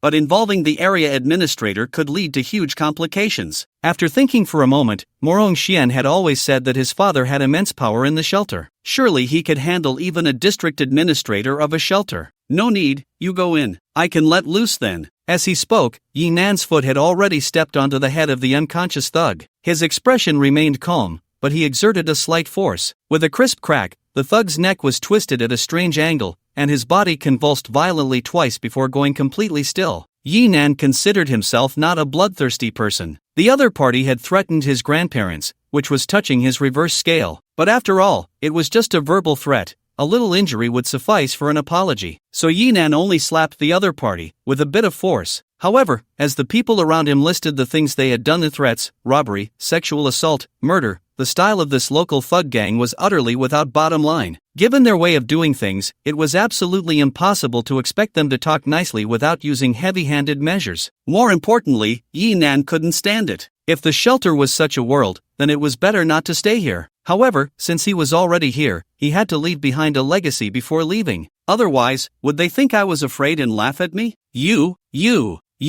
The thug in the corner saw what happened to his companion and immediately wet his pants. The whistle fell from his mouth, and he had no mind to pick it up, his eyes fixed on Yi Nan, unable to utter a complete sentence for a long time. They had encountered resistance before, but killing someone so decisively was something else. Who exactly was the villain? Fortunately, his people arrived quickly. Before Yi Nan could shift his attention to him, a crowd had gathered around. When they approached, they didn't rush to attack. Instead, they parted to let a short, ugly man through. His face was crisscrossed with several scars, and although he wore a contemptuous smile, the malice in his eyes was hard to conceal. Halfway through, he suddenly stopped. The person who had wanted to help the grandparents was hiding inside. peeking through a crack to see what was happening outside. At that moment, the ugly man glanced sideways and locked eyes with him. The man inside immediately wanted to close the door to hide, but a nearby thug reacted faster, slapping the door with 2 or 3 hands, causing it to swing open again before he could shut it. The man inside was quickly dragged in front of the ugly man, who reached out his trembling hands, wanting to grab the ugly man's thigh to plead for mercy, but his head was lifted up first by the ugly man. "You really like to watch the fun, don't you?" The ugly man spoke calmly, but before the other could respond, his fingers had already plunged into the man's eyes. 2 streams of blood flowed out from the corners of the man's eyes amidst his screams, but the ugly man seemed not to hear, casually tossing the writhing man to a nearby thug. He pulled a handkerchief from his pocket, wiping the blood from his fingers as he walked towards Yinan. His relaxed demeanor suggested that the blood mixed with bits of white eyeball was merely dust that had accidentally splattered on him. As he got closer, he noticed the thug lying dead on the ground, and the cruelty in his gaze intensified, yet when he spoke, his tone was very polite, even somewhat enthusiastic. "A fresh face, huh? Where does this brother come from? Are you their boss?" Yinan's gaze swept over his head, estimating that this short man was probably only about 1 meter 50 tall. Although he looked quite sturdy, if it weren't for that scarred face, anyone would think of Wu Dalong. "Hey, it's all thanks to the brothers that they call me Brother Hao. What do we call this brother?" He stopped in front of the crowd, not directly approaching Yinan, but instead probing continuously. After all, Yinan's actions had been too ruthless. Even ordinary people, when killing, usually acted out of emotional impulse. To calmly twist someone's neck meant he had definitely taken a life before. And this was a shelter. Did he think he could kill people without the authorities caring? So for a moment, he couldn't figure out whether Yinan had a strong backing or was just a hothead. At his level, he understood that relying solely on fighting and killing was inferior. The key was how strong your backing was. "Brother Hao, Chen Haonan?" Yinan was truly speechless. "With your image, you think you deserve it?" However, he wasn't one to waste words, waving his hand to stop the ugly man from continuing to chatter. "Less nonsense, let's go together." The ugly man, instead of being offended, laughed, but his voice turned dark. "Chop him up." With his command given, the surrounding thugs didn't hesitate, rushing in with shouts and curses. These people had a variety of weapons, everything you could think of. Most were sticks, wooden rods, and pipes. There were also quite a few with knives, and even 2 wielding fire axes. Of course, these things hitting Yinan wouldn't make much difference. It would just feel a bit itchy or not so itchy. Especially various knives, these weapons primarily for hacking and stabbing, struck against Yinan's Black Panther suit as if chopping through cowhide, completely ineffective. Yinan did not draw the wolf blade, nor did he bother to use the leopard claws. Yet, the fists he swung appeared to those thugs like iron hammers the size of a sandpot, capable of shattering 2 or 3 bones with a single blow. Particularly, Yinan's fighting style was one of pure brute force, without dodging or evading. No matter how many knives were swung at him, he remained unfazed. Each time he threw a punch, someone among the thugs would fall. This bizarre contrast quickly extinguished their fighting spirit. From the moment the ugly man uttered the words "chop to pieces," it took only a few seconds for them to exchange glances and surround Yinan. Yet, around Yinan, more than a dozen people were already lying down, their bodies twisted at unnatural angles. Although they were not dead yet, under such medical conditions, they could already be declared sentenced to death. The thugs surrounding him had barely arrived when they saw their teammates collapsing in droves ahead of them. How could they continue fighting like this? They could only surround and push the ugly man forward. "Hey, they really are a bunch of useless trash." Seeing that there was no longer any obstacle between him and Yinan, the ugly man sneered. He squatted down, feeling his little brother's chest, and his expression finally turned serious. One punch broke 2 ribs. "Brother, you have good skills." After calming his breath a bit, Yinan felt he was warmed up enough. Indeed, this kind of fist-to-flesh fighting style was the best way to vent emotions. Listening to the wails of those lying on the ground, his mood finally improved considerably. Next, it was time for this ugly version of Wu Dalong. TSK, I think you'd better not come over." When the ugly man saw Yinan walking towards him, he immediately pulled out a handgun from his waist and waved it at Yinan. "Do you think this is a fake gun?" Yinan's skills truly exceeded his expectations. It was the first time he had seen someone take down a dozen opponents without a scratch. But that was it. The times had changed long ago. No matter how skilled one was, they still feared a kitchen knife. His ability to stand his ground here relied on more than just martial arts. However, even as he stood up, he could not detect the slightest ripple on Yinan's face. Instead, he heard Yinan say something rather perplexing. "To be honest, with you squatting there, I really find it a bit hard to strike." Just as he was about to ask, he suddenly felt darkness before his eyes and instinctively wanted to pull the trigger. But a tremendous force suddenly surged through his hand. When he finally realized what had happened, the gun was already in Yi Nan's hand. It was at that moment he felt the pain in his fingers. His right index finger was twisted at an odd angle, definitely broken. Ironically, it was only then that he understood the meaning behind Yi Nan's words. Due to the height difference, the position he stood in to aim the gun was just right for Yi Nan to reach out. Squatting too low made it awkward. Pain, humiliation. But soon, there was also fear, because the gun was now pressed against his forehead. This time, Yi Nan finally picked up on his words, but what he said left him feeling choked. "You're quite humorous, now you tell me, is this a real gun? Hey, wasn't it said that within 7 steps, the gun is fast and accurate? This is really unreasonable." The ugly man, who called himself Hao Gu, had a gun pressed to his forehead and still found the energy to complain. He pulled out a crumpled cigarette box from his pocket and lit one for himself. However, the fingers holding the cigarette were clearly trembling violently. He didn't know if it was from fear, pain, or perhaps both. He took a deep drag or two before looking back at Yi Nan. "This brother has great skills. You will definitely achieve great things in the future, so it's better not to act impulsively. Are you threatening me?" Yi Nan slightly adjusted the gun's muzzle. Bang! The cigarette in the ugly man's hand flew out,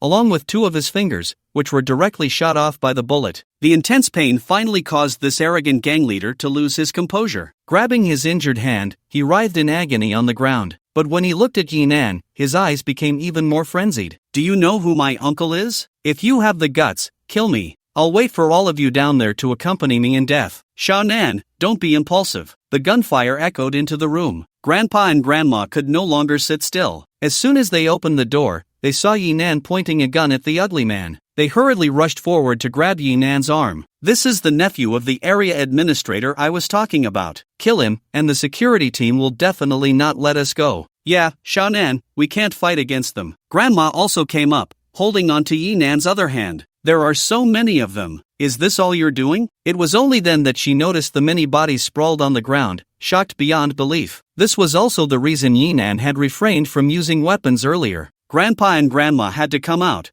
along with a little spirit. If the outside turned into a bloody mess, it would frighten them terribly. The earlier boy also followed them out, circling around the people to take a look. Then he walked up to Yi Nan, sizing him up from head to toe. Yi Nan felt a chilling sensation as he looked at him, always feeling that this person's gaze was particularly familiar. But he was so well covered that nothing but his eyes was visible, and he couldn't recall if he knew him. Wow, how touching. The ugly man was still tough. Despite the cold sweat from the pain on his forehead, he managed to take off a piece of clothing from his little brother and tie it around his hand. Then, trembling, he picked up the cigarette that had just been shot away and put it to his mouth. "In this line of work, you have to pay it back sooner or later. My life is worthless. Trading it for so many of you is not a loss, not a loss." After taking a couple of puffs, he heard a voice from the walkie-talkie on him. He took it out to listen, then looked at Yi Nan with a hint of disdain in his eyes. "I've got the stuff. I'm at room 1569 in area C5, but I'm tied up with some issues, so you come and get it." Calling for reinforcements? Yi Nan seized the opportunity to avoid the boy's gaze and directly approached the ugly man. If he wanted to reminisce,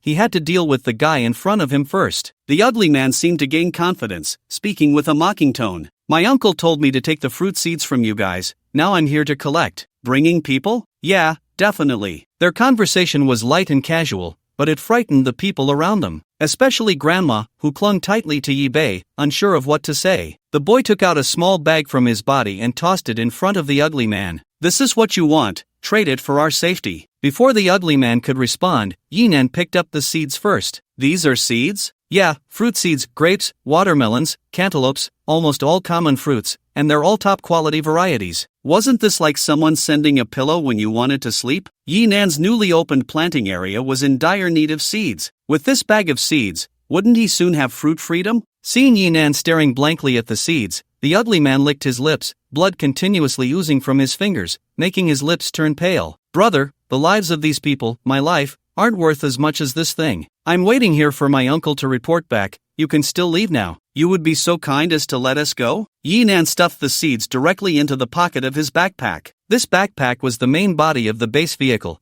It looked like a pocket but actually led straight to the storage area. Once the seeds were secured, no one could take them away. "Then I definitely have to chase them to the ends of the earth, but I have to stay alive first, right?" The ugly man chuckled, which was quite candid of him. "As long as I'm not dead, I will definitely come to settle the score with you, but I need to find a place to treat my wounds first. But if I die, then it depends on whether you can escape the shelter with so many people. Let's go, we'll head to another resettlement area. His uncle's reach isn't that long. Grandpa placed his hand on Yinan's shoulder, suggesting an idea. The young man leaned in. The administrator has a security team, and they all carry guns. They didn't know that firearms were useless against Yinan. At worst, we can leave the shelter. It's definitely more comfortable in a car than in the shelter. Yi Bei also joined in the persuasion. She had never seen Yinan kill anyone and instinctively wanted to avoid trouble. Xiao Ling wholeheartedly agreed. After entering the shelter and seeing the environment of the resettlement houses, she immediately encountered the local underworld forces, shattering her remaining fantasies about the shelter. It was indeed better to hide in a camper van, especially since it had the magical ability to conjure strawberry cakes at any time. Lin Dong was the one in the team who understood Yinan's combat power the best, but with his daughter right beside him, he didn't want to take risks, so he also spoke up to persuade. Don't make a big deal out of this, Morong Xian still owes you a favor, he should be able to handle it. Hey, look, your people are quite sensible, the ugly man sighed in relief as everyone chimed in to persuade Yinan. He didn't want to die just like that, he accepted his fate this time, but as long as he could survive and return, he would have his revenge sooner or later. Until this moment, he still thought Yinan was just good at fighting. But what good is just being good at fighting? Can he dodge bullets with his bare hands or catch a surprise shot? He had already begun to fantasize about how to take revenge on Yin, and once he was in his grasp, imagining how to break each of his fingers one by one. Just as he finished speaking, they heard the sound of an approaching vehicle. Everyone turned to look, and a military truck armed with a machine gun came around the corner. Sitting on it was none other than the ugly man's uncle. But upon seeing his uncle, the ugly man showed no signs of joy. Instead, for the first time, he revealed fear, a fear far greater than when he had just been threatened with a gun. The ugly man's fear was not of his uncle. It was the arrival of his uncle that signified an escalation of the current situation. Just as he had said earlier, as long as Yinan and the others dropped the seeds and left, the whole matter would have nothing to do with his uncle. All his uncle wanted were the seeds, and then he could climb up using that resource. As for how he obtained them and how many people were lost, that was the ugly man's own business. This meant that Yinan only had to face a gang's pursuit. Moreover, before the pursuit began, the gang leader would at least need to find a place to stop the bleeding and stitch up. To put it more succinctly, so far, the nature of this matter was still at the stage of gang fighting. But with his uncle appearing early and seeing the ugly man being threatened at gunpoint, as the administrator of this area, with people under him carrying guns, if Yinan and the others were allowed to walk away right under his nose, where would he put his face? Therefore, his appearance also meant that Yinan and the others could not leave. Should the ugly man be happy? If he were facing ordinary people, he could lie on the ground and laugh, demanding that they kneel and bow. However, Yinan's earlier performance made him very clear about what kind of man was in front of him. Such a person, when pushed to a dead end, would definitely not kneel and beg for mercy. The greater possibility, or rather the only possibility, was that he would find a way to drag a few people down with him. Right now, the gun was still pointed at the ugly man. If he didn't take the fall, who would? So he was scared. He had seemed carefree earlier, but just moments ago, he had seen a glimmer of hope, only to suddenly fall into despair again. This huge contrast was unbearable for him. That's the administrator, his uncle. Grandpa recognized the newcomer and hurried to Yinan's side, reaching for the gun in his hand, anxiously addressing the crowd. You all hurry and leave, I'll stay behind. As long as he still wants his nephew's life, he won't dare to do anything to me. As soon as he said this, Grandma nearly burst into tears. Everyone understood what it meant to stay behind. Seeing that the others were unmoved, Grandpa grew even more anxious. What are you waiting for? Anyway, I don't have many years left in this old body. Yi Bei, Xiaochu, take Grandma and go. Yes, yes, yes, the ugly man quickly echoed. Leave the seeds behind, take me as a hostage, and you can definitely buy time to escape. At that time, if the old man cooperates a bit, I promise not to make things difficult for him.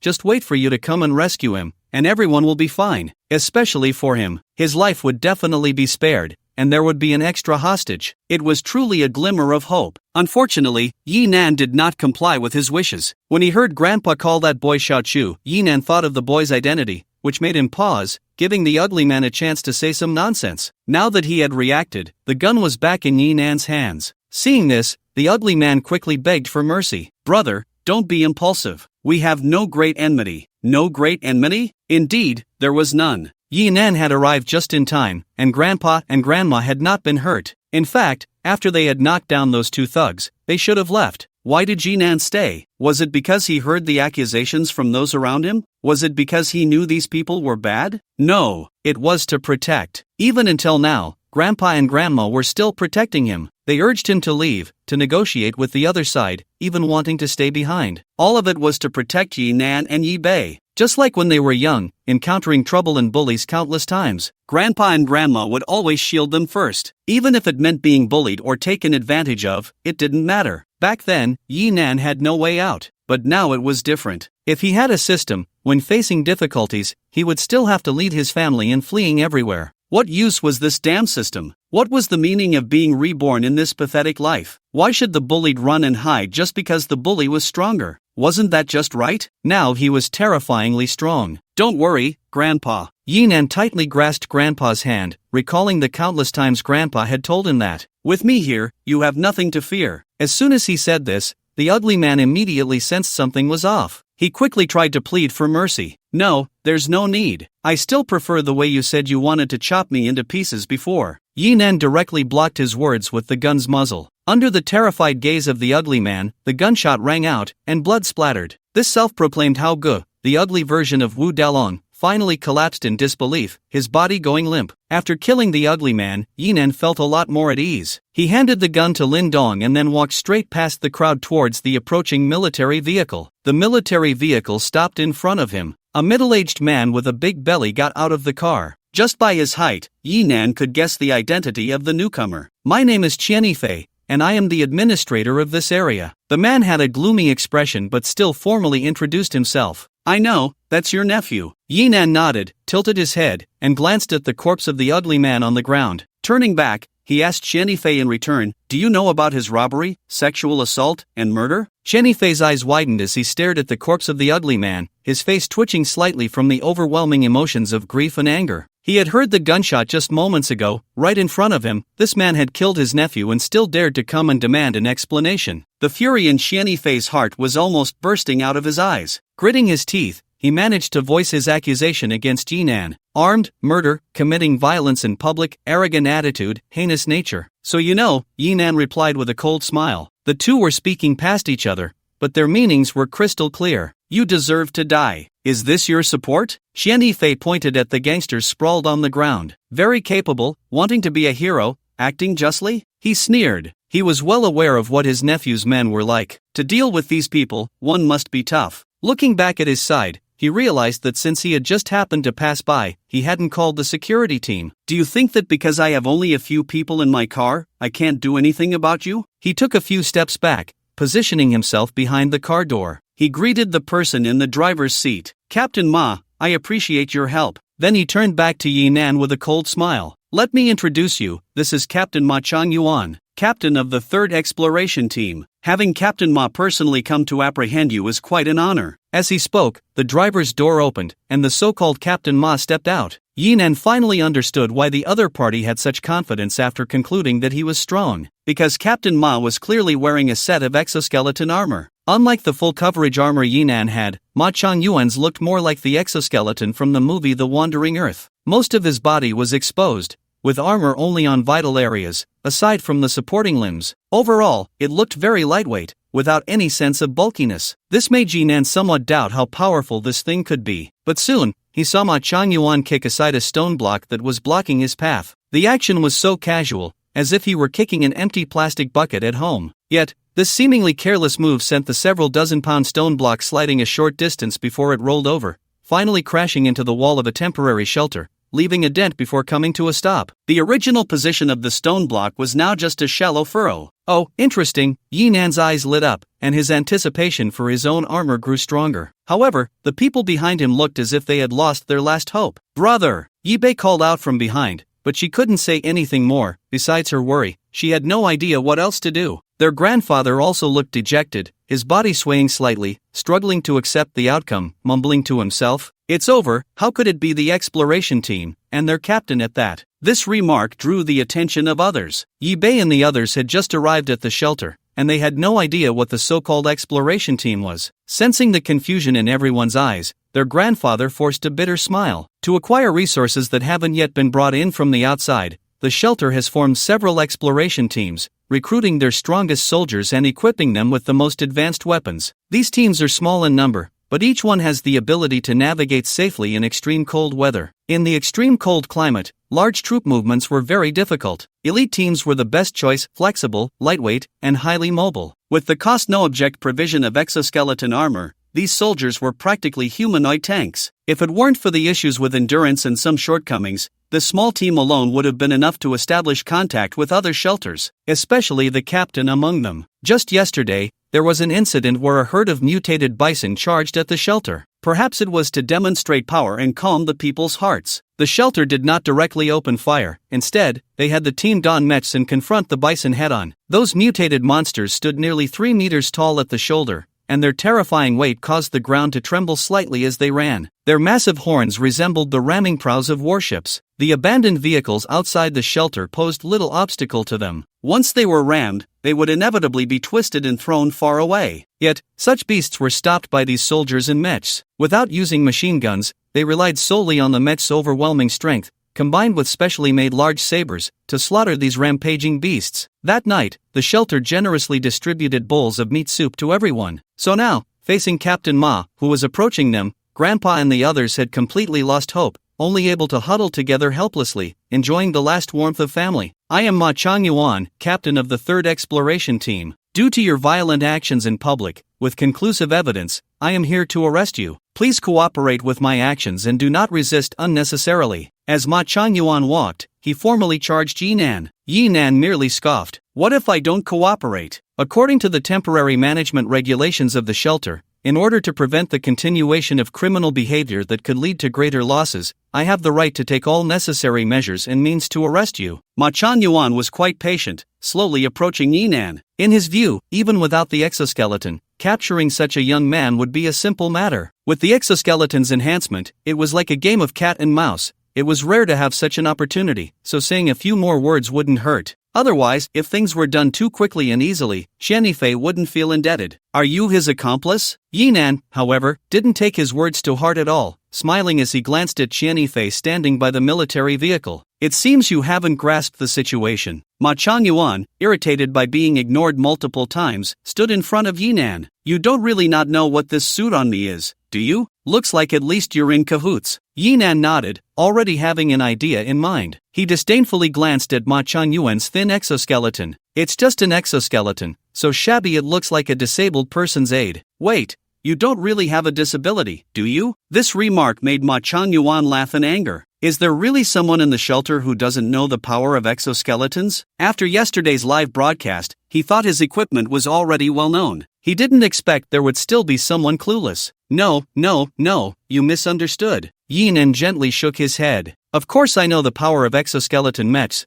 but precisely because I know, I think that thing looks like a disabled person's aid, because I have something better. As he spoke, his right hand was already raised above his head. It directly bypassed his shoulder and reached into the backpack behind him. With the sound of mechanical gears turning, when Yinan's hand left the backpack, it was adorned with a silver mechanical glove that completely enveloped his palm. The tail end of the mechanical palm was connected to a slender support. As Yinan extended his hand, the support finally aligned with his elbow. Ding! A crisp sound rang out. Several branches extended from the middle of the support frame, tightly wrapping around Yinan's arm. Immediately after, countless blue and white armor plates surged out of the backpack, dazzling everyone as they assembled before their eyes. A massive mechanical right arm emerged from the backpack behind Yinan in just a few seconds.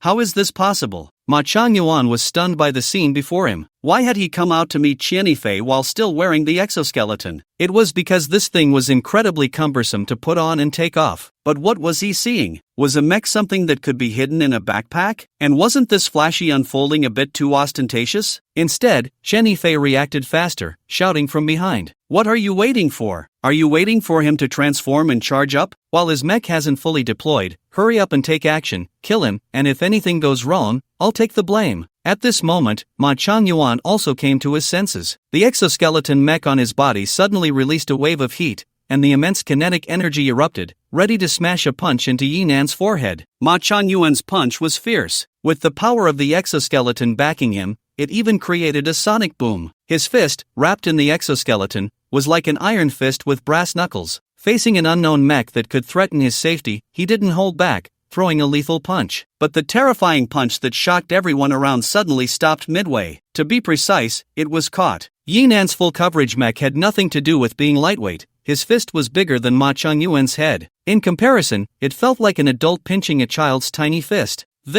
How is this possible? Ma Changyuan's eyes widened, his voice filled with disbelief. The exoskeleton mech he wore was the latest research achievement from the shelter. If it weren't for the urgent situation, this kind of thing would have only remained in the research phase in the lab and would never have been issued to them. In the past few days of use, he had actually discovered quite a few problems, both big and small, but it was still incredibly strong, terrifyingly so. It even gave Ma Changyuan a sense of inflation, as if wearing this made him a superhero. But now, he was caught by the opponent with just one hand. Just one hand. Yinan hadn't fully deployed the mech, he had only covered his arm and chest armor. This made him look somewhat unbalanced, especially since his right arm was so much thicker. However, with the Black Panther suit providing internal support, it wasn't a problem. As for the reason, time was one aspect. Even if this mech deployed quickly, it still couldn't cover him instantly. More importantly, this was already enough. Zzzzz. With the noise of the motor overload, Ma Changyuan's exoskeleton mech finally couldn't withstand the pressure that Yinan was gradually applying,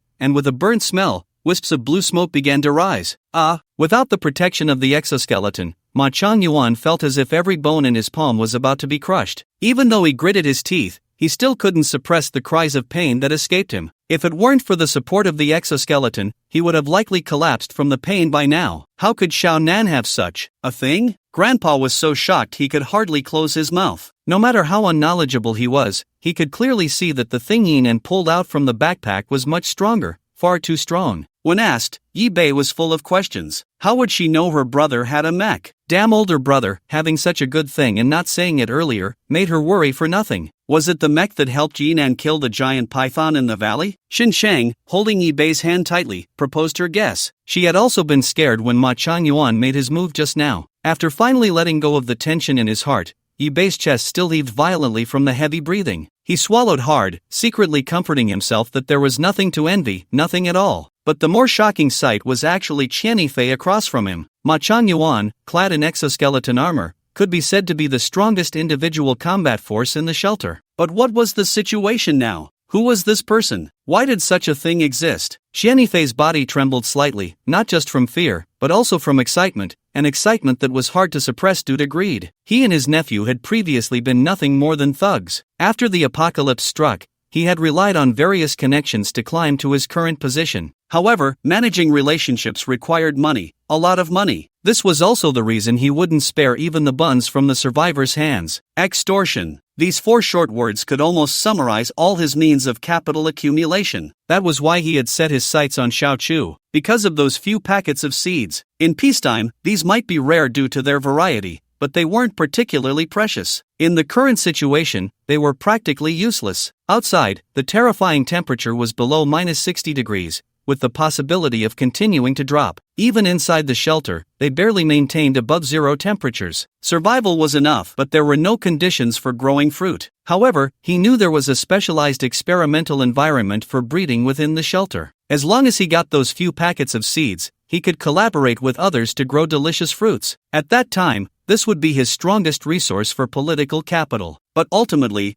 that was just a luxury. The exoskeleton on Yinan was the real game-changer for the power dynamics in the shelter. Seeing that Ma Changyuan was about to collapse, Qianifei quickly shouted, "Stop." He swiftly took a walkie-talkie from the vehicle. A major violent incident has occurred in Zone C5, requesting armed support. At this moment, Ma Changyuan had also regained his composure. He pressed the communicator at his neck with one hand. "Old Ghost, lock onto my position and prepare for a sniper shot with anti-material armor-piercing rounds." Then he forcefully slapped the shoulder of the hand that had grabbed him. A loud bang echoed. The exoskeleton on that arm emitted a strong whirring sound as the motor spun violently. The palm, which had been somewhat deformed from the pressure, suddenly burst with power, briefly forcing Yinan's fist open, allowing Ma Changyuan to find an opportunity to retreat. But once that arm was free from Yinan's control, it hung down limply. Thick black smoke billowed from various joint positions, and faint electric sparks flickered, looking completely wrecked. Looking at his own arm, Ma Changyuan's face was filled with fear and heartache. If he had known Yinan had such a thing, he would never have approached recklessly. Now, having ended up like this, he would surely face punishment after this matter was resolved. This hidden loss was firmly swallowed down his throat. It really can't take a beating, Yinan sighed. He still wanted to test the power of the exoskeleton. Since the other side had called for help, they had to settle this quickly and leave this troublesome place. What a pity! After deploying the single-arm exoskeleton, Yinan suddenly felt like he was using Gaara's Sandhand, a character he particularly liked. For a moment, he felt a surge of playfulness. Moreover, after the base vehicle underwent a full upgrade, the convoy's functions were also upgraded, giving him an additional designated quota. Just now, Yinan had been trying to see if he could assign this quota to the exoskeleton, enchanting the transformation function onto the exoskeleton. It was certainly not as simple as 1+1. Thinking of Iron Man's ever-changing nano-armor, Yinan felt a surge of excitement in his heart. It was in this moment of distraction that the opponent's armor was blown off and retreated. But it didn't matter, he wasn't relying on sneak attacks to suppress his opponent. However, before Yinan could make a move, another military vehicle rushed in from outside. From a distance, the loudspeaker began to shout, "Stop! We're all on the same side, immediately cease fire." The military vehicle was moving quickly, and it wasn't until it came close that everyone heard the screech of brakes. But the sound didn't last long before it was replaced by a crashing noise.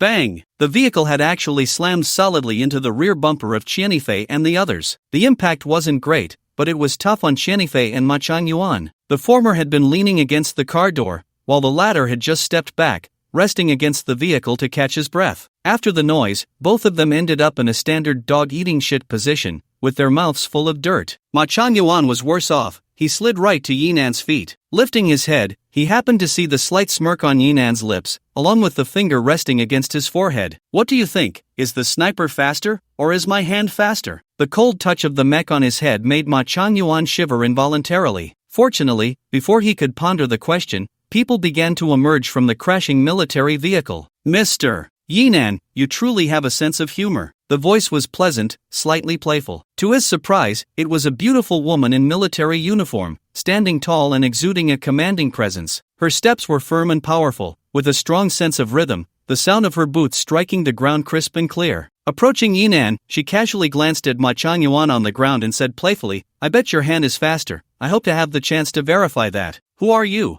Yinan felt that this beauty looked somewhat familiar. The woman generously extended her hand. "Morong Yun, thank you for protecting my cousin along the way." Oh, so she was Morong Xian's cousin. Yinan understood. No wonder she looked familiar. The two shared some resemblance. Morong Xian was indeed good-looking, proving the family's excellent genes. A brief mechanical sound echoed as the mech on Yinan's hand began to fold and shrink, returning to his backpack. He freed his hand and briefly shook hers under Morong Yun's surprised gaze. When he came back to his senses, she was looking at him, her curiosity and scrutiny completely unmasked. "I just heard Xiao Xian say that Mr. Yinan is extraordinary. Now I can see it for myself." It was clear that after Morong Xian returned, he must have told his family about Yinan's exploits. It was just uncertain how he described the part where he got slapped. Morong Yun must have misunderstood, thinking Yinan's abilities were all due to the mech. However, Yinan wouldn't explain. What was visible could easily be calculated by others. What remained in hand was the real trump card. "Your people?" Yinan pointed to Ma Changyuan and Qianifei. To be honest, if the Morong family was made up of such people, he felt it would be better to leave the shelter as soon as possible. This place definitely wasn't suitable for him. Fortunately, Morong Yun shook her head. "Enemies, but now is not the time for internal strife. He must die." Yinan pointed at Qianifei. After all, this guy was Hao Ji's uncle. He was a mortal enemy of Yinan, and this place could be harmed by Hao Gu entirely because of him acting as a shield. From the very beginning, Yinan had already written his name on the list of the dead.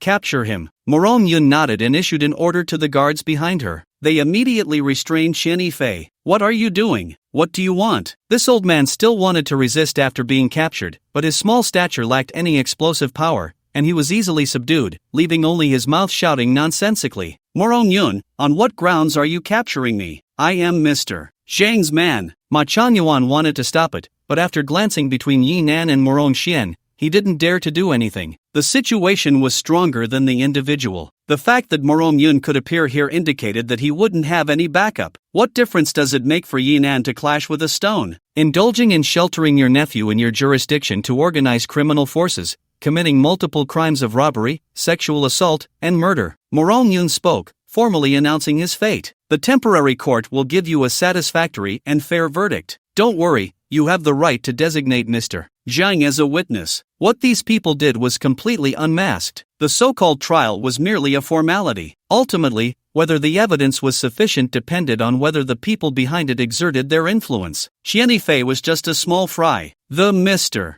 Zhang he relied on could never compete with the Morong family in these matters, so Qianifei was doomed. He knew he was doomed. Thus, his shouting turned into cursing. Then it became begging for mercy, even starting to reveal some so-called secrets voluntarily. But no one cared anymore. Can I leave now? Ma Chunyuan, seeing that Qianifei had been dragged away, didn't want to stay here any longer. Morong Yun did not stop him, half reminding, half warning. Of course. However, due to personal reasons, damaging the exoskeleton mech is a serious crime. I know. Ma Chunyuan replied nonchalantly and then drove away. If it's just to guide me, you don't need to come personally. Yi Nan could see that Morong Yun's identity was definitely not low. Logically, Morong Xian could have come himself. The fact that they sent such a beautiful woman to pick him up surely meant it wasn't just to arrange housing for him. Yes, Morong Yun acted very decisively, taking out a document and 3 keys. These are your 3 housing units in the family area of the central building. When Yi Nan took the items, Morong Yun took the opportunity to step forward, standing directly in front of Yi Nan. The distance between them was almost non-existent. After hearing about Mr. Yi Nan's abilities, we feel you wouldn't want to hide with your family in a shelter,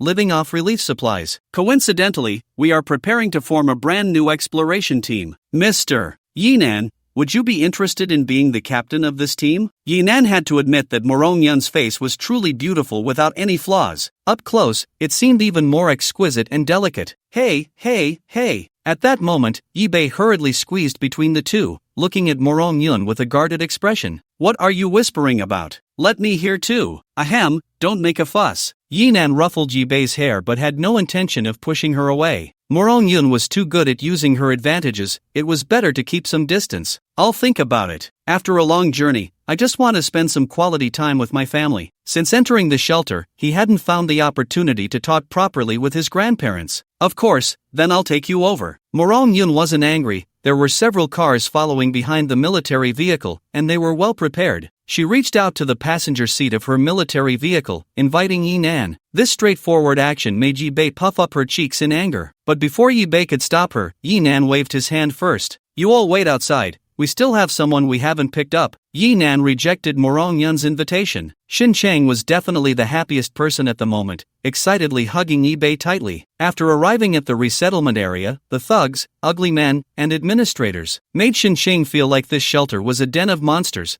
with all sorts of demons and ghosts emerging. Yet she could do nothing, only following Yi Bei as a little transparent. Now that the convoy had arrived, her parents were still unaccounted for. If Yi Nan just got in the car, Xin Cheng would have to leave the group and search for her family alone. This made Xin Cheng's heart leap to her throat. She suddenly realized that entering the shelter actually meant separation. Once she got here, she had no reason to stay by Yi Nan's side anymore. Reluctance, fear, and deep disappointment filled her heart. Fortunately, even when faced with the invitation of a beauty like Morong Yun, Yi Nan had forgotten about her. If only, at this moment, she could be holding Yi Nan instead of Yi Bei. Woo woo, woo woo. Yi Bei also seemed to not want to be the one being held. After finally squeezing her face out from Xin Cheng's embrace and taking a deep breath, she weakly complained, I'm going to die, I can't breathe at all. Can you just hold my brother next time? Xin Cheng's parents were not in the resettlement area. When everyone found the construction site of the shelter, they discovered this couple in their 50s. Upon seeing Xin Cheng, the two thought they were hallucinating from missing her too much. It wasn't until Xin Cheng flew into their arms that their eyes finally turned red,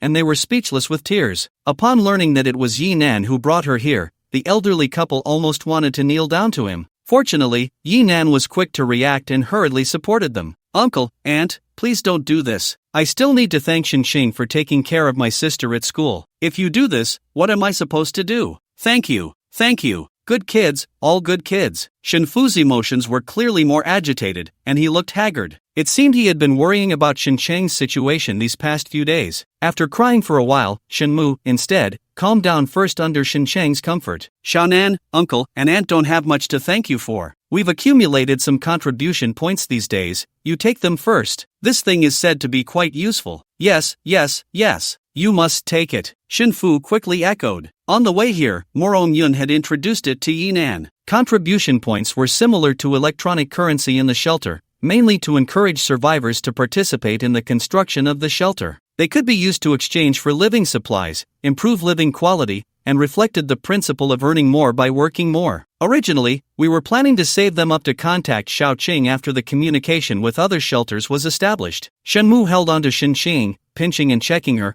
eyes full of concern about whether she had lost weight. Yet, the corners of her mouth couldn't help but curve into a smile at their reunion. Now that we're all together, we won't need them. Don't worry, Uncle still has some strength left. I'll come to work every day and give you all the contribution points I earn. Shenfu spoke more roughly, and although he didn't hold Xincheng as tightly as Shenmu, his eyes were still glued to his precious daughter, as if afraid that if he blinked, he wouldn't see her again. Mom and Dad, are you just eating this? Xinqing, in her mother's embrace, discovered a small bag containing 2 half-eaten steamed buns. Instantly, tears streamed down her face. They were clearly doing physical labor, yet they were still only eating the relief food distributed by the shelter. It was obvious they were planning to save all the contribution points for when they came to find her. This filled Xinsheng with guilt. These past few days on the road, she hadn't suffered at all. She might have even gained some weight. Fortunately. Thinking of this, Xinqing finally mustered the courage to hug Yinan. I'm glad to have brother Yinan. This left Yinan at a loss. He quickly signaled to his sister to help persuade them. Yi Bei saw this and then lost sight of it. Pulling Shenfu and Shenmu, she began to tell them how comfortable the journey had been. Silently, she gave Xinqing a thumbs up. Finally, she was brave for once. After a bit of commotion, everyone finally calmed down from the excitement of the reunion. They got into the car heading to the housing arranged for them by Morong Xian. Originally, Father Shin and Mother Shin wanted to refuse. They were well aware of how precious the housing in the center was. Yi Bei directly dragged Xinqing into the car, which left the 2 elders with no choice but to follow. The central building has a total of 50 floors. At the top is an artificial sun, followed by laboratories, production bases, administrative areas. The residential area is at the very bottom, occupying 10 floors. The layout is similar to hotel suites, with the middle rooms even lacking windows. The environment is somewhat rudimentary. A room with whitewashed walls and a bed is considered complete, with just a few wooden planks on the bed, not even a blanket, and one shouldn't expect anything like a mattress. When disaster strikes, the first supplies transported are inevitably food and other essential survival materials, followed by equipment and machines for production. Daily necessities from light industry are left behind, extremely scarce. Of course, this environment is already considered quite good in a shelter. After all, there are independent bathrooms, electricity, and hot water here. The accommodation area still has public toilets. The issue of bathing is completely non-existent, as washing is impossible. With only a liter of water per day, even wiping one's face feels extravagant, let alone bathing. Moreover, the temperature here is higher, with the temperature inside the central building maintained between 26 to 28 degrees. In the current environment, saying the climate is pleasant is not an exaggeration. Yinan and the others were assigned suites, all arranged as 2 bedrooms and a living room, with 3 rooms connected together. After a brief discussion, they allocated the rooms. Grandfather and grandmother, Father Shen and Mother Shen, Xincheng and Yi Bei, Lin Dong, and Xiaoling all shared rooms for 2. Yinan had a room to himself. The remaining room naturally belonged to Xiao Chu, who silently followed grandfather and grandmother. Can you live with Uncle Lin and the others? Until this moment, Yinan still didn't know who Xiao Chu was. Just by observing grandfather and grandmother's attitude towards him, he instinctively categorized him as one of their own. He didn't say much. Since they arrived at the accommodation, he had always stayed close to grandfather and grandmother, silently keeping watch, with a very low presence. Moreover, Yinan's intuition always made him avoid the other person. It wasn't until now, due to the housing arrangement, that he finally spoke to him. In response to Yinan's inquiry, Xiao Chu took off his cap and then punched Yinan in the chest. Yinan didn't dodge. Although Xiao Chu still hadn't removed his mask, he had completely remembered who this was. Of course, Xiao Chu's punch couldn't possibly move Yinan, who was still wearing the Black Panther suit. Thus, Xiao Chu's fist remained pressed against Yinan's chest, both sides in a brief stalemate. 3 seconds later, Yinan exclaimed and fell down, then awkwardly tried to roll behind grandfather and grandmother. Ignoring Yinan's exaggerated reaction, Xiao Chu, or rather Chu Li, took off his mask. Everyone's eyes lit up. This was no mere boy, but a spirited short-haired beauty. Her hair was messy, clearly the result of a hasty self-haircut. Yet, this only highlighted the heroism in her features, making one feel that such a carefree dishevelment could not conceal her true colors as a woman of strength. Hiss! How could it be this tomboy? Yi Bei was the most impatient, covering his mouth in surprise. This drew a sideways glance from Chu Li, prompting him to quickly hide behind Xincheng. His head peeked out from Xincheng's shoulder, whispering in her ear, Wait, I'll help you hold her off. You take my brother to the room and make it happen. Hurry! Shinsheng's face almost turned pale. What kind of wolfish words were these, said in front of so many people? The visibly flustered expressions of the siblings made Shinsheng's curiosity nearly overflow. Who is this? The big sister, the female bandit, our neighbor when we were kids. Recalling previous events, Yibei swallowed hard. She used to bully us a lot, always wanting my brother to be her little brother, making him go through all sorts of training. Later, my brother was unhappy with her oppression and said that one day he would bring her down and then marry her,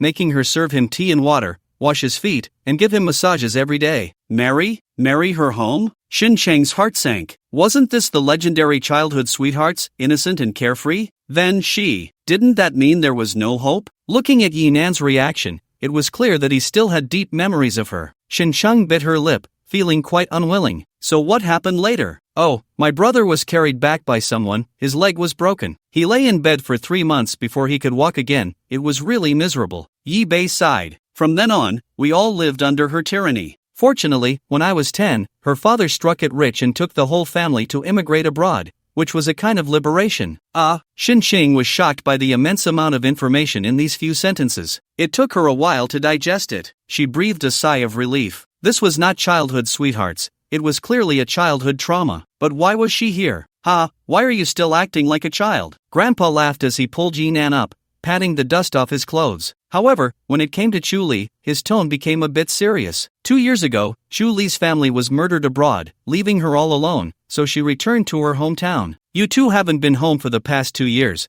but thanks to her, she has been taking care of us. Even this time when we came to the shelter, if it weren't for her protection, we might have met our end on the road. 2 years? Yinan recalled carefully. It seemed that his grandparents had been quite happy during those 2 years. He had just been busy with work, and Yibei had gone to work study during the summer and winter breaks, so they hadn't been home much. Upon further reflection, he noticed some clues. This year's spring festival, the house was indeed clean to perfection. He had even told his grandparents to take care of their health and leave such physical work for him. Sure enough, Grandpa pulled Chu Li over. This girl wouldn't let me tell you. Looking deeply at Chu Li, Yinan felt a mix of emotions. He didn't know what to say for a long time, but she spoke first. Let's have a fight. Yinan suddenly felt a jolt. Back then, that was when girls developed early. Now Yinan was half a head taller than Chu Li. He wouldn't lose without using cheats, right? But could he win? What would happen if he won? The battle declaration that Yibei could remember, could he forget it? Yinan quietly leaned a bit closer to Grandpa,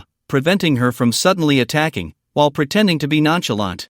Stop messing around. We're not kids anymore. This little thought naturally couldn't escape the notice of everyone present. Fortunately, Chu Li didn't mind too much and changed her request. I want to share a room with Grandpa and Grandma. Of course, that's no problem. I'll sleep with Uncle Lin. No, in the same room. Yinan quickly agreed and then changed the subject. You all wait a moment, I need to arrange some things. After saying that, he ran towards a few rooms. The bare walls inside were already considered a great environment for the people in the shelter. Before, he couldn't care less due to the long distance, but now Yinan wouldn't let his grandparents sleep on the wooden boards. When they raided the mall, the outdoor supply store was right next to the home goods store. Various daily necessities, all in one place. Now they could finally come in handy. Brother Yi. When Morong Xian arrived, Yinan had just finished arranging things not long ago. Everyone else was happily getting familiar with their new home after the apocalypse. Yinan happened to run into him. Morong Xian didn't come empty-handed. Behind him, his bodyguards were carrying a lot of things, and Li Yue was following him, looking quite like a wealthy young master going out, surrounded by people. But upon closer inspection, the items he was carrying seemed a bit cheap. Cabbage, carrots, and 2 pieces of pork belly. Instantly turned into a rural version of a young master, commonly known as the foolish son of a landlord. Of course, Morong Xian felt quite good about himself, the word smug almost tattooed on his forehead. I'm here to congratulate you on your housewarming. How about that? Pretty generous, right? Meat and vegetables are quite rare now, along with rice and flour. If it's not enough, I can bring you more. After saying this, he took a large package from the bodyguard and personally handed it to Yinan. This is an inflatable mattress. Although it can't compare to a Sealy or anything, it's better than sleeping on a wooden board. I only managed to get 2 or 3 of these. They are now considered one of the 3 essentials. Yinan, however, looked a bit disdainful and waved his hand. I don't need this, but it was a kind gesture after all, and one shouldn't refuse a smiling face. Since you're here, why not stay for a meal? It just so happened that they were about to eat, and Morong Xian knew about the housewarming celebration, How could Yi Nan and the others not want to enjoy a reunion dinner? No, I just came to see if you need anything. I'll just drop off the stuff and leave. Morong Xian leaned in, speaking quite smugly. If you want good food, you have to come to my place. I'll let you sneak some of the wine my dad has hidden away. The chef there is something else. He used to be the head chef at a 5-star hotel, quite impressive. I'll have him prepare some mutated beef steak for us to try. Forget it. I still prefer eating with my family. After thinking for a moment, Yi Nan took the pork from his hands and walked towards the house. The dining function could only produce finished dishes, and raw materials were not provided, which took away the joy of cooking. With these ingredients, he could personally make some hometown dishes for his grandparents later. Brother Yi is indeed family-oriented. Morong Xian praised him and then sighed. The climate outside is changing too fast. Many supplies can't be brought in time, especially various household items. If we had known this, we should have gone shopping when we returned, so we wouldn't be left with bare walls now. He followed Yi Nan, chattering away with complaints. Yet, in his words, there was still a hint of pride. Back then, on the road, he had envied Yi Nan's RV. Now he felt he had caught up. As for my place, I just have an extra sofa, an extra carpet, and a few bottles of wine. TSK, there's hardly any quality of life. But as soon as Yi Nan opened the door, his voice grew quieter. He couldn't help but rub his eyes, squeezing out tears of envy. All the rooms were equipped with very ordinary LED light tubes. Although bright, the small living room was bare, and with the low ceiling, it felt inexplicably oppressive. Yi Nan was the first to change that, for large ceiling lights almost occupied the entire ceiling. The room instantly felt like it had opened up to the sky, with a view of clear blue skies and white clouds above, lifting everyone's spirits and making the living room feel several times larger. The light completely simulated natural sunlight. At this time, during sunset, the warm orange glow of the setting sun poured in. A few landscape paintings decorated the walls. After all, it was his grandparents' house. In Xiaoling's room, after her strong protests, Yi Nan replaced the comprehensive exam guide with a 3D picture of Doraemon. Each room had its own character. At the entrance, there was a small square table, and in a transparent long-necked vase, a few water-cultivated taro plants were lush and green, creating a lively atmosphere. The hard furnishings were indeed limited. To avoid making the space feel cramped, aside from a 3-person sofa, there was only an 80-inch smart TV mounted on the wall. Yi Nan had copied many old movies and anti-Japanese dramas from the base vehicle, all programs that his grandparents loved to watch. In the corner, there was a refrigerator, and the low cabinet next to it served as a temporary kitchen for Xincheng. After all, this house had no kitchen. Perhaps they never expected anyone would have the conditions to cook, not even a window. If they installed a flue, it would easily get blocked. So they all gathered in the unified cafeteria, as the 3 meals were provided by the authorities anyway. Everyone was here, and Xincheng was cooking noodle soup with an induction cooker, each person holding a bowl, casually finding a place to sit down, chatting and eating. Although the food was simple and there wasn't even a dining table, there was a lively atmosphere reminiscent of a family reunion during the new year. Morong Xian couldn't help but feel envious. Seeing that Morong Xian had brought something over, the grandparents immediately invited him in to eat together. He initially wanted to refuse, but holding the steaming noodle soup, he felt a mix of emotions. His mother had passed away early, and his father was always busy with work. He had never experienced such a warm scene. "Brother, can I move to the opposite side of you?" No, Yi Nan directly refused. Yi Bei didn't have a good impression of him, and letting him live across the hall would only invite trouble. By the way, can this wall be torn down? Yi Nan didn't know who to consult about this matter and could only ask Morong Xian. After all, their 3 houses were connected. If they could break through and turn it into a large living room, it would be great to set up a mahjong table. After experiencing this period of upheaval, everyone had an immense need for a lively family gathering. This. I need to ask, Morong Xian said, his eyes wide. Since both rooms had their doors open, he saw the large mattress inside, complete with brand new sheets, blankets, and pillows. He recognized that mattress. It was the same brand his family used to sleep on. It cost tens of thousands, and it was incredibly comfortable. No wonder Yi Nan looked down on his inflatable mattress. Thinking about the quality of sleep he used to have, he inexplicably felt that the inflatable one was quite uncomfortable. Alright, let's finish eating and leave quickly. My place isn't big, it's cramped. Yi Nan didn't bother with pleasantries and directly issued the eviction order. Their crowding was lively, but Morong Xian was genuinely taking up space here. Cough cough. Morong Xian choked a bit, feeling quite wronged. After thinking for a moment, he decided to state his purpose directly, lest he be sent away without accomplishing anything. Actually, my dad asked me to come. He wants me to build a good relationship with you, hoping you'll accept the position of the expedition team leader. Originally, Morong Jing was lacking a candidate for the expedition team leader, and Yinan's exposed mech arm at the resettlement housing made him a target of interest for the higher-ups in the shelter, which is why they were eager to have Morong Xian come over to get close. Yinan thought carefully. This position was more beneficial than harmful for him at the moment. He also needed an identity that allowed him to come and go freely in the shelter. However, he didn't agree immediately. The other party was so eager, which surely meant there was something else going on, so delaying would bring more benefits. I'll talk to you after I settle in. Okay, add me to your contacts. Morong Xian nodded in agreement, not expecting to get a response today. The shelter had a local area network. The authorities had released corresponding communication software. After all, with so many people living in one place, relying solely on walkie-talkies and shouting was indeed too primitive. They ended up eating until the evening. From main dishes to snacks, they scattered sunflower seeds all over the place. With the sudden arrival of the apocalypse and the thrilling journey, they had so much to talk about. By the time Yinan returned to his room, it was already late at night. Fortunately, there was no early 8 o'clock the next day,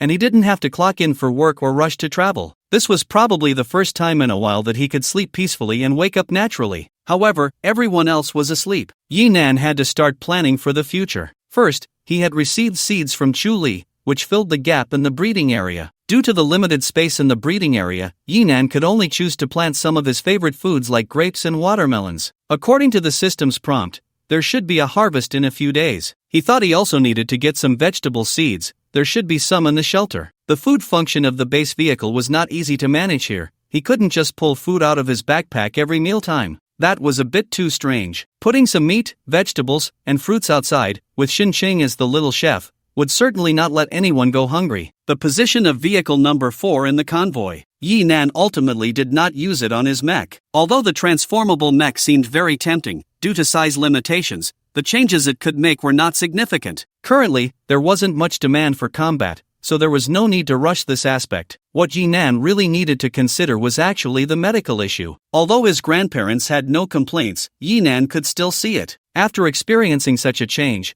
the two of them had clearly become much more haggard. Fortunately, there was Chu Li, who took care of them like a granddaughter. Otherwise, their condition would likely be even worse. The equipment in the medical area could treat illnesses but lacked the function of health maintenance. Yinan couldn't just drag his grandparents onto the operating table for a body modification that would scare them to death. He also needed physical training himself. Today, fighting those dozen or so thugs was indeed exhilarating, but he could clearly feel the fatigue. For an ordinary worker, that was already quite good. A normal person would be panting after hitting a sandbag continuously for a dozen seconds. So, Yinan asked the system if there were any methods to improve his physique. As a result, he received an answer that made his vision go dark. It wasn't that there weren't any, but rather, super energy jelly beans will comprehensively supplement all the substances needed by the human body. Long-term consumption allows for comprehensive nutritional replenishment in all aspects of the body, effectively improving physical condition, enhancing resistance, stamina, and endurance,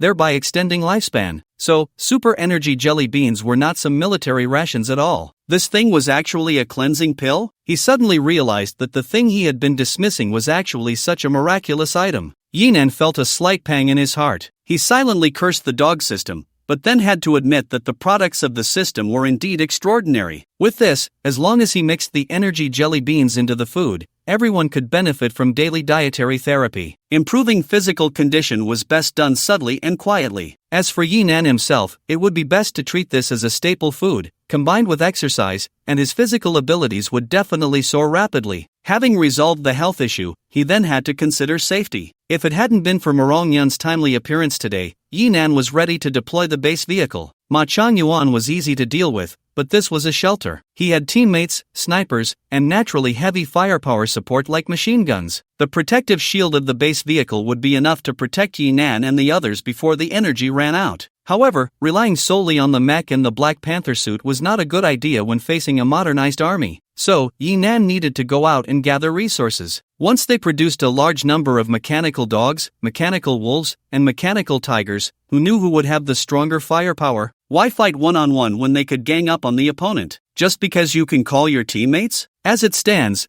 the shelter should be a place with lenient entry but strict exit. Of course, most people going out would be walking to their deaths, so it didn't really matter. The exploration team should be the only legitimate way to enter and exit the shelter. Yinan certainly didn't think that being made the captain of the exploration team was due to Morong Xian's influence. Today's attitude of Morong Yun towards Ma Chuanyuan and Qianifei was very telling. For that short, chubby Qianifei, when Yinan said to kill him, Morong Yun didn't hesitate at all and arranged it right away. But clearly, he was supposed to be the enemy. Yet Morong Yun still wanted to protect Ma Chuanyuan, not allowing Yinan to risk his life against him. It could only be because he was the captain of the opposing exploration team. This was actually quite understandable. The shelter was in dire need of development. Whether it was building residences or establishing an industrial system, it required a large amount of raw materials and even machinery. As the only extension of the shelter reaching out to the outside world, the exploration team was naturally highly valued. Whoever controlled more exploration teams would also control the resource supply of the shelter,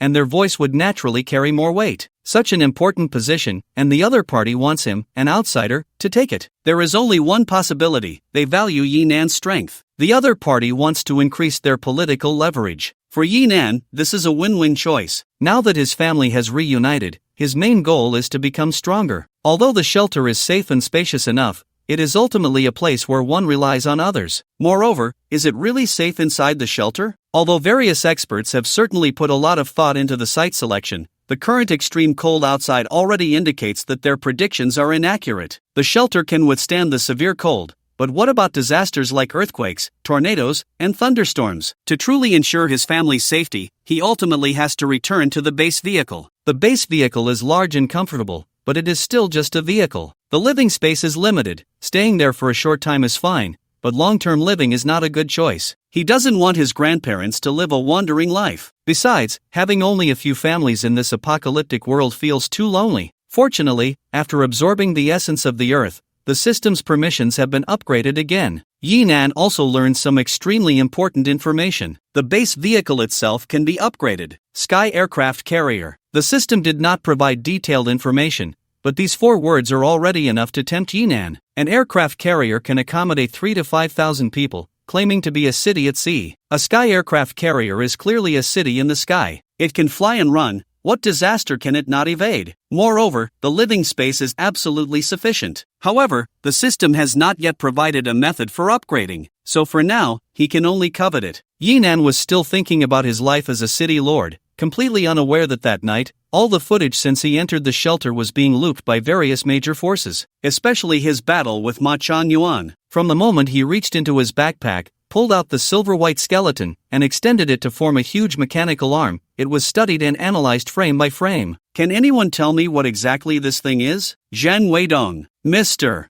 Zhang, as referred to by Morong Yun, is the actual power holder of the shelter. After learning that Ma Chuanyuan had been incapacitated and even his exoskeleton mech had been destroyed, he convened an emergency meeting overnight, gathering the researchers responsible for studying mechs. However, these people argued for more than half an hour in front of the video footage without coming to any effective conclusion. He finally grew impatient, slamming his palm on the conference table to stop their endless discussion. Several researchers exchanged glances. Finally, under Zhang Weidong's pointed gaze, the head researcher hesitantly spoke up. A full-cover heavy mech, in terms of appearance, is very similar to the experimental mech we are still researching. Have other shelters already achieved a technological breakthrough? Zhang Weidong's brows furrowed tightly. This was the answer he least wanted to hear. If Yinan came from another shelter, it would mean that communication between shelters would soon be restored. He had worked hard to gain a voice in the shelter, and if communication were restored at this time, all his previous efforts might go to waste. The head researcher forced a smile. Even if the research is successful, a full-cover heavy mech can't be stored in a backpack. Wearing an exoskeleton mech still requires specialized equipment and several researchers to operate together. A heavy mech is even more complicated. It's not just a matter of climbing on and closing a door. Not to mention, pulling out a support skeleton from a backpack and having it automatically unfold. It's almost like a scene from a sci-fi movie's CGI. With the current technological means, achieving the combat functionality of a mech is already very difficult. We can't even consider the convenience of wearing it. So what is going on here? Zhang Weidong's tone was impatient, but he secretly breathed a sigh of relief. As long as it wasn't from another shelter, it wasn't the worst outcome. At least, it couldn't be aimed at him. The head of research exchanged glances with his subordinates for a long time. Finally, gritting his teeth, he cautiously said, "Do you remember, we mentioned before that this natural disaster might have originated from the cosmic starry sky? I know, you found unknown energy in the mutated beasts." Zhang Weidong confirmed, somewhat incredulously. "Is this thing an alien mech? At least from what we can see now, human technology cannot produce such a thing." This answer actually confirmed his speculation. Zhang Weidong took a deep breath. His gaze flickered, ultimately settling on greed. "If we can get our hands on it, won't our heavy mech research be completed soon?" Zhang Weidong wasn't the only one researching Yinan. In just a few seconds of battle footage, Morong Jing had watched it back and forth a dozen times. However, compared to the large research team on Zhang Weidong's side, this nominal shelter's leader's side was noticeably quieter. In the room, there were only 4 people: Morong Jing, Morong Yun, Morong Xian, and the bodyguard captain Lu Zhang, who had protected Morong Xian all the way. "Are you planning to make him the captain?" Morong Jing, with graying hair and a solemn expression, despite looking slightly tired, still spoke with authority. He looked at Morong Yun across from him. The original plan was for her to recruit Yinan to join the expedition team. The formation of this team had consumed the last of his resources, and the captain should have been Morong Yun, or at least Lu Zhang, as he didn't trust anyone else. Morong Yun did not answer directly but instead looked at Lu Zhang. "Is he the kind of person who can submit to others?" Lu Zhang smiled wryly and shook his head slightly. "This person has many secrets and is very powerful. He had suffered losses at Yinan's hands, and now he could only be thankful that Morong Xian and Yinan hadn't had too much conflict, otherwise, they would likely have met their end on the road. From the footage, that set of mechs is at least 2 generations ahead of us." Having received the answer she wanted, Morong Yun nodded slightly and continued. Xian also mentioned that he hid the RV before coming in. "This person is meticulous and decisive in killing. If I hadn't arrived in time, he would have likely killed Ma Chan Yuan and then rushed out of the shelter with his family. We don't have enough chips to entice him. Cooperation should be the best option for now." Morong Jing let out a long breath. The fatigue in his eyes deepened. "We must establish contact with other shelters, especially the central shelter, as soon as possible." Upon hearing this, Morong Yun nodded slightly, dancing her fingers as she quickly operated on the notebook in front of her. "Our engineers have already planned the route forward. Although the satellites are completely blocked, we can still restore signal connections by setting up high-power communication base stations." The projection screen also displayed a 3-dimensional map of the country with red dots lighting up on several mountains between the shelters as she operated. The red dots spread, and the communication range that the base stations could cover appeared. With just a dozen large base stations, their communication with the central shelter could be restored. The large base stations are massive. It will take at least 4 or 5 trips to complete the construction, considering that the other side is also trying to restore communication. Morong Jing's finger tapped heavily on the table with each touch. After several minutes of silence, he finally made up his mind. "We must win him over." The situation outside was too dangerous. Even with adequate preparation, ordinary people still found it difficult to survive, let alone carry out outdoor work. Although he couldn't figure out the secrets surrounding Yinan, one thing was very certain. He is currently the most suitable candidate. As the decision was made, everyone unconsciously turned their gaze towards Morong Xian. Originally a bit drowsy, Morong Xian suddenly felt an overwhelming pressure and quickly woke up. He looked around in disbelief, extending a finger to press against his own face. What the hell? He felt countless alpacas galloping through his heart. What was he going to do with Yinan? Get slapped? You have a cooperative foundation with him. He should be a person who values emotions. Morong Yun had analyzed Yinan's character, noting that he came to the shelter solely to find his grandparents, especially since he had not chosen to part ways with Shen Chang and Lin Dong until now. It was not hard to see Yinan's emotional side. However, this statement made Lu Zheng cough twice involuntarily. Young Master Morong's cooperation with the other party may not be as friendly as you imagine. Morong Xian's face also turned red. After holding it in for a long time, he finally spoke seriously. "Sister, I think you are more suitable to go than I am. At least Yinan wouldn't slap a beautiful woman, right?" He probably wouldn't. If he would. Looking at his cousin's stunning beauty, Morong Xian inexplicably felt a bit of anticipation. Late at night, most people were already asleep. Suddenly, the door outside the room where Yinan was staying was opened. The sound of the door lock turning was very faint, but Yinan had not fallen asleep, so he immediately noticed. He got up to check the situation. Just as he reached the door, it was pushed open from the outside. A figure dressed lightly rushed in, colliding directly into his arms. The woman seemed a bit flustered, stepping back slightly to lean against the door behind her. Click! The sound of the door lock clicking shut echoed in the quiet night. "Who are you?" Yinan did not recognize her. Instinctively, he wanted to reach out and grab her by the neck to control her first. But the woman's attire was too revealing. Even in the dim light of the room, it reflected a large area of bright white, making it hard to see any threat, leaving Yinan at a loss for how to proceed. This slight awkwardness made the panic on the beautiful woman's face dissipate instantly. She smiled charmingly, leaned in closer, and whispered in his ear,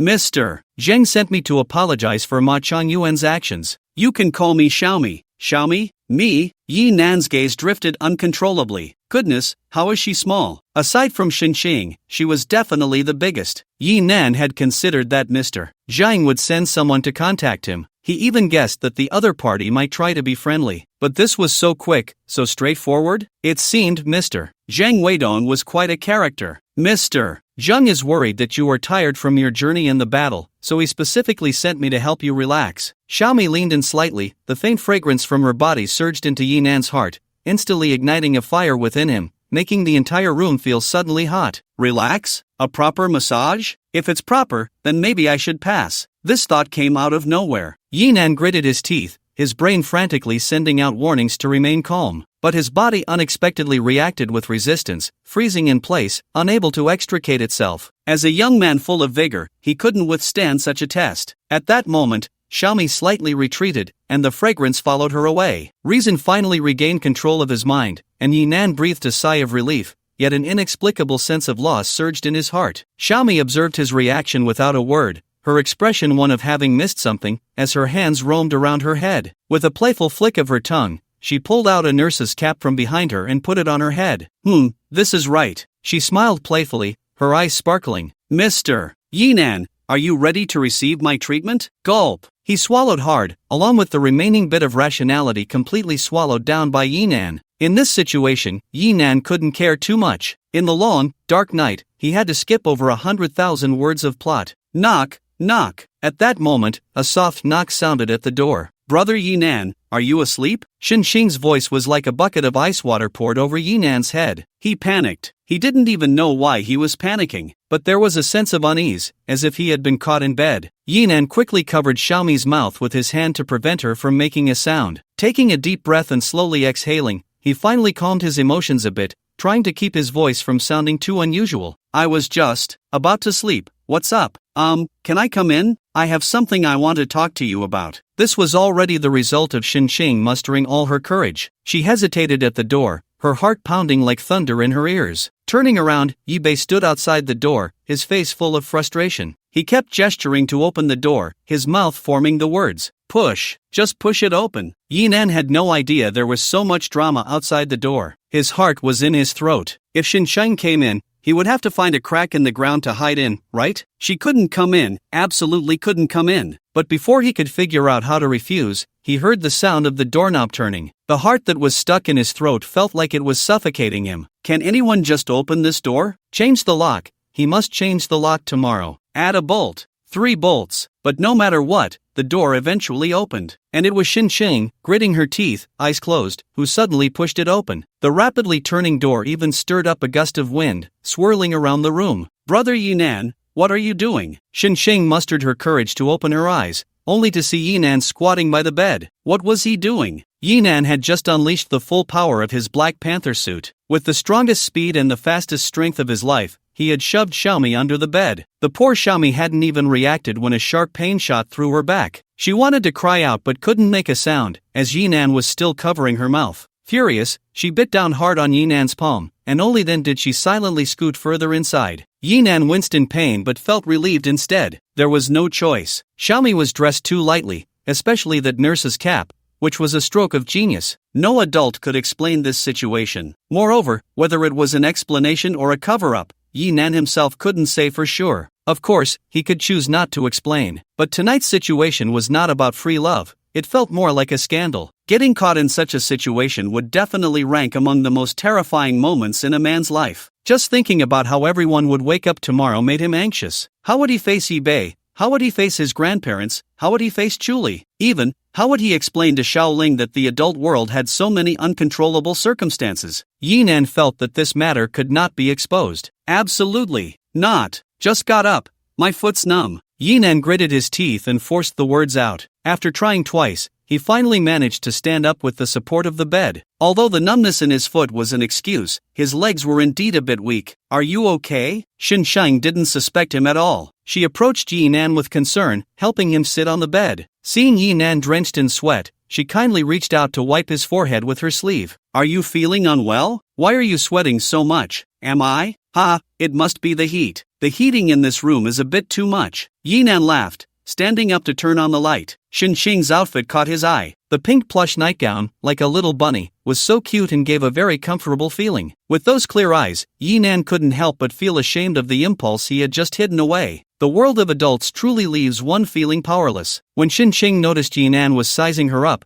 her face instantly flushed. Even without the lights on, she managed to muster the courage to open the door. But at that moment, she also realized how intimate her earlier action of wiping Yinan's sweat had been. Her heart felt even more bashful. Fortunately, Yinan was feeling guilty himself and didn't notice her little girl emotions at all. He went to the bedside and poured himself a full glass of water, gulping it down to cover the awkwardness. "Why did you come to find me so late? Is there something wrong?" Yinan calmed down a bit, and his speech flowed more smoothly. After thinking for a moment, he hesitated and asked, "Did Ji Bei bully you?" Even now, he still thought Shinsheng was his sister's girlfriend. That made things a bit tricky. If it were a boyfriend, it would be straightforward to just beat him up if there was a conflict. But with a girlfriend, that was a whole different dilemma. "No, it's not that." Shinsheng's face turned even redder. Memories of what had happened before Yi Bei had sent her over flashed through her mind. She had been ready to sleep. But when two girls got together, how could they not chat all night? Especially with so much happening today, particularly with Chu Li. As they chatted, Yi Bei's sense of crisis grew stronger. Thinking about how Chu Li, that tomboy, would become his sister-in-law made her feel like she was going to be scared to death. So she started various brainwashing tactics, repeatedly emphasizing with eloquence. The core message was simple: if you don't confess to my brother and have kids soon, you won't get another chance. The sudden appearance of Chu Li had already made Shinsheng feel insecure. After being brainwashed by Yi Bei, she was dizzy and decided to come over to confess. Now, standing in front of Yinan, Shinsheng felt like the world had gone blank, everything was void, and time had no meaning. Having been single for 20 years, she had hardly spoken a few words to boys. What was a confession? How could she even say it? After a long pause, Shinsheng finally came back to her senses just before she felt like she was running out of oxygen. She picked up the water cup on the bedside and poured herself a full glass, gulping it down to cover the awkwardness. "Ah, this cup." Yinan wanted to say he had just drunk from that cup. However, Shinsheng was too quick, and he couldn't stop her before she had already taken a sip. He had no choice but to keep quiet. Saying it out loud would only make things more awkward. But just because he didn't say anything didn't mean Shinsheng wouldn't notice. After all, there was only that one cup in the room. Once she finished drinking, she finally realized. Indirect kiss. When those 4 words appeared in her mind, Shinsheng's brain finally couldn't take it anymore, and she rolled her eyes back and fainted. Yinan was quick to react. Noticing Shinsheng starting to fall backward, he immediately got up and caught her, preventing her from hitting the ground. Then, Shinsheng woke up again. When she came to, she saw Yinan looking at her with concern. The distance was very close, and she was right in Yinan's arms. "Ah," Shinsheng burped. Then she fainted again, this time even more completely. Yinan shook her a few times but got no response. This left Yinan at a loss. What should he do? Knock, knock, knock. Just then, a short, forceful knock sounded at the door. Yinan was stunned. What was going on? What was happening? Shinsheng was still fainting in his arms. If someone saw them now, could he explain it clearly? "Who is it?" Yinan was starting to lose control of his emotions. His tone wasn't very good, and he even added, "I'm going to sleep." It didn't matter who it was. Just go, hurry up and leave. There were already enough people and chaos here. Unfortunately, the person outside had no sense of boundaries. "It's me." Chu Li's voice rang out, followed by the sound of the doorknob turning. "The door latch. Why don't I have a door latch?" Yinan felt like his head was about to explode. He wanted to block the door, but as he turned around, he suddenly remembered that Shinsheng was still in his arms. In a flash, Yinan's gaze shifted to under the bed. That was the only place in the room where someone could hide. "You seem strange." When Chu Li entered, Yinan was sitting on the edge of the bed, propping himself up with his hands behind him. With a somewhat stiff smile, he appeared relaxed, but it was actually forced. Yinan tugged at the corner of his mouth and pretended to smile. "Ha, ha, really? You're overthinking it. Why are you closing the door? This room seems quite stuffy." Seeing Chu Li close the door, Yinan felt like crying.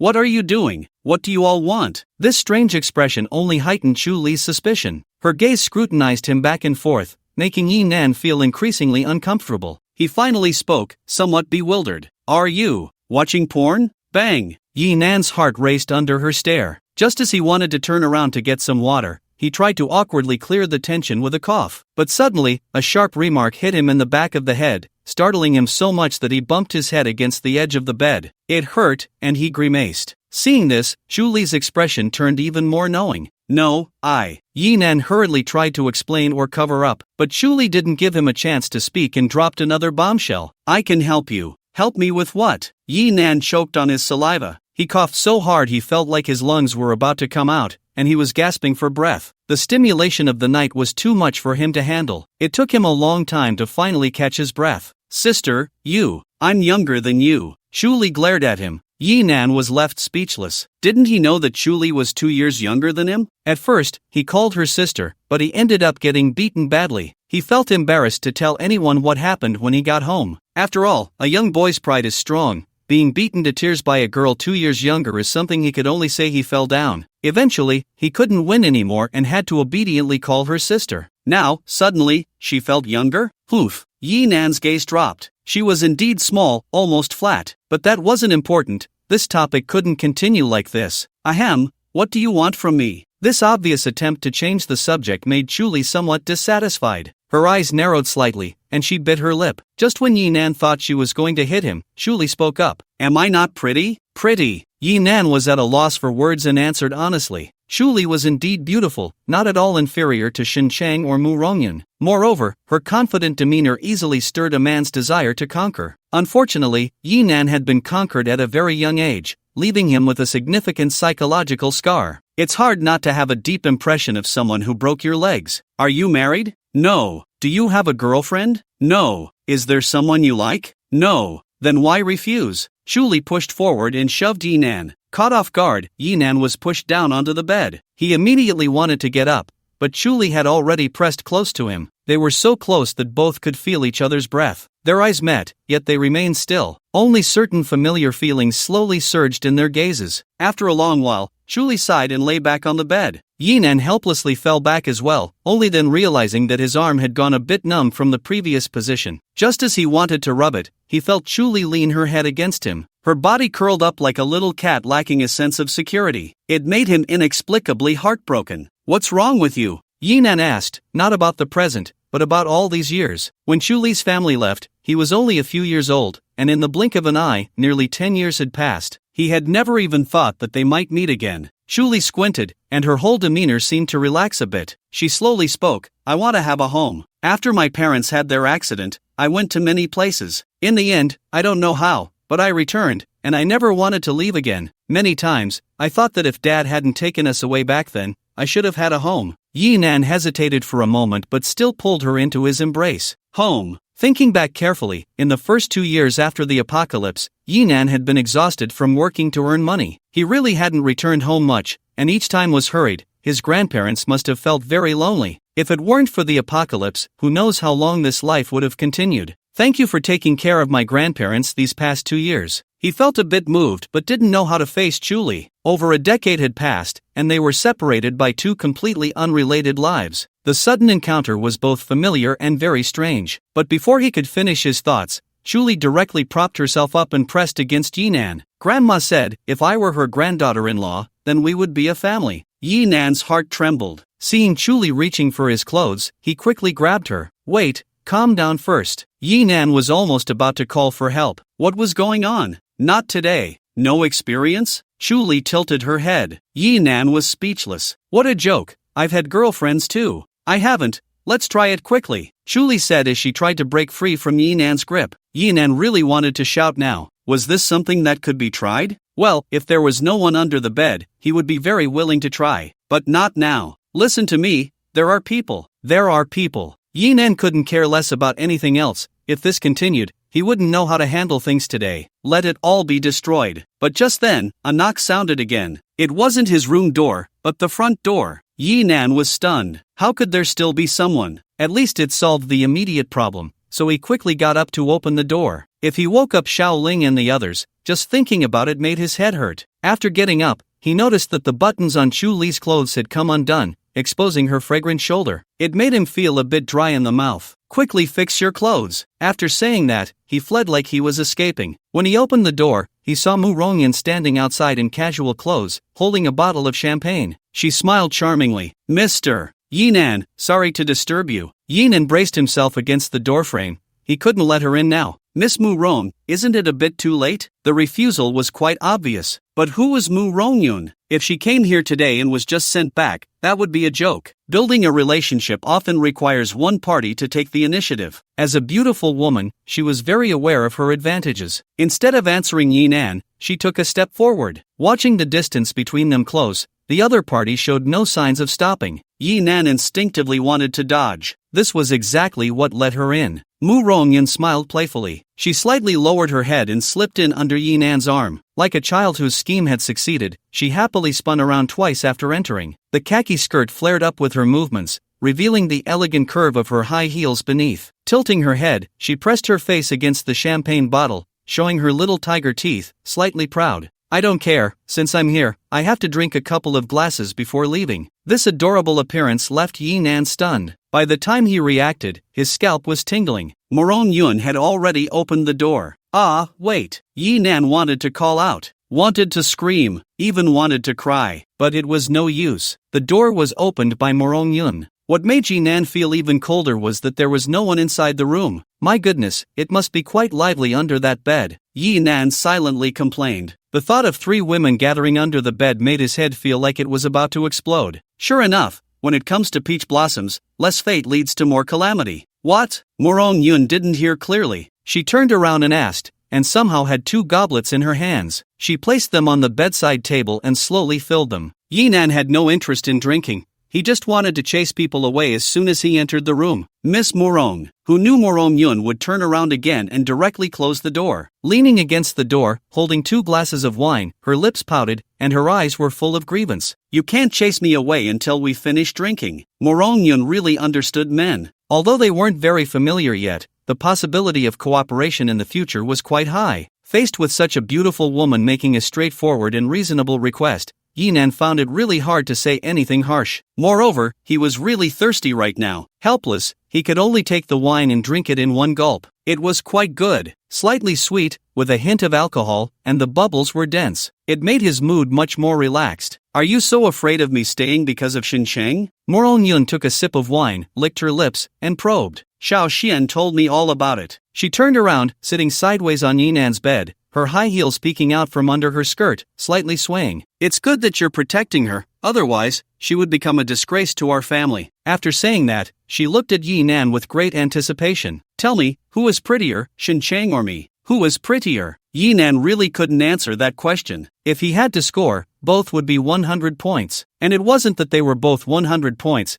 but that the full score was only 100 points. Of course, their beauty was different. Xinsheng was innocent and pure, making one feel pity. Morong Yun exuded the alluring demeanor of a little woman everywhere. However, this isn't something I should consider. The question had no answer. Yinan didn't know if Xinsheng was awake, but Chuli was definitely listening under the bed. He dared not say who was prettier. Even he knew that such words would bring down thunder. Oh, then what are you considering? Morong Yun took it as him being unromantic. She took a sip of wine, squinting her eyes, looking quite pleased. At that moment, a hand suddenly reached out from under the bed. From the sleeve, it should be Xinsheng. This girl woke up? Yinan was shocked. What was worse was that, judging by the trajectory of the hand waving, it would definitely hit Morong Yun's foot. Miss Morong. To prevent the person below from being exposed, Yinan quickly pulled Morong Yun up. Not controlling the strength well, he directly pulled her into his arms. It's late, the door is closed, and the wine is drunk. Instead of beauty, you should consider safety more. Morong Yun spilled her wine. Supporting herself with her hands,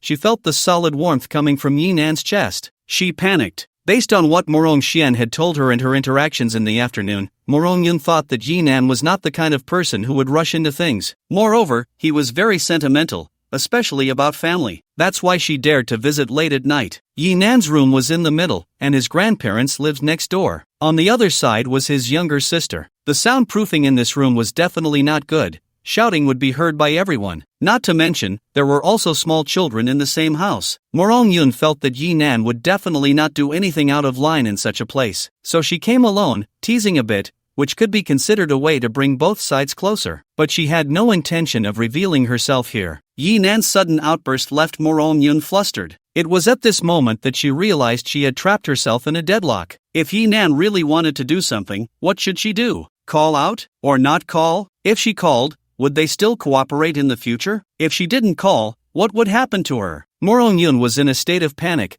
completely unaware that after being pulled up there was a sound of a head hitting the bedboard from under the bed. Yi Nan, however, was alarmed. I can't take it anymore. He picked her up, opened the door, threw her out, closed the door, and locked it, all in one breath. By the time Morong-yoon reacted, she had already been thrown outside the room. Yi Nan didn't throw her out forcefully, he eased up a bit so that she could stand up, but looking at the closed door, Morong-yoon's eyes were still filled with disbelief. Yi Nan's hurried words echoed in her ears. I have to go to the bathroom, let's talk about it tomorrow. Hey! Morong-yoon couldn't understand, wanting to bang on the door to make him come out and clarify things, but all she could do was stomp her feet in anger, grunt a few times at the door, and then go back. This man definitely had some issues. Yi Nan didn't care about any of that. It was beyond his control. At that moment in the room, 3 girls crawled out from under the bed. They stared at each other, each with their own thoughts. With Yi Nan not back, the 3 of them didn't know what to say. However, it was clear that Shin Chang and Chuli stood together. Who is she? When they saw Yi Nan return, both looked unfriendly and pointed at Xiaomi. No matter how you looked at this woman's outfit,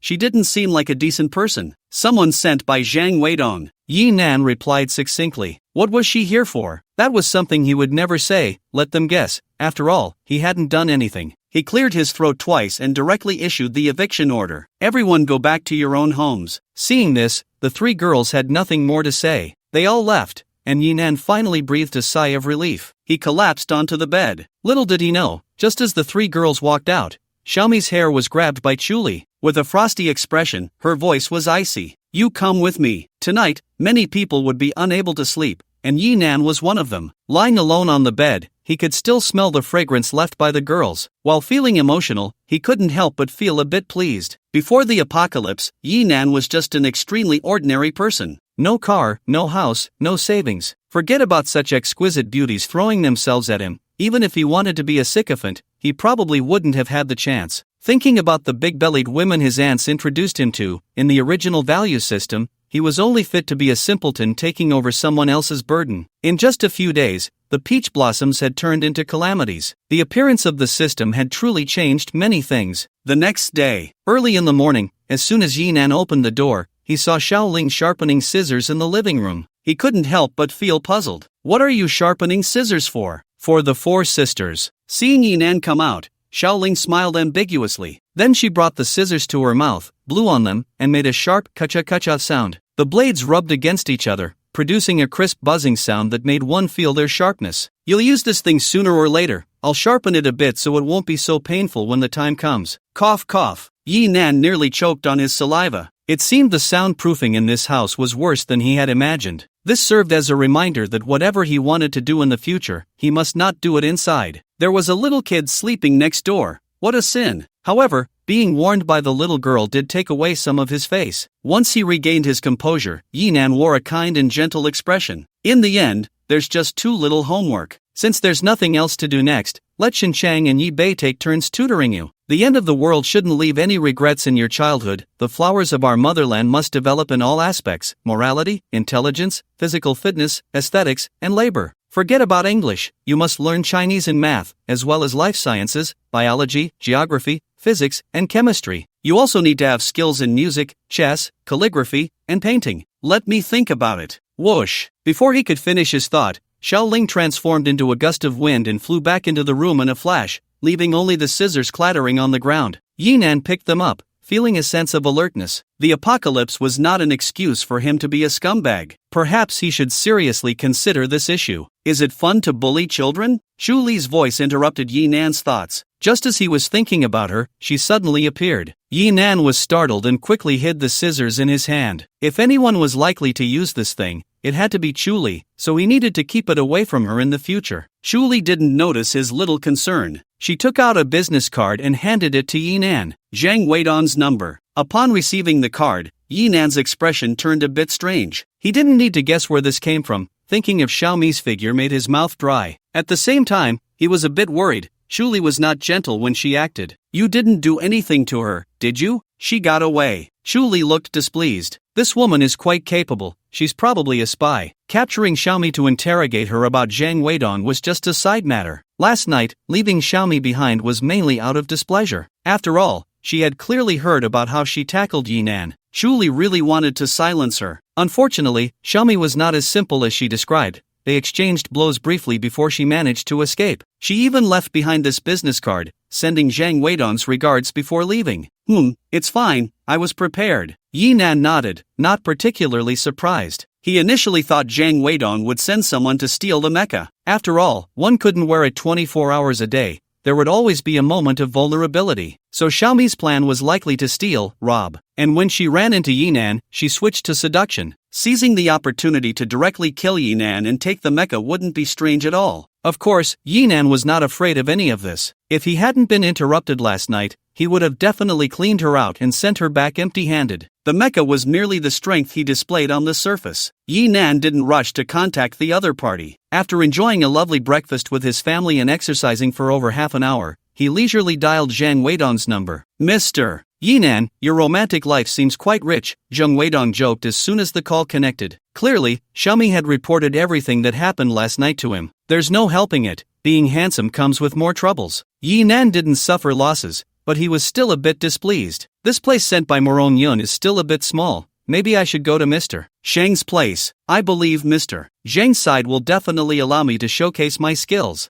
This was already a blatant threat. Zhang Weidong could certainly hear the implication in Yinan's words. He wanted the mecha but didn't want Yinan to wear it when he came to see him. This thing was like a humanoid tank, nearly invincible in a narrow indoor space. Yinan had already proven yesterday that the exoskeleton mecha under Zhang Weidong's command couldn't protect him. Young man, don't be so hot-headed. Before we cooperate, I need to probe a bit. Only with matching strength can we have a pleasant collaboration, don't you think? How would I know what we have to collaborate on? What, do you also want to form an exploration team? There really wasn't much foundation for cooperation between them. Zhang Weidong wanted the mecha, but Yinan couldn't give it to him. Regardless of whether he exposed his trump card or not, Yinan would never do anything to aid the enemy. No matter how high Zhang Weidong offered, the deal couldn't be made. After all, Yinan's reliance was clearly on the mecha. Handing over the mecha was no different from cleaning his neck and waiting for the other party to strike. Therefore, Yinan believed that the core of their negotiation should revolve around whether to join Morong Jing's expedition team. Yinan only needed the access rights to the shelter.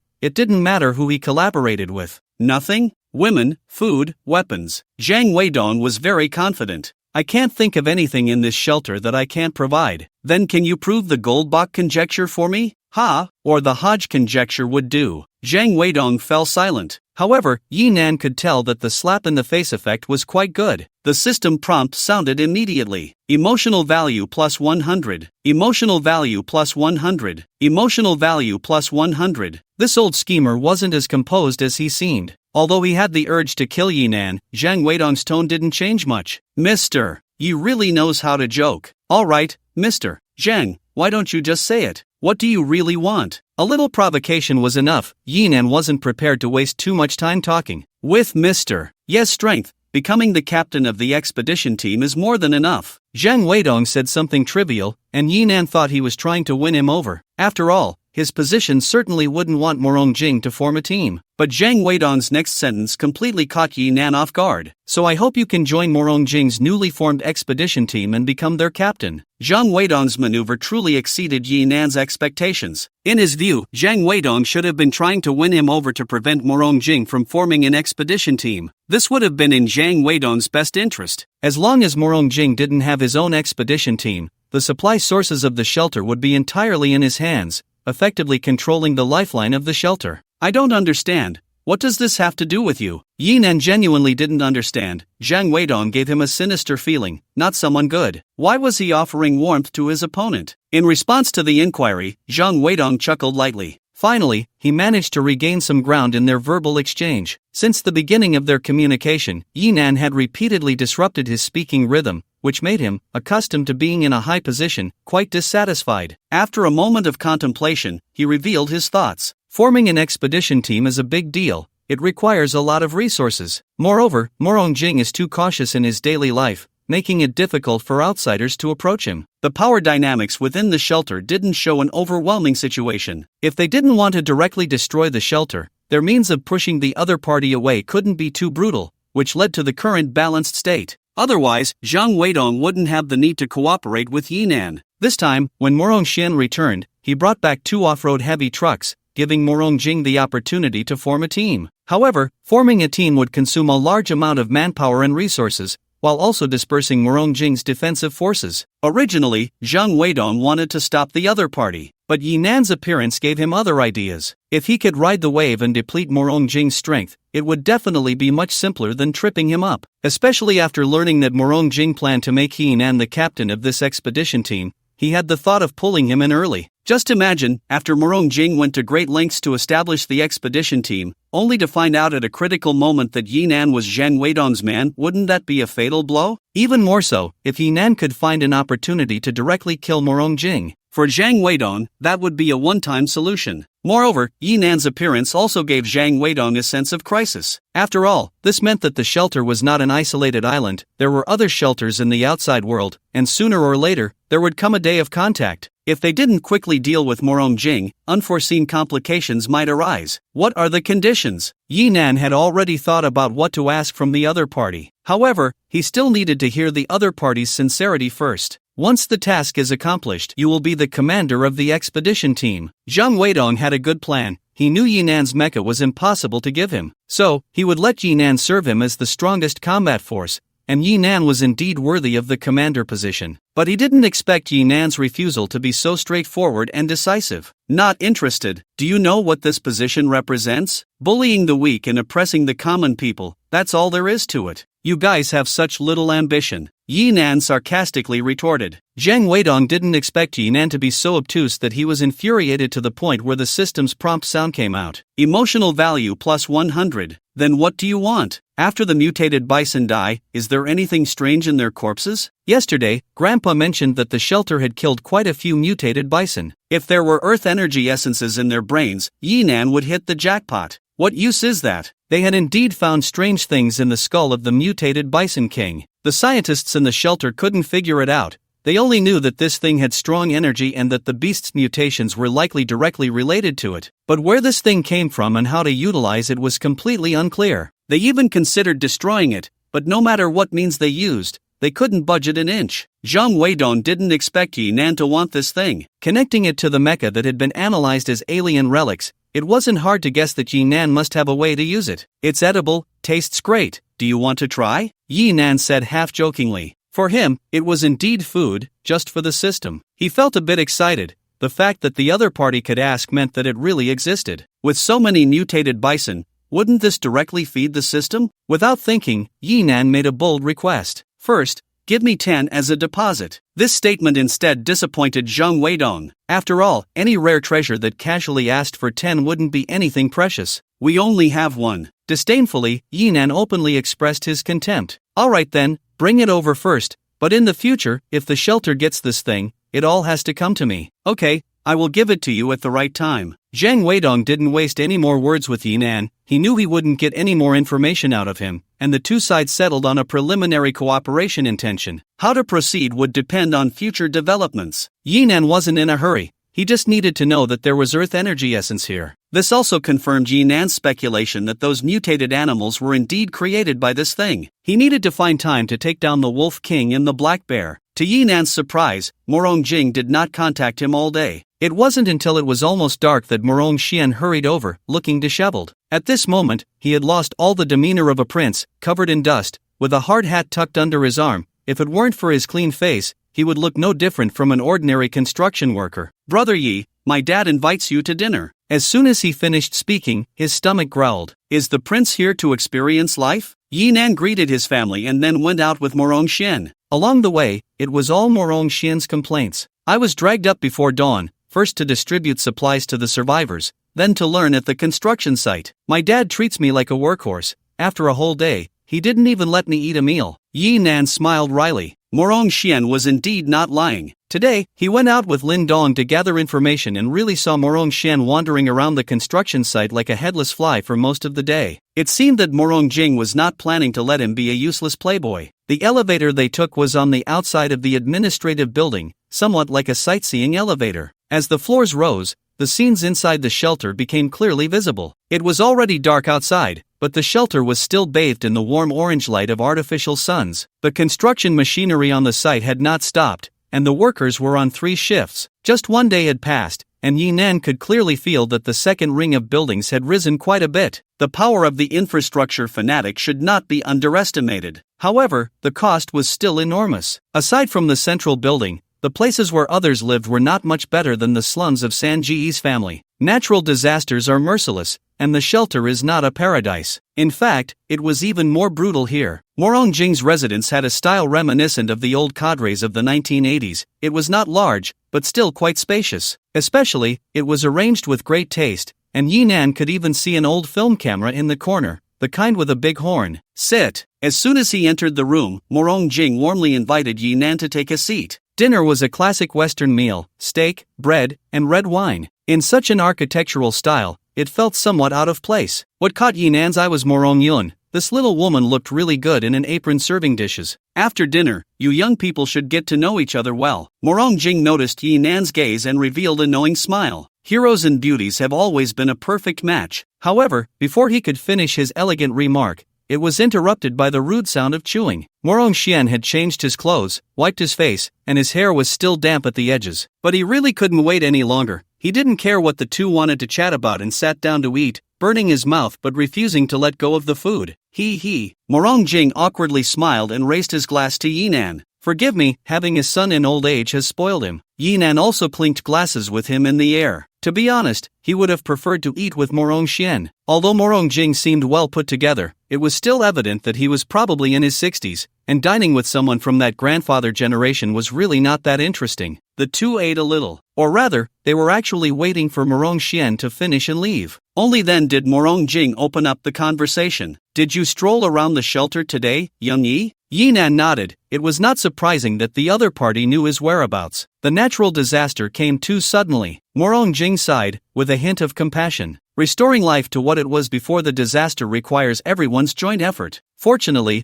our nation is most abundant in resilience. To our motherland. He raised his glass and made a toast gesture. Yinan had no choice but to follow suit. This raised the bar too high. He truly felt uncomfortable. By now, he had figured out the other party's approach. Unlike that old rascal Zheng Weidong, who used wine, sex, and money to bribe, Morong Jing intended to persuade Yinan with righteousness. So, it made sense that they had only just had this meal now. Let Yinan see the suffering of the world for himself. At the same time, it allowed Morong Xian to experience life, bringing the two sides closer. Indeed, neither of them was a good person. Yinan was not some hot-blooded youth easily deceived. No matter how much was said, just look at the steak and red wine on your table. When survivors were eating beef soup, they had no idea they were actually consuming bone broth, while the mutated beef was left for you high-ups to enjoy. Of course, Yinan did not find this strange. No matter the era, it was always like this. Leaders who truly stand with farmers and workers, like great figures, are rare in the world. Fortunately, the steak was still delicious. The meat of the mutated beasts was different from that of ordinary animals. The texture was quite unique, and it had a very pleasant taste. Morong Yun's culinary skills were also quite good, tasting more like a hotel chef's dish, distinctly different from the home-cooked meals of Xinqiang. Silently finishing the beef, Yinan wiped his mouth and finally took the initiative to speak. Just say it directly. What conditions can you offer me? Young friend, you should know that there is more than one shelter. Morong Jing had been waiting for Yinan to speak for a long time. Since he wanted to win Yinan over, it certainly wouldn't just rely on some sense of national righteousness. Tangible benefits had to be prepared as well. The central shelter was built earlier and invested more resources, so the living conditions are definitely much better than here. You have a lot of family, and over there, both medical care and education are far beyond what we can compare to here. I also have some connections, and once we get there, the conditions I can offer you will definitely be much better than here. Of course, anything I can offer, as long as you ask, can be provided. Even. He turned his gaze to Morong Yun. Xiao Yun has a very good impression of you. An arranged marriage? Yi Nan turned to look. Morong Yun happened to be looking at him as well, and upon noticing Yi Nan's gaze, she playfully threw him a flirtatious glance. It sent a slight shiver through Yi Nan,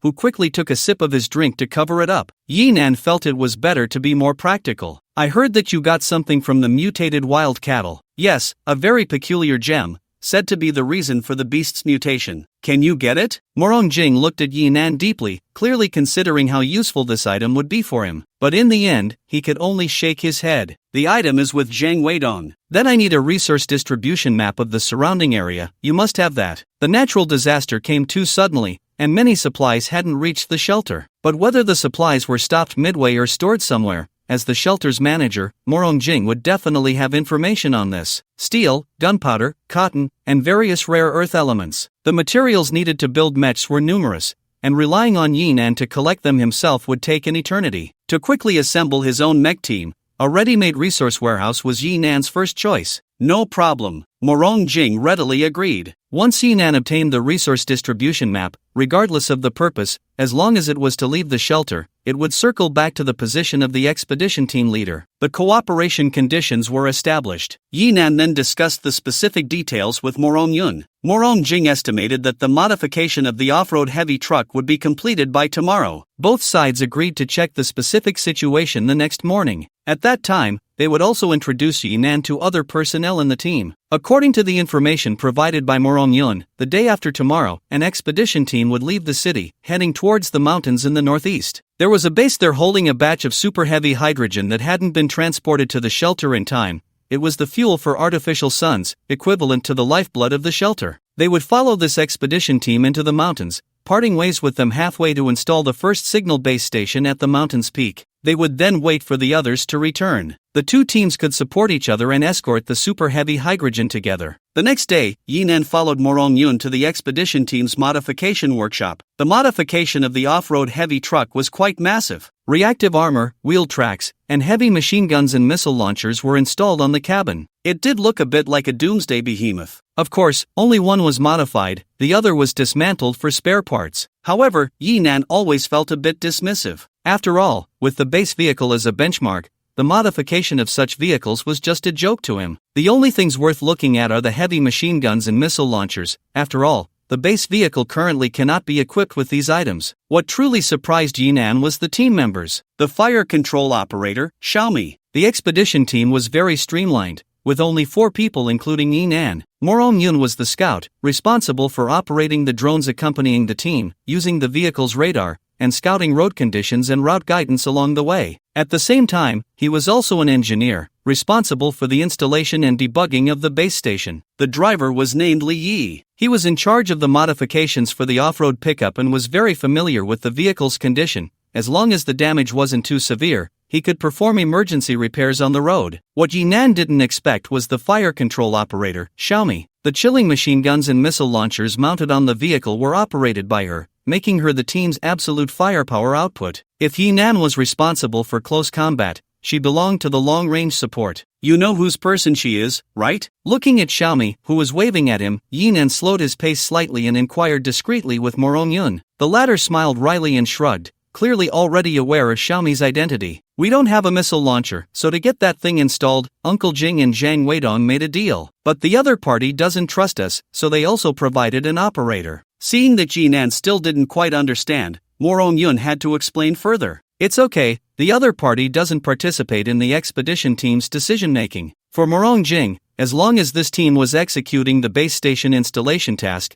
it was still within his control. This was also the reason Morong Yun was in this team. She had to keep an eye on Xiaomi to prevent this female spy from causing any trouble. Yi Nan felt somewhat speechless. Including him, wasn't it the case that, in Zhang Weidong's eyes, half of this team were his people? If he really leaned towards that side, Morong Jing would indeed be wasting his efforts. Just as the two reached the side of the vehicle, Xiaomi jumped up and hugged him. As always, she was enthusiastic and exuberant. Even through the camouflage uniform, Yi Nan could feel his chest being pressed against, quite comfortably. The scenery from that night inevitably floated to his mind, making him feel a bit regretful. What surprised Yi Nan even more was that Xiaomi was even more proactive than he had imagined. She actually reached into his back pocket right after hugging him. What are you doing?" Just as Yi Nan was about to warn her, he felt a round little object added to his pocket. Without thinking, he knew it was definitely the deposit sent over by Zhang Weidong, the Earth Chi essence. With the item in hand, Yinan naturally had no objections to Xiaomi. A simple mutual introduction made them familiar with each other. Next, they needed to check the actual condition of the off-road heavy truck,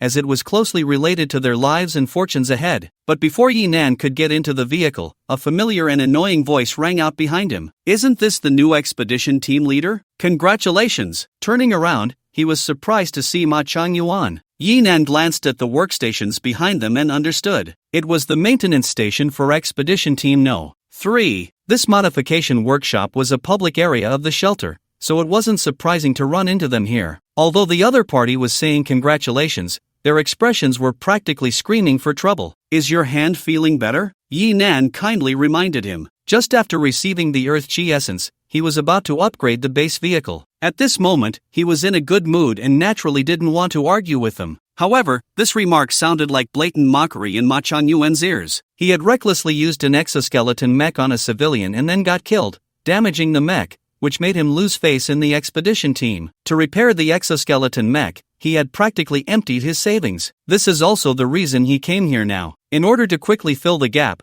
Ma Changyuan had no choice but to end his vacation early and hurry to carry out his mission. "Thanks to your care, I just happened to upgrade and renovate." When he said this, Ma Changyuan's eyes were almost spitting fire. But soon, it turned into a smile. "Since we're all here, I might as well inform you that tomorrow's mission to retrieve the super heavy hydrogen will be carried out by our Team 3. You will serve as auxiliary vehicles and need to help us carry extra weapons, ammunition, and other supplies. I wonder how good your cooking skills are. I'm really looking forward to it." Yinan turned his gaze to Morongyun. She sighed helplessly. "We need to follow the existing team for 1 or 2 missions before we can have the authority to carry out independent missions. Is it like a rookie internship? Alright, but what if I don't?" Asking Yinan to handle logistics was just a joke. That's not impossible. Ma Changyuan knew Yinan wouldn't agree. It was at this moment that he finally revealed his purpose. "Let's have a fight. You can choose anyone from our side, and after the fight, we'll call it even. Since we're going to carry out a mission together tomorrow,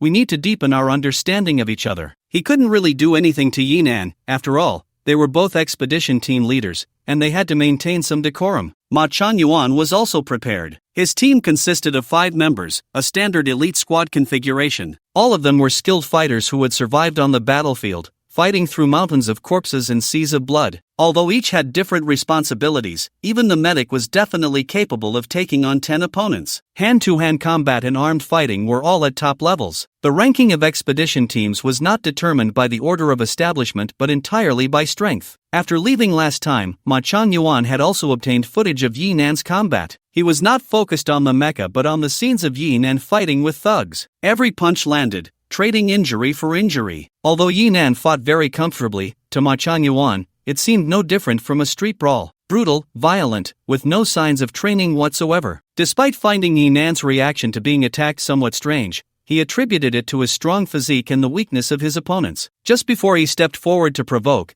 he had already confirmed that Yinan had not brought his mecha. So this was the best time for him to take revenge. As long as he could anger Yinan into agreeing to a one-on-one fight, he was absolutely confident he could take Yinan down and redeem himself. Seeing this, Morongyun quickly grabbed Yinan's arm. "Don't pay attention to them. Your advantage is the mecha, not close combat." "Exactly. Do you have the guts to fight in the mecha?" Xiaomi also hurriedly stepped forward to speak for Yinan. As someone from Zhang Weidong's side, she wanted to curse this idiot out loud. Unfortunately, Ma Changyuan was unaware of the deal between Zhang Weidong and Yinan, and he and Xiaomi were not in the same system, so they couldn't interfere with each other. "What, do you need a woman to speak for you?" Yinan shook his head. "Just stand aside and watch." He didn't say anything wrong. The mission is coming up soon, and you all need to understand my strength as the captain. For example, against this kind of trash, I don't even need to wear the mecha.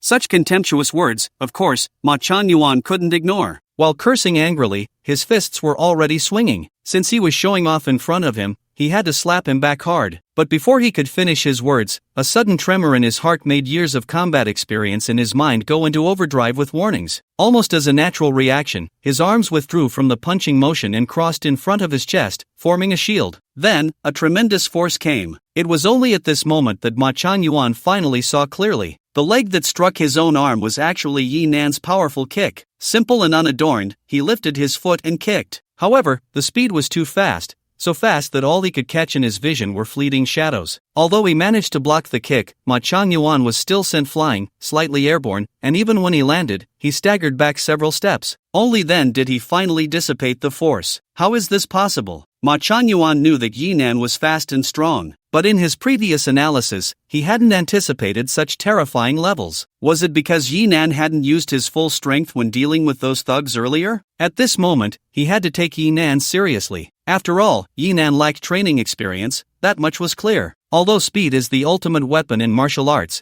in the battlefield of life and death, it's not just about being fast and strong to win. Otherwise, one could simply compare speed and strength. The myriad of combat techniques exist to master the best way to exert force, to level the power gap, and to counter the opponent. Without hesitation, after stabilizing his stance, Ma Changyuan sprinted forward. In just 2 or 3 steps, he transformed into a gust of wind, leaping towards Yi Nan. The force of his sprint, combined with the power generated before takeoff, created a heavy momentum in the air. A perfect Superman punch. If this punch landed, even a bull would be knocked down, and Ma Changyuan was confident he could make it happen. Of course, this was just the beginning. The running start was too obvious. Any normal person would dodge, or at least block. No matter what method Yi Nan employed, he would lose the initiative. Once in close range, Ma Changyuan could unleash his combat skills, making it difficult for Yi Nan to exert force smoothly, ultimately exposing a flaw and being knocked down. But in midair, Ma Changyuan discovered that Yi Nan didn't dodge. He didn't even make a defensive move, as if he hadn't reacted at all. No, he had reacted. He took half a step back. This half step caused Ma Changyuan's punch, originally aimed directly at Yi Nan's face, to land on his chest instead. But it didn't change the outcome. Humph. As expected, a rookie with no experience. Ma Changyuan sneered inwardly,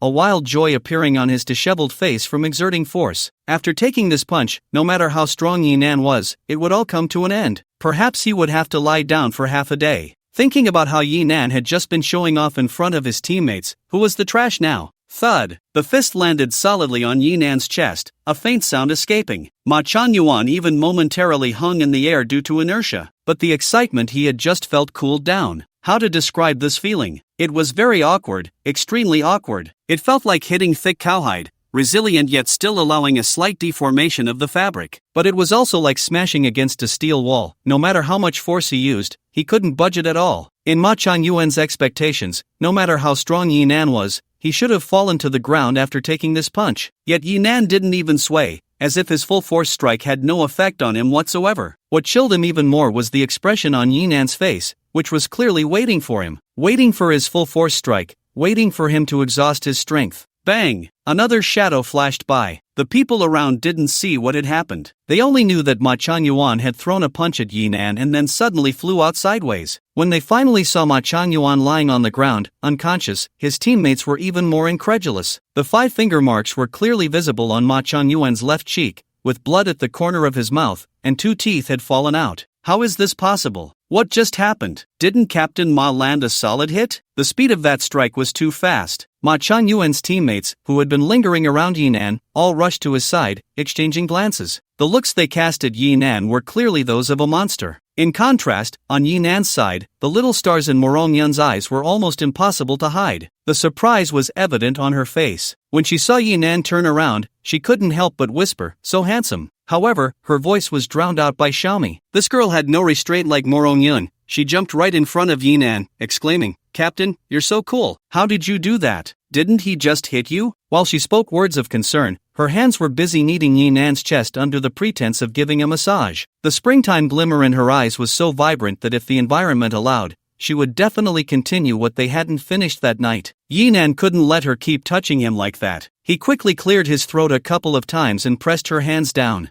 "You need to restrain yourself." In fact, Yi Nan was quite surprised at his own decisive actions. Ma Changyuan had guessed wrong. Yi Nan had gone all out when dealing with the little gangsters earlier. The speed he displayed today was actually due to the super energy jelly beans starting to improve his physique. The door had been bolted, and with no one else around, Yi Nan had been exercising almost the entire time in the room. Although the way the super energy jelly beans were introduced was somewhat questionable, their effects were terrifyingly strong. Even if Yi Nan was exhausted, popping one would quickly restore his stamina. This also sparked his desire to show off. Just a slight display of his abilities had earned Ma Chuanyuan and his teammates 2,000 points of emotional value. Morong Yun and Xiaomi's reactions were completely genuine. Especially Xiaomi, just by getting close for a moment, had given Yinan nearly 1,000 points of emotional value. Yinan truly didn't doubt that if there were no others around, this girl would have pinned him down right there and done something inappropriate. Of course, his actions quickly reached the ears of those who were paying attention. Morong Jing was certainly in a good mood. The stronger Yinan's abilities, the more secure their collaboration would be. He had been a bit worried before, especially since Morong Yun was also on board. If something went wrong, the losses would be unbearable. Now seeing Yinan's strength, he finally felt relieved. Zhang Weidong's reaction was even more pronounced. Almost immediately, he issued an order for the expedition team to hunt down the mutated beasts. He also instructed his researchers to pull up the data on the Earth energy essence. After witnessing Yinan's inhuman speed and strength, his mind was filled with Yinan's earlier words, "It can be eaten, and it tastes great." Yinan was unaware that his normal display of the Black Panther battlesuit's power would lead Zhang Weidong to misinterpret it as a result of consuming the Earth energy essence. Thus, he postponed the development plan for the shelter and shifted his focus to capturing mutated beasts and researching the Earth energy essence. He never expected that his offhand remark would actually guide humanity's research direction for the Earth energy essence. The harsher the environment, the more difficult it was for large-scale armies to deploy, making the allure of super soldiers, a sci-fi concept, greater for the higher-ups. Compared to the development of various powerful weapons, humanity was more tirelessly focused on transforming its own potential. Of course, all of this was a matter for later. After understanding the parameters of the off-road heavy truck, Yinan went home. According to the plan, they would be leaving for 2 to 3 days. There was no need to worry too much about safety in the shelter.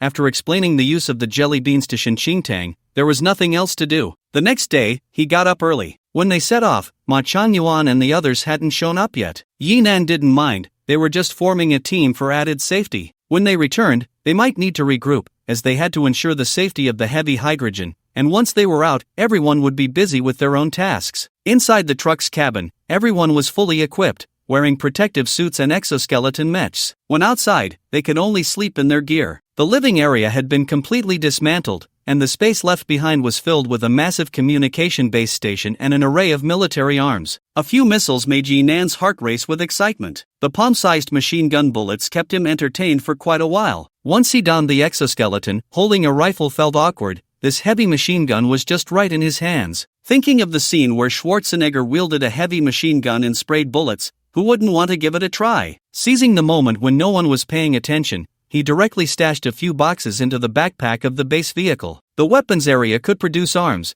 but the necessary raw materials like copper and gunpowder had to be collected by Yinan himself. It felt a bit inconvenient. It was much more comfortable to take ready-made supplies. Before the next mission, he needed to ask that old rascal Zhang Weidong for more weapons and ammunition. Is it really not cold at all? Xiaomi suddenly popped up from behind, startling Yinan, who was contemplating how to acquire arms. Her hand instinctively reached for Yinan's chest, which he promptly swatted away. It was one thing to touch him directly, but now that he was wearing the exoskeleton, it felt cold and uncomfortable, and Yinan certainly disliked it. Xiaomi spoke while exhaling mist. Even with temperature insulation, the cabin's temperature had dropped to below -10 degrees. The oxygen carried by their protective suits was limited, so they had to open their helmets to breathe the cabin's supplied oxygen while inside the vehicle. Thus, Yinan, dressed in thin clothing, became an oddity. He had brought the exoskeleton out, but it was just placed in a corner of the cabin, not needing to be worn unless he went outside. Usually, he relied on the Black Panther battlesuit to maintain his temperature. This made Xiaomi and Morong Yun envious, as the design of the exoskeleton had yet to evolve to consider wearing comfort,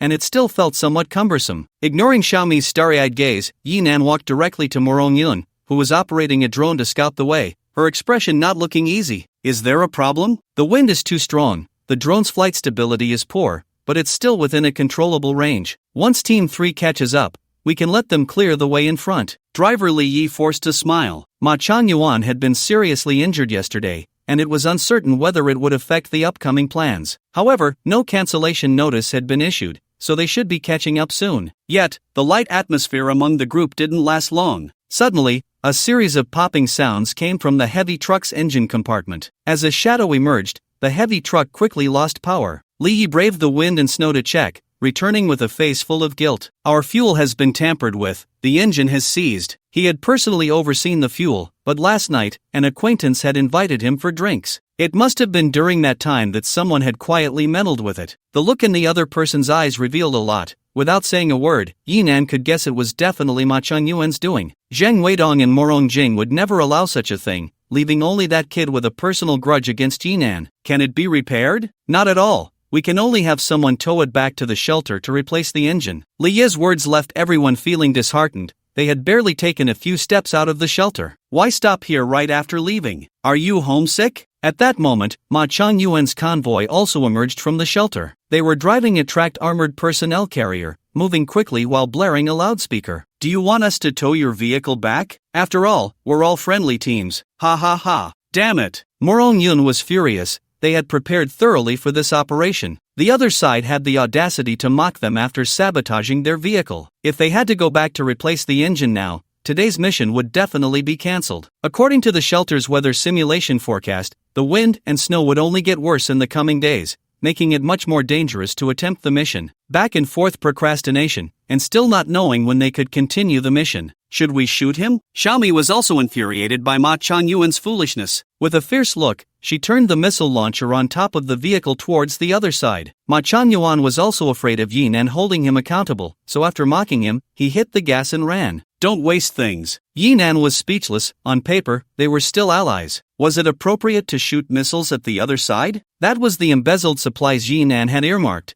and he felt pain to waste them on such nonsense. He issued a command to Morong Yun. Contact the shelter and send someone to tow the vehicle. I'm sorry. Li Yi felt quite guilty. Yinan didn't blame him and patted his shoulder to offer comfort. He would have to settle the score with Ma Chongyuan sooner or later, but in fact, Ma Chongyuan had indirectly helped Yinan. As soon as they came out, he realized his miscalculation. After switching the off-road heavy truck to wheel tracks, its off-road capability had indeed improved, but the comfort was terrible. Just a short distance had already made him feel dizzy. Once they got up the mountain, it would be like a roller coaster ride. Yinan was a man with a base vehicle. He couldn't bear to put himself through that. However, casually switching vehicles seemed a bit too extravagant, and he was worried about how to bring it up. The next mission window was probably a week or two away. Morong Yun sighed. She was the one who wanted to complete the mission as soon as possible. But faced with this situation, she could only helplessly accept reality. Just as she looked up, she couldn't see the captivating confidence on Yinan's face. Who said the mission was cancelled? Yinan took out his phone and dialed Lin Dong's number. His gaze turned towards the direction where Ma Chongyuan and the others had left. I always settle scores on the same day. Letting him run away is not my style. Morong Yun's expression was slightly moved, but the next actions were very dangerous.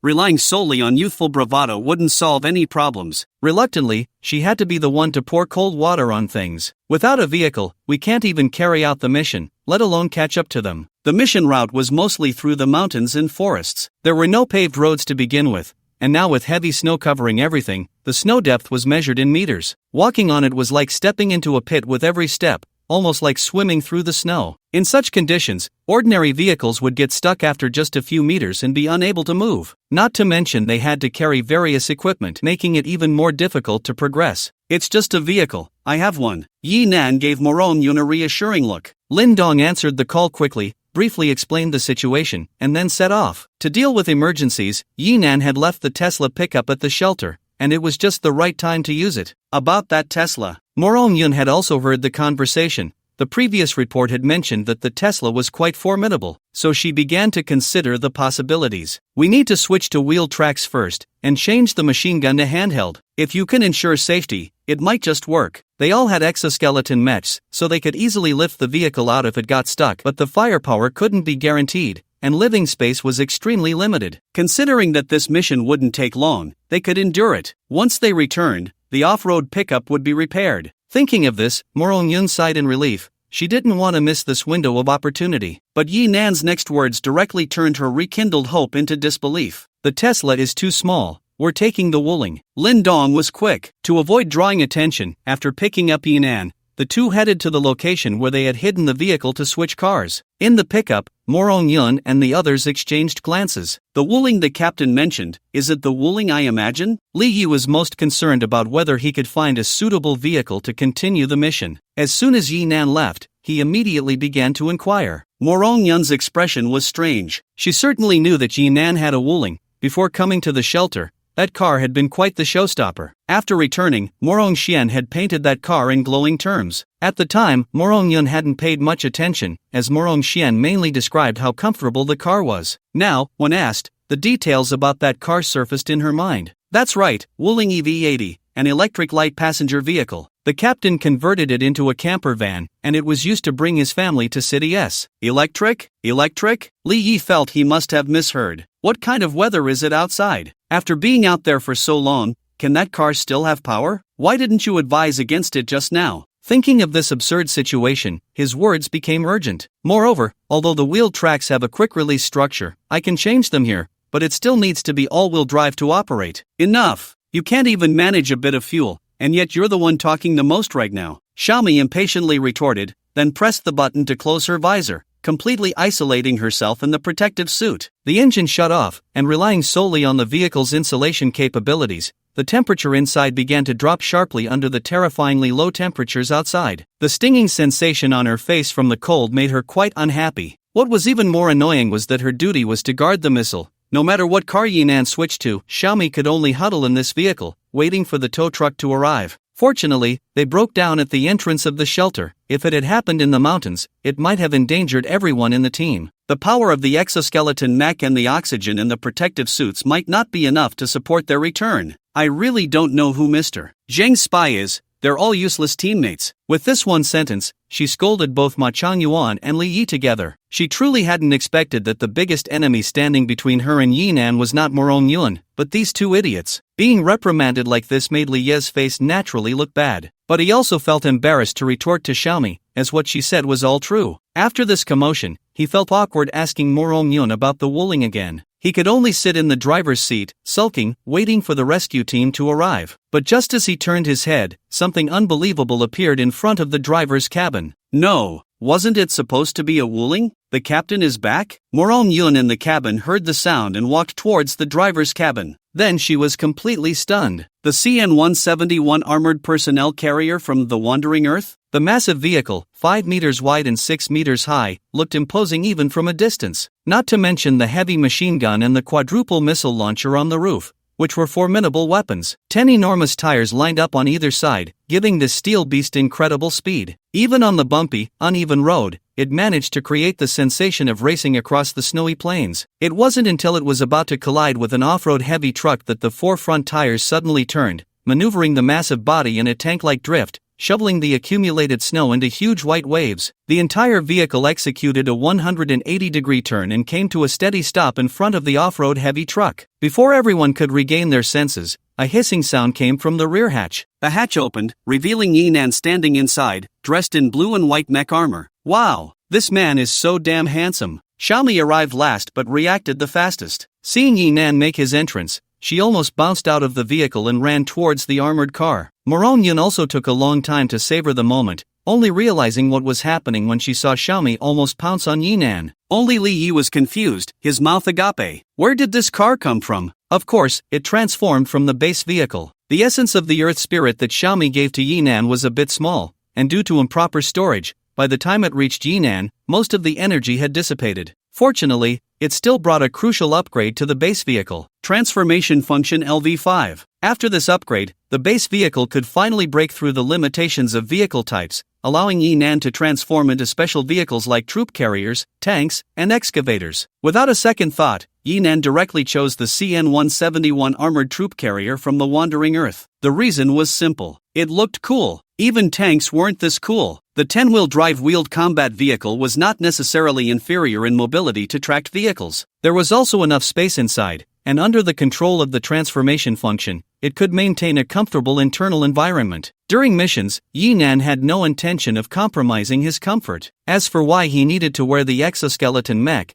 the reason was also straightforward. Don't rush to get in. First, move the weapons. The interior space of the CN-171 armored troop carrier was even more spacious than that of a camper van. Yinan retained the design of the cockpit and added a control console for drones and missile fire control behind the cockpit. The troop compartment was directly converted into a living area. This space was very spacious, with the original seats transformed into 2 double-decker capsule beds. In addition to a bathroom, shower space, and kitchen, there was even enough room left for a central aisle, perfectly achieving gender separation. Near the middle hatch, Yinan also added a wearing assistance device for the exoskeleton mech, and his mech was placed here. As for the bullets and missiles transported onto the vehicle, aside from a few spares, the rest were thrown into the storage compartment, automatically installed when needed, focusing on full automation. This steering wheel. After Li Yi got into the vehicle, he immediately noticed the spherical steering wheel in Lin Dong's hand. His expression showed some difficulty. It was his first time seeing such a driving method. Lin Dong, hearing this, shared his experience like a child who just got a new toy. This can't really be called a steering wheel. It's more like a brain-machine interface. The vehicle's control is mainly handled by the intelligence system. You just need to let it sense your intentions. At first, when Yinan asked him to drive, Lin Dong was conflicted. The drivers of such vehicles in the wandering earth required long training. He didn't even know how to turn. However, once he got the hang of it, the feeling was quite marvelous. His hands resting on the trackball only needed to move instinctively, and the intelligence system would naturally complete the remaining operations. After all, this was a giant vehicle, 5 meters wide and nearly 12 meters long. The coordination required for the 10 tires during turning was far more complex than that of an ordinary 4-wheel drive vehicle, especially since it was 10-wheel drive. Coordinating the gear ratios of each tire during turns was exceptionally troublesome. Controlling the steering through mechanical structures would undoubtedly be an extremely challenging engineering problem. Thus, letting the intelligence system coordinate the tire differentials and power output became a very natural choice. Li Yi. Just as Li Yi was about to suggest trying it out, Yinan's voice sounded behind him. You go to the off-road heavy truck, wait for the tow, and start the heavy truck maintenance work immediately after returning. This statement was quite harsh. Yinan was not at ease handing the base vehicle over to outsiders, especially since he had almost caused the convoy to set out poorly due to negligence. Without Yinan's base vehicle, they had no choice but to wait in the shelter for the next mission window. Yinan did not explicitly say he would kick him out of the team, but the outcome was clear. He would not participate in this mission, nor would he have a part in future missions. But he doesn't even have protective gear or an exoskeleton mech. Li Yi was very unwilling. Although he knew he had made a big mistake, he was ultimately Morong Jing's person and felt somewhat resentful about Yinan's decision to kick him out of the team. More importantly, the person taking over for him was actually a civilian. Lin Dong had not undergone any training and was even still wearing a ski suit. Was it a bit childish to have him participate in the mission? That's true. Aren't you hot? Yinan reminded him, and only then did Lin Dong notice that he was already sweating slightly on his forehead. The temperature inside the base vehicle was maintained at a comfortable 26 degrees, so how could he not be hot in a ski suit? He had just been a bit too excited about driving the new vehicle, but now, reminded by Yinan, he quickly took off the ski suit. Only then did everyone realize that the temperature in the vehicle was almost the same as in the central building, and even felt much more comfortable, lacking the dryness that came from continuous heating in the building. You all should take off your exoskeleton mechs too. Aren't they uncomfortable? Yinan pointed to the exoskeleton mech assistance devices next to the hatch, reminding Morong Yun and Xiaomi. After saying that, he turned to Li Yi and politely offered an explanation. At the same time, he issued a final ultimatum. Uncle Lin is the driver. He doesn't need to get out of the car. Those things are useless. You should get out quickly. We've already wasted too much time. Li Yi was reluctant, glancing at Morong Yun, but seeing that she had no intention of speaking up for him, he had no choice but to get out of the car reluctantly. Xiaomi noticed this and secretly winked at Yinan. In her view, Morong Yun was the only outsider left in the team. After taking off her exoskeleton, this girl decisively removed her protective suit, leaving only her snug thermal underwear perfectly showcasing her figure. She didn't mind that there were 2 men in the car. Like a curious child, she began to fiddle with the controls on the fire control console. The more she played, the more excited she became,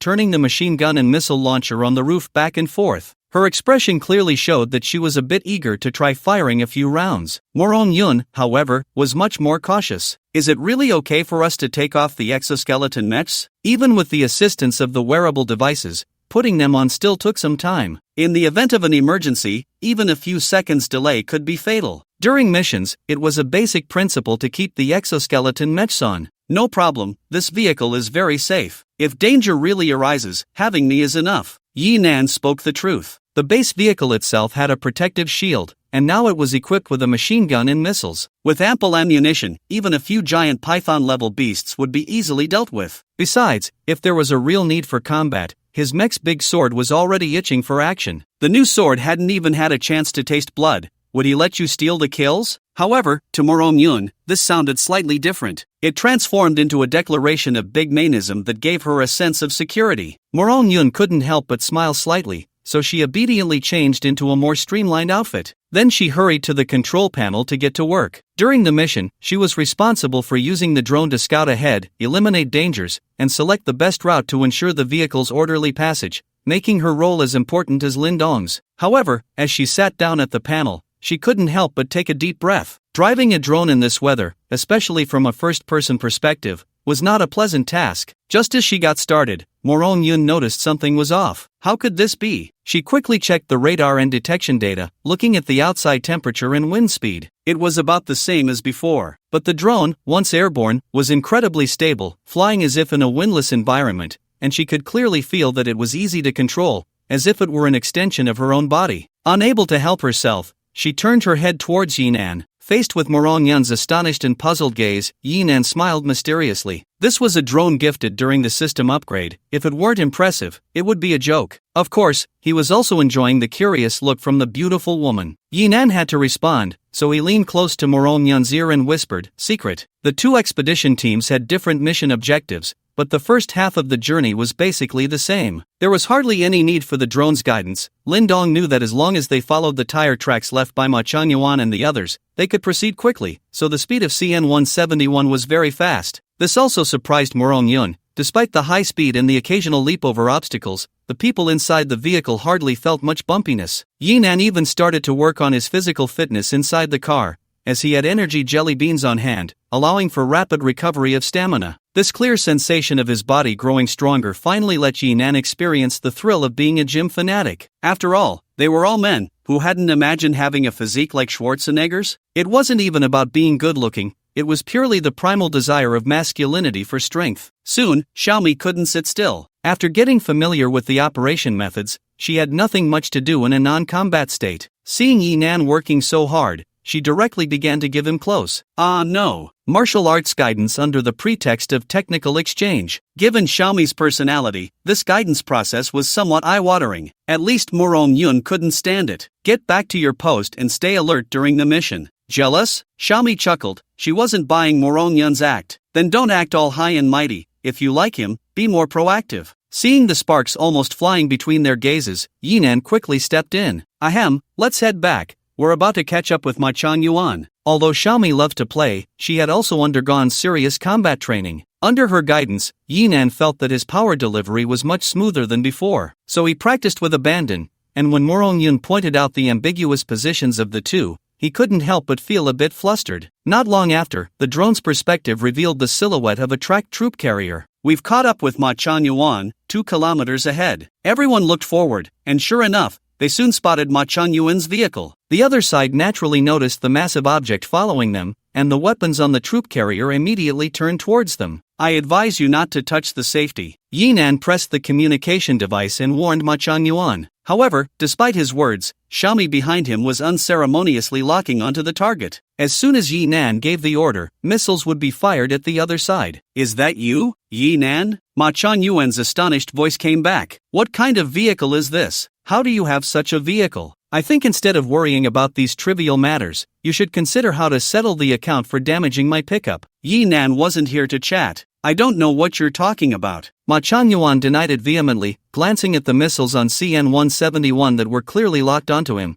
feeling a bit frightened, and quickly forced himself to say some pleasantries. The mission to transport heavy hydrogen concerns the safety of hundreds of thousands of people in the entire shelter. If you dare to attack me here, it would be an act of war against the shelter. You really dare to flatter yourself. With such a thick skin, how come you didn't protect your teeth yesterday? This kid had a short memory. After losing 2 teeth yesterday, he still dared to make a move. Today, Yinan wouldn't be so gentle. At the very least, he would make sure to knock all his teeth out, so that when he had to live on liquid food in the future, he would remember his foolishness. Yinan, don't be impulsive. Morong-yun reminded him softly. Following her hint, Yinan finally noticed Xiaomi's eager expression. Hurry up and let her unlock it. This wasteful woman, there are only 8 missiles in total, how can they be used in a place like this? Being exposed by Yinan like this made Ma Chunyuan feel quite displeased. The spots where his 2 broken teeth were still throbbed with pain. But aside from hiding in the car like a quail, he really didn't dare to make a sound. It wasn't until the missile lock was released that he finally breathed a sigh of relief. Captain Yi, during the mission we should help each other and not let personal feelings interfere. Regarding the damage to your vehicle, I believe the shelter will investigate the truth. If it's my responsibility, I will definitely cooperate with the punishment. Before that, we need to work together. The investigation would definitely not lead to Ma Changyuan. He originally thought that after damaging the heavy truck, Yinan could only retreat to the shelter, and without evidence, there was nothing he could do about it. Although Yinan had the strength to take him out at any time, killing someone for no reason in the shelter, especially the captain of the exploration team,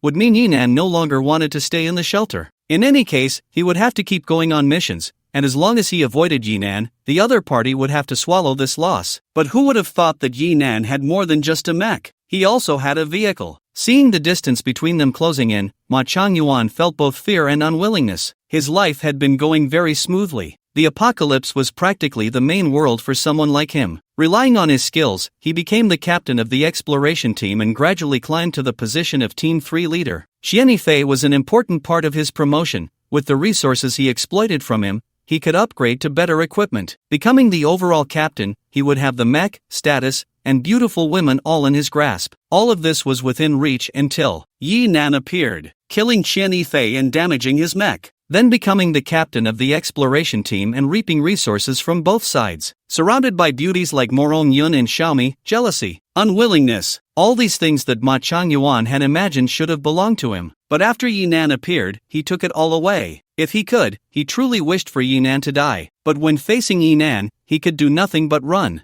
Can't we change routes? How far is it to the separation point? A team member noticed that Ma Changyuan's state was a bit off and reminded him, Captain, even if he catches up to us, he can't do anything to us, right? This remark awakened Ma Changyuan. As long as he hid in the car, what could Yinan do to him? He couldn't kill him, couldn't damage his mech, and couldn't destroy his armored personnel carrier. Otherwise, it would jeopardize the lives of over 100,000 people in the shelter. What could Yinan do then? Just as Ma Changyuan felt a sense of comfort, his subordinates looked as if they had seen a ghost.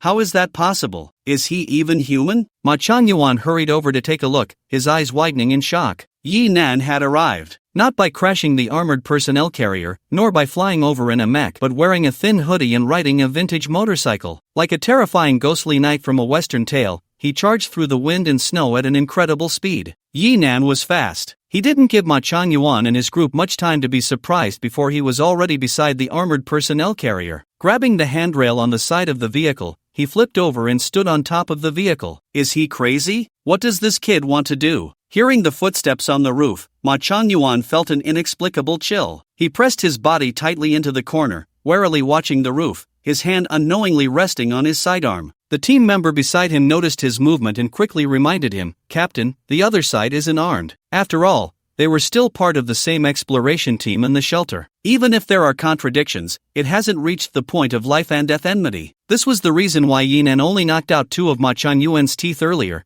and it is also the reason for not wearing a mech now. The Chinese have an unspoken understanding of not firing the first shot in this regard. They are still on a mission. If both sides get into a fight, as long as there are no casualties that affect the objective, it's not a big deal. Now that Yinan dares to come over to their side to seek trouble, he has already gained the upper hand in momentum. If Ma Changyuan were to draw first, regardless of the consequences, all the responsibility would fall on them. Moreover, when it comes to firepower, their transport vehicle doesn't have missiles. The consequences of firing would be extremely severe. We can't get out of our mechs. The muscular machine gunner grinned wickedly as he raised his fists. Ma Changyuan had already felt how strong Yinan's power and speed were with those 2 big teeth he lost. Although these people were rebellious, they understood the gap between both sides. But as the saying goes, 2 fists can't fight 4 hands. Yinan is not Yuan. He doesn't have the Wing Chun skills to take on 10 opponents. If it turns into a group fight, they have no reason to be afraid. Moreover, the exoskeleton mechs are not designed for quick removal, and without auxiliary devices, they can't get out even if they wanted to. This means that Yinan, by coming here, not only has to take them all on one-on-one but also has to engage them in hand-to-hand combat while they are wearing exoskeleton mechs. What is there to be afraid of? Ma Changyuan also realized this. His eyelids twitched slightly, and he inwardly cursed himself for having too deep a grudge against Yinan, to the point that just letting the other party get close threw him off balance. After cursing himself a couple of times, he sneered, "Open the hatch." Looking at his teammates who were cracking their knuckles beside him, he felt even more at ease, biting down on his empty back molars and pretending to warn, "We're all allies, so don't hit too hard. Just breaking a couple of front teeth to teach him a lesson will be enough." After a few words of discussion, they were about to open the locked hatch on the roof when they suddenly saw 5 sharp leopard claws piercing through. The high-strength bulletproof composite steel plate was no different from a paper window in front of the vibranium claws of the Black Panther suit. Yinan exerted a little force, and the locking mechanism was directly destroyed, causing the hatch to fly open. The people inside felt a cool breeze on their heads, and bright light poured in from above. Immediately after, Yinan, dressed in gray casual clothes, jumped down, standing right in the middle of everyone. Even though they had just discussed things heatedly, Ma Changyuan had already arranged for Yinan's arrival. But when Yinan truly stood before them, everyone couldn't help but be shocked by his imposing presence. In this cramped space inside the vehicle, several people surrounded Yinan but dared not step forward. Ma Changyuan, being the captain, knew that if he didn't step up to say a few words, they would truly be humiliated. So he stepped slightly forward. He's quite a character. Unfortunately, Yinan wasn't there to chat. Before Ma Changyuan could finish his sentence, he received a slap to the face, instantly seeing stars. The loud sound of the slap broke the silence in the cabin, and the tense atmosphere between both sides was finally ignited. Although there had been some fear earlier, these were people who had been on the battlefield. Once they started fighting, there was no hesitation, and they coordinated quite well, attacking from all angles. If it were ordinary people, just this first clash would have been enough to pin them down. But sorry, Yinan had a trick up his sleeve. After 2 days of energy jelly bean training, he could fully unleash the power of the Black Panther suit in terms of strength and speed. Coupled with Xiaomi's close guidance, which focused on practical combat techniques suitable for close-quarters fighting, it was very fitting for this confined space. In contrast, Ma Changyuan's exoskeleton mech had considerable power, but it also required a process for power transmission. Even when encountering mutated beasts, if it really came down to close combat, it would still be a grand display of skill. Who would have thought they would need to engage in extreme cage fighting with people? Thus, the people in the CN-171 armored vehicle witnessed Yinan jump down from the troop carrier's rooftop hatch. The troop carrier began to shake violently, even losing control and crashing into several small trees, spinning around twice like a drunken person before wobbling forward again. Then Yinan jumped out from the top hatch again, perfectly landing on a motorcycle. With a stylish drift that kicked up a cloud of snow and mist, he headed back towards the armored vehicle. "Are you okay?" Mu Rongyun noticed some blood on Yinan's hand and immediately became worried, wanting to fetch the first aid kit. Yinan gestured for her not to bother, wiping it with a tissue. He hadn't even broken the skin. The blood, of course, was from Ma Changyuan's side. Seeing this, Mu Rongyun smiled wryly, glancing at the troop carrier that was swaying unsteadily ahead, hesitating to speak. "You didn't cause any fatalities, did you? The super heavy hydrogen mission." "Don't worry, they're all alive and kicking," Yinan reassured her. Ma Changyuan was one of Zhang Weidong's men. Killing him would be satisfying, but if he didn't, they could demand compensation from Zhang Weidong. Things like lost work fees, mental distress compensation, and maintenance fees for their fists. Asking for dozens of missiles wouldn't be unreasonable, right? Well, not at all unreasonable. Of course, not killing was also because Yinan was polite. But to ensure that Ma Changyuan and his group learned to treat others with respect, Yinan definitely had to leave them with some lessons. As night approached, both sides arrived at a resting point in the mountains, a naturally formed cave. According to the plan, they would park here to eat and rest. Tomorrow morning, they would part ways. Ma Changyuan and his team would head to the military base in the mountains to collect the super heavy hydrogen, while Yinan would go to the mountaintop to install a signal base station. After completing their tasks, they would return here on the third day to escort the super heavy hydrogen back to the shelter. Ma Changyuan's troop carrier didn't have the kitchen facilities that the base vehicle had. Starving and freezing for a day, they could only get out of the vehicle to cook and prepare some hot food to replenish their energy. So, when they got out to set up, ha ha ha ha ha ha, Xiaomi's laughter echoed through the cave, undeterred by the base vehicle. Yinan hadn't done anything serious to Ma Changyuan and his team. They were all intact, with no injuries affecting their mission. However, each of them had lost 4 teeth. 4 front teeth, all neatly gone, leaving the entire team with a gap-toothed grin. The cave was long and narrow. The troop carrier was quite wide, especially the CN-171,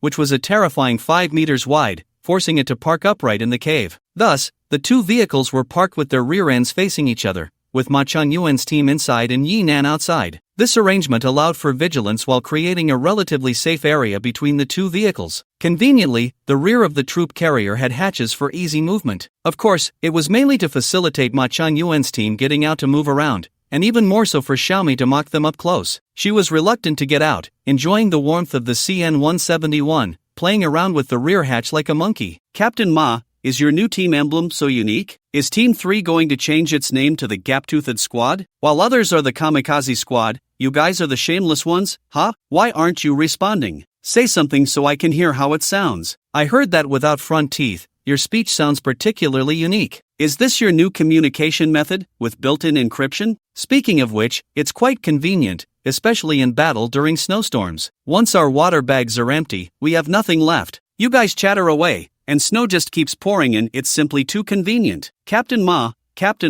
why aren't you talking? Captain Ma, weren't you so chatty just before leaving the shelter? Are you not homesick now? Xiaomi teased without restraint, fully aware that Ma Changyuan and the others wouldn't dare to speak up. After all, without their front teeth, they would speak with a lisp, not to mention arguing. Even their voices would bring comedic effect. If they stayed silent, they could at least pretend to be stoic, but once they spoke, it would be pure laughter. Even the communication among the team had turned into a tacit understanding of gestures, making the whole squad seem suddenly mute. Moreover, to retaliate, one would need enough courage. Yi Nan had said before leaving, politeness. One must be polite. Who would dare to curse his team members in front of Yi Nan? They must really not want their teeth anymore. However, the endless mockery did infuriate Ma Changyuan. Unable to hold back, he finally glared back, and with that glare, he finally saw the scene inside CN-171. His eyes widened in disbelief. Xiaomi and the others were wearing only thin clothes. It wasn't about whether it was sexy or not. After all, even thin clothes were fully covering thermal garments. Not a bit of skin was exposed. The main issue was the temperature. Outside, it was a terrifyingly low -60 or 70 degrees. Although the troop transport vehicle had air conditioning blasting, it could only maintain an internal temperature of around 10 degrees above zero, and that was only if the vehicle was intact and could completely block out the external wind and snow. Ma Changyuan's tracked transport vehicle still bore the claw marks left by Yi Nan on its roof. That was a complete penetrating injury. Even though they had tried hard to fill and seal it, there would still be some cold wind seeping in. During the latter part of the journey, they had to wear helmets just to feel a bit more comfortable while breathing. Otherwise, the cold wind would pierce through to the bone, causing excruciating pain. But Yi Nan and the others, inside their vehicle, they could actually maintain a temperature suitable for wearing thin clothes. Ma Changyuan felt like crying. He silently lowered his head, retrieved the repair equipment from the vehicle, and directly welded the hatch on the roof shut. At least he wouldn't have to worry about the wind leaking in anymore. Setting up the camp didn't take much time. Soon, Ma Changyuan and the others began preparing dinner. As Team 3 in the shelter, their resources were quite abundant, so dinner would certainly not be a simple affair. A bonfire was lit in the center of the camp, and a pot was set up to stew mutated beef. They were more accustomed to grilling, but now with their poor teeth, stewing it until tender was better for digestion. Naturally, the balanced individual rations were not lacking either: instant rice, various canned meats, dehydrated vegetables. Each person could also have 2 cups of coffee to perk themselves up, along with some electrolyte water to replenish vitamins. This was still the basic configuration. As a team that often went out, they had good things that were not available in the shelter. The most obvious were high-end foreign liquor and imported cigarettes. Such luxuries were rare and hard to come by in the current environment. However, for the exploration team, it was not a difficult matter. While waiting for the meat in the pot to become tender, Ma Changyuan and the others indulged in smoke and drink, passing cups back and forth. The pain of having lost their front teeth visibly dissipated in this atmosphere. Perhaps due to the alcohol, they felt a bit lightheaded. Unable to resist, Ma Changyuan leaned over to peek into Yi Nan's vehicle, curious about what they were eating. Then, this time, Yi Nan didn't prepare any luxurious items like steak, lobster, or hot pot. When out in the field, it was always better to eat something simple and convenient. For example, pizza, fried chicken, grilled wings, French fries, fruit salad, and chilled cola. A very standard Thursday meal for beef and horse. Although Yi Nan used to enjoy it, he couldn't bear to eat too much, only occasionally treating himself. Now he could finally eat to his heart's content. Before the apocalypse, the price of that bottle of liquor in Ma Changyuan's hand could have bought enough of this junk food to eat until bursting. But after the apocalypse, who would dare to be so extravagant,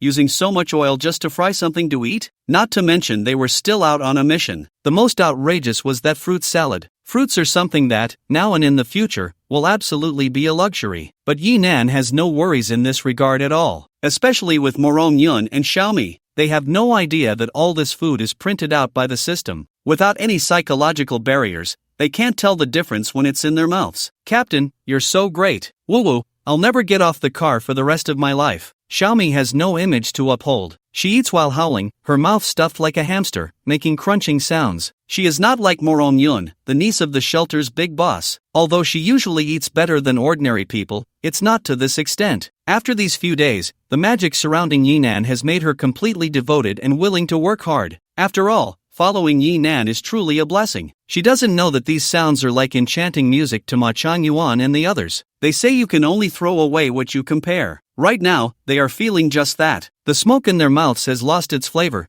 the alcohol is no longer spicy, and even the mutated beef in the pot doesn't smell good anymore. Instead, the cold wind in the cave is chilling to the bone. Of course, even if they freeze to death, it has nothing to do with Yinan. After eating and drinking enough, it's naturally time to sleep. Both vehicles are equipped with radar, so there's no need for anyone to keep watch. The beds in CN-171 are 1.2 meters wide, more than enough for one person. There are partitions at both the head and foot of the bed, and once you lie down and close the side hatch, it turns into a capsule room with excellent privacy. However, there's a problem with this thing. There's no concept of a lock, so it can be opened from both inside and outside. As a result, before Yinan had finished watching his drama, the hatch was suddenly opened. Outside stood Xiaomi, who had put her nurse's hat back on. The next morning, with dark circles under his eyes, Yinan pulled open the partition. Lin Dong, who had just finished washing up, was about to greet him when he noticed something unusual. Just as he was about to ask what was going on, he saw Xiaomi come out with the same dark circles. Understanding dawned on him, and he gave Yinan a knowing look that any man would understand. Just as he was about to make a teasing remark, he saw Morong Yun come out as well, sporting the same dark circles. Yawning and looking listless, Lin Dong stood frozen in place. He looked at Yinan, then at the two women, and back at Yinan. His eyes widened, pupils constricting. He couldn't help but give a thumbs up. After thinking for a moment, he enviously advised, "You need to be careful, don't overwork yourself." Overwork? Yinan smiled bitterly in his heart. No, it was a feeling of wanting to cry but having no tears. What man doesn't want to try the blessings of multiple partners? Yinan wanted to as well, but Morong Yun wouldn't allow it. Last night, before Xiaomi even had a chance to climb into bed, Morong Yun appeared behind her. Without saying a word, she grabbed Xiaomi and pulled her back. Of course, Xiaomi wouldn't go down without a fight and immediately retaliated. Then, she lost. Watching Xiaomi being pinned down and dragged away, Yinan was so shocked he couldn't speak. He didn't expect Morong Yun, who looked gentle and refined, to be so ruthless when it came to fighting. However, she didn't really do anything to Xiaomi. So, the latter half of the night turned into a game of cat and mouse. As Xiaomi tried to sneak away, Morong Yun kept catching her and bringing her back. Yinan wanted to intervene. "Did I ruin your fun?" But just as he raised his hand, before he could say anything, Morong Yun shot him a fierce look. Faced with such a soul-piercing question, Yinan could only quickly deny it, trying to argue that they were all teammates and shouldn't hurt each other's feelings. What else could he do? Nothing. So, he couldn't sleep at all. During the washing period, Xiaomi stretched lazily. Then, with an incredibly determined look, she approached Morong Yun. "Let's talk." Before Morong Yun could say anything, she directly threw out her proposal. "How about we share?" Cough cough cough. Yinan had just started rinsing his mouth, but his ears were keenly tuned to the movements of the two women. The words made him swallow most of the mouthwash, choking him to the point of tears. "Together? What for?" "For me? Boo-hoo, Xiaomi is really a good girl. So thoughtful." Unfortunately, Morong Yun was not so open-minded. Choked to a bright red face, he spat out a curse. No longer planning to talk to Xiaomi, he busied himself tactically. Yinan beside him sighed in regret. What a pity, what a pity. After a simple breakfast, everyone set off again. With drones scouting the way and the robust off-road capabilities of the CN-171 as assurance, the process of climbing the mountain range turned out to be much simpler than expected. Before noon, they reached the summit and found a suitable spot to place the communication base station. The installation of the base station was not complicated. Once placed, it automatically unfolded, drilled holes for fixing, and inserted lightning rods around it to complete the job. The base station was equipped with a wind power generator, requiring no maintenance for decades unless damaged by external forces. Yinan stood guard nearby while Morong Yun, wearing an exoskeleton mech, finished the setup in no time. Afterward, she didn't return to the vehicle immediately. Instead, she found a suitable angle to initiate a video call from the shelter. Morong Jing had been waiting for the call in the office since morning. This was the first communication base station established by the shelter for external contact. For Morong Jing, it was also the first shot in regaining the shelter's voice. It was not just about gaining support from other shelters, more importantly, it was about public opinion. Zhang Weidong had control over the expedition team and most of the military power. However, the shelter was still home to many survivors, and the construction of the shelter could not be separated from the efforts of numerous survivors. The apocalypse came too suddenly. Very few, like Yinan, managed to reunite with their families through the snowstorm. More people lost contact before they could react. On the way to the shelter, they had no idea whether their family and friends were alive or dead. Coupled with the drastic change in weather, everyone had to follow the official guidance to escape in order to survive. They were lucky to enter the shelter and become survivors, but soon after, loneliness crept in. In modern society, with convenient transportation, most people ventured out with the tide of the times. They went to other cities to study, work, and live. This was not something worth mentioning. Who would have thought that the casual goodbye before leaving home would become the last longing? Were their families still alive? Would there be a chance to reunite in the future? Even more so, were there really others surviving outside the shelter? The severed communication brought about the unknown. The unknown bred fear. Fear could also be contagious. In just a few days, many people in the shelter, unable to find their families, succumbed to the psychological pressure and chose to end their own lives. People needed hope. And what this base station represented was the hope of connecting to the outside world. After confirming that everything was normal on Morong Yun's side, a scene filled with joy appeared above the dome of the shelter, where Morong Jing stood. Residents of the shelter, he announced. Just now, our expedition team No. 11 has successfully installed the first communication base station. From today, communication in the Eastern Mountain Range is officially restored. This will provide us with more information support for our actions in this area, enhancing the safety of subsequent operations. More importantly, starting from this base station, we will continuously push eastward,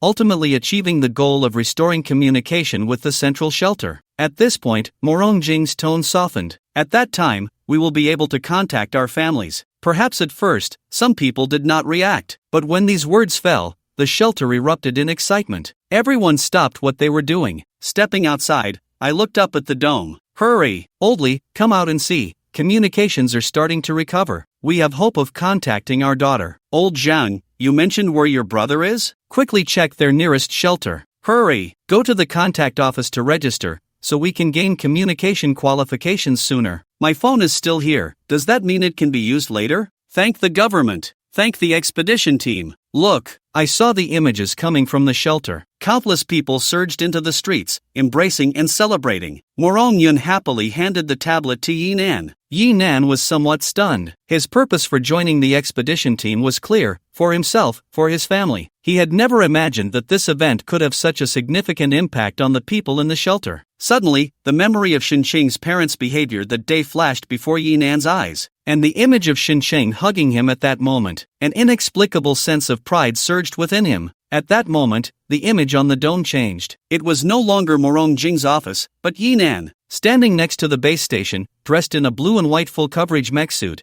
he stood tall and straight atop the peak. The wind and snow howled, yet could not shake him in the slightest. Say a few words. Morong Yun, like a mischievous child who had succeeded in a prank, quietly reminded Yinan. Yinan looked towards the camera not far away, thinking of all the people in the shelter watching him. Yet, he felt not a hint of nervousness. Instead, a sense of grandeur rose within him. What should he say? Yinan pondered slightly. Suddenly, a towering figure appeared in his mind. Almost as a reflex, he raised his hand and saluted. A salute. Fingers together, extended straight, placed near his temple, palm down, slightly outward. The people of Huagua were all too familiar with this gesture. No words were spoken, yet it silently conveyed so much information. Inside the shelter, the originally noisy crowd fell silent upon seeing Yinan's gesture. It was unclear who started it, but everyone raised their hands in salute to the image on the dome. A brief silence of just a few seconds. The entire shelter was filled with a solemn atmosphere. Perhaps at that moment, a spark named hope was sown. Behind Yinan, Morong Yun looked at his upright figure, her eyes sparkling. In fact, Morong Jing had long prepared lines for her. Once the communication signal was received,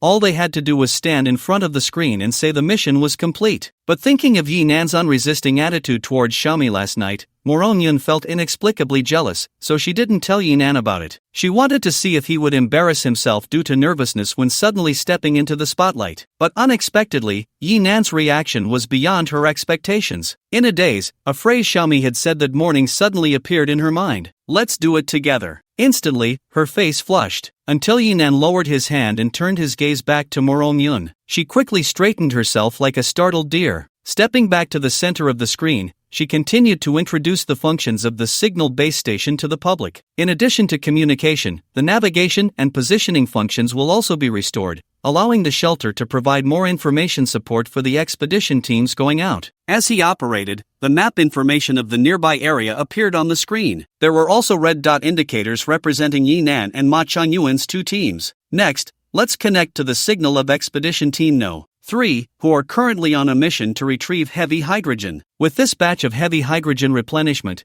the energy output level in the shelter will be raised again, and the supply of water and electricity will become more abundant. Soon, we will be able to restore the pre-disaster levels of water and electricity supply. This was also one of her important purposes for this trip, to announce good news. At that time, the temperature inside the entire shelter will rise again, and the water supply will no longer be limited. In just a few short sentences, everyone began to feel hopeful. Contacting family was a glimmer of hope for the future. An increase in temperature and a stable supply of water and electricity would significantly improve their current living conditions. Many people in the shelter hadn't bathed since the disaster, and the situation was dire. However, the higher-ups in the shelter were also at a loss. The sudden disaster had already caught everyone off guard, and then it unexpectedly escalated again, leading to numerous flaws in their response plan. This included the key to the heavy hydrogen reserve base, otherwise, they wouldn't have waited until now to obtain the heavy hydrogen. Due to a lack of raw materials, the temperature inside the shelter had begun to drop. This led to rampant rumors, causing widespread anxiety. Therefore, this trip aimed to uplift spirits with these two good news items,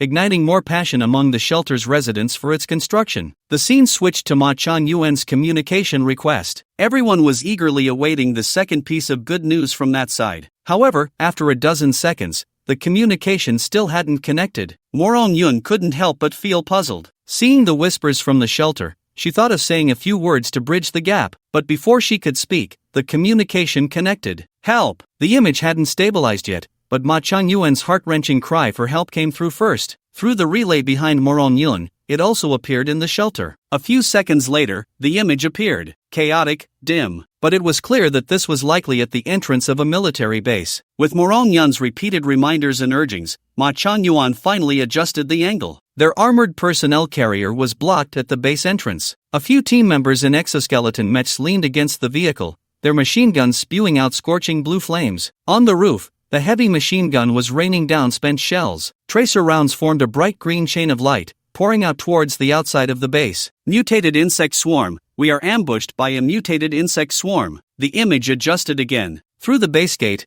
all sorts of insects obscured most of the sky. As far as the eye could see, it was all insects. Is this really an insect? Yi Nan felt a chill run down his spine. Although the image was not stable, he could barely compare their size to trees and other objects. The smallest ones were probably as big as a bear. The largest ones resembled mantises and seemed to be 4 or 5 stories tall. When Xiaomi heard the commotion, she put on her mech and came out. She couldn't help but comment, the fact that southern cockroaches can carry people is no longer a secret. Just as she stepped out, a mutated cockroach fell from the sky, lunging at the armored personnel carrier. The machine gun swept across, and the creature was cut in half, with a large amount of thick liquid spraying out, its body landing at the base entrance, looking even larger than the personnel carrier. Not to mention carrying people, its size could easily consume a person in just a few bites. They can't hold on. Yi Nan couldn't discern the number of insects, but from the continuous explosions and the new insects filling in the encirclement, it wasn't hard to guess how terrifying the scene at the base entrance must be. Ma Changyuan and the others had enough firepower, but bullets were ultimately limited. Save us! Help us! There are insects among them that can self-destruct, and their insides are filled with strong acid. The vehicle can't move, and the base gate won't close. Ma Changyuan and their situation was even more dangerous than imagined. They had tried to charge, but the acid from the bomb insects was too terrifying. After just one hit, the armor on the personnel carrier was corroded by more than half. If it weren't for the machine gunner using his body to intercept, they wouldn't even have had the chance to retreat. As for that machine gunner, aside from the severely corroded and deformed remains of the exoskeleton mecha, there were not even any bones left. What should we do? Morongyun's face was grim, as if he was struggling to hold back his nausea. He was asking Yinan, to save or not to save. We can't save him. Yinan's expression was also not good, but it wasn't because of Machan Yuan, it was because he realized that these swarms of insects were too close to the shelter. Moreover, he wasn't lying, the two sides were not far apart, and it would take at least an hour to get there. With the ammunition reserves of Machan Yuan and the others, they couldn't last that long. Even if they made it, it would only serve to provide a feast for the insects, which was utterly meaningless. He spoke these words in a very low voice. However, Machan Yuan seemed to sense it. Suddenly turning the camera towards himself, he disregarded his toothless clown appearance. Almost pressing his face against the lens, he shouted loudly, "You must come to save us, you must. These insects are not after us, they are after the heavy hydrogen. They want to steal the heavy hydrogen." Heavy hydrogen? Machan Yuan's two sentences gripped everyone's hearts tightly. What a joke! This bastard is willing to lie like this just to survive. Xiaomi scoffed, directly labeling Machan Yuan's words as lies. After all, Machan Yuan could die, but heavy hydrogen was crucial for the safety and even survival of the shelter. There could be no accidents. But it was useless. The previous scene had been broadcast live. Machan Yuan's words had already echoed above the dome of the shelter. Everyone had heard it. What do we do now? If we lose this batch of heavy hydrogen, will the artificial sun go out? It will go out. Didn't you see how terrifying that insect tide is? I'm afraid that before the artificial sun goes out, they will have already wiped us out. Do the insects really want to steal the heavy hydrogen? What do they need it for? The answer to the question was no longer important. Human emotions are a strange thing, especially the panic of the masses. The reasons that ignite it do not need to withstand much scrutiny. After all, what if? Expedition Team 11. Morongjing switched the screen to his side. At this moment, the joy that had once been on Morongjing's face was completely gone, replaced by deep-seated seriousness. Mission change, immediately head to the storage base and provide remote fire support for Expedition Team 3. Old man, your niece is also in that team, don't you care about her life? Hearing Morongjing's order, Xiaomi was the first to lose her composure. Remote fire support sounded like it wouldn't be too dangerous, but the attack range of the vehicle-mounted missiles was only 8 kilometers. If the number of insects was sufficient, perhaps before their missiles could be launched, they would have to face the sea of insects in the mountains and forests. Machan Yuan and the others could hold out, relying on the narrow terrain at the base's entrance. But in the mountains and forests, they couldn't run fast, and facing the tide of insects from all directions, the firepower on their vehicle would be utterly insufficient. At least in Xiaomi's view, this was no different from sending them to their deaths. Expedition Team 11, please comply with the order. Zhang Weidong also appeared on the communication screen. This was already a life and death crisis. He couldn't remain uninvolved. The shelter's forces have begun to assemble, but we need time and remote fire guidance. Meanwhile, the alarm sirens blared throughout the shelter as various units gathered urgently. The shelter did not have intercontinental missiles or other large weapons, but it did have self-propelled artillery units. As long as they entered the firing range, no matter how many insects there were, it wouldn't matter. Carbon-based life forms were equal before the 155mm howitzer. To stabilize the morale within the shelter, Zhang Weidong switched the live feed to the scene of the troops assembling. Well-equipped and well-trained, the soldiers all witnessed the scene of the Zerg attacking the storage base, yet there was not a trace of fear on their faces, not even a hint of hesitation. Only resilience and determination remained. However, Yinan's focus was on the thin clothing of these soldiers. You're sending them to their deaths. Why was there a need to form an exploration team instead of directly dispatching troops for the mission? Wasn't it because of the extreme cold weather outside? Without suitable warm clothing, no matter how resilient the soldiers' wills were, they would succumb to hypothermia and die in a very short time. Most of the people in the army didn't have winter coats. Dressing like this and stepping out of the shelter was no different from signing their own death warrants. Just then, countless civilians appeared on the screen. Down jackets, cotton clothes, sweaters. When stopped by the alert soldiers, they directly threw the prepared clothing into the ranks. Although the temperature inside the shelter was warm, it was still only around 7 or 8 degrees above zero, much colder than the winters in the south. Many of these people were still wearing thin clothes, shivering uncontrollably. Yet when they tossed their clothing to the soldiers in the field, there was not a hint of hesitation, their faces radiating a dazzling flush that was either excitement or the result of the cold. This red. It was a red etched into the bones of the people of Huagua. Watching the footage coming back on the tablet, Yinan felt a stir in his heart. he slowly spoke. The 11th Exploration Team accepts the order. He could refuse. At worst, he could retreat to the shelter and take his family away. But to miss out on such a grand scene would be a pity for all this gear he had. Turning his head, he looked at the team members who were watching him. Yinan smiled slightly and simply said 3 words. Trust me. Inside the storage base, Ma Changyuan naturally received the news of assistance. But he was not the least bit happy. Instead, he cursed loudly. Long-range fire support? Damn the long-range fire support. Yinan's vehicle had only 8 missiles. How much fire support could that provide? As the captain of the exploration team,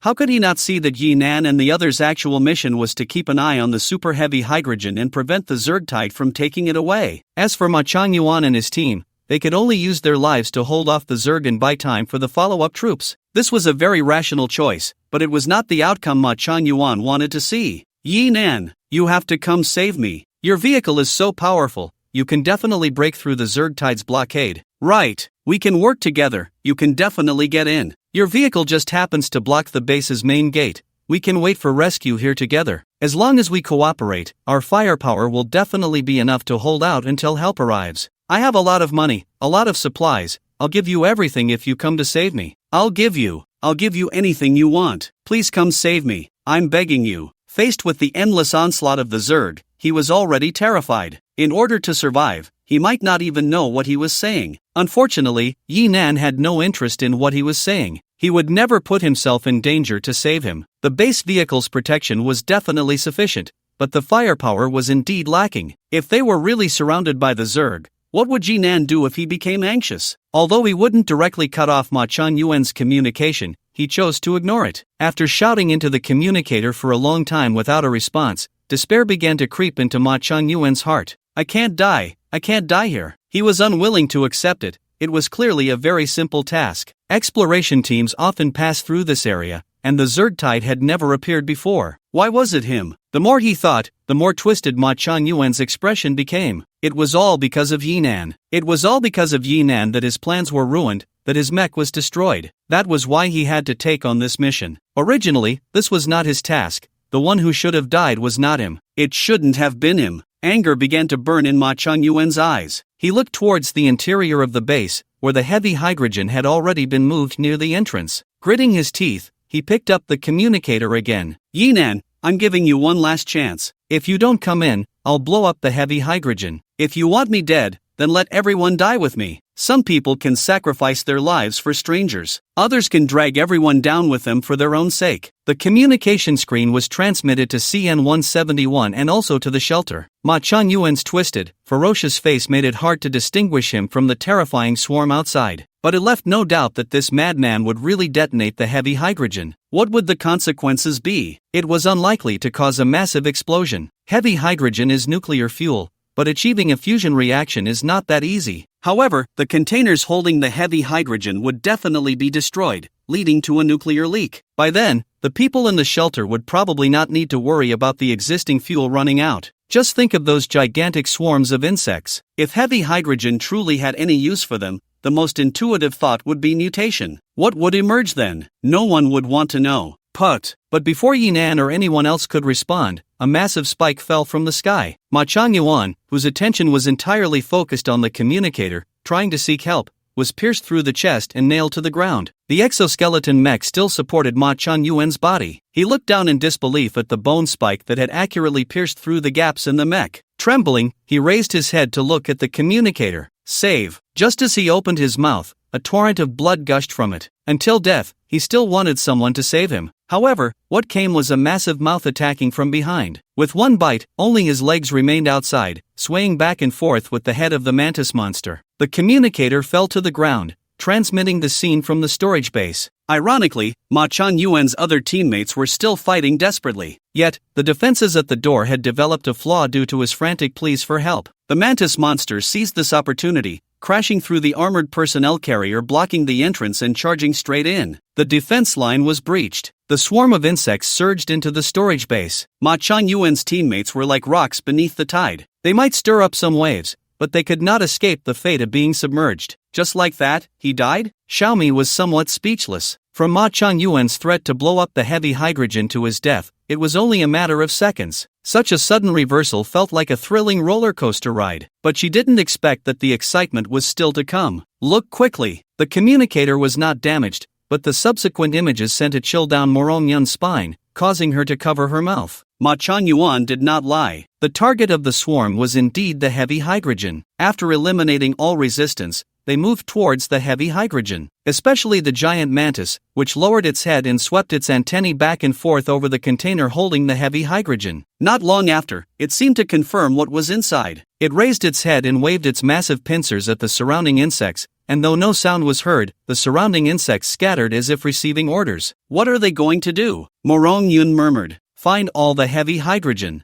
Yi Nan replied in a deep voice. He had already seen insects carrying out more containers of heavy hydrogen from inside the screen. The image flickered. The signal was cut off. It must have been that the communicator was stepped on by passing insects, rendering it completely useless. Inside the shelter's conference room, Morong Jing clapped his hands, silencing the commotion caused by the panic around him. He exchanged a few knowing glances with Zhang Weidong and waved his hand, signaling for everyone to leave. Soon, the door to the conference room closed, leaving only these two individuals who could determine the fate of the shelter. At the entrance of the shelter, the team was fully equipped, dressed in the clothes provided by the residents. Although the entire team had become a colorful mix, somewhat mismatched, this layer of protection meant that as long as they controlled the timing of their disembarkation and minimized outdoor activities, their chances of survival would greatly increase. However, the officer in charge found it strange that the order to depart had not yet been issued. Logically, every second counted at this moment, yet they had been ready for nearly 10 minutes, and the command center still only had them on standby. An inexplicable sense of unease began to spread. Just as the crowd started to murmur among themselves, the image on the dome finally changed. In the image, Morong Jing and Zhang Weidong sat side by side. After some discussion, they decided to announce the bad news. Residents of the shelter, it is unfortunate that we have just received the latest news. The entire third exploration team has perished, the storage base has fallen, and the swarm's objective is indeed super heavy hydrogen. An uproar ensued. The shelter instantly resembled a bustling market. Questions, curses, and cries filled the air. Fear ignited everyone's emotions like a spark falling into a barrel of gasoline. No one could believe it. Just moments ago, they had been united, preparing to launch a rescue. How could they have suddenly lost everything? Effective immediately, the operation of the artificial sun will enter low power mode. Everyone is to move to the central building, where official personnel will arrange sleeping quarters. All production activities, except for the weapons manufacturing workshop, will be suspended, and energy allocation will be aimed at maximizing the extension of the shelter's basic survival guarantee. At the same time,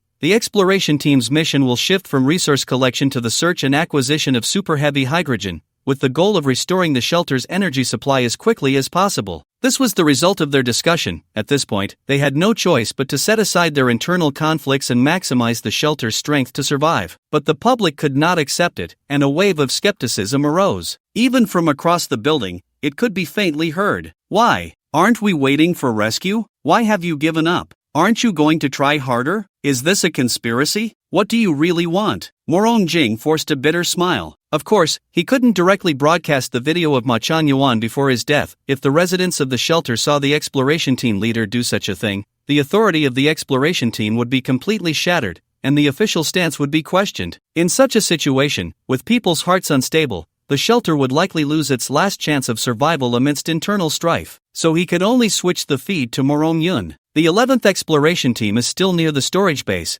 Let them use drones to transmit images from there. Just before Yinan set off, he had already instructed Morong Yun to send one of the drones towards the base to provide route guidance for subsequent actions. Under the drone's lens, the entrance to the base was a scene of devastation. Military transport vehicles were crashed to the side, crooked and emitting black smoke. Several broken corpses were scattered about. Without the exoskeleton armor, it would be impossible to discern their human forms. Everywhere one looked, there were insects of various sizes. The rustling sounds they made as they crawled sent chills down one's spine. Despair, especially when a massive mantis crawled out from the base. The entire shelter fell silent. Only the sound from the live broadcast echoed in the air. Then, everyone heard a sharp sound. A missile struck at the entrance of the base. A massive fireball erupted, scattering flames in all directions. The live broadcast began to shake violently with the shockwave. When the image stabilized, a blue and white figure appeared at the entrance of the base, standing tall like a majestic mountain. Is that the captain of Expedition Team 11? Aren't they supposed to evacuate? What is he going to do? Inside the shelter, discussions erupted. Everyone was asking, or rather, waiting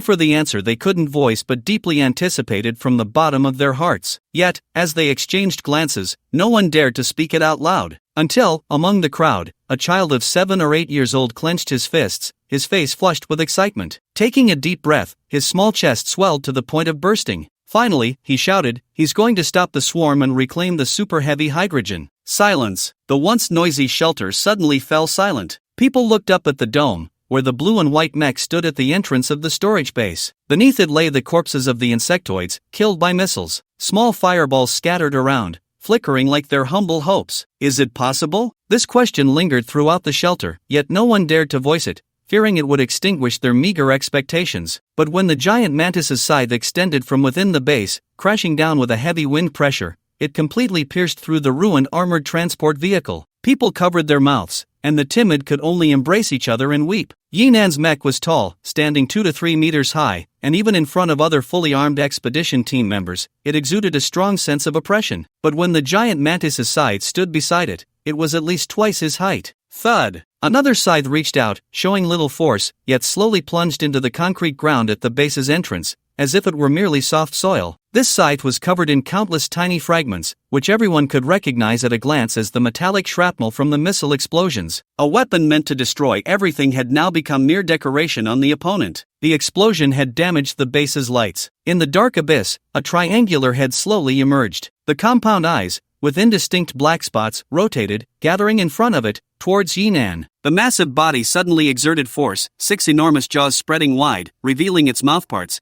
and Yinan could even clearly see Ma Chunyuan's thigh still hanging beside it. Boom! An invisible shockwave swept out, distorting the air slightly. The scattered flames beside Yinan seemed to be driven away fatally. Suddenly, they extinguished. Captain, it's a sonic shockwave. The drone struggled to gain altitude, and Moromyan anxiously warned Yinan, quick, find a way to stop it. Prolonged exposure to this sonic shockwave can cause irreparable damage to the brain. Ma Chunyuan's recent extreme behavior is likely influenced by it. Shockwave? Yinan listened carefully and detected no abnormalities. It seemed the mech had completely filtered out this part of the damage. Only during movement could he feel a slight sticky sensation. You fat-headed, big-eared thing, I was all set to grapple with you, and now you tell me you're a mage? But whether you're a mage or not, I love slaying monsters. He casually picked up an unknown insect shell beneath his feet and tossed it aside. Gulu! The rapidly spinning shell accurately flew into the gaping mouthparts. The mantis's head jerked back violently. The strange sensation around dissipated, and even the suppressed flames gradually rekindled with hope. With a successful strike,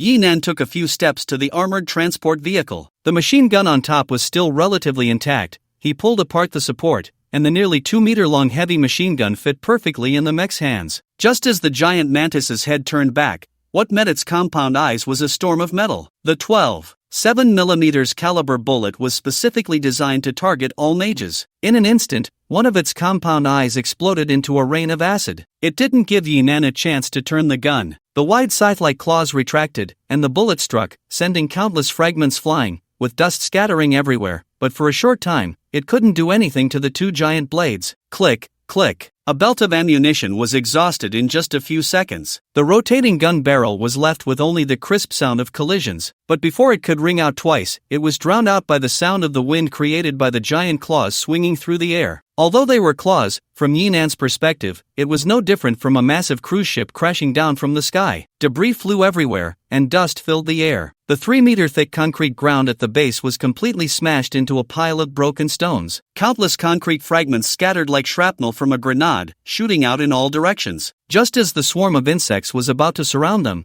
a large portion of the front line collapsed. Inside the shelter, everyone watched the images transmitted from the dome. Whether it was the crowd, the soldiers, or the 2 elders in the command room, their hearts sank. No, impossible. Xinshang pressed her face against the glass of the building's outer wall, watching the scene from the dome, and cried out loud. The gap was too great. the size difference was too immense. It was like a mayfly shaking a tree. But just as everyone was in despair, the dust rolled. A blue and white mech broke through the thick fog. Its agile form dashed rapidly atop the mantis's giant side. With a few leaps, blue flames erupted behind it. The figure suddenly accelerated. In almost an instant, it was already in front of the triangular head. It spun around and swung. The heavy machine gun in Yinan's hands transformed into an infinitely powerful steel fire stick. Bang! The gun barrel, made of special steel, bent at a 60-degree angle. Boom! The massive body collapsed like a mountain, causing the entire mountain range to tremble. The swarm of insects around the mantis turned into a white-green pus, coating half the base. The giant mantis's vitality was incredibly tenacious.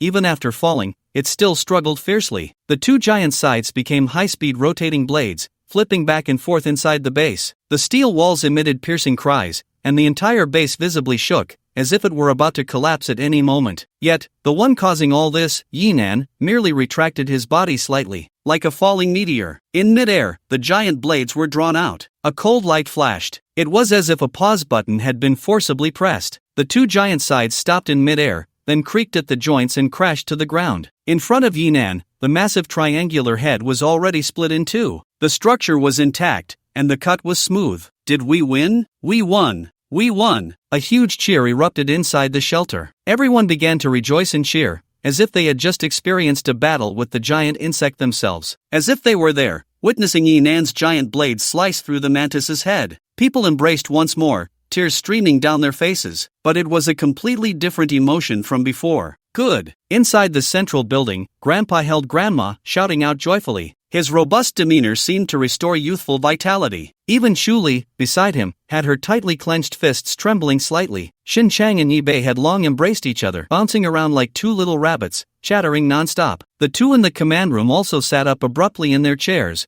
breathing rapidly. Especially Zhang Weidong, whose eyes sparkled with excitement. He murmured softly, "Second-generation mech. This is the second-generation mech I wanted, it's it. It's it." However, unlike everyone else's joy, Yinan's expression was extremely grave in front of the mantis's corpse. There's nothing. How could there be nothing? The mantis's head had been smashed to pieces by Yinan. But inside, he didn't see the earth essence he was looking for. A terrifying thought arose, causing Yinan's scalp to tingle. Based on past experience, when the essence of the earth is consumed by animals, it enters their brains. In group creatures, it resides with the leader, like in a wolf pack or a herd of cattle. By extension, there should be a leader among the swarm of insects. This mantis is already so large, yet it is not the leader. How big must that leader be? More importantly, where is it? Captain, be careful. Morong Yun's voice came through the earpiece. Yinan suddenly lunged forward. Thud, thud, thud. 3 bone spikes pierced the ground where he had just stood. Yinan looked in the direction from which the spikes had come. Instead of seeing the so-called insect leader, he saw a wave made up of piled-up insects. It itched. Almost everyone in the shelter who saw this scene through the dome felt their scalps itch. The size of these insects was not as large as before, most were only the size of a wash basin. The key was the number. 100,000? Or 1,000,000? You couldn't even find a gap in the tide of insects. They were densely packed, layer upon layer. How to fight? It was feared that the bullets on CN-171 were not even a fraction of these insects. Yinan's blue and white mech stood like an ordinary person in the middle of the Qiantang River,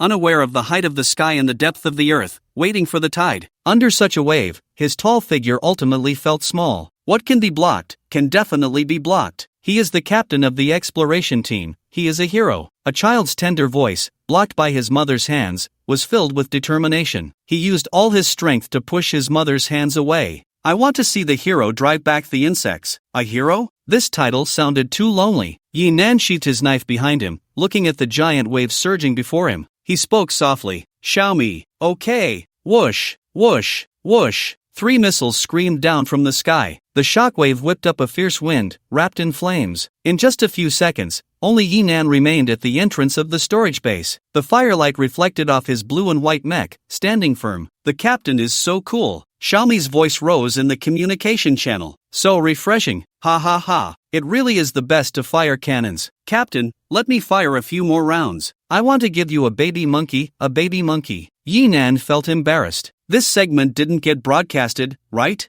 No. Morong Yun's voice was also filled with exasperation. 2 drones had flown over to her. According to Yinan's earlier orders, they only needed to stay at a distance and provide fire support. Although Morong Yun was somewhat dissatisfied, she was very touched. Yinan had clearly stated, "I want to kill comfortably, you all don't come over to steal my kills." But clearly, Morong Yun did not believe it at all. She had completely imagined Yinan as someone who, for their safety, was unwilling to let everyone take risks, so she didn't dare to relax for a moment. At this time, the aftershocks of the missiles had not yet dissipated, and the drones had already begun battlefield scanning. With a sweep, she indeed found something. "Captain, there are still insects left, they are coming from underground." The mountains and forests, already turned to scorched earth, had countless clods of soil being stirred up. Insects of all sizes surged out like spring water. "Damn, is it never ending?" Xiaomi was full of bravado, rolling up her sleeves and preparing to launch a 4-round barrage. Yinan quickly stopped her. Stop.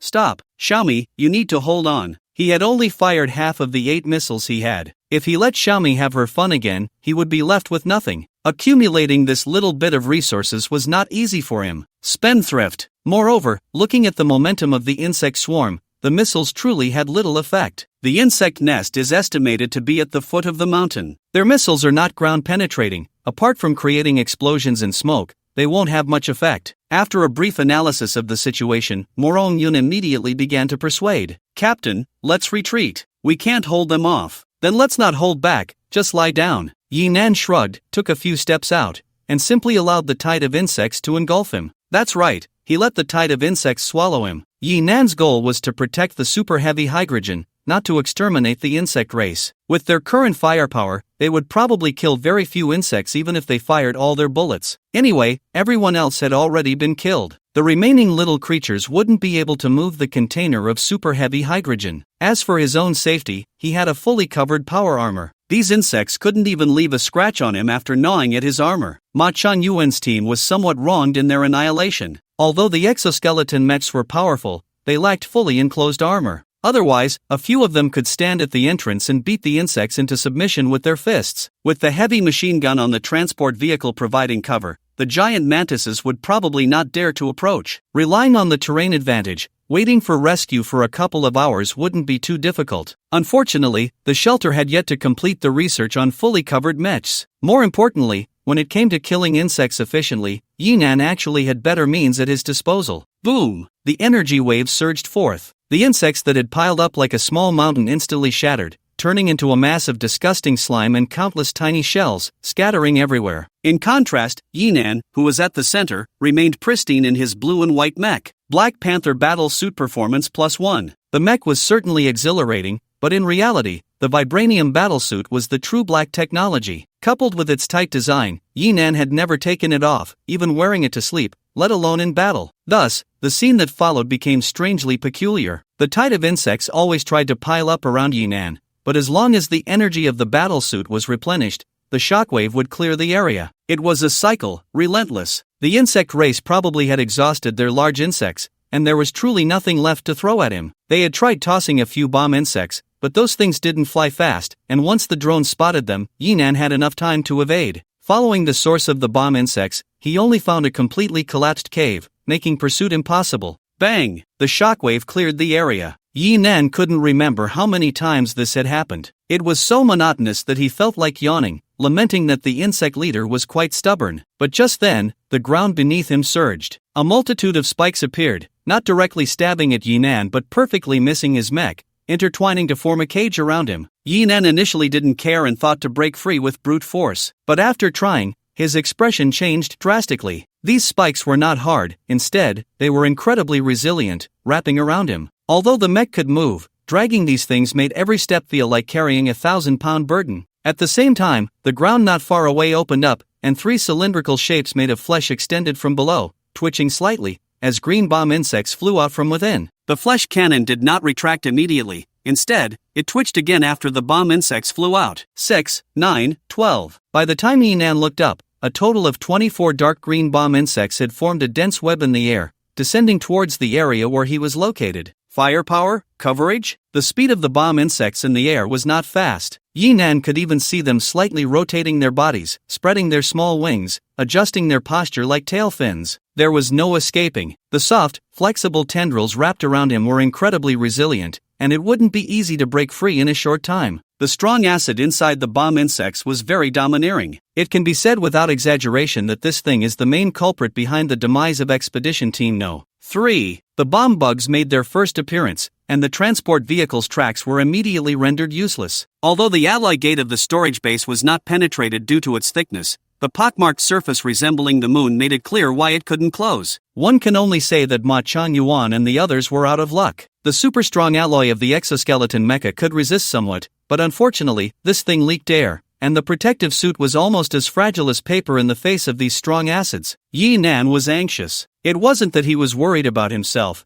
he mainly felt sorry for the mecha. If the vibranium battlesuit was afraid of strong acids, that would be ridiculous. The material system of the mecha didn't provide an explanation, and logically, it shouldn't be corroded by strong acids. However, Yi Nan didn't like battle-damaged versions. Who would want their new car to get scratched right after leaving the lot? Even the smallest scratch wouldn't do. Fortunately, he still had teammates. The sound of machine gun fire rang out. The bomb bugs in midair shattered in response, turning into a rain of acid that drenched the bugs below. The figure of CN-171 also charged down from the mountain. Its massive body was like a terrifying steamroller, flattening and crushing all the bugs in its path, leaving behind a trail of green markers. Oh. Xiaomi's frantic voice came through the headset. "Captain, we're here to help you." This girl was visibly excited every time she pulled the trigger. Throughout the rush, the sound of the heavy machine gun never ceased. The bright green tracer rounds were like glowing whips, turning all the bugs in their path into powder. Just as Yi Nan was lost in thought, he suddenly noticed that the whip was actually sweeping towards him. Damn! He immediately struggled with all his might. Just as the bullets shattered the bone whip on his body, he sprang up to dodge. Looking at the spot where he had just stood,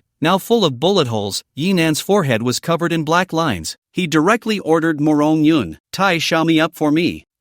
No, Captain, I was wrong, it was a mistake, purely a mistake. Woo. Morong Yun didn't care about that. Upon receiving Yi Nan's order, the machine gun on CN-171 immediately ceased fire. Xiaomi's fate was predictable. The appearance of CN-171 also sent the swarm of bugs into a frenzy. The mountains surged, and more bugs rushed out. Moreover, their size was clearly not at the level of the previous miscellaneous bugs. They were basically as big as adult bulls. Among them, there were even 2 or 3 monsters on par with the giant mantis. The most critical issue was that beneath these creatures, there were large swaths of green figures. Without a doubt, they were all bomb bugs. This time, there was no need to launch. The giant monsters scooped up a dozen or so and directly flung them towards Yi Nan, creating an overwhelming effect. The full-scale attack is here. Yi Nan felt a chill in his heart. It was only then that he realized he had already moved some distance away from the base entrance in search of the insect leader's position. Now that the swarm was attacking, he and the base vehicle were completely trapped. More importantly, he still hadn't seen the figure of that insect leader. It was clearly just an insect, yet it made Yi Nan marvel at its cunning. It seemed that the essence of the earth not only changed the physicality of these creatures but also had a brain-enhancing effect. However, the time was almost up. Yi Nan landed on top of CN-171. Lin Dong immediately controlled the vehicle to rush towards the base. A few steps on the gas splattered a large number of bug corpses. A few bomb bugs were thrown above CN-171.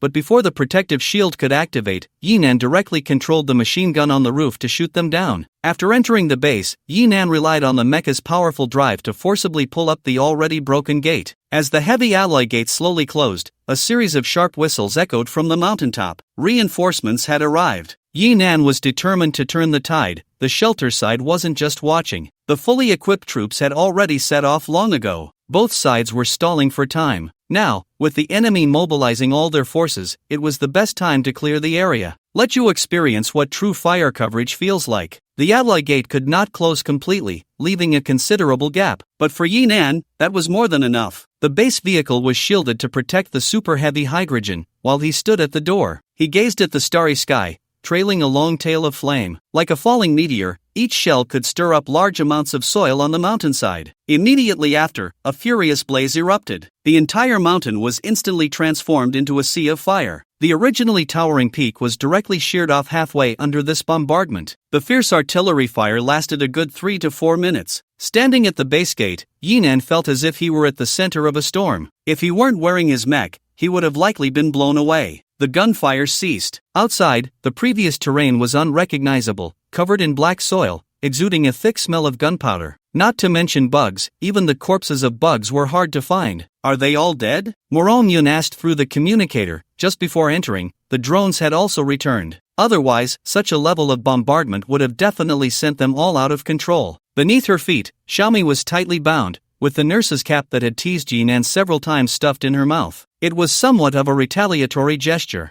Creaking, Yinan pushed open the base gate with force. Originally, there was a small hill outside the base, but it had now become flat ground. This was the first time Yinan had seen a blackened hill since the apocalypse. He instructed everyone to load the super-heavy hydrogen onto the vehicle. Yinan himself flew outwards. Based on the entire bombing process he had just witnessed, he arrived at the center of the hill that had been flattened. Before the bombs arrived, all the insectoids had gathered at this location. It was clear that the leader had sensed the crisis, a self-preservation tactic before dying. Sure enough, as soon as Yinan landed, he immediately discovered something. However, it was a bit unexpected. What he wanted was naturally the essence of the earth, and he even hoped that it wouldn't be blown to pieces by the shells. Otherwise, all that effort would have been in vain. As a result, upon landing, he found a wriggling earthworm in the ground. When Yinan approached, it was preparing to burrow into the soil, but perhaps stunned by the explosion, its movements were very slow. Upon noticing someone approaching, it went completely stiff, pretending to be dead. Seeing a palm-sized earthworm playing dead in front of him, Yinan's forehead was lined with black lines. He retracted his mech and directly reached out to grab it, holding it up in front of his eyes. Yinan was very certain. The aura on this thing was indeed the essence of the earth. The insectoid leader was this palm-sized earthworm? 2 days later, the CN-171 armored transport vehicle carried Yinan's team, along with a full load of super-heavy hydrogen, back to the shelter. This time, there was no need for any inspection procedures. Before they even reached the shelter's entrance, they saw the wide gates starting to open slowly to both sides. The last time Yinan arrived here, looking in from the entrance, there were wastelands, shanties, and construction machinery bustling amidst the swirling dust. But now, it was all people. Soldiers stood in neat rows on both sides, while the crowd squeezed in behind, straining to get a glimpse. Everyone wanted to see with their own eyes the team that had saved the shelter. That man who had descended from the sky in their moment of despair. As the armored transport vehicle drove in, the shouts, cheers, and the crowd's enthusiasm even drowned out the noise of the construction machinery in the distance. Gradually, it formed a wave of sound. Hero! Hero! Hero! Inside the CN-171, everyone looked out at the grand scene through the vehicle windows. Lin Dong felt his hands slightly sweating as he gripped the trackball. Captain, it's time to get out. Morong-yun's voice rang out behind Yinan. Before coming here, the shelter had already notified the arrangements. Although this mission was fraught with twists and turns, the outcome was still quite satisfactory. Thanks to the powerful carrying capacity of CN-171, the overweight hydrogen in the storage base was transported all at once. With this batch of fuel replenished, the shelter wouldn't have to consider energy issues for at least several decades. Whether it was engineering projects or livelihood measures, everything would advance at an extremely fast pace in the coming time. Most of the credit for this was due to Yinan. Morong Jing, that old fox, keenly captured the public sentiment. In this time of crisis, people needed hope, a belief in the future. A hero. This was the best vessel for that hope. In the past 2 days, Yinan had been entrusted with a critical mission, and his deeds in exterminating the insect swarm had become the most talked about topic within the shelter. They hadn't even returned to the shelter yet, and the latest appointment had already been made public. Once Yinan and the others returned, the expedition team's number would change from 11 to 0. From now on, they would represent the strongest force of the shelter. Yinan would also take office as the commander of the expedition team. Today was his inauguration ceremony. Morong Jing and Zhang Weidong stood at the end of the crowd, with the other 3 expedition teams still inside the shelter standing behind them, waiting for Yinan's return. With such a grand reception awaiting him, Yinan could only get out of the vehicle and walk in front of CN-171. The crowd waving along the way made Yinan feel somewhat dazed. After the apocalypse, he had never thought of becoming a hero. He had a system, a base vehicle, battlesuits, and mechs. But what Yinan had always thought about was ensuring that he and his family could live happily in this apocalypse. Following the team to evacuate was merely to have someone guide him. Entering the shelter was just to avoid being cut off from society. If it weren't for the fact that this batch of overweight hydrogen was crucial to the shelter's survival, Yinan might not have chosen to take action. Unexpectedly, it was because of this action that he became the hero of the shelter. Thud! The soldiers on both sides were momentarily careless, allowing a little boy to squeeze out from under their feet. The boy, with too much force, stumbled after breaking through the blockade, and despite his efforts, he couldn't steady himself and fell right in front of Yinan. Before Yinan could help him, he quickly got up and brushed off the dust from his clothes. His knee was scraped and hurt so much that he grimaced, but he still stood tall, looking at Yinan with eager eyes. Yinan halted the team, crouched down to meet his gaze. The boy's face was flushed with excitement. Suddenly straightening up, he raised his hand in salute. I'm Shao Qi. Can I join the expedition team? Why do you want to join the expedition team? It's so dangerous outside. I want to be a hero like you. I want to protect my mom and take her to find Dad. Yinan looked towards the crowd, where a young mother was anxiously explaining to the soldiers but was still blocked from entering. It wasn't until Yinan waved to her that she was finally allowed through. She tightly hugged the little boy and bowed to Yinan in apology. Yinan took the first aid spray from Xiaomi's hands and handed it to the mother. He smiled at the little boy. Where's your dad? Mom said Dad is in another shelter. Yinan turned his gaze to the mother. She looked somewhat weary, taking the spray and showing a grateful expression to Yinan. He's working in another place. Inauguration, awards, gratitude, celebration. By the time Yinan returned home, it was already midnight. His family had also been invited to the banquet, but Yinan was surrounded by various high-ranking officials toasting and exchanging pleasantries, leaving him little time to talk to them. It was only when the whole family gathered around a fireplace that Yinan finally felt relaxed. Slumping on the sofa, he sighed contentedly. Finally, I can breathe easy. I've hated eating banquets since I was little. Grandpa took the wake-up tea from Shinsheng's hands and handed it to Yinan, smiling as he teased. Unlike your sister, who can always eat her way back. Yinan twitched at the corners of his mouth upon hearing this. Shinsheng was nearby,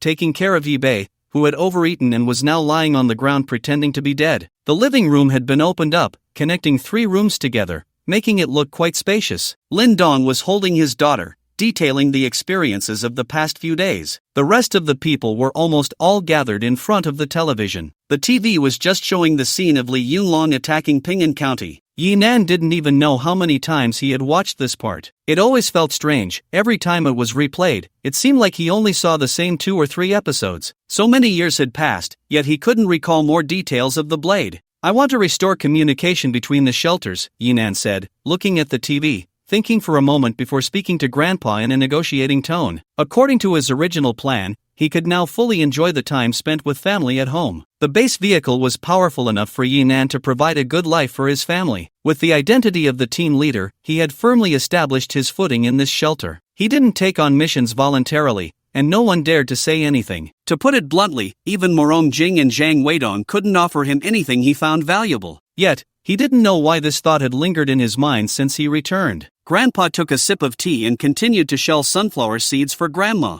Okay. Yinan was slightly taken aback. He thought Grandpa would at least ask him why or advise him against taking risks. After all, from childhood to adulthood, his grandparents had been overly protective of him. Not to mention the reservoir and fish ponds, climbing mountains was even a prohibited activity in Yinan's childhood. He didn't expect such a straightforward response, even. Indifferent. Aren't you surprised? Grandpa pondered for a moment, looked closely at Yinan, and smiled. The soldier who rescued you in Xiaobei from the ruins back then was about the same age as you are now. That's good. More than a decade ago, Yinan was still a child. Yibei was just an infant in swaddling clothes. With both parents alive, it should have been a very happy little family. But that night, without warning, the world spun. The solid ground suddenly turned into waves in the sea. The building began to sway, and the ground gradually cracked. When Yinan was awakened from his sleep, he was already in his father's arms. He only remembered that the night sky suddenly lit up. With a loud bang, the entire world began to collapse and fall. Finally, it returned to darkness. In the dark, his father shoved a phone into Yinan's hand. He urged him to keep dialing Grandpa's number until he got through. I'll leave your sister to you. This was the last voice Yinan remembered from his father. He didn't recall how long he was buried. He only knew that the phone repeatedly displayed call failed. Again and again, and again. The battery reminder dropped from 20%, down to 10%, then down to 5%. Just when Yinan thought he would fade away with the battery, Grandpa's anxious voice finally rang out on the phone. He didn't know how much time had passed. The darkness was broken. In the light, there were countless calls. One by one, people in green camouflage appeared. Their faces were all covered in dust. Aside from their bright eyes, it was hard to see their features. Their hands were all bloodied. Mixed with sand, they looked somewhat frightening but were exceptionally warm. They rescued Yi Nan from his father's arms and pulled Yi Bei from his mother's. Neither of them even had a scratch on them. If communication hadn't been urgently restored back then, Grandpa fell into memories, his tone slow, filled with deep fear. His body even began to tremble slightly. Yi Nan held Grandpa's hand, and the two looked at each other. After a long while, a smile finally reappeared on Grandpa's face. This is a good thing. The next day, good morning, Brother Yi. The first person to come knocking was actually Morong Xian. It was barely dawn, and this kid had gotten up quite early. However, seeing the thickness of his dark circles, Yi Nan had some doubts about whether he had actually woken up early or had simply not slept at all. Did your dad send you here? Yi Nan got straight to the point. Since he had made up his mind to restore communication, cooperation from Morong Jing was crucial. This matter held significant meaning for him, so being proactive was not surprising. To his surprise, Morong Xian shook his head. No, it was actually me. He leaned closer to Yi Nan, becoming somewhat obsequious. I was wondering if I could join your adventure team. Let me drive. My driving skills are really good. I can do anything else, really. These past few days at the shelter had nothing to do with the life of a prince he had imagined. First, he was sent by Morong Jing to do manual labor at a construction site. After a day, he started protesting. Then he was switched to a food factory to do manual labor. Again, he threw a tantrum. As a result, he was called to a repair workshop to do manual labor. Life had truly been unbearable. He had seen Yi Nan's actions during this time, from establishing the communication base to finally exterminating the insect swarm. Watching it made Morong Xian's blood boil with excitement, especially after Yi Nan returned. The scene of being revered by thousands, with people calling him a hero everywhere, struck at the deepest desires within Morong Xian. He realized he had to join the adventure team. He must join the adventure team. Even if he couldn't wear a mech and kill enemies, he could still drive like Lin Dong and handle logistics. Washing cars, moving goods, he had done plenty of that recently. So he had squatted here all night, waiting for Yi Nan to come out. You can't do it.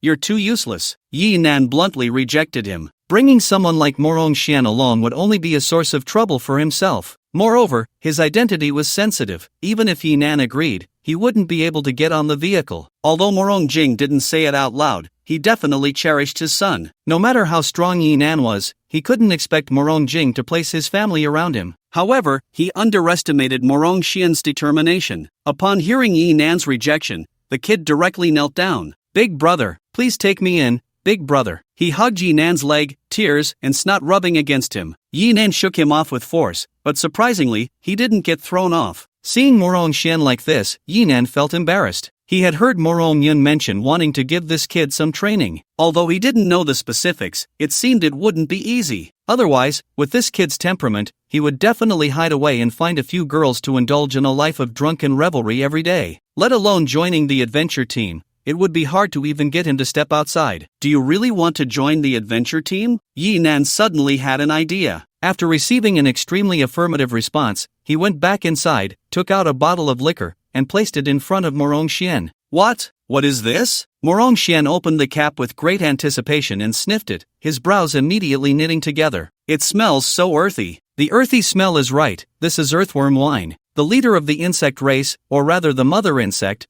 was that palm-sized little earthworm. When it was captured, the essence of the earth had already been completely absorbed by it, merging entirely with it. Yi Nan had even crushed its head a few times, yet it remained unaffected. The good news was that although this thing was an earthworm, it contained the gene pool of all insects within it. It could control the eggs it laid, allowing them to hatch into the desired species. This ability was quite impressive. After all, given the current weather outside, even the most resilient insects had basically frozen to death. Once the disaster passes and humanity seeks to rebuild civilization, there will inevitably be a process of cultivating land and planting food. By then, without insects for pollination, most plants will lose their ability to reproduce. Laboratory artificial pollination is ultimately limited in quantity. Large-scale efforts still rely on nature. For survival, the mother insect pledged loyalty to Yi Nan. In truth, Yi Nan had little control over it. It couldn't be burned, frozen, or crushed. It could even self-repair. The only option was to find a bottle to contain it, turning it into a magical pet. To extract its remaining value, Yi Nan even poured some wine into the bottle. After all,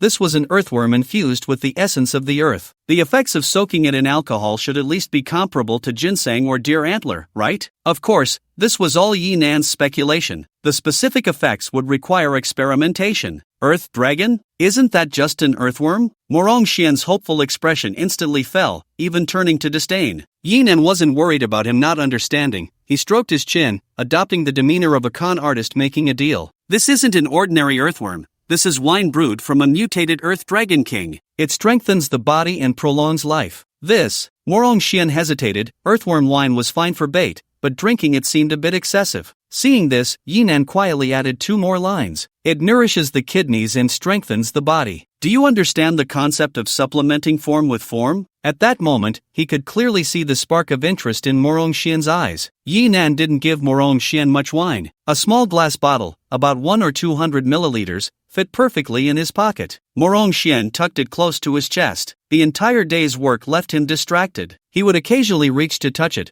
unsure if he was more afraid of losing it or hoping to lose it. It wasn't until dark, when he returned home, that he could hardly wait to take the bottle out and place it on the table. Drink, or not drink? Shakespeare's classic philosophical question. To be or not to be? When he first got the wine, Morong Xian was very excited. In front of Yi Nan, he twisted the cap open, wanting to drink it right away. However, Yi Nan held him back. A few words had left Morong Xian in a state of indecision. You'd better think it through before you drink. I can only be sure that this wine contains considerable energy, but what effects it might have, or any side effects, are all unknown. Are you willing to take the gamble? Willing to gamble? Morong Xian certainly was not. The poor rely on mutations, while the rich rely on technology. After all, he was the son of the head of a shelter. He certainly didn't belong to the ranks of the poor, but his father's intentions were clear. Tempering, refining. Morong Xian was just a spoiled rich kid. Living off others during peacetime was not a problem. But what time was it now? The apocalypse. Based on Morong Xian's previous temperament, without the protection of home, he would definitely get himself killed in a very short time. He might even cause great trouble for his family before he died. Morong Jing had reported all of Morong Xian's behavior before returning to the shelter. It could be said that he was lucky. He had enough value to be utilized, and before he could cause any trouble, Yi Nan had already quelled his temper. Otherwise, he might not have made it back to the S-City shelter. Whether it was a pack of wolves or a giant python, either could have wiped him out. This left Morong Jing feeling fearful. It led to the tragic life he faced after arriving at the shelter. If he didn't temper Morong Xian's character, Morong Jing felt he couldn't escape the fate of sending a black-haired person to the grave. What is this? Li Yue came up behind Morong Xian, gently massaging his shoulders. Since that time in the car, she had been following him closely. After arriving at the shelter, she simply moved in with him, taking care of his daily needs. The medicinal wine Yi Nan gave me. Morong Xian took a deep breath. In the end, he still lacked the courage to drink it. After all, Yi Nan also said that the consequences are unknown. Those are mutated beasts. Who knows what strange things might happen after drinking it? Medicinal wine? What's it for? Li Yue was somewhat puzzled and curiously leaned down to observe the inconspicuous bottle. The liquid was murky, and it seemed there were some grayish-black things floating inside, completely different from the clear and transparent good wine she had in mind. As she lowered her head, her hair brushed against Morong Xian's ear, the fragrance lingering. Morong Xian turned his head to look, his eyes filled with a snowy white. Instantly, he felt parched. There was no longer any thought of studying the medicinal wine. He turned around and picked up Li Yue. In the midst of the girl's shy exclamation, he turned off the lights. 2 minutes later, Li Yue held his head in her arms, softly comforting him. It's okay, maybe you've just been too tired lately. Morong Xian stared at the ceiling, his heart filled with bitterness. He recalled what Yi Nan had said about supplementing form with form. He almost got out of bed to down it all in one go. However, that thought was extinguished shortly after it arose. The fatigue that came with the sage's moment, combined with the exhaustion of the whole day, made Morong Xian let out a deep sigh before he fell into a deep sleep. The next day, Morong Xian got up early for work as usual. The Earth Dragon King wine was still held close to him. He didn't dare to drink it, but thinking of Yi Nan's various miraculous performances made it hard for him to give it up. He didn't know that this act of hiding the wine was being transmitted through the omnipresent surveillance in the shelter to Morong Jing's office. Watching Morong Xian constantly reach for the wine bottle, Morong Jing frowned slightly. Is that wine safe? The Earth Dragon should be non-toxic, and so far, there have been no cases of mutated beast meat causing human aberration, Morong Yun added nonchalantly. Anyway, he wouldn't dare to drink it. How could Morong Yun not know what kind of personality this foolish younger brother had? Being afraid of death was probably one of Morong Xian's few virtues. Morong Jing was also very clear about this and nodded with a bitter smile. If his son had that kind of determination to fight to the death, he would actually feel comforted. His gaze shifted to the resume information of the maintenance workshop team leader in his hand. Is the information accurate? Yeah, Zhang Weidong had someone bribe them, Morong Yun nodded, placing the documents on the table. It was done very straightforwardly. They might as well have sent someone to notify us directly. The task is very simple. Provoke Morong Xian, force him to act, and then beat him up. Morong Yun chuckled bitterly. This was an open scheme. As Morong Jing's only son, Zhang Weidong could not possibly fail to uncover his identity. Moreover, Morong Xian was not someone who had come by his status quietly. Zhang Weidong wouldn't really do anything to Morong Xian.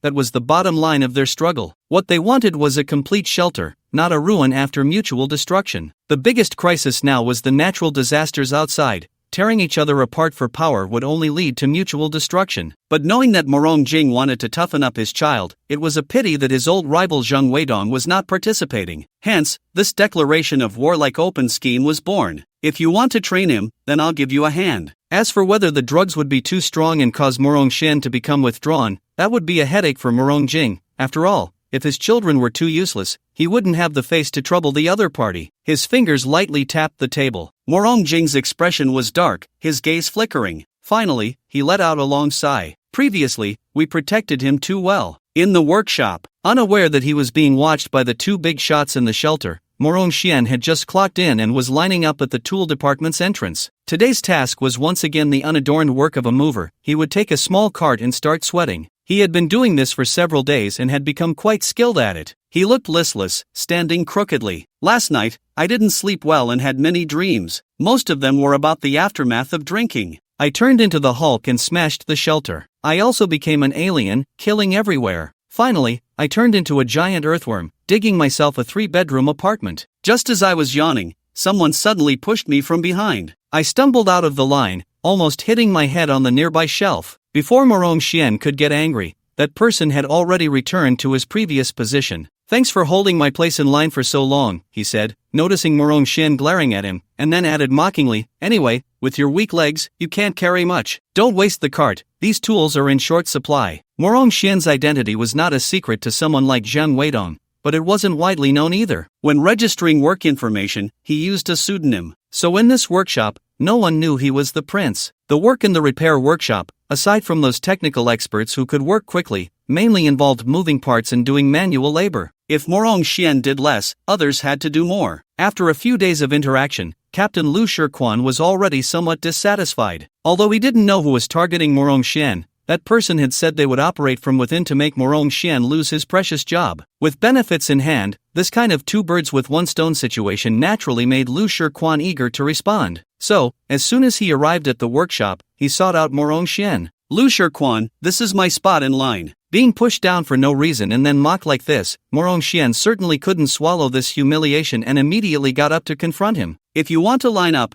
go to the back. I'm lining up here. What can you do about it? Lu Shiquan spat at Morong Xian with a cold smile. Although he didn't actually spit on him, the insult was clear. Letting you hold my place in line is already a favor. Otherwise, tell me, what else can you do? How much can you carry? Or can you even lift those carts? Tell me, and I'll arrange it for you today. Morong Xian gritted his teeth. He had never been bullied like this. Looking at Lu Shiquan's arrogant face, he even felt a bit of an urge to slap him. However, Morong Xian knew very well that this wasn't his own RV, and the person in front of him wasn't a bodyguard sent by his father. It was precisely because he disappointed Morong Jing that he ended up in this place. If he couldn't even work quietly, it would surely disappoint Morong Jing even more. Morong Xian didn't want that. He wanted to be entrusted with important responsibilities. He wanted to be like Morong Yun, able to assist his father. I will do the work assigned to me, even if it means overtime, Morong Xian said calmly, enunciating each word. So, move aside, this is my spot. Morong Xian cared about his face. With so many people watching, if he was just insulted by the other party and then went to the back of the line to start over, how could he hold his head up in the future? You say it's your spot, so it is? You say you can finish it, so you can? I won't give way. What can you do?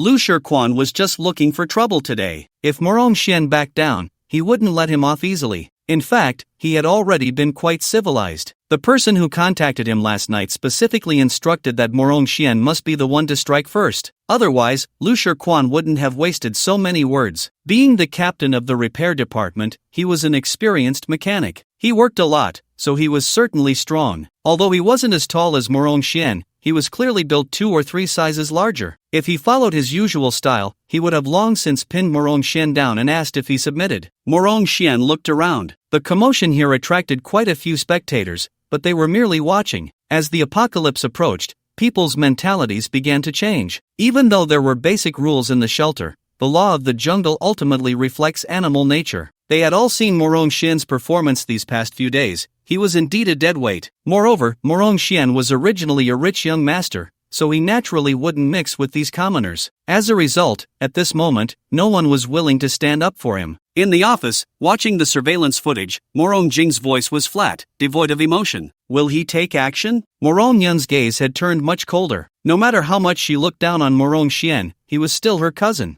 Lu Shiquan had already been marked in her mind. Just thinking about Morong Jing's question left her expression quite disappointed. No, Morong Xian wouldn't take action. He was very aware of the situation. To put it bluntly, he was a coward who feared the strong. Otherwise, he wouldn't have been subdued by a few slaps from Yinan. At the mountaintop, when faced with a giant bear, he chose to cooperate even with a gun in hand, rather than seize the opportunity for revenge. To put it nicely, it was caution. In reality, it was just being timid. Even though Yinan was an ordinary person, he didn't have the guts to kill. It was pretty much the same now. Lu Shiquan was clearly stronger than Morong Xian. The outcome of Morong Xian taking action was obvious, so he didn't dare. In the workshop, seeing that no one was speaking up for him, Morong Xian felt a bit trapped, but going back like this left him feeling unwilling. Gritting his teeth, he said, "This is my position." He steeled himself and squeezed in front of Lu Shiquan, wanting to rejoin the group. Lu Shiquan sneered. With a hard push, Morong Xian fell directly to the ground. With your little strength, why not just go and get relief supplies like those old folks and kids? Getting back up, he felt a sharp pain in his knee. Morong Xian's fists had turned a purplish color from clenching. It was too much bullying. He had never suffered such humiliation in his life. Staring at Lu Shiquan's mocking face, his anger surged, and his whole body couldn't help but tremble. Pointing at Lu Shiquan, he shouted, "Don't go too far." But this powerless retort only earned him more ridicule. "Ha, am I going too far? Why are you clenching your fists so tightly? You don't actually want to hit me, do you? Can you even fight? Come on, here, can you reach me?" Lu Shiquan turned his head, slapped his own left cheek, and then tightened his fists in front of Morong Xian. The cracking sound made Morong Xian feel a bit scared. Looking at the arms thicker than his own thighs,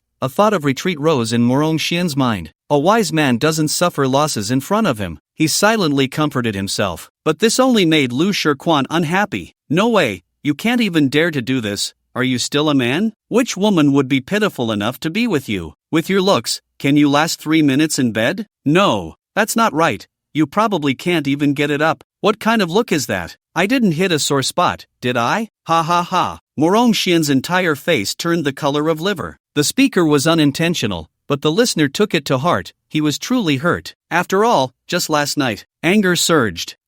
He finally couldn't hold back any longer and swung his fist towards Lu Shiquan's face. Unfortunately, Morong Xian really didn't know how to fight. Before he even moved, his intentions were already exposed by his shout. With Lu Shiquan prepared, how could he let him land a hit? Just as Morong Xian's fist was halfway up, it was firmly blocked. Before he could make another move, a size 47 shoe kicked him squarely in the chest. The pain and the sensation of weightlessness hit him simultaneously. He even briefly lost consciousness. When he woke up again, he was already face down on the ground. His entire skeletal frame felt as if it were about to fall apart, burning with pain. The bottle of alcohol hidden on him fell out, shattering beside him. Morong Xian glanced sideways, and amidst the glass shards, he saw his own reflection. He looked as disheveled as a dog. Ha ha ha. The sound of mockery echoed in Morong Xian's ears. The whole world seemed to spin around him. So many people, so many around him, but they all looked like demons, grinning wide with terrifying faces. Enough! Morong Yun's fist slammed down on the armrest. Besides anger, she felt a bit of relief. If Morong Xian had chosen to back down in that situation, her brother would have been completely ruined. The list of people involved in this matter was in Morong Yun's hands. This was Morong Xian's trial. If he backed down, the family would have no face to pursue accountability. But since he dared to throw a punch, the force behind it would naturally not be simple. Wait! Morong Jing reached out to stop Morong Yun, his gaze still fixed on the surveillance screen. What does he want to do? In the workshop, Morong Xian propped himself up. His eyes were fixed on the ground beneath him. There was still a mouthful of liquor left in the bottle cap. At that moment,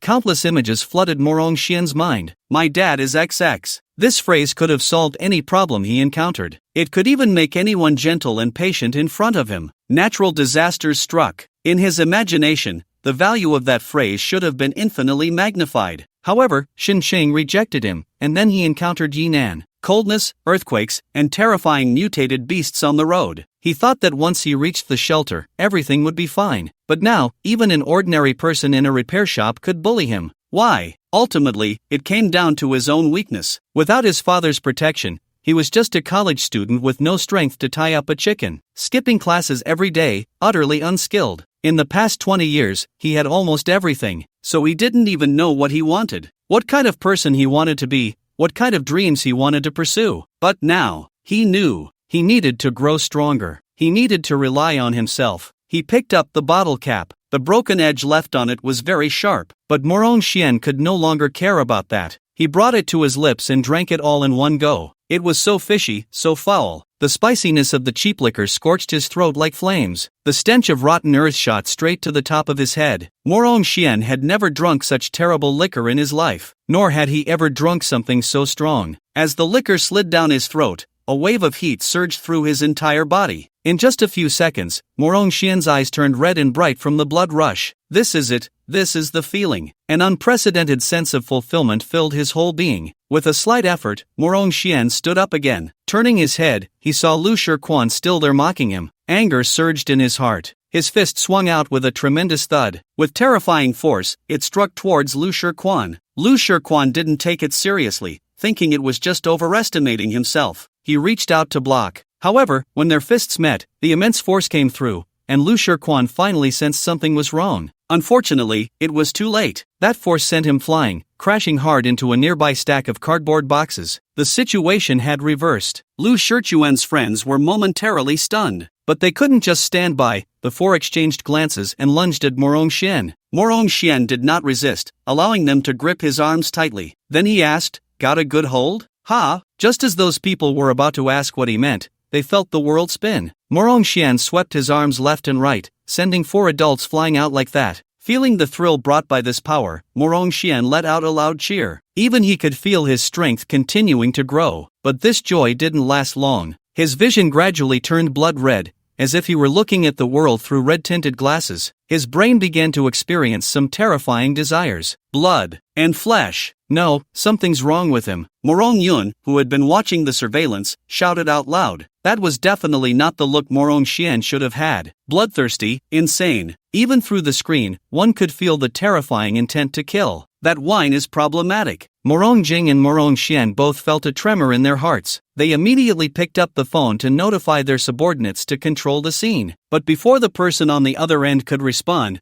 the situation changed again. Morong Xian, who was about to attack the crowd, suddenly arched his body. Poof! A huge sound, a terrifying stench. As this unmistakably loud fart echoed through the workshop, Morong Xian's consciousness returned. He immediately realized that his pants were wet and sticky. The blood red that had just faded from his eyes reappeared on his face. He was instantly swept by a gust of wind, escaping the workshop and heading for the restroom. Inside the workshop, everyone's expressions were rich. Did he just? They didn't know how to describe their experience. Watching Lu Shiquan bully his teammates, then Morong Xian erupting in a counterattack, in that moment, there was even a strong sense of palpitations and fear. But before everyone could figure out whether to run or continue watching the spectacle, they heard an unforgettable fart sound, truly like thunder shaking the heavens. It was so impressive. In Morong Jing's office, the two also had remarkable expressions, their emotions unsettled. From the outcome, the Morong family had regained their ground. Absolute power had directly crushed Zhang Weidong's schemes, but the way he had escaped in the end, Morong Jing felt a throbbing pain in his temples. This desperate spirit was worthy of the title of the Morong family's young master, but to defecate in the street, perhaps he should just be expelled from the family. What is this thing? Seeing Morong Xian's performance, Zhang Weidong was also full of questions. That wine. It had to be that wine. Morong Xian could not possibly have such power. Just a sip of wine.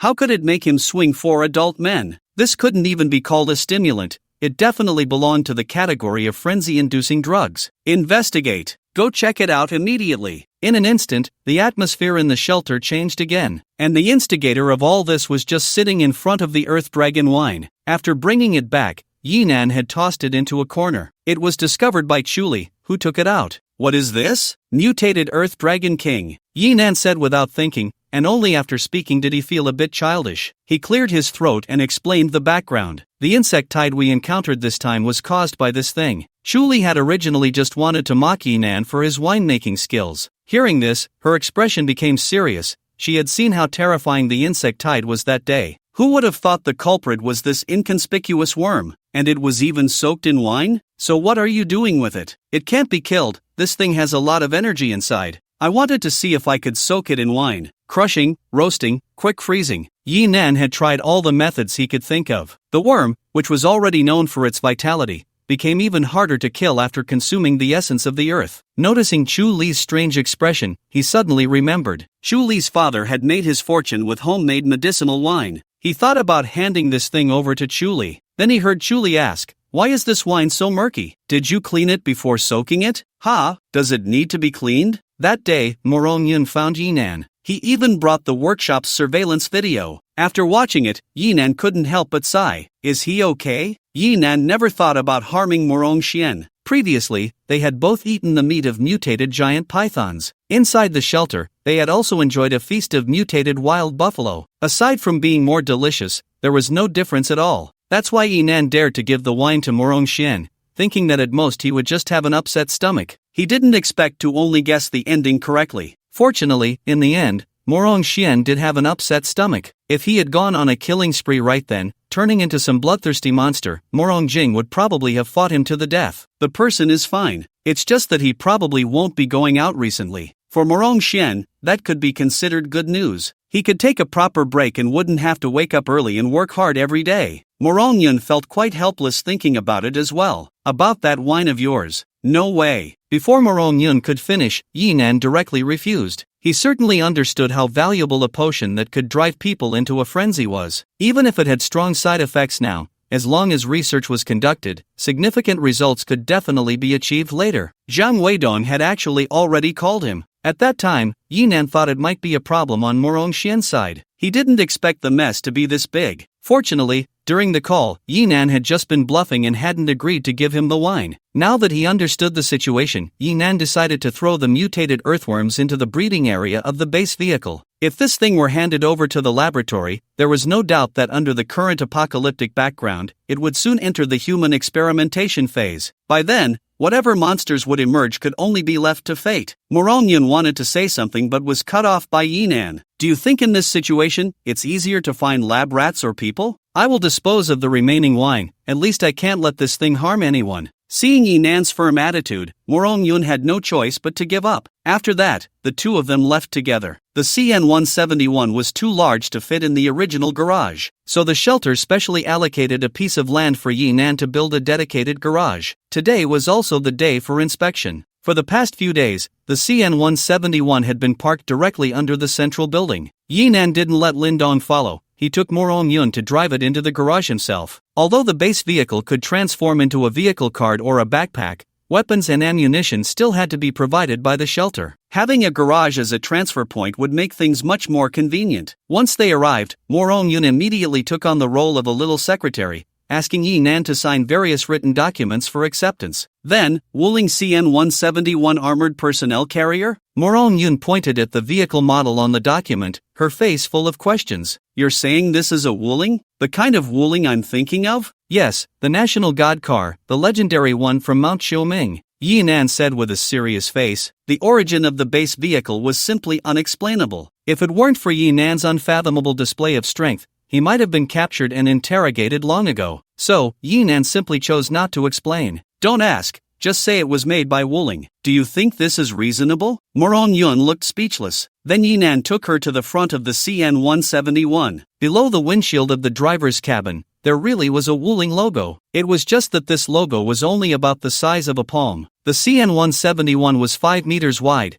and the driver's cabin was 3 meters off the ground. Such a logo was indeed inconspicuous, which was why no one had taken it seriously. Even if they saw it, they would only think it was a decorative item. Morong Yun stared at the familiar logo, speechless for a long time. Yinan, on the other hand, took the initiative to introduce it. Haven't you heard that saying? Whatever the people need, Wuling will make it. Look at the terrifying low temperatures outside, the dreadful apocalypse. Don't you need an armored vehicle with 10 wheels and 10 drives, complete with a kitchen, bathroom, machine guns, and missiles? Morong Yun was left with a long black line on her forehead from the question. Knowing that Yinan was talking nonsense, yet feeling utterly powerless to refute him, was truly frustrating. But as she continued to read, she couldn't help herself any longer. So what's this all about? Wuling single soldier power mech. Is your mech also Wuling brand? Yinan's face was full of sincerity. Yes, why not? This time, without Yinan leading, Morong Yun ran straight to the car. After returning, Yinan placed the mech on the vehicle. This was not a secret. Then, Morong Yun was even more devastated. The Wuling logo on the CN-171 could still be said to be a decorative sticker. On the mech, the Wuling logo was right on the left chest. Moreover, it was a sunken engraving. This meant it couldn't be a later added decoration.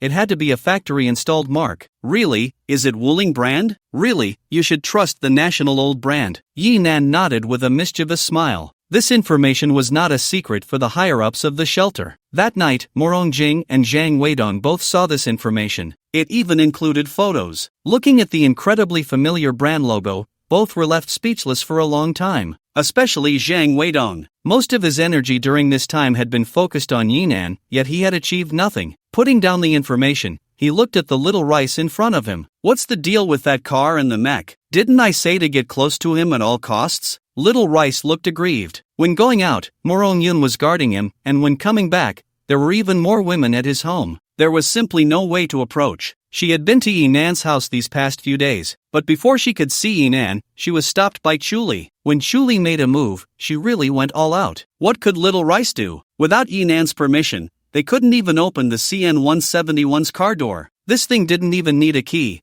The system was the best identification method. Zhang Weidong was also helpless about this. He opened the cabinet and took out a piece of earth energy essence the size of a fingernail. This was the trophy brought back by Expedition Team No. 1 yesterday. Zhang Weidong had played with it all day, but just like the earth energy essence he had given to Yinan before, aside from a slight difference in size, he couldn't feel anything particularly special about it. Take it to our secret laboratory. Tell them to soak it in alcohol, swallow it, or use it as a battery. No matter what method, find out the correct way to use this thing. Little Rice picked up the earth energy essence and examined it carefully. She hesitated. Didn't we promise Yinan that this thing would be given to him? But when Zhang Weidong's gaze shifted over, she knew she had asked too much. She could only quickly lower her head and leave with the item. Although she didn't get an answer directly from Yinan, in a certain sense, Yinan had indeed inadvertently provided Zhang Weidong's side with quite a few research directions. A few days later, the laboratory really produced something. Is this your result? Zhang Weidong looked at the glass bottle in his hand, bringing it close to his eyes for a careful inspection. Inside, a fist-sized scorpion raised its pincers high, tapping against the glass bottle, producing a clinking sound. But this was a thick and tempered glass bottle. If it could be easily broken, Zhang Weidong wouldn't dare to hold it. He sneered and shook the bottle vigorously. The scorpion, which had just been full of aggression, immediately curled up into a ball, rolling around inside like a small ball. We tried many methods, but the energy in the earth energy essence cannot be used directly. A researcher in a white lab coat pulled out the prepared experimental data from a tablet and began reporting to Zhang Weidong. However, the biological engineering direction you mentioned later opened up quite a few ideas for us. This substance seems to have a great allure for non-human organisms. Almost all subjects choose to consume it upon encountering the earth spirit. Although they generally go into a frenzy after consumption and, depending on their size, die within minutes to a few hours. After multiple rounds of experimentation, we have managed to obtain a specimen that can adapt to this energy. Current results indicate that the ability to absorb is unrelated to the population, primarily depending on individual differences, we still need more samples for evaluation and confirmation. Stop, stop, stop. Zhang Weidong waved his hand to interrupt him, his finger pointing at the glass, provoking another round of violent reactions from the scorpions inside. What use does it have? Although interrupted, the researcher did not show any signs of displeasure. He flipped through the tablet in his hand and continued, the vital signs of the specimen are still very weak, so we haven't attempted any destructive experiments like soaking it in alcohol. However, its feces have been confirmed to cause other insects to go into a frenzy. Frenzy? Insects? Yes, the cockroaches, earthworms, and scorpions used in the experiment have shown extreme aggression, even colliding with each other to break out of the experimental chamber. But even without that, they would quickly starve to death within a few hours. As for mammals like cats and dogs, there has been no reaction so far. Then what use is it? Zhang Weidong had lost his patience and directly grabbed the researcher's collar. His voice, however, lowered. I ask you, have people eaten it? Treated this way, the researcher initially felt some anger. But upon hearing this question, his expression turned exceptionally grim, his lips turning pale, and he couldn't help but swallow repeatedly, seemingly suppressing the urge to vomit. This, you should see for yourself. He led Zhang Weidong deeper into the laboratory. 2 huge cylindrical isolation chambers were covered with black cloth. The researcher grabbed it, took 2 deep breaths, and then suddenly pulled it down. When the contents inside came into view, Zhang Weidong was first stunned, then his pupils constricted sharply. Just as he was about to ask something, his stomach churned violently, and he burped several times, barely managing not to vomit his dinner. But his throat was still burned by the stomach acid that surged up, making him feel extremely uncomfortable. He could only turn away. Yet the scene inside continued to flash in his mind. The 2 individuals had died in very different ways. The one on the left was completely rotting, various insects writhing within, seemingly gnawing at the corpse. The one on the right was covered in various bone spurs, even the face sprouting many branches, flesh turned outward, with an expression of extreme pain and agony. The researcher covered the black cloth back over the chamber, then adjusted his breathing and continued his report. Specimen No. 1, after swallowing the spirit, seemed to have the parasites inside absorb the energy and began to reproduce wildly. After 35 minutes, the parasites broke through the blood-brain barrier from within, causing a cerebral hemorrhage and death. After extracting the spirit, the reproduction rate of the parasites began to slow down. Specimen No. 2, on the other hand, had its bones start to proliferate, even piercing through the skin from within. It died from excessive blood loss after 1 hour and 16 minutes. Even after death, the growth of the bones did not stop.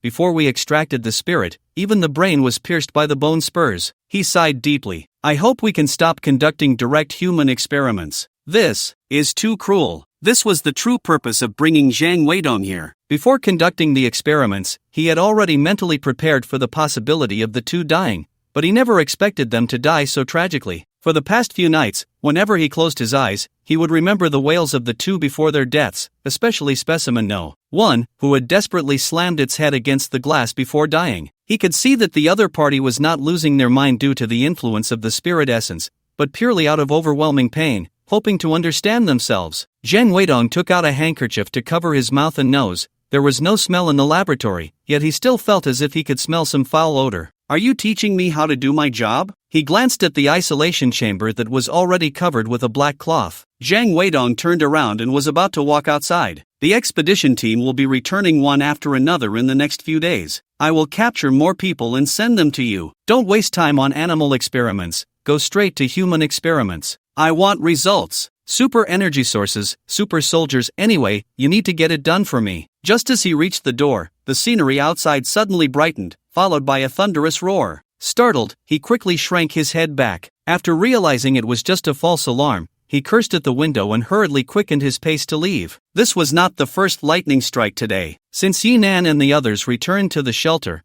the weather had rapidly deteriorated. The clouds covering the sky kept pressing down, their color gradually deepening to a dark black. Since yesterday, it had become impossible to distinguish day from night based on the light. When lightning appeared in the sky, the shelter became a place of tribulation. Due to its height, almost all the lightning around struck the dome of the shelter. Although it did not cause actual damage, it brought great fear to the residents inside. Moreover, it wasn't just the thunder. The wind was terrifyingly strong. It howled, causing the entire dome of the shelter to bang loudly. The detector measured that the wind speed outside had exceeded 60 meters per second, far surpassing the standards for a super typhoon of level 16. The shelter was almost like it was under the continuous assault of a super typhoon. From time to time, flying trees and other objects would crash onto the dome, creating huge noises, making people worry whether the dome could hold up. The dome was designed with extreme weather responses in mind from the very beginning. The current weather poses no threat to the safety of the dome. Please do not panic, residents of the shelter. Remain calm, return to your posts, and continue with production and construction work to rebuild our homes and resist natural disasters. Morong Yun's voice continued to circulate in the dome. The weather in recent days had led many residents to gather at the entrance of the central building to petition. They hoped to be accommodated there. After all, the resettlement area consisted of temporary board houses. If the dome were to be damaged, the people around would likely be crushed or frozen to death immediately. The authorities naturally could not agree to such requests and could only try to do a good job of publicizing and calming the people's hearts. But was it really safe in the central building? At least Yinan did not think so. Are you really not going to suddenly run away? Morong Yun looked at Yinan, who had moved his entire family to the garage, with a face full of doubt. Since the first lightning struck the dome of the shelter, scaring Yibei so much that he spat out all his snacks, Yinan had moved his family to the garage. After all, this was the dedicated garage for the base vehicles, and Yinan had rearranged the interior space of the CN-171. It was more than enough for their families to sleep. The space in the garage had simply become their hall. The activity space was much larger than their original rooms, high and spacious. Playing badminton and other recreational activities was completely fine. Do you know how many people want to live in the building now? Morong Yun felt a bit of a headache. Upon learning that Yinan had moved his entire family to the garage, her first thought was that Yinan was going to leave. Although this concern was dispelled after arriving here, she still felt her eyelids twitching. She was currently busy promoting safety work throughout the shelter. If people knew that the expedition team leader didn't even live in a house but directly in an armored vehicle,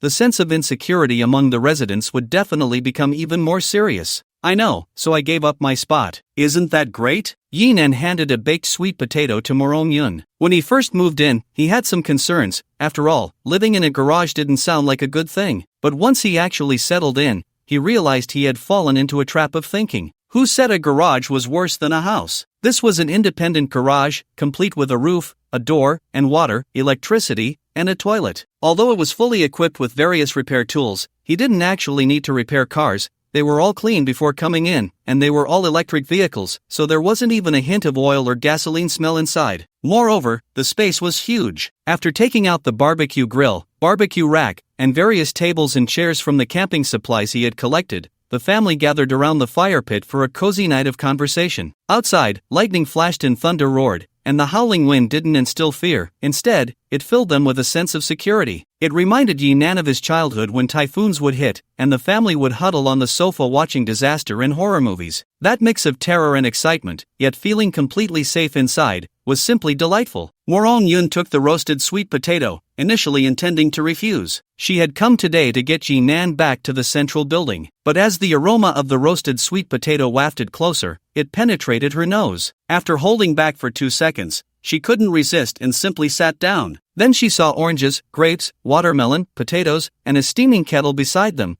with the fragrance of tea wafting through the air. Even she felt her heart stir at this life. How do you have all these things? Fruits, even for the higher-ups in the shelter, were not something one could casually eat. Not to mention fruits, even vegetables were in limited supply. Ordinary residents in the shelter had to rely on vitamin pills to supplement their nutritional needs. Although she knew Yinan had many secrets, she couldn't help but be amazed every time they met. Hey! Yinan smiled mysteriously. Of course, these were products from the cultivation area of the base vehicle. The mutated earth dragon was a true treasure in the fields. With it turning the soil, it provided the nutrients that plants needed, and the crops grew visibly. Yinan observed closely and could see the process of the plants growing, which was incredibly magical. These fruits weren't some extraordinary treasures that enhanced the body, but they were genuinely delicious, with a perfect balance of sweet and sour, and full of juice. Biting into one was almost like drinking juice, pure satisfaction. Of course, he couldn't let Morong Yun know about these things. Yinan skillfully changed the subject. How long will this hurricane last? Although he was confident in the shelter's safety,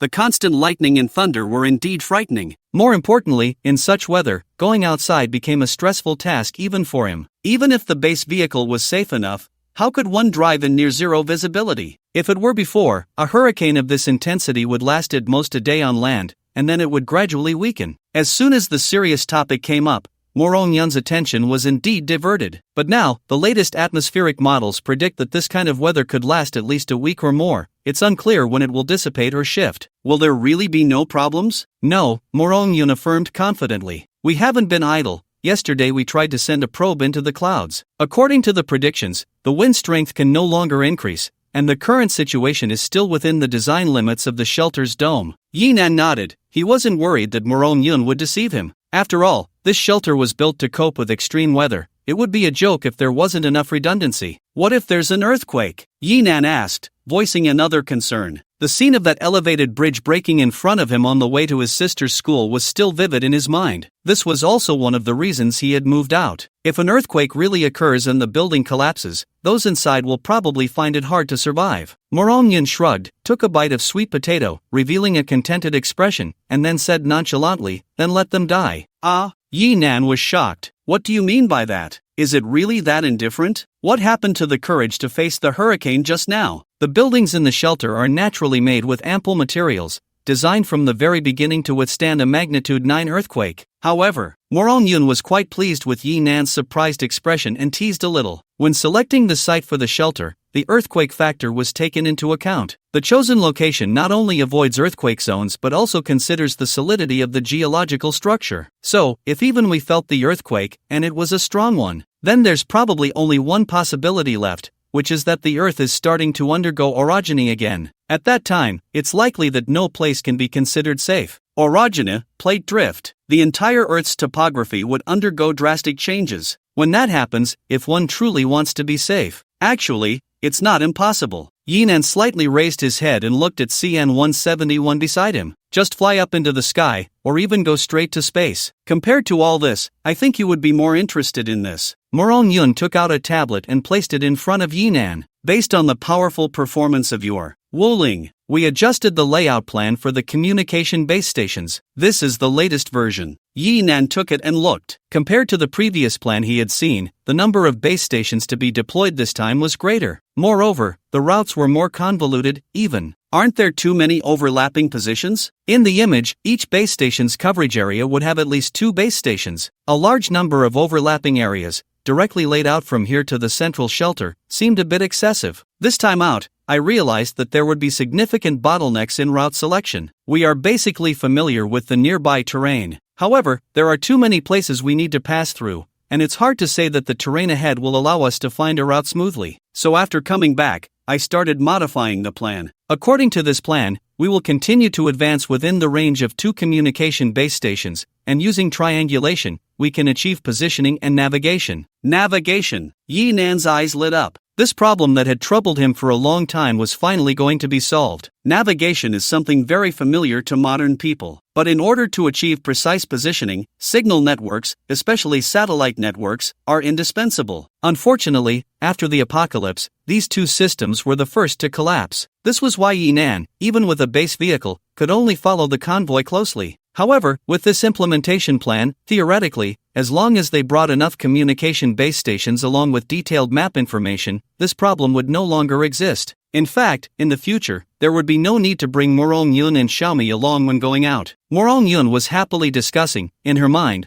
this plan combined with CN-171's formidable mobility should become their powerful tool for quickly connecting with other shelters. Little did she know, Yinan had already started considering how to get rid of the burden. Yinan counted, just about 30 communication base stations would be enough to establish a communication line with the central shelter. What's the production efficiency of the communication base stations? Currently, we can produce 4 to 5 units a day. Once the storm passes, we should be able to gather the quantity we need. Although there was no assembly line production, things with sufficient priority had a decent production efficiency within the shelter. Thus, in the following days, Yinan completely entered vacation mode. Aside from the daily necessary exercise, the rest of the time was spent watching movies and enjoying food and drinks with his family. They experienced a reunion time that even the cattle and horses before the apocalypse might not have during the Spring Festival holiday. This week, the shelter indeed held up against the hurricane as Morong-yeon had said. There were a few unexpected incidents during this time. Twice, debris blown by the hurricane punctured the dome's isolation material. Under the terrifying wind speed, even a piece of ordinary iron sheet could turn into a violently spinning blade. However, although the dome looked thin, it was actually a multi-layered structure. There were no leaks, and the engineering team quickly completed the sealing and repair work in those areas. Overall, it was more of a scare than a real danger. The residents inside didn't even notice this small setback. During this time, the shelter also sent people out to launch 2 probes. According to the data obtained, the hurricane's intensity had begun to decrease. In a few more days, it would gradually return to calm. Although the clouds still showed no signs of dissipating, at least it wouldn't be impossible to go outside. However, before the outside calmed down, something happened inside the shelter. One day, Morong-yun came to find Yi-nan, and before she even spoke,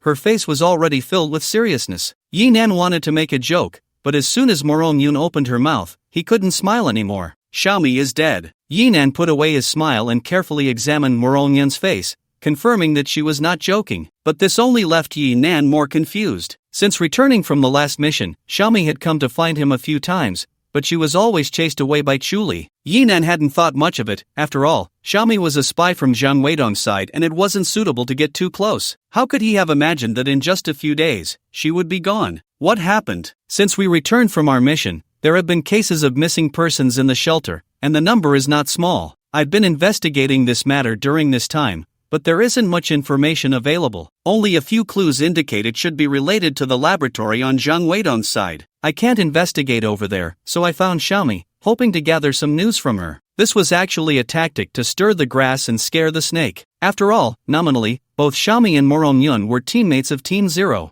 Morong-yun didn't expect to get any direct news from her, but as long as it raised Zhang Weidong's suspicion, perhaps a breakthrough could emerge. What Morong-yun didn't expect was that Zhang Weidong's reaction was unexpectedly large. Not long after, she received a message from Xiaomi, a string of incomprehensible numbers. The next day, Xiaomi was found dead in her residence, the cause of death being a slip in the shower, hitting the back of her head on the sink, and dying on the spot. This is the message she sent me. Morong-yun sent the information to Yi-nan. 156,823. Yi-nan thought carefully but couldn't discern any meaning. Seeing that Yi-nan was also at a loss, Morong-yun could only sigh helplessly. She must have discovered something, otherwise, Zhang Weidong wouldn't be so eager to silence her. Do you suspect Zhang Weidong is conducting human experiments? Yi-nan pondered for a moment and grasped the crux of the issue. To silently kill Xiaomi in the shelter was undoubtedly Zhang Weidong's doing. Moreover, Xiaomi's death occurred after learning about the large number of missing persons, making it easy to guess that she must have tried to understand the situation after Morong-yun's contact,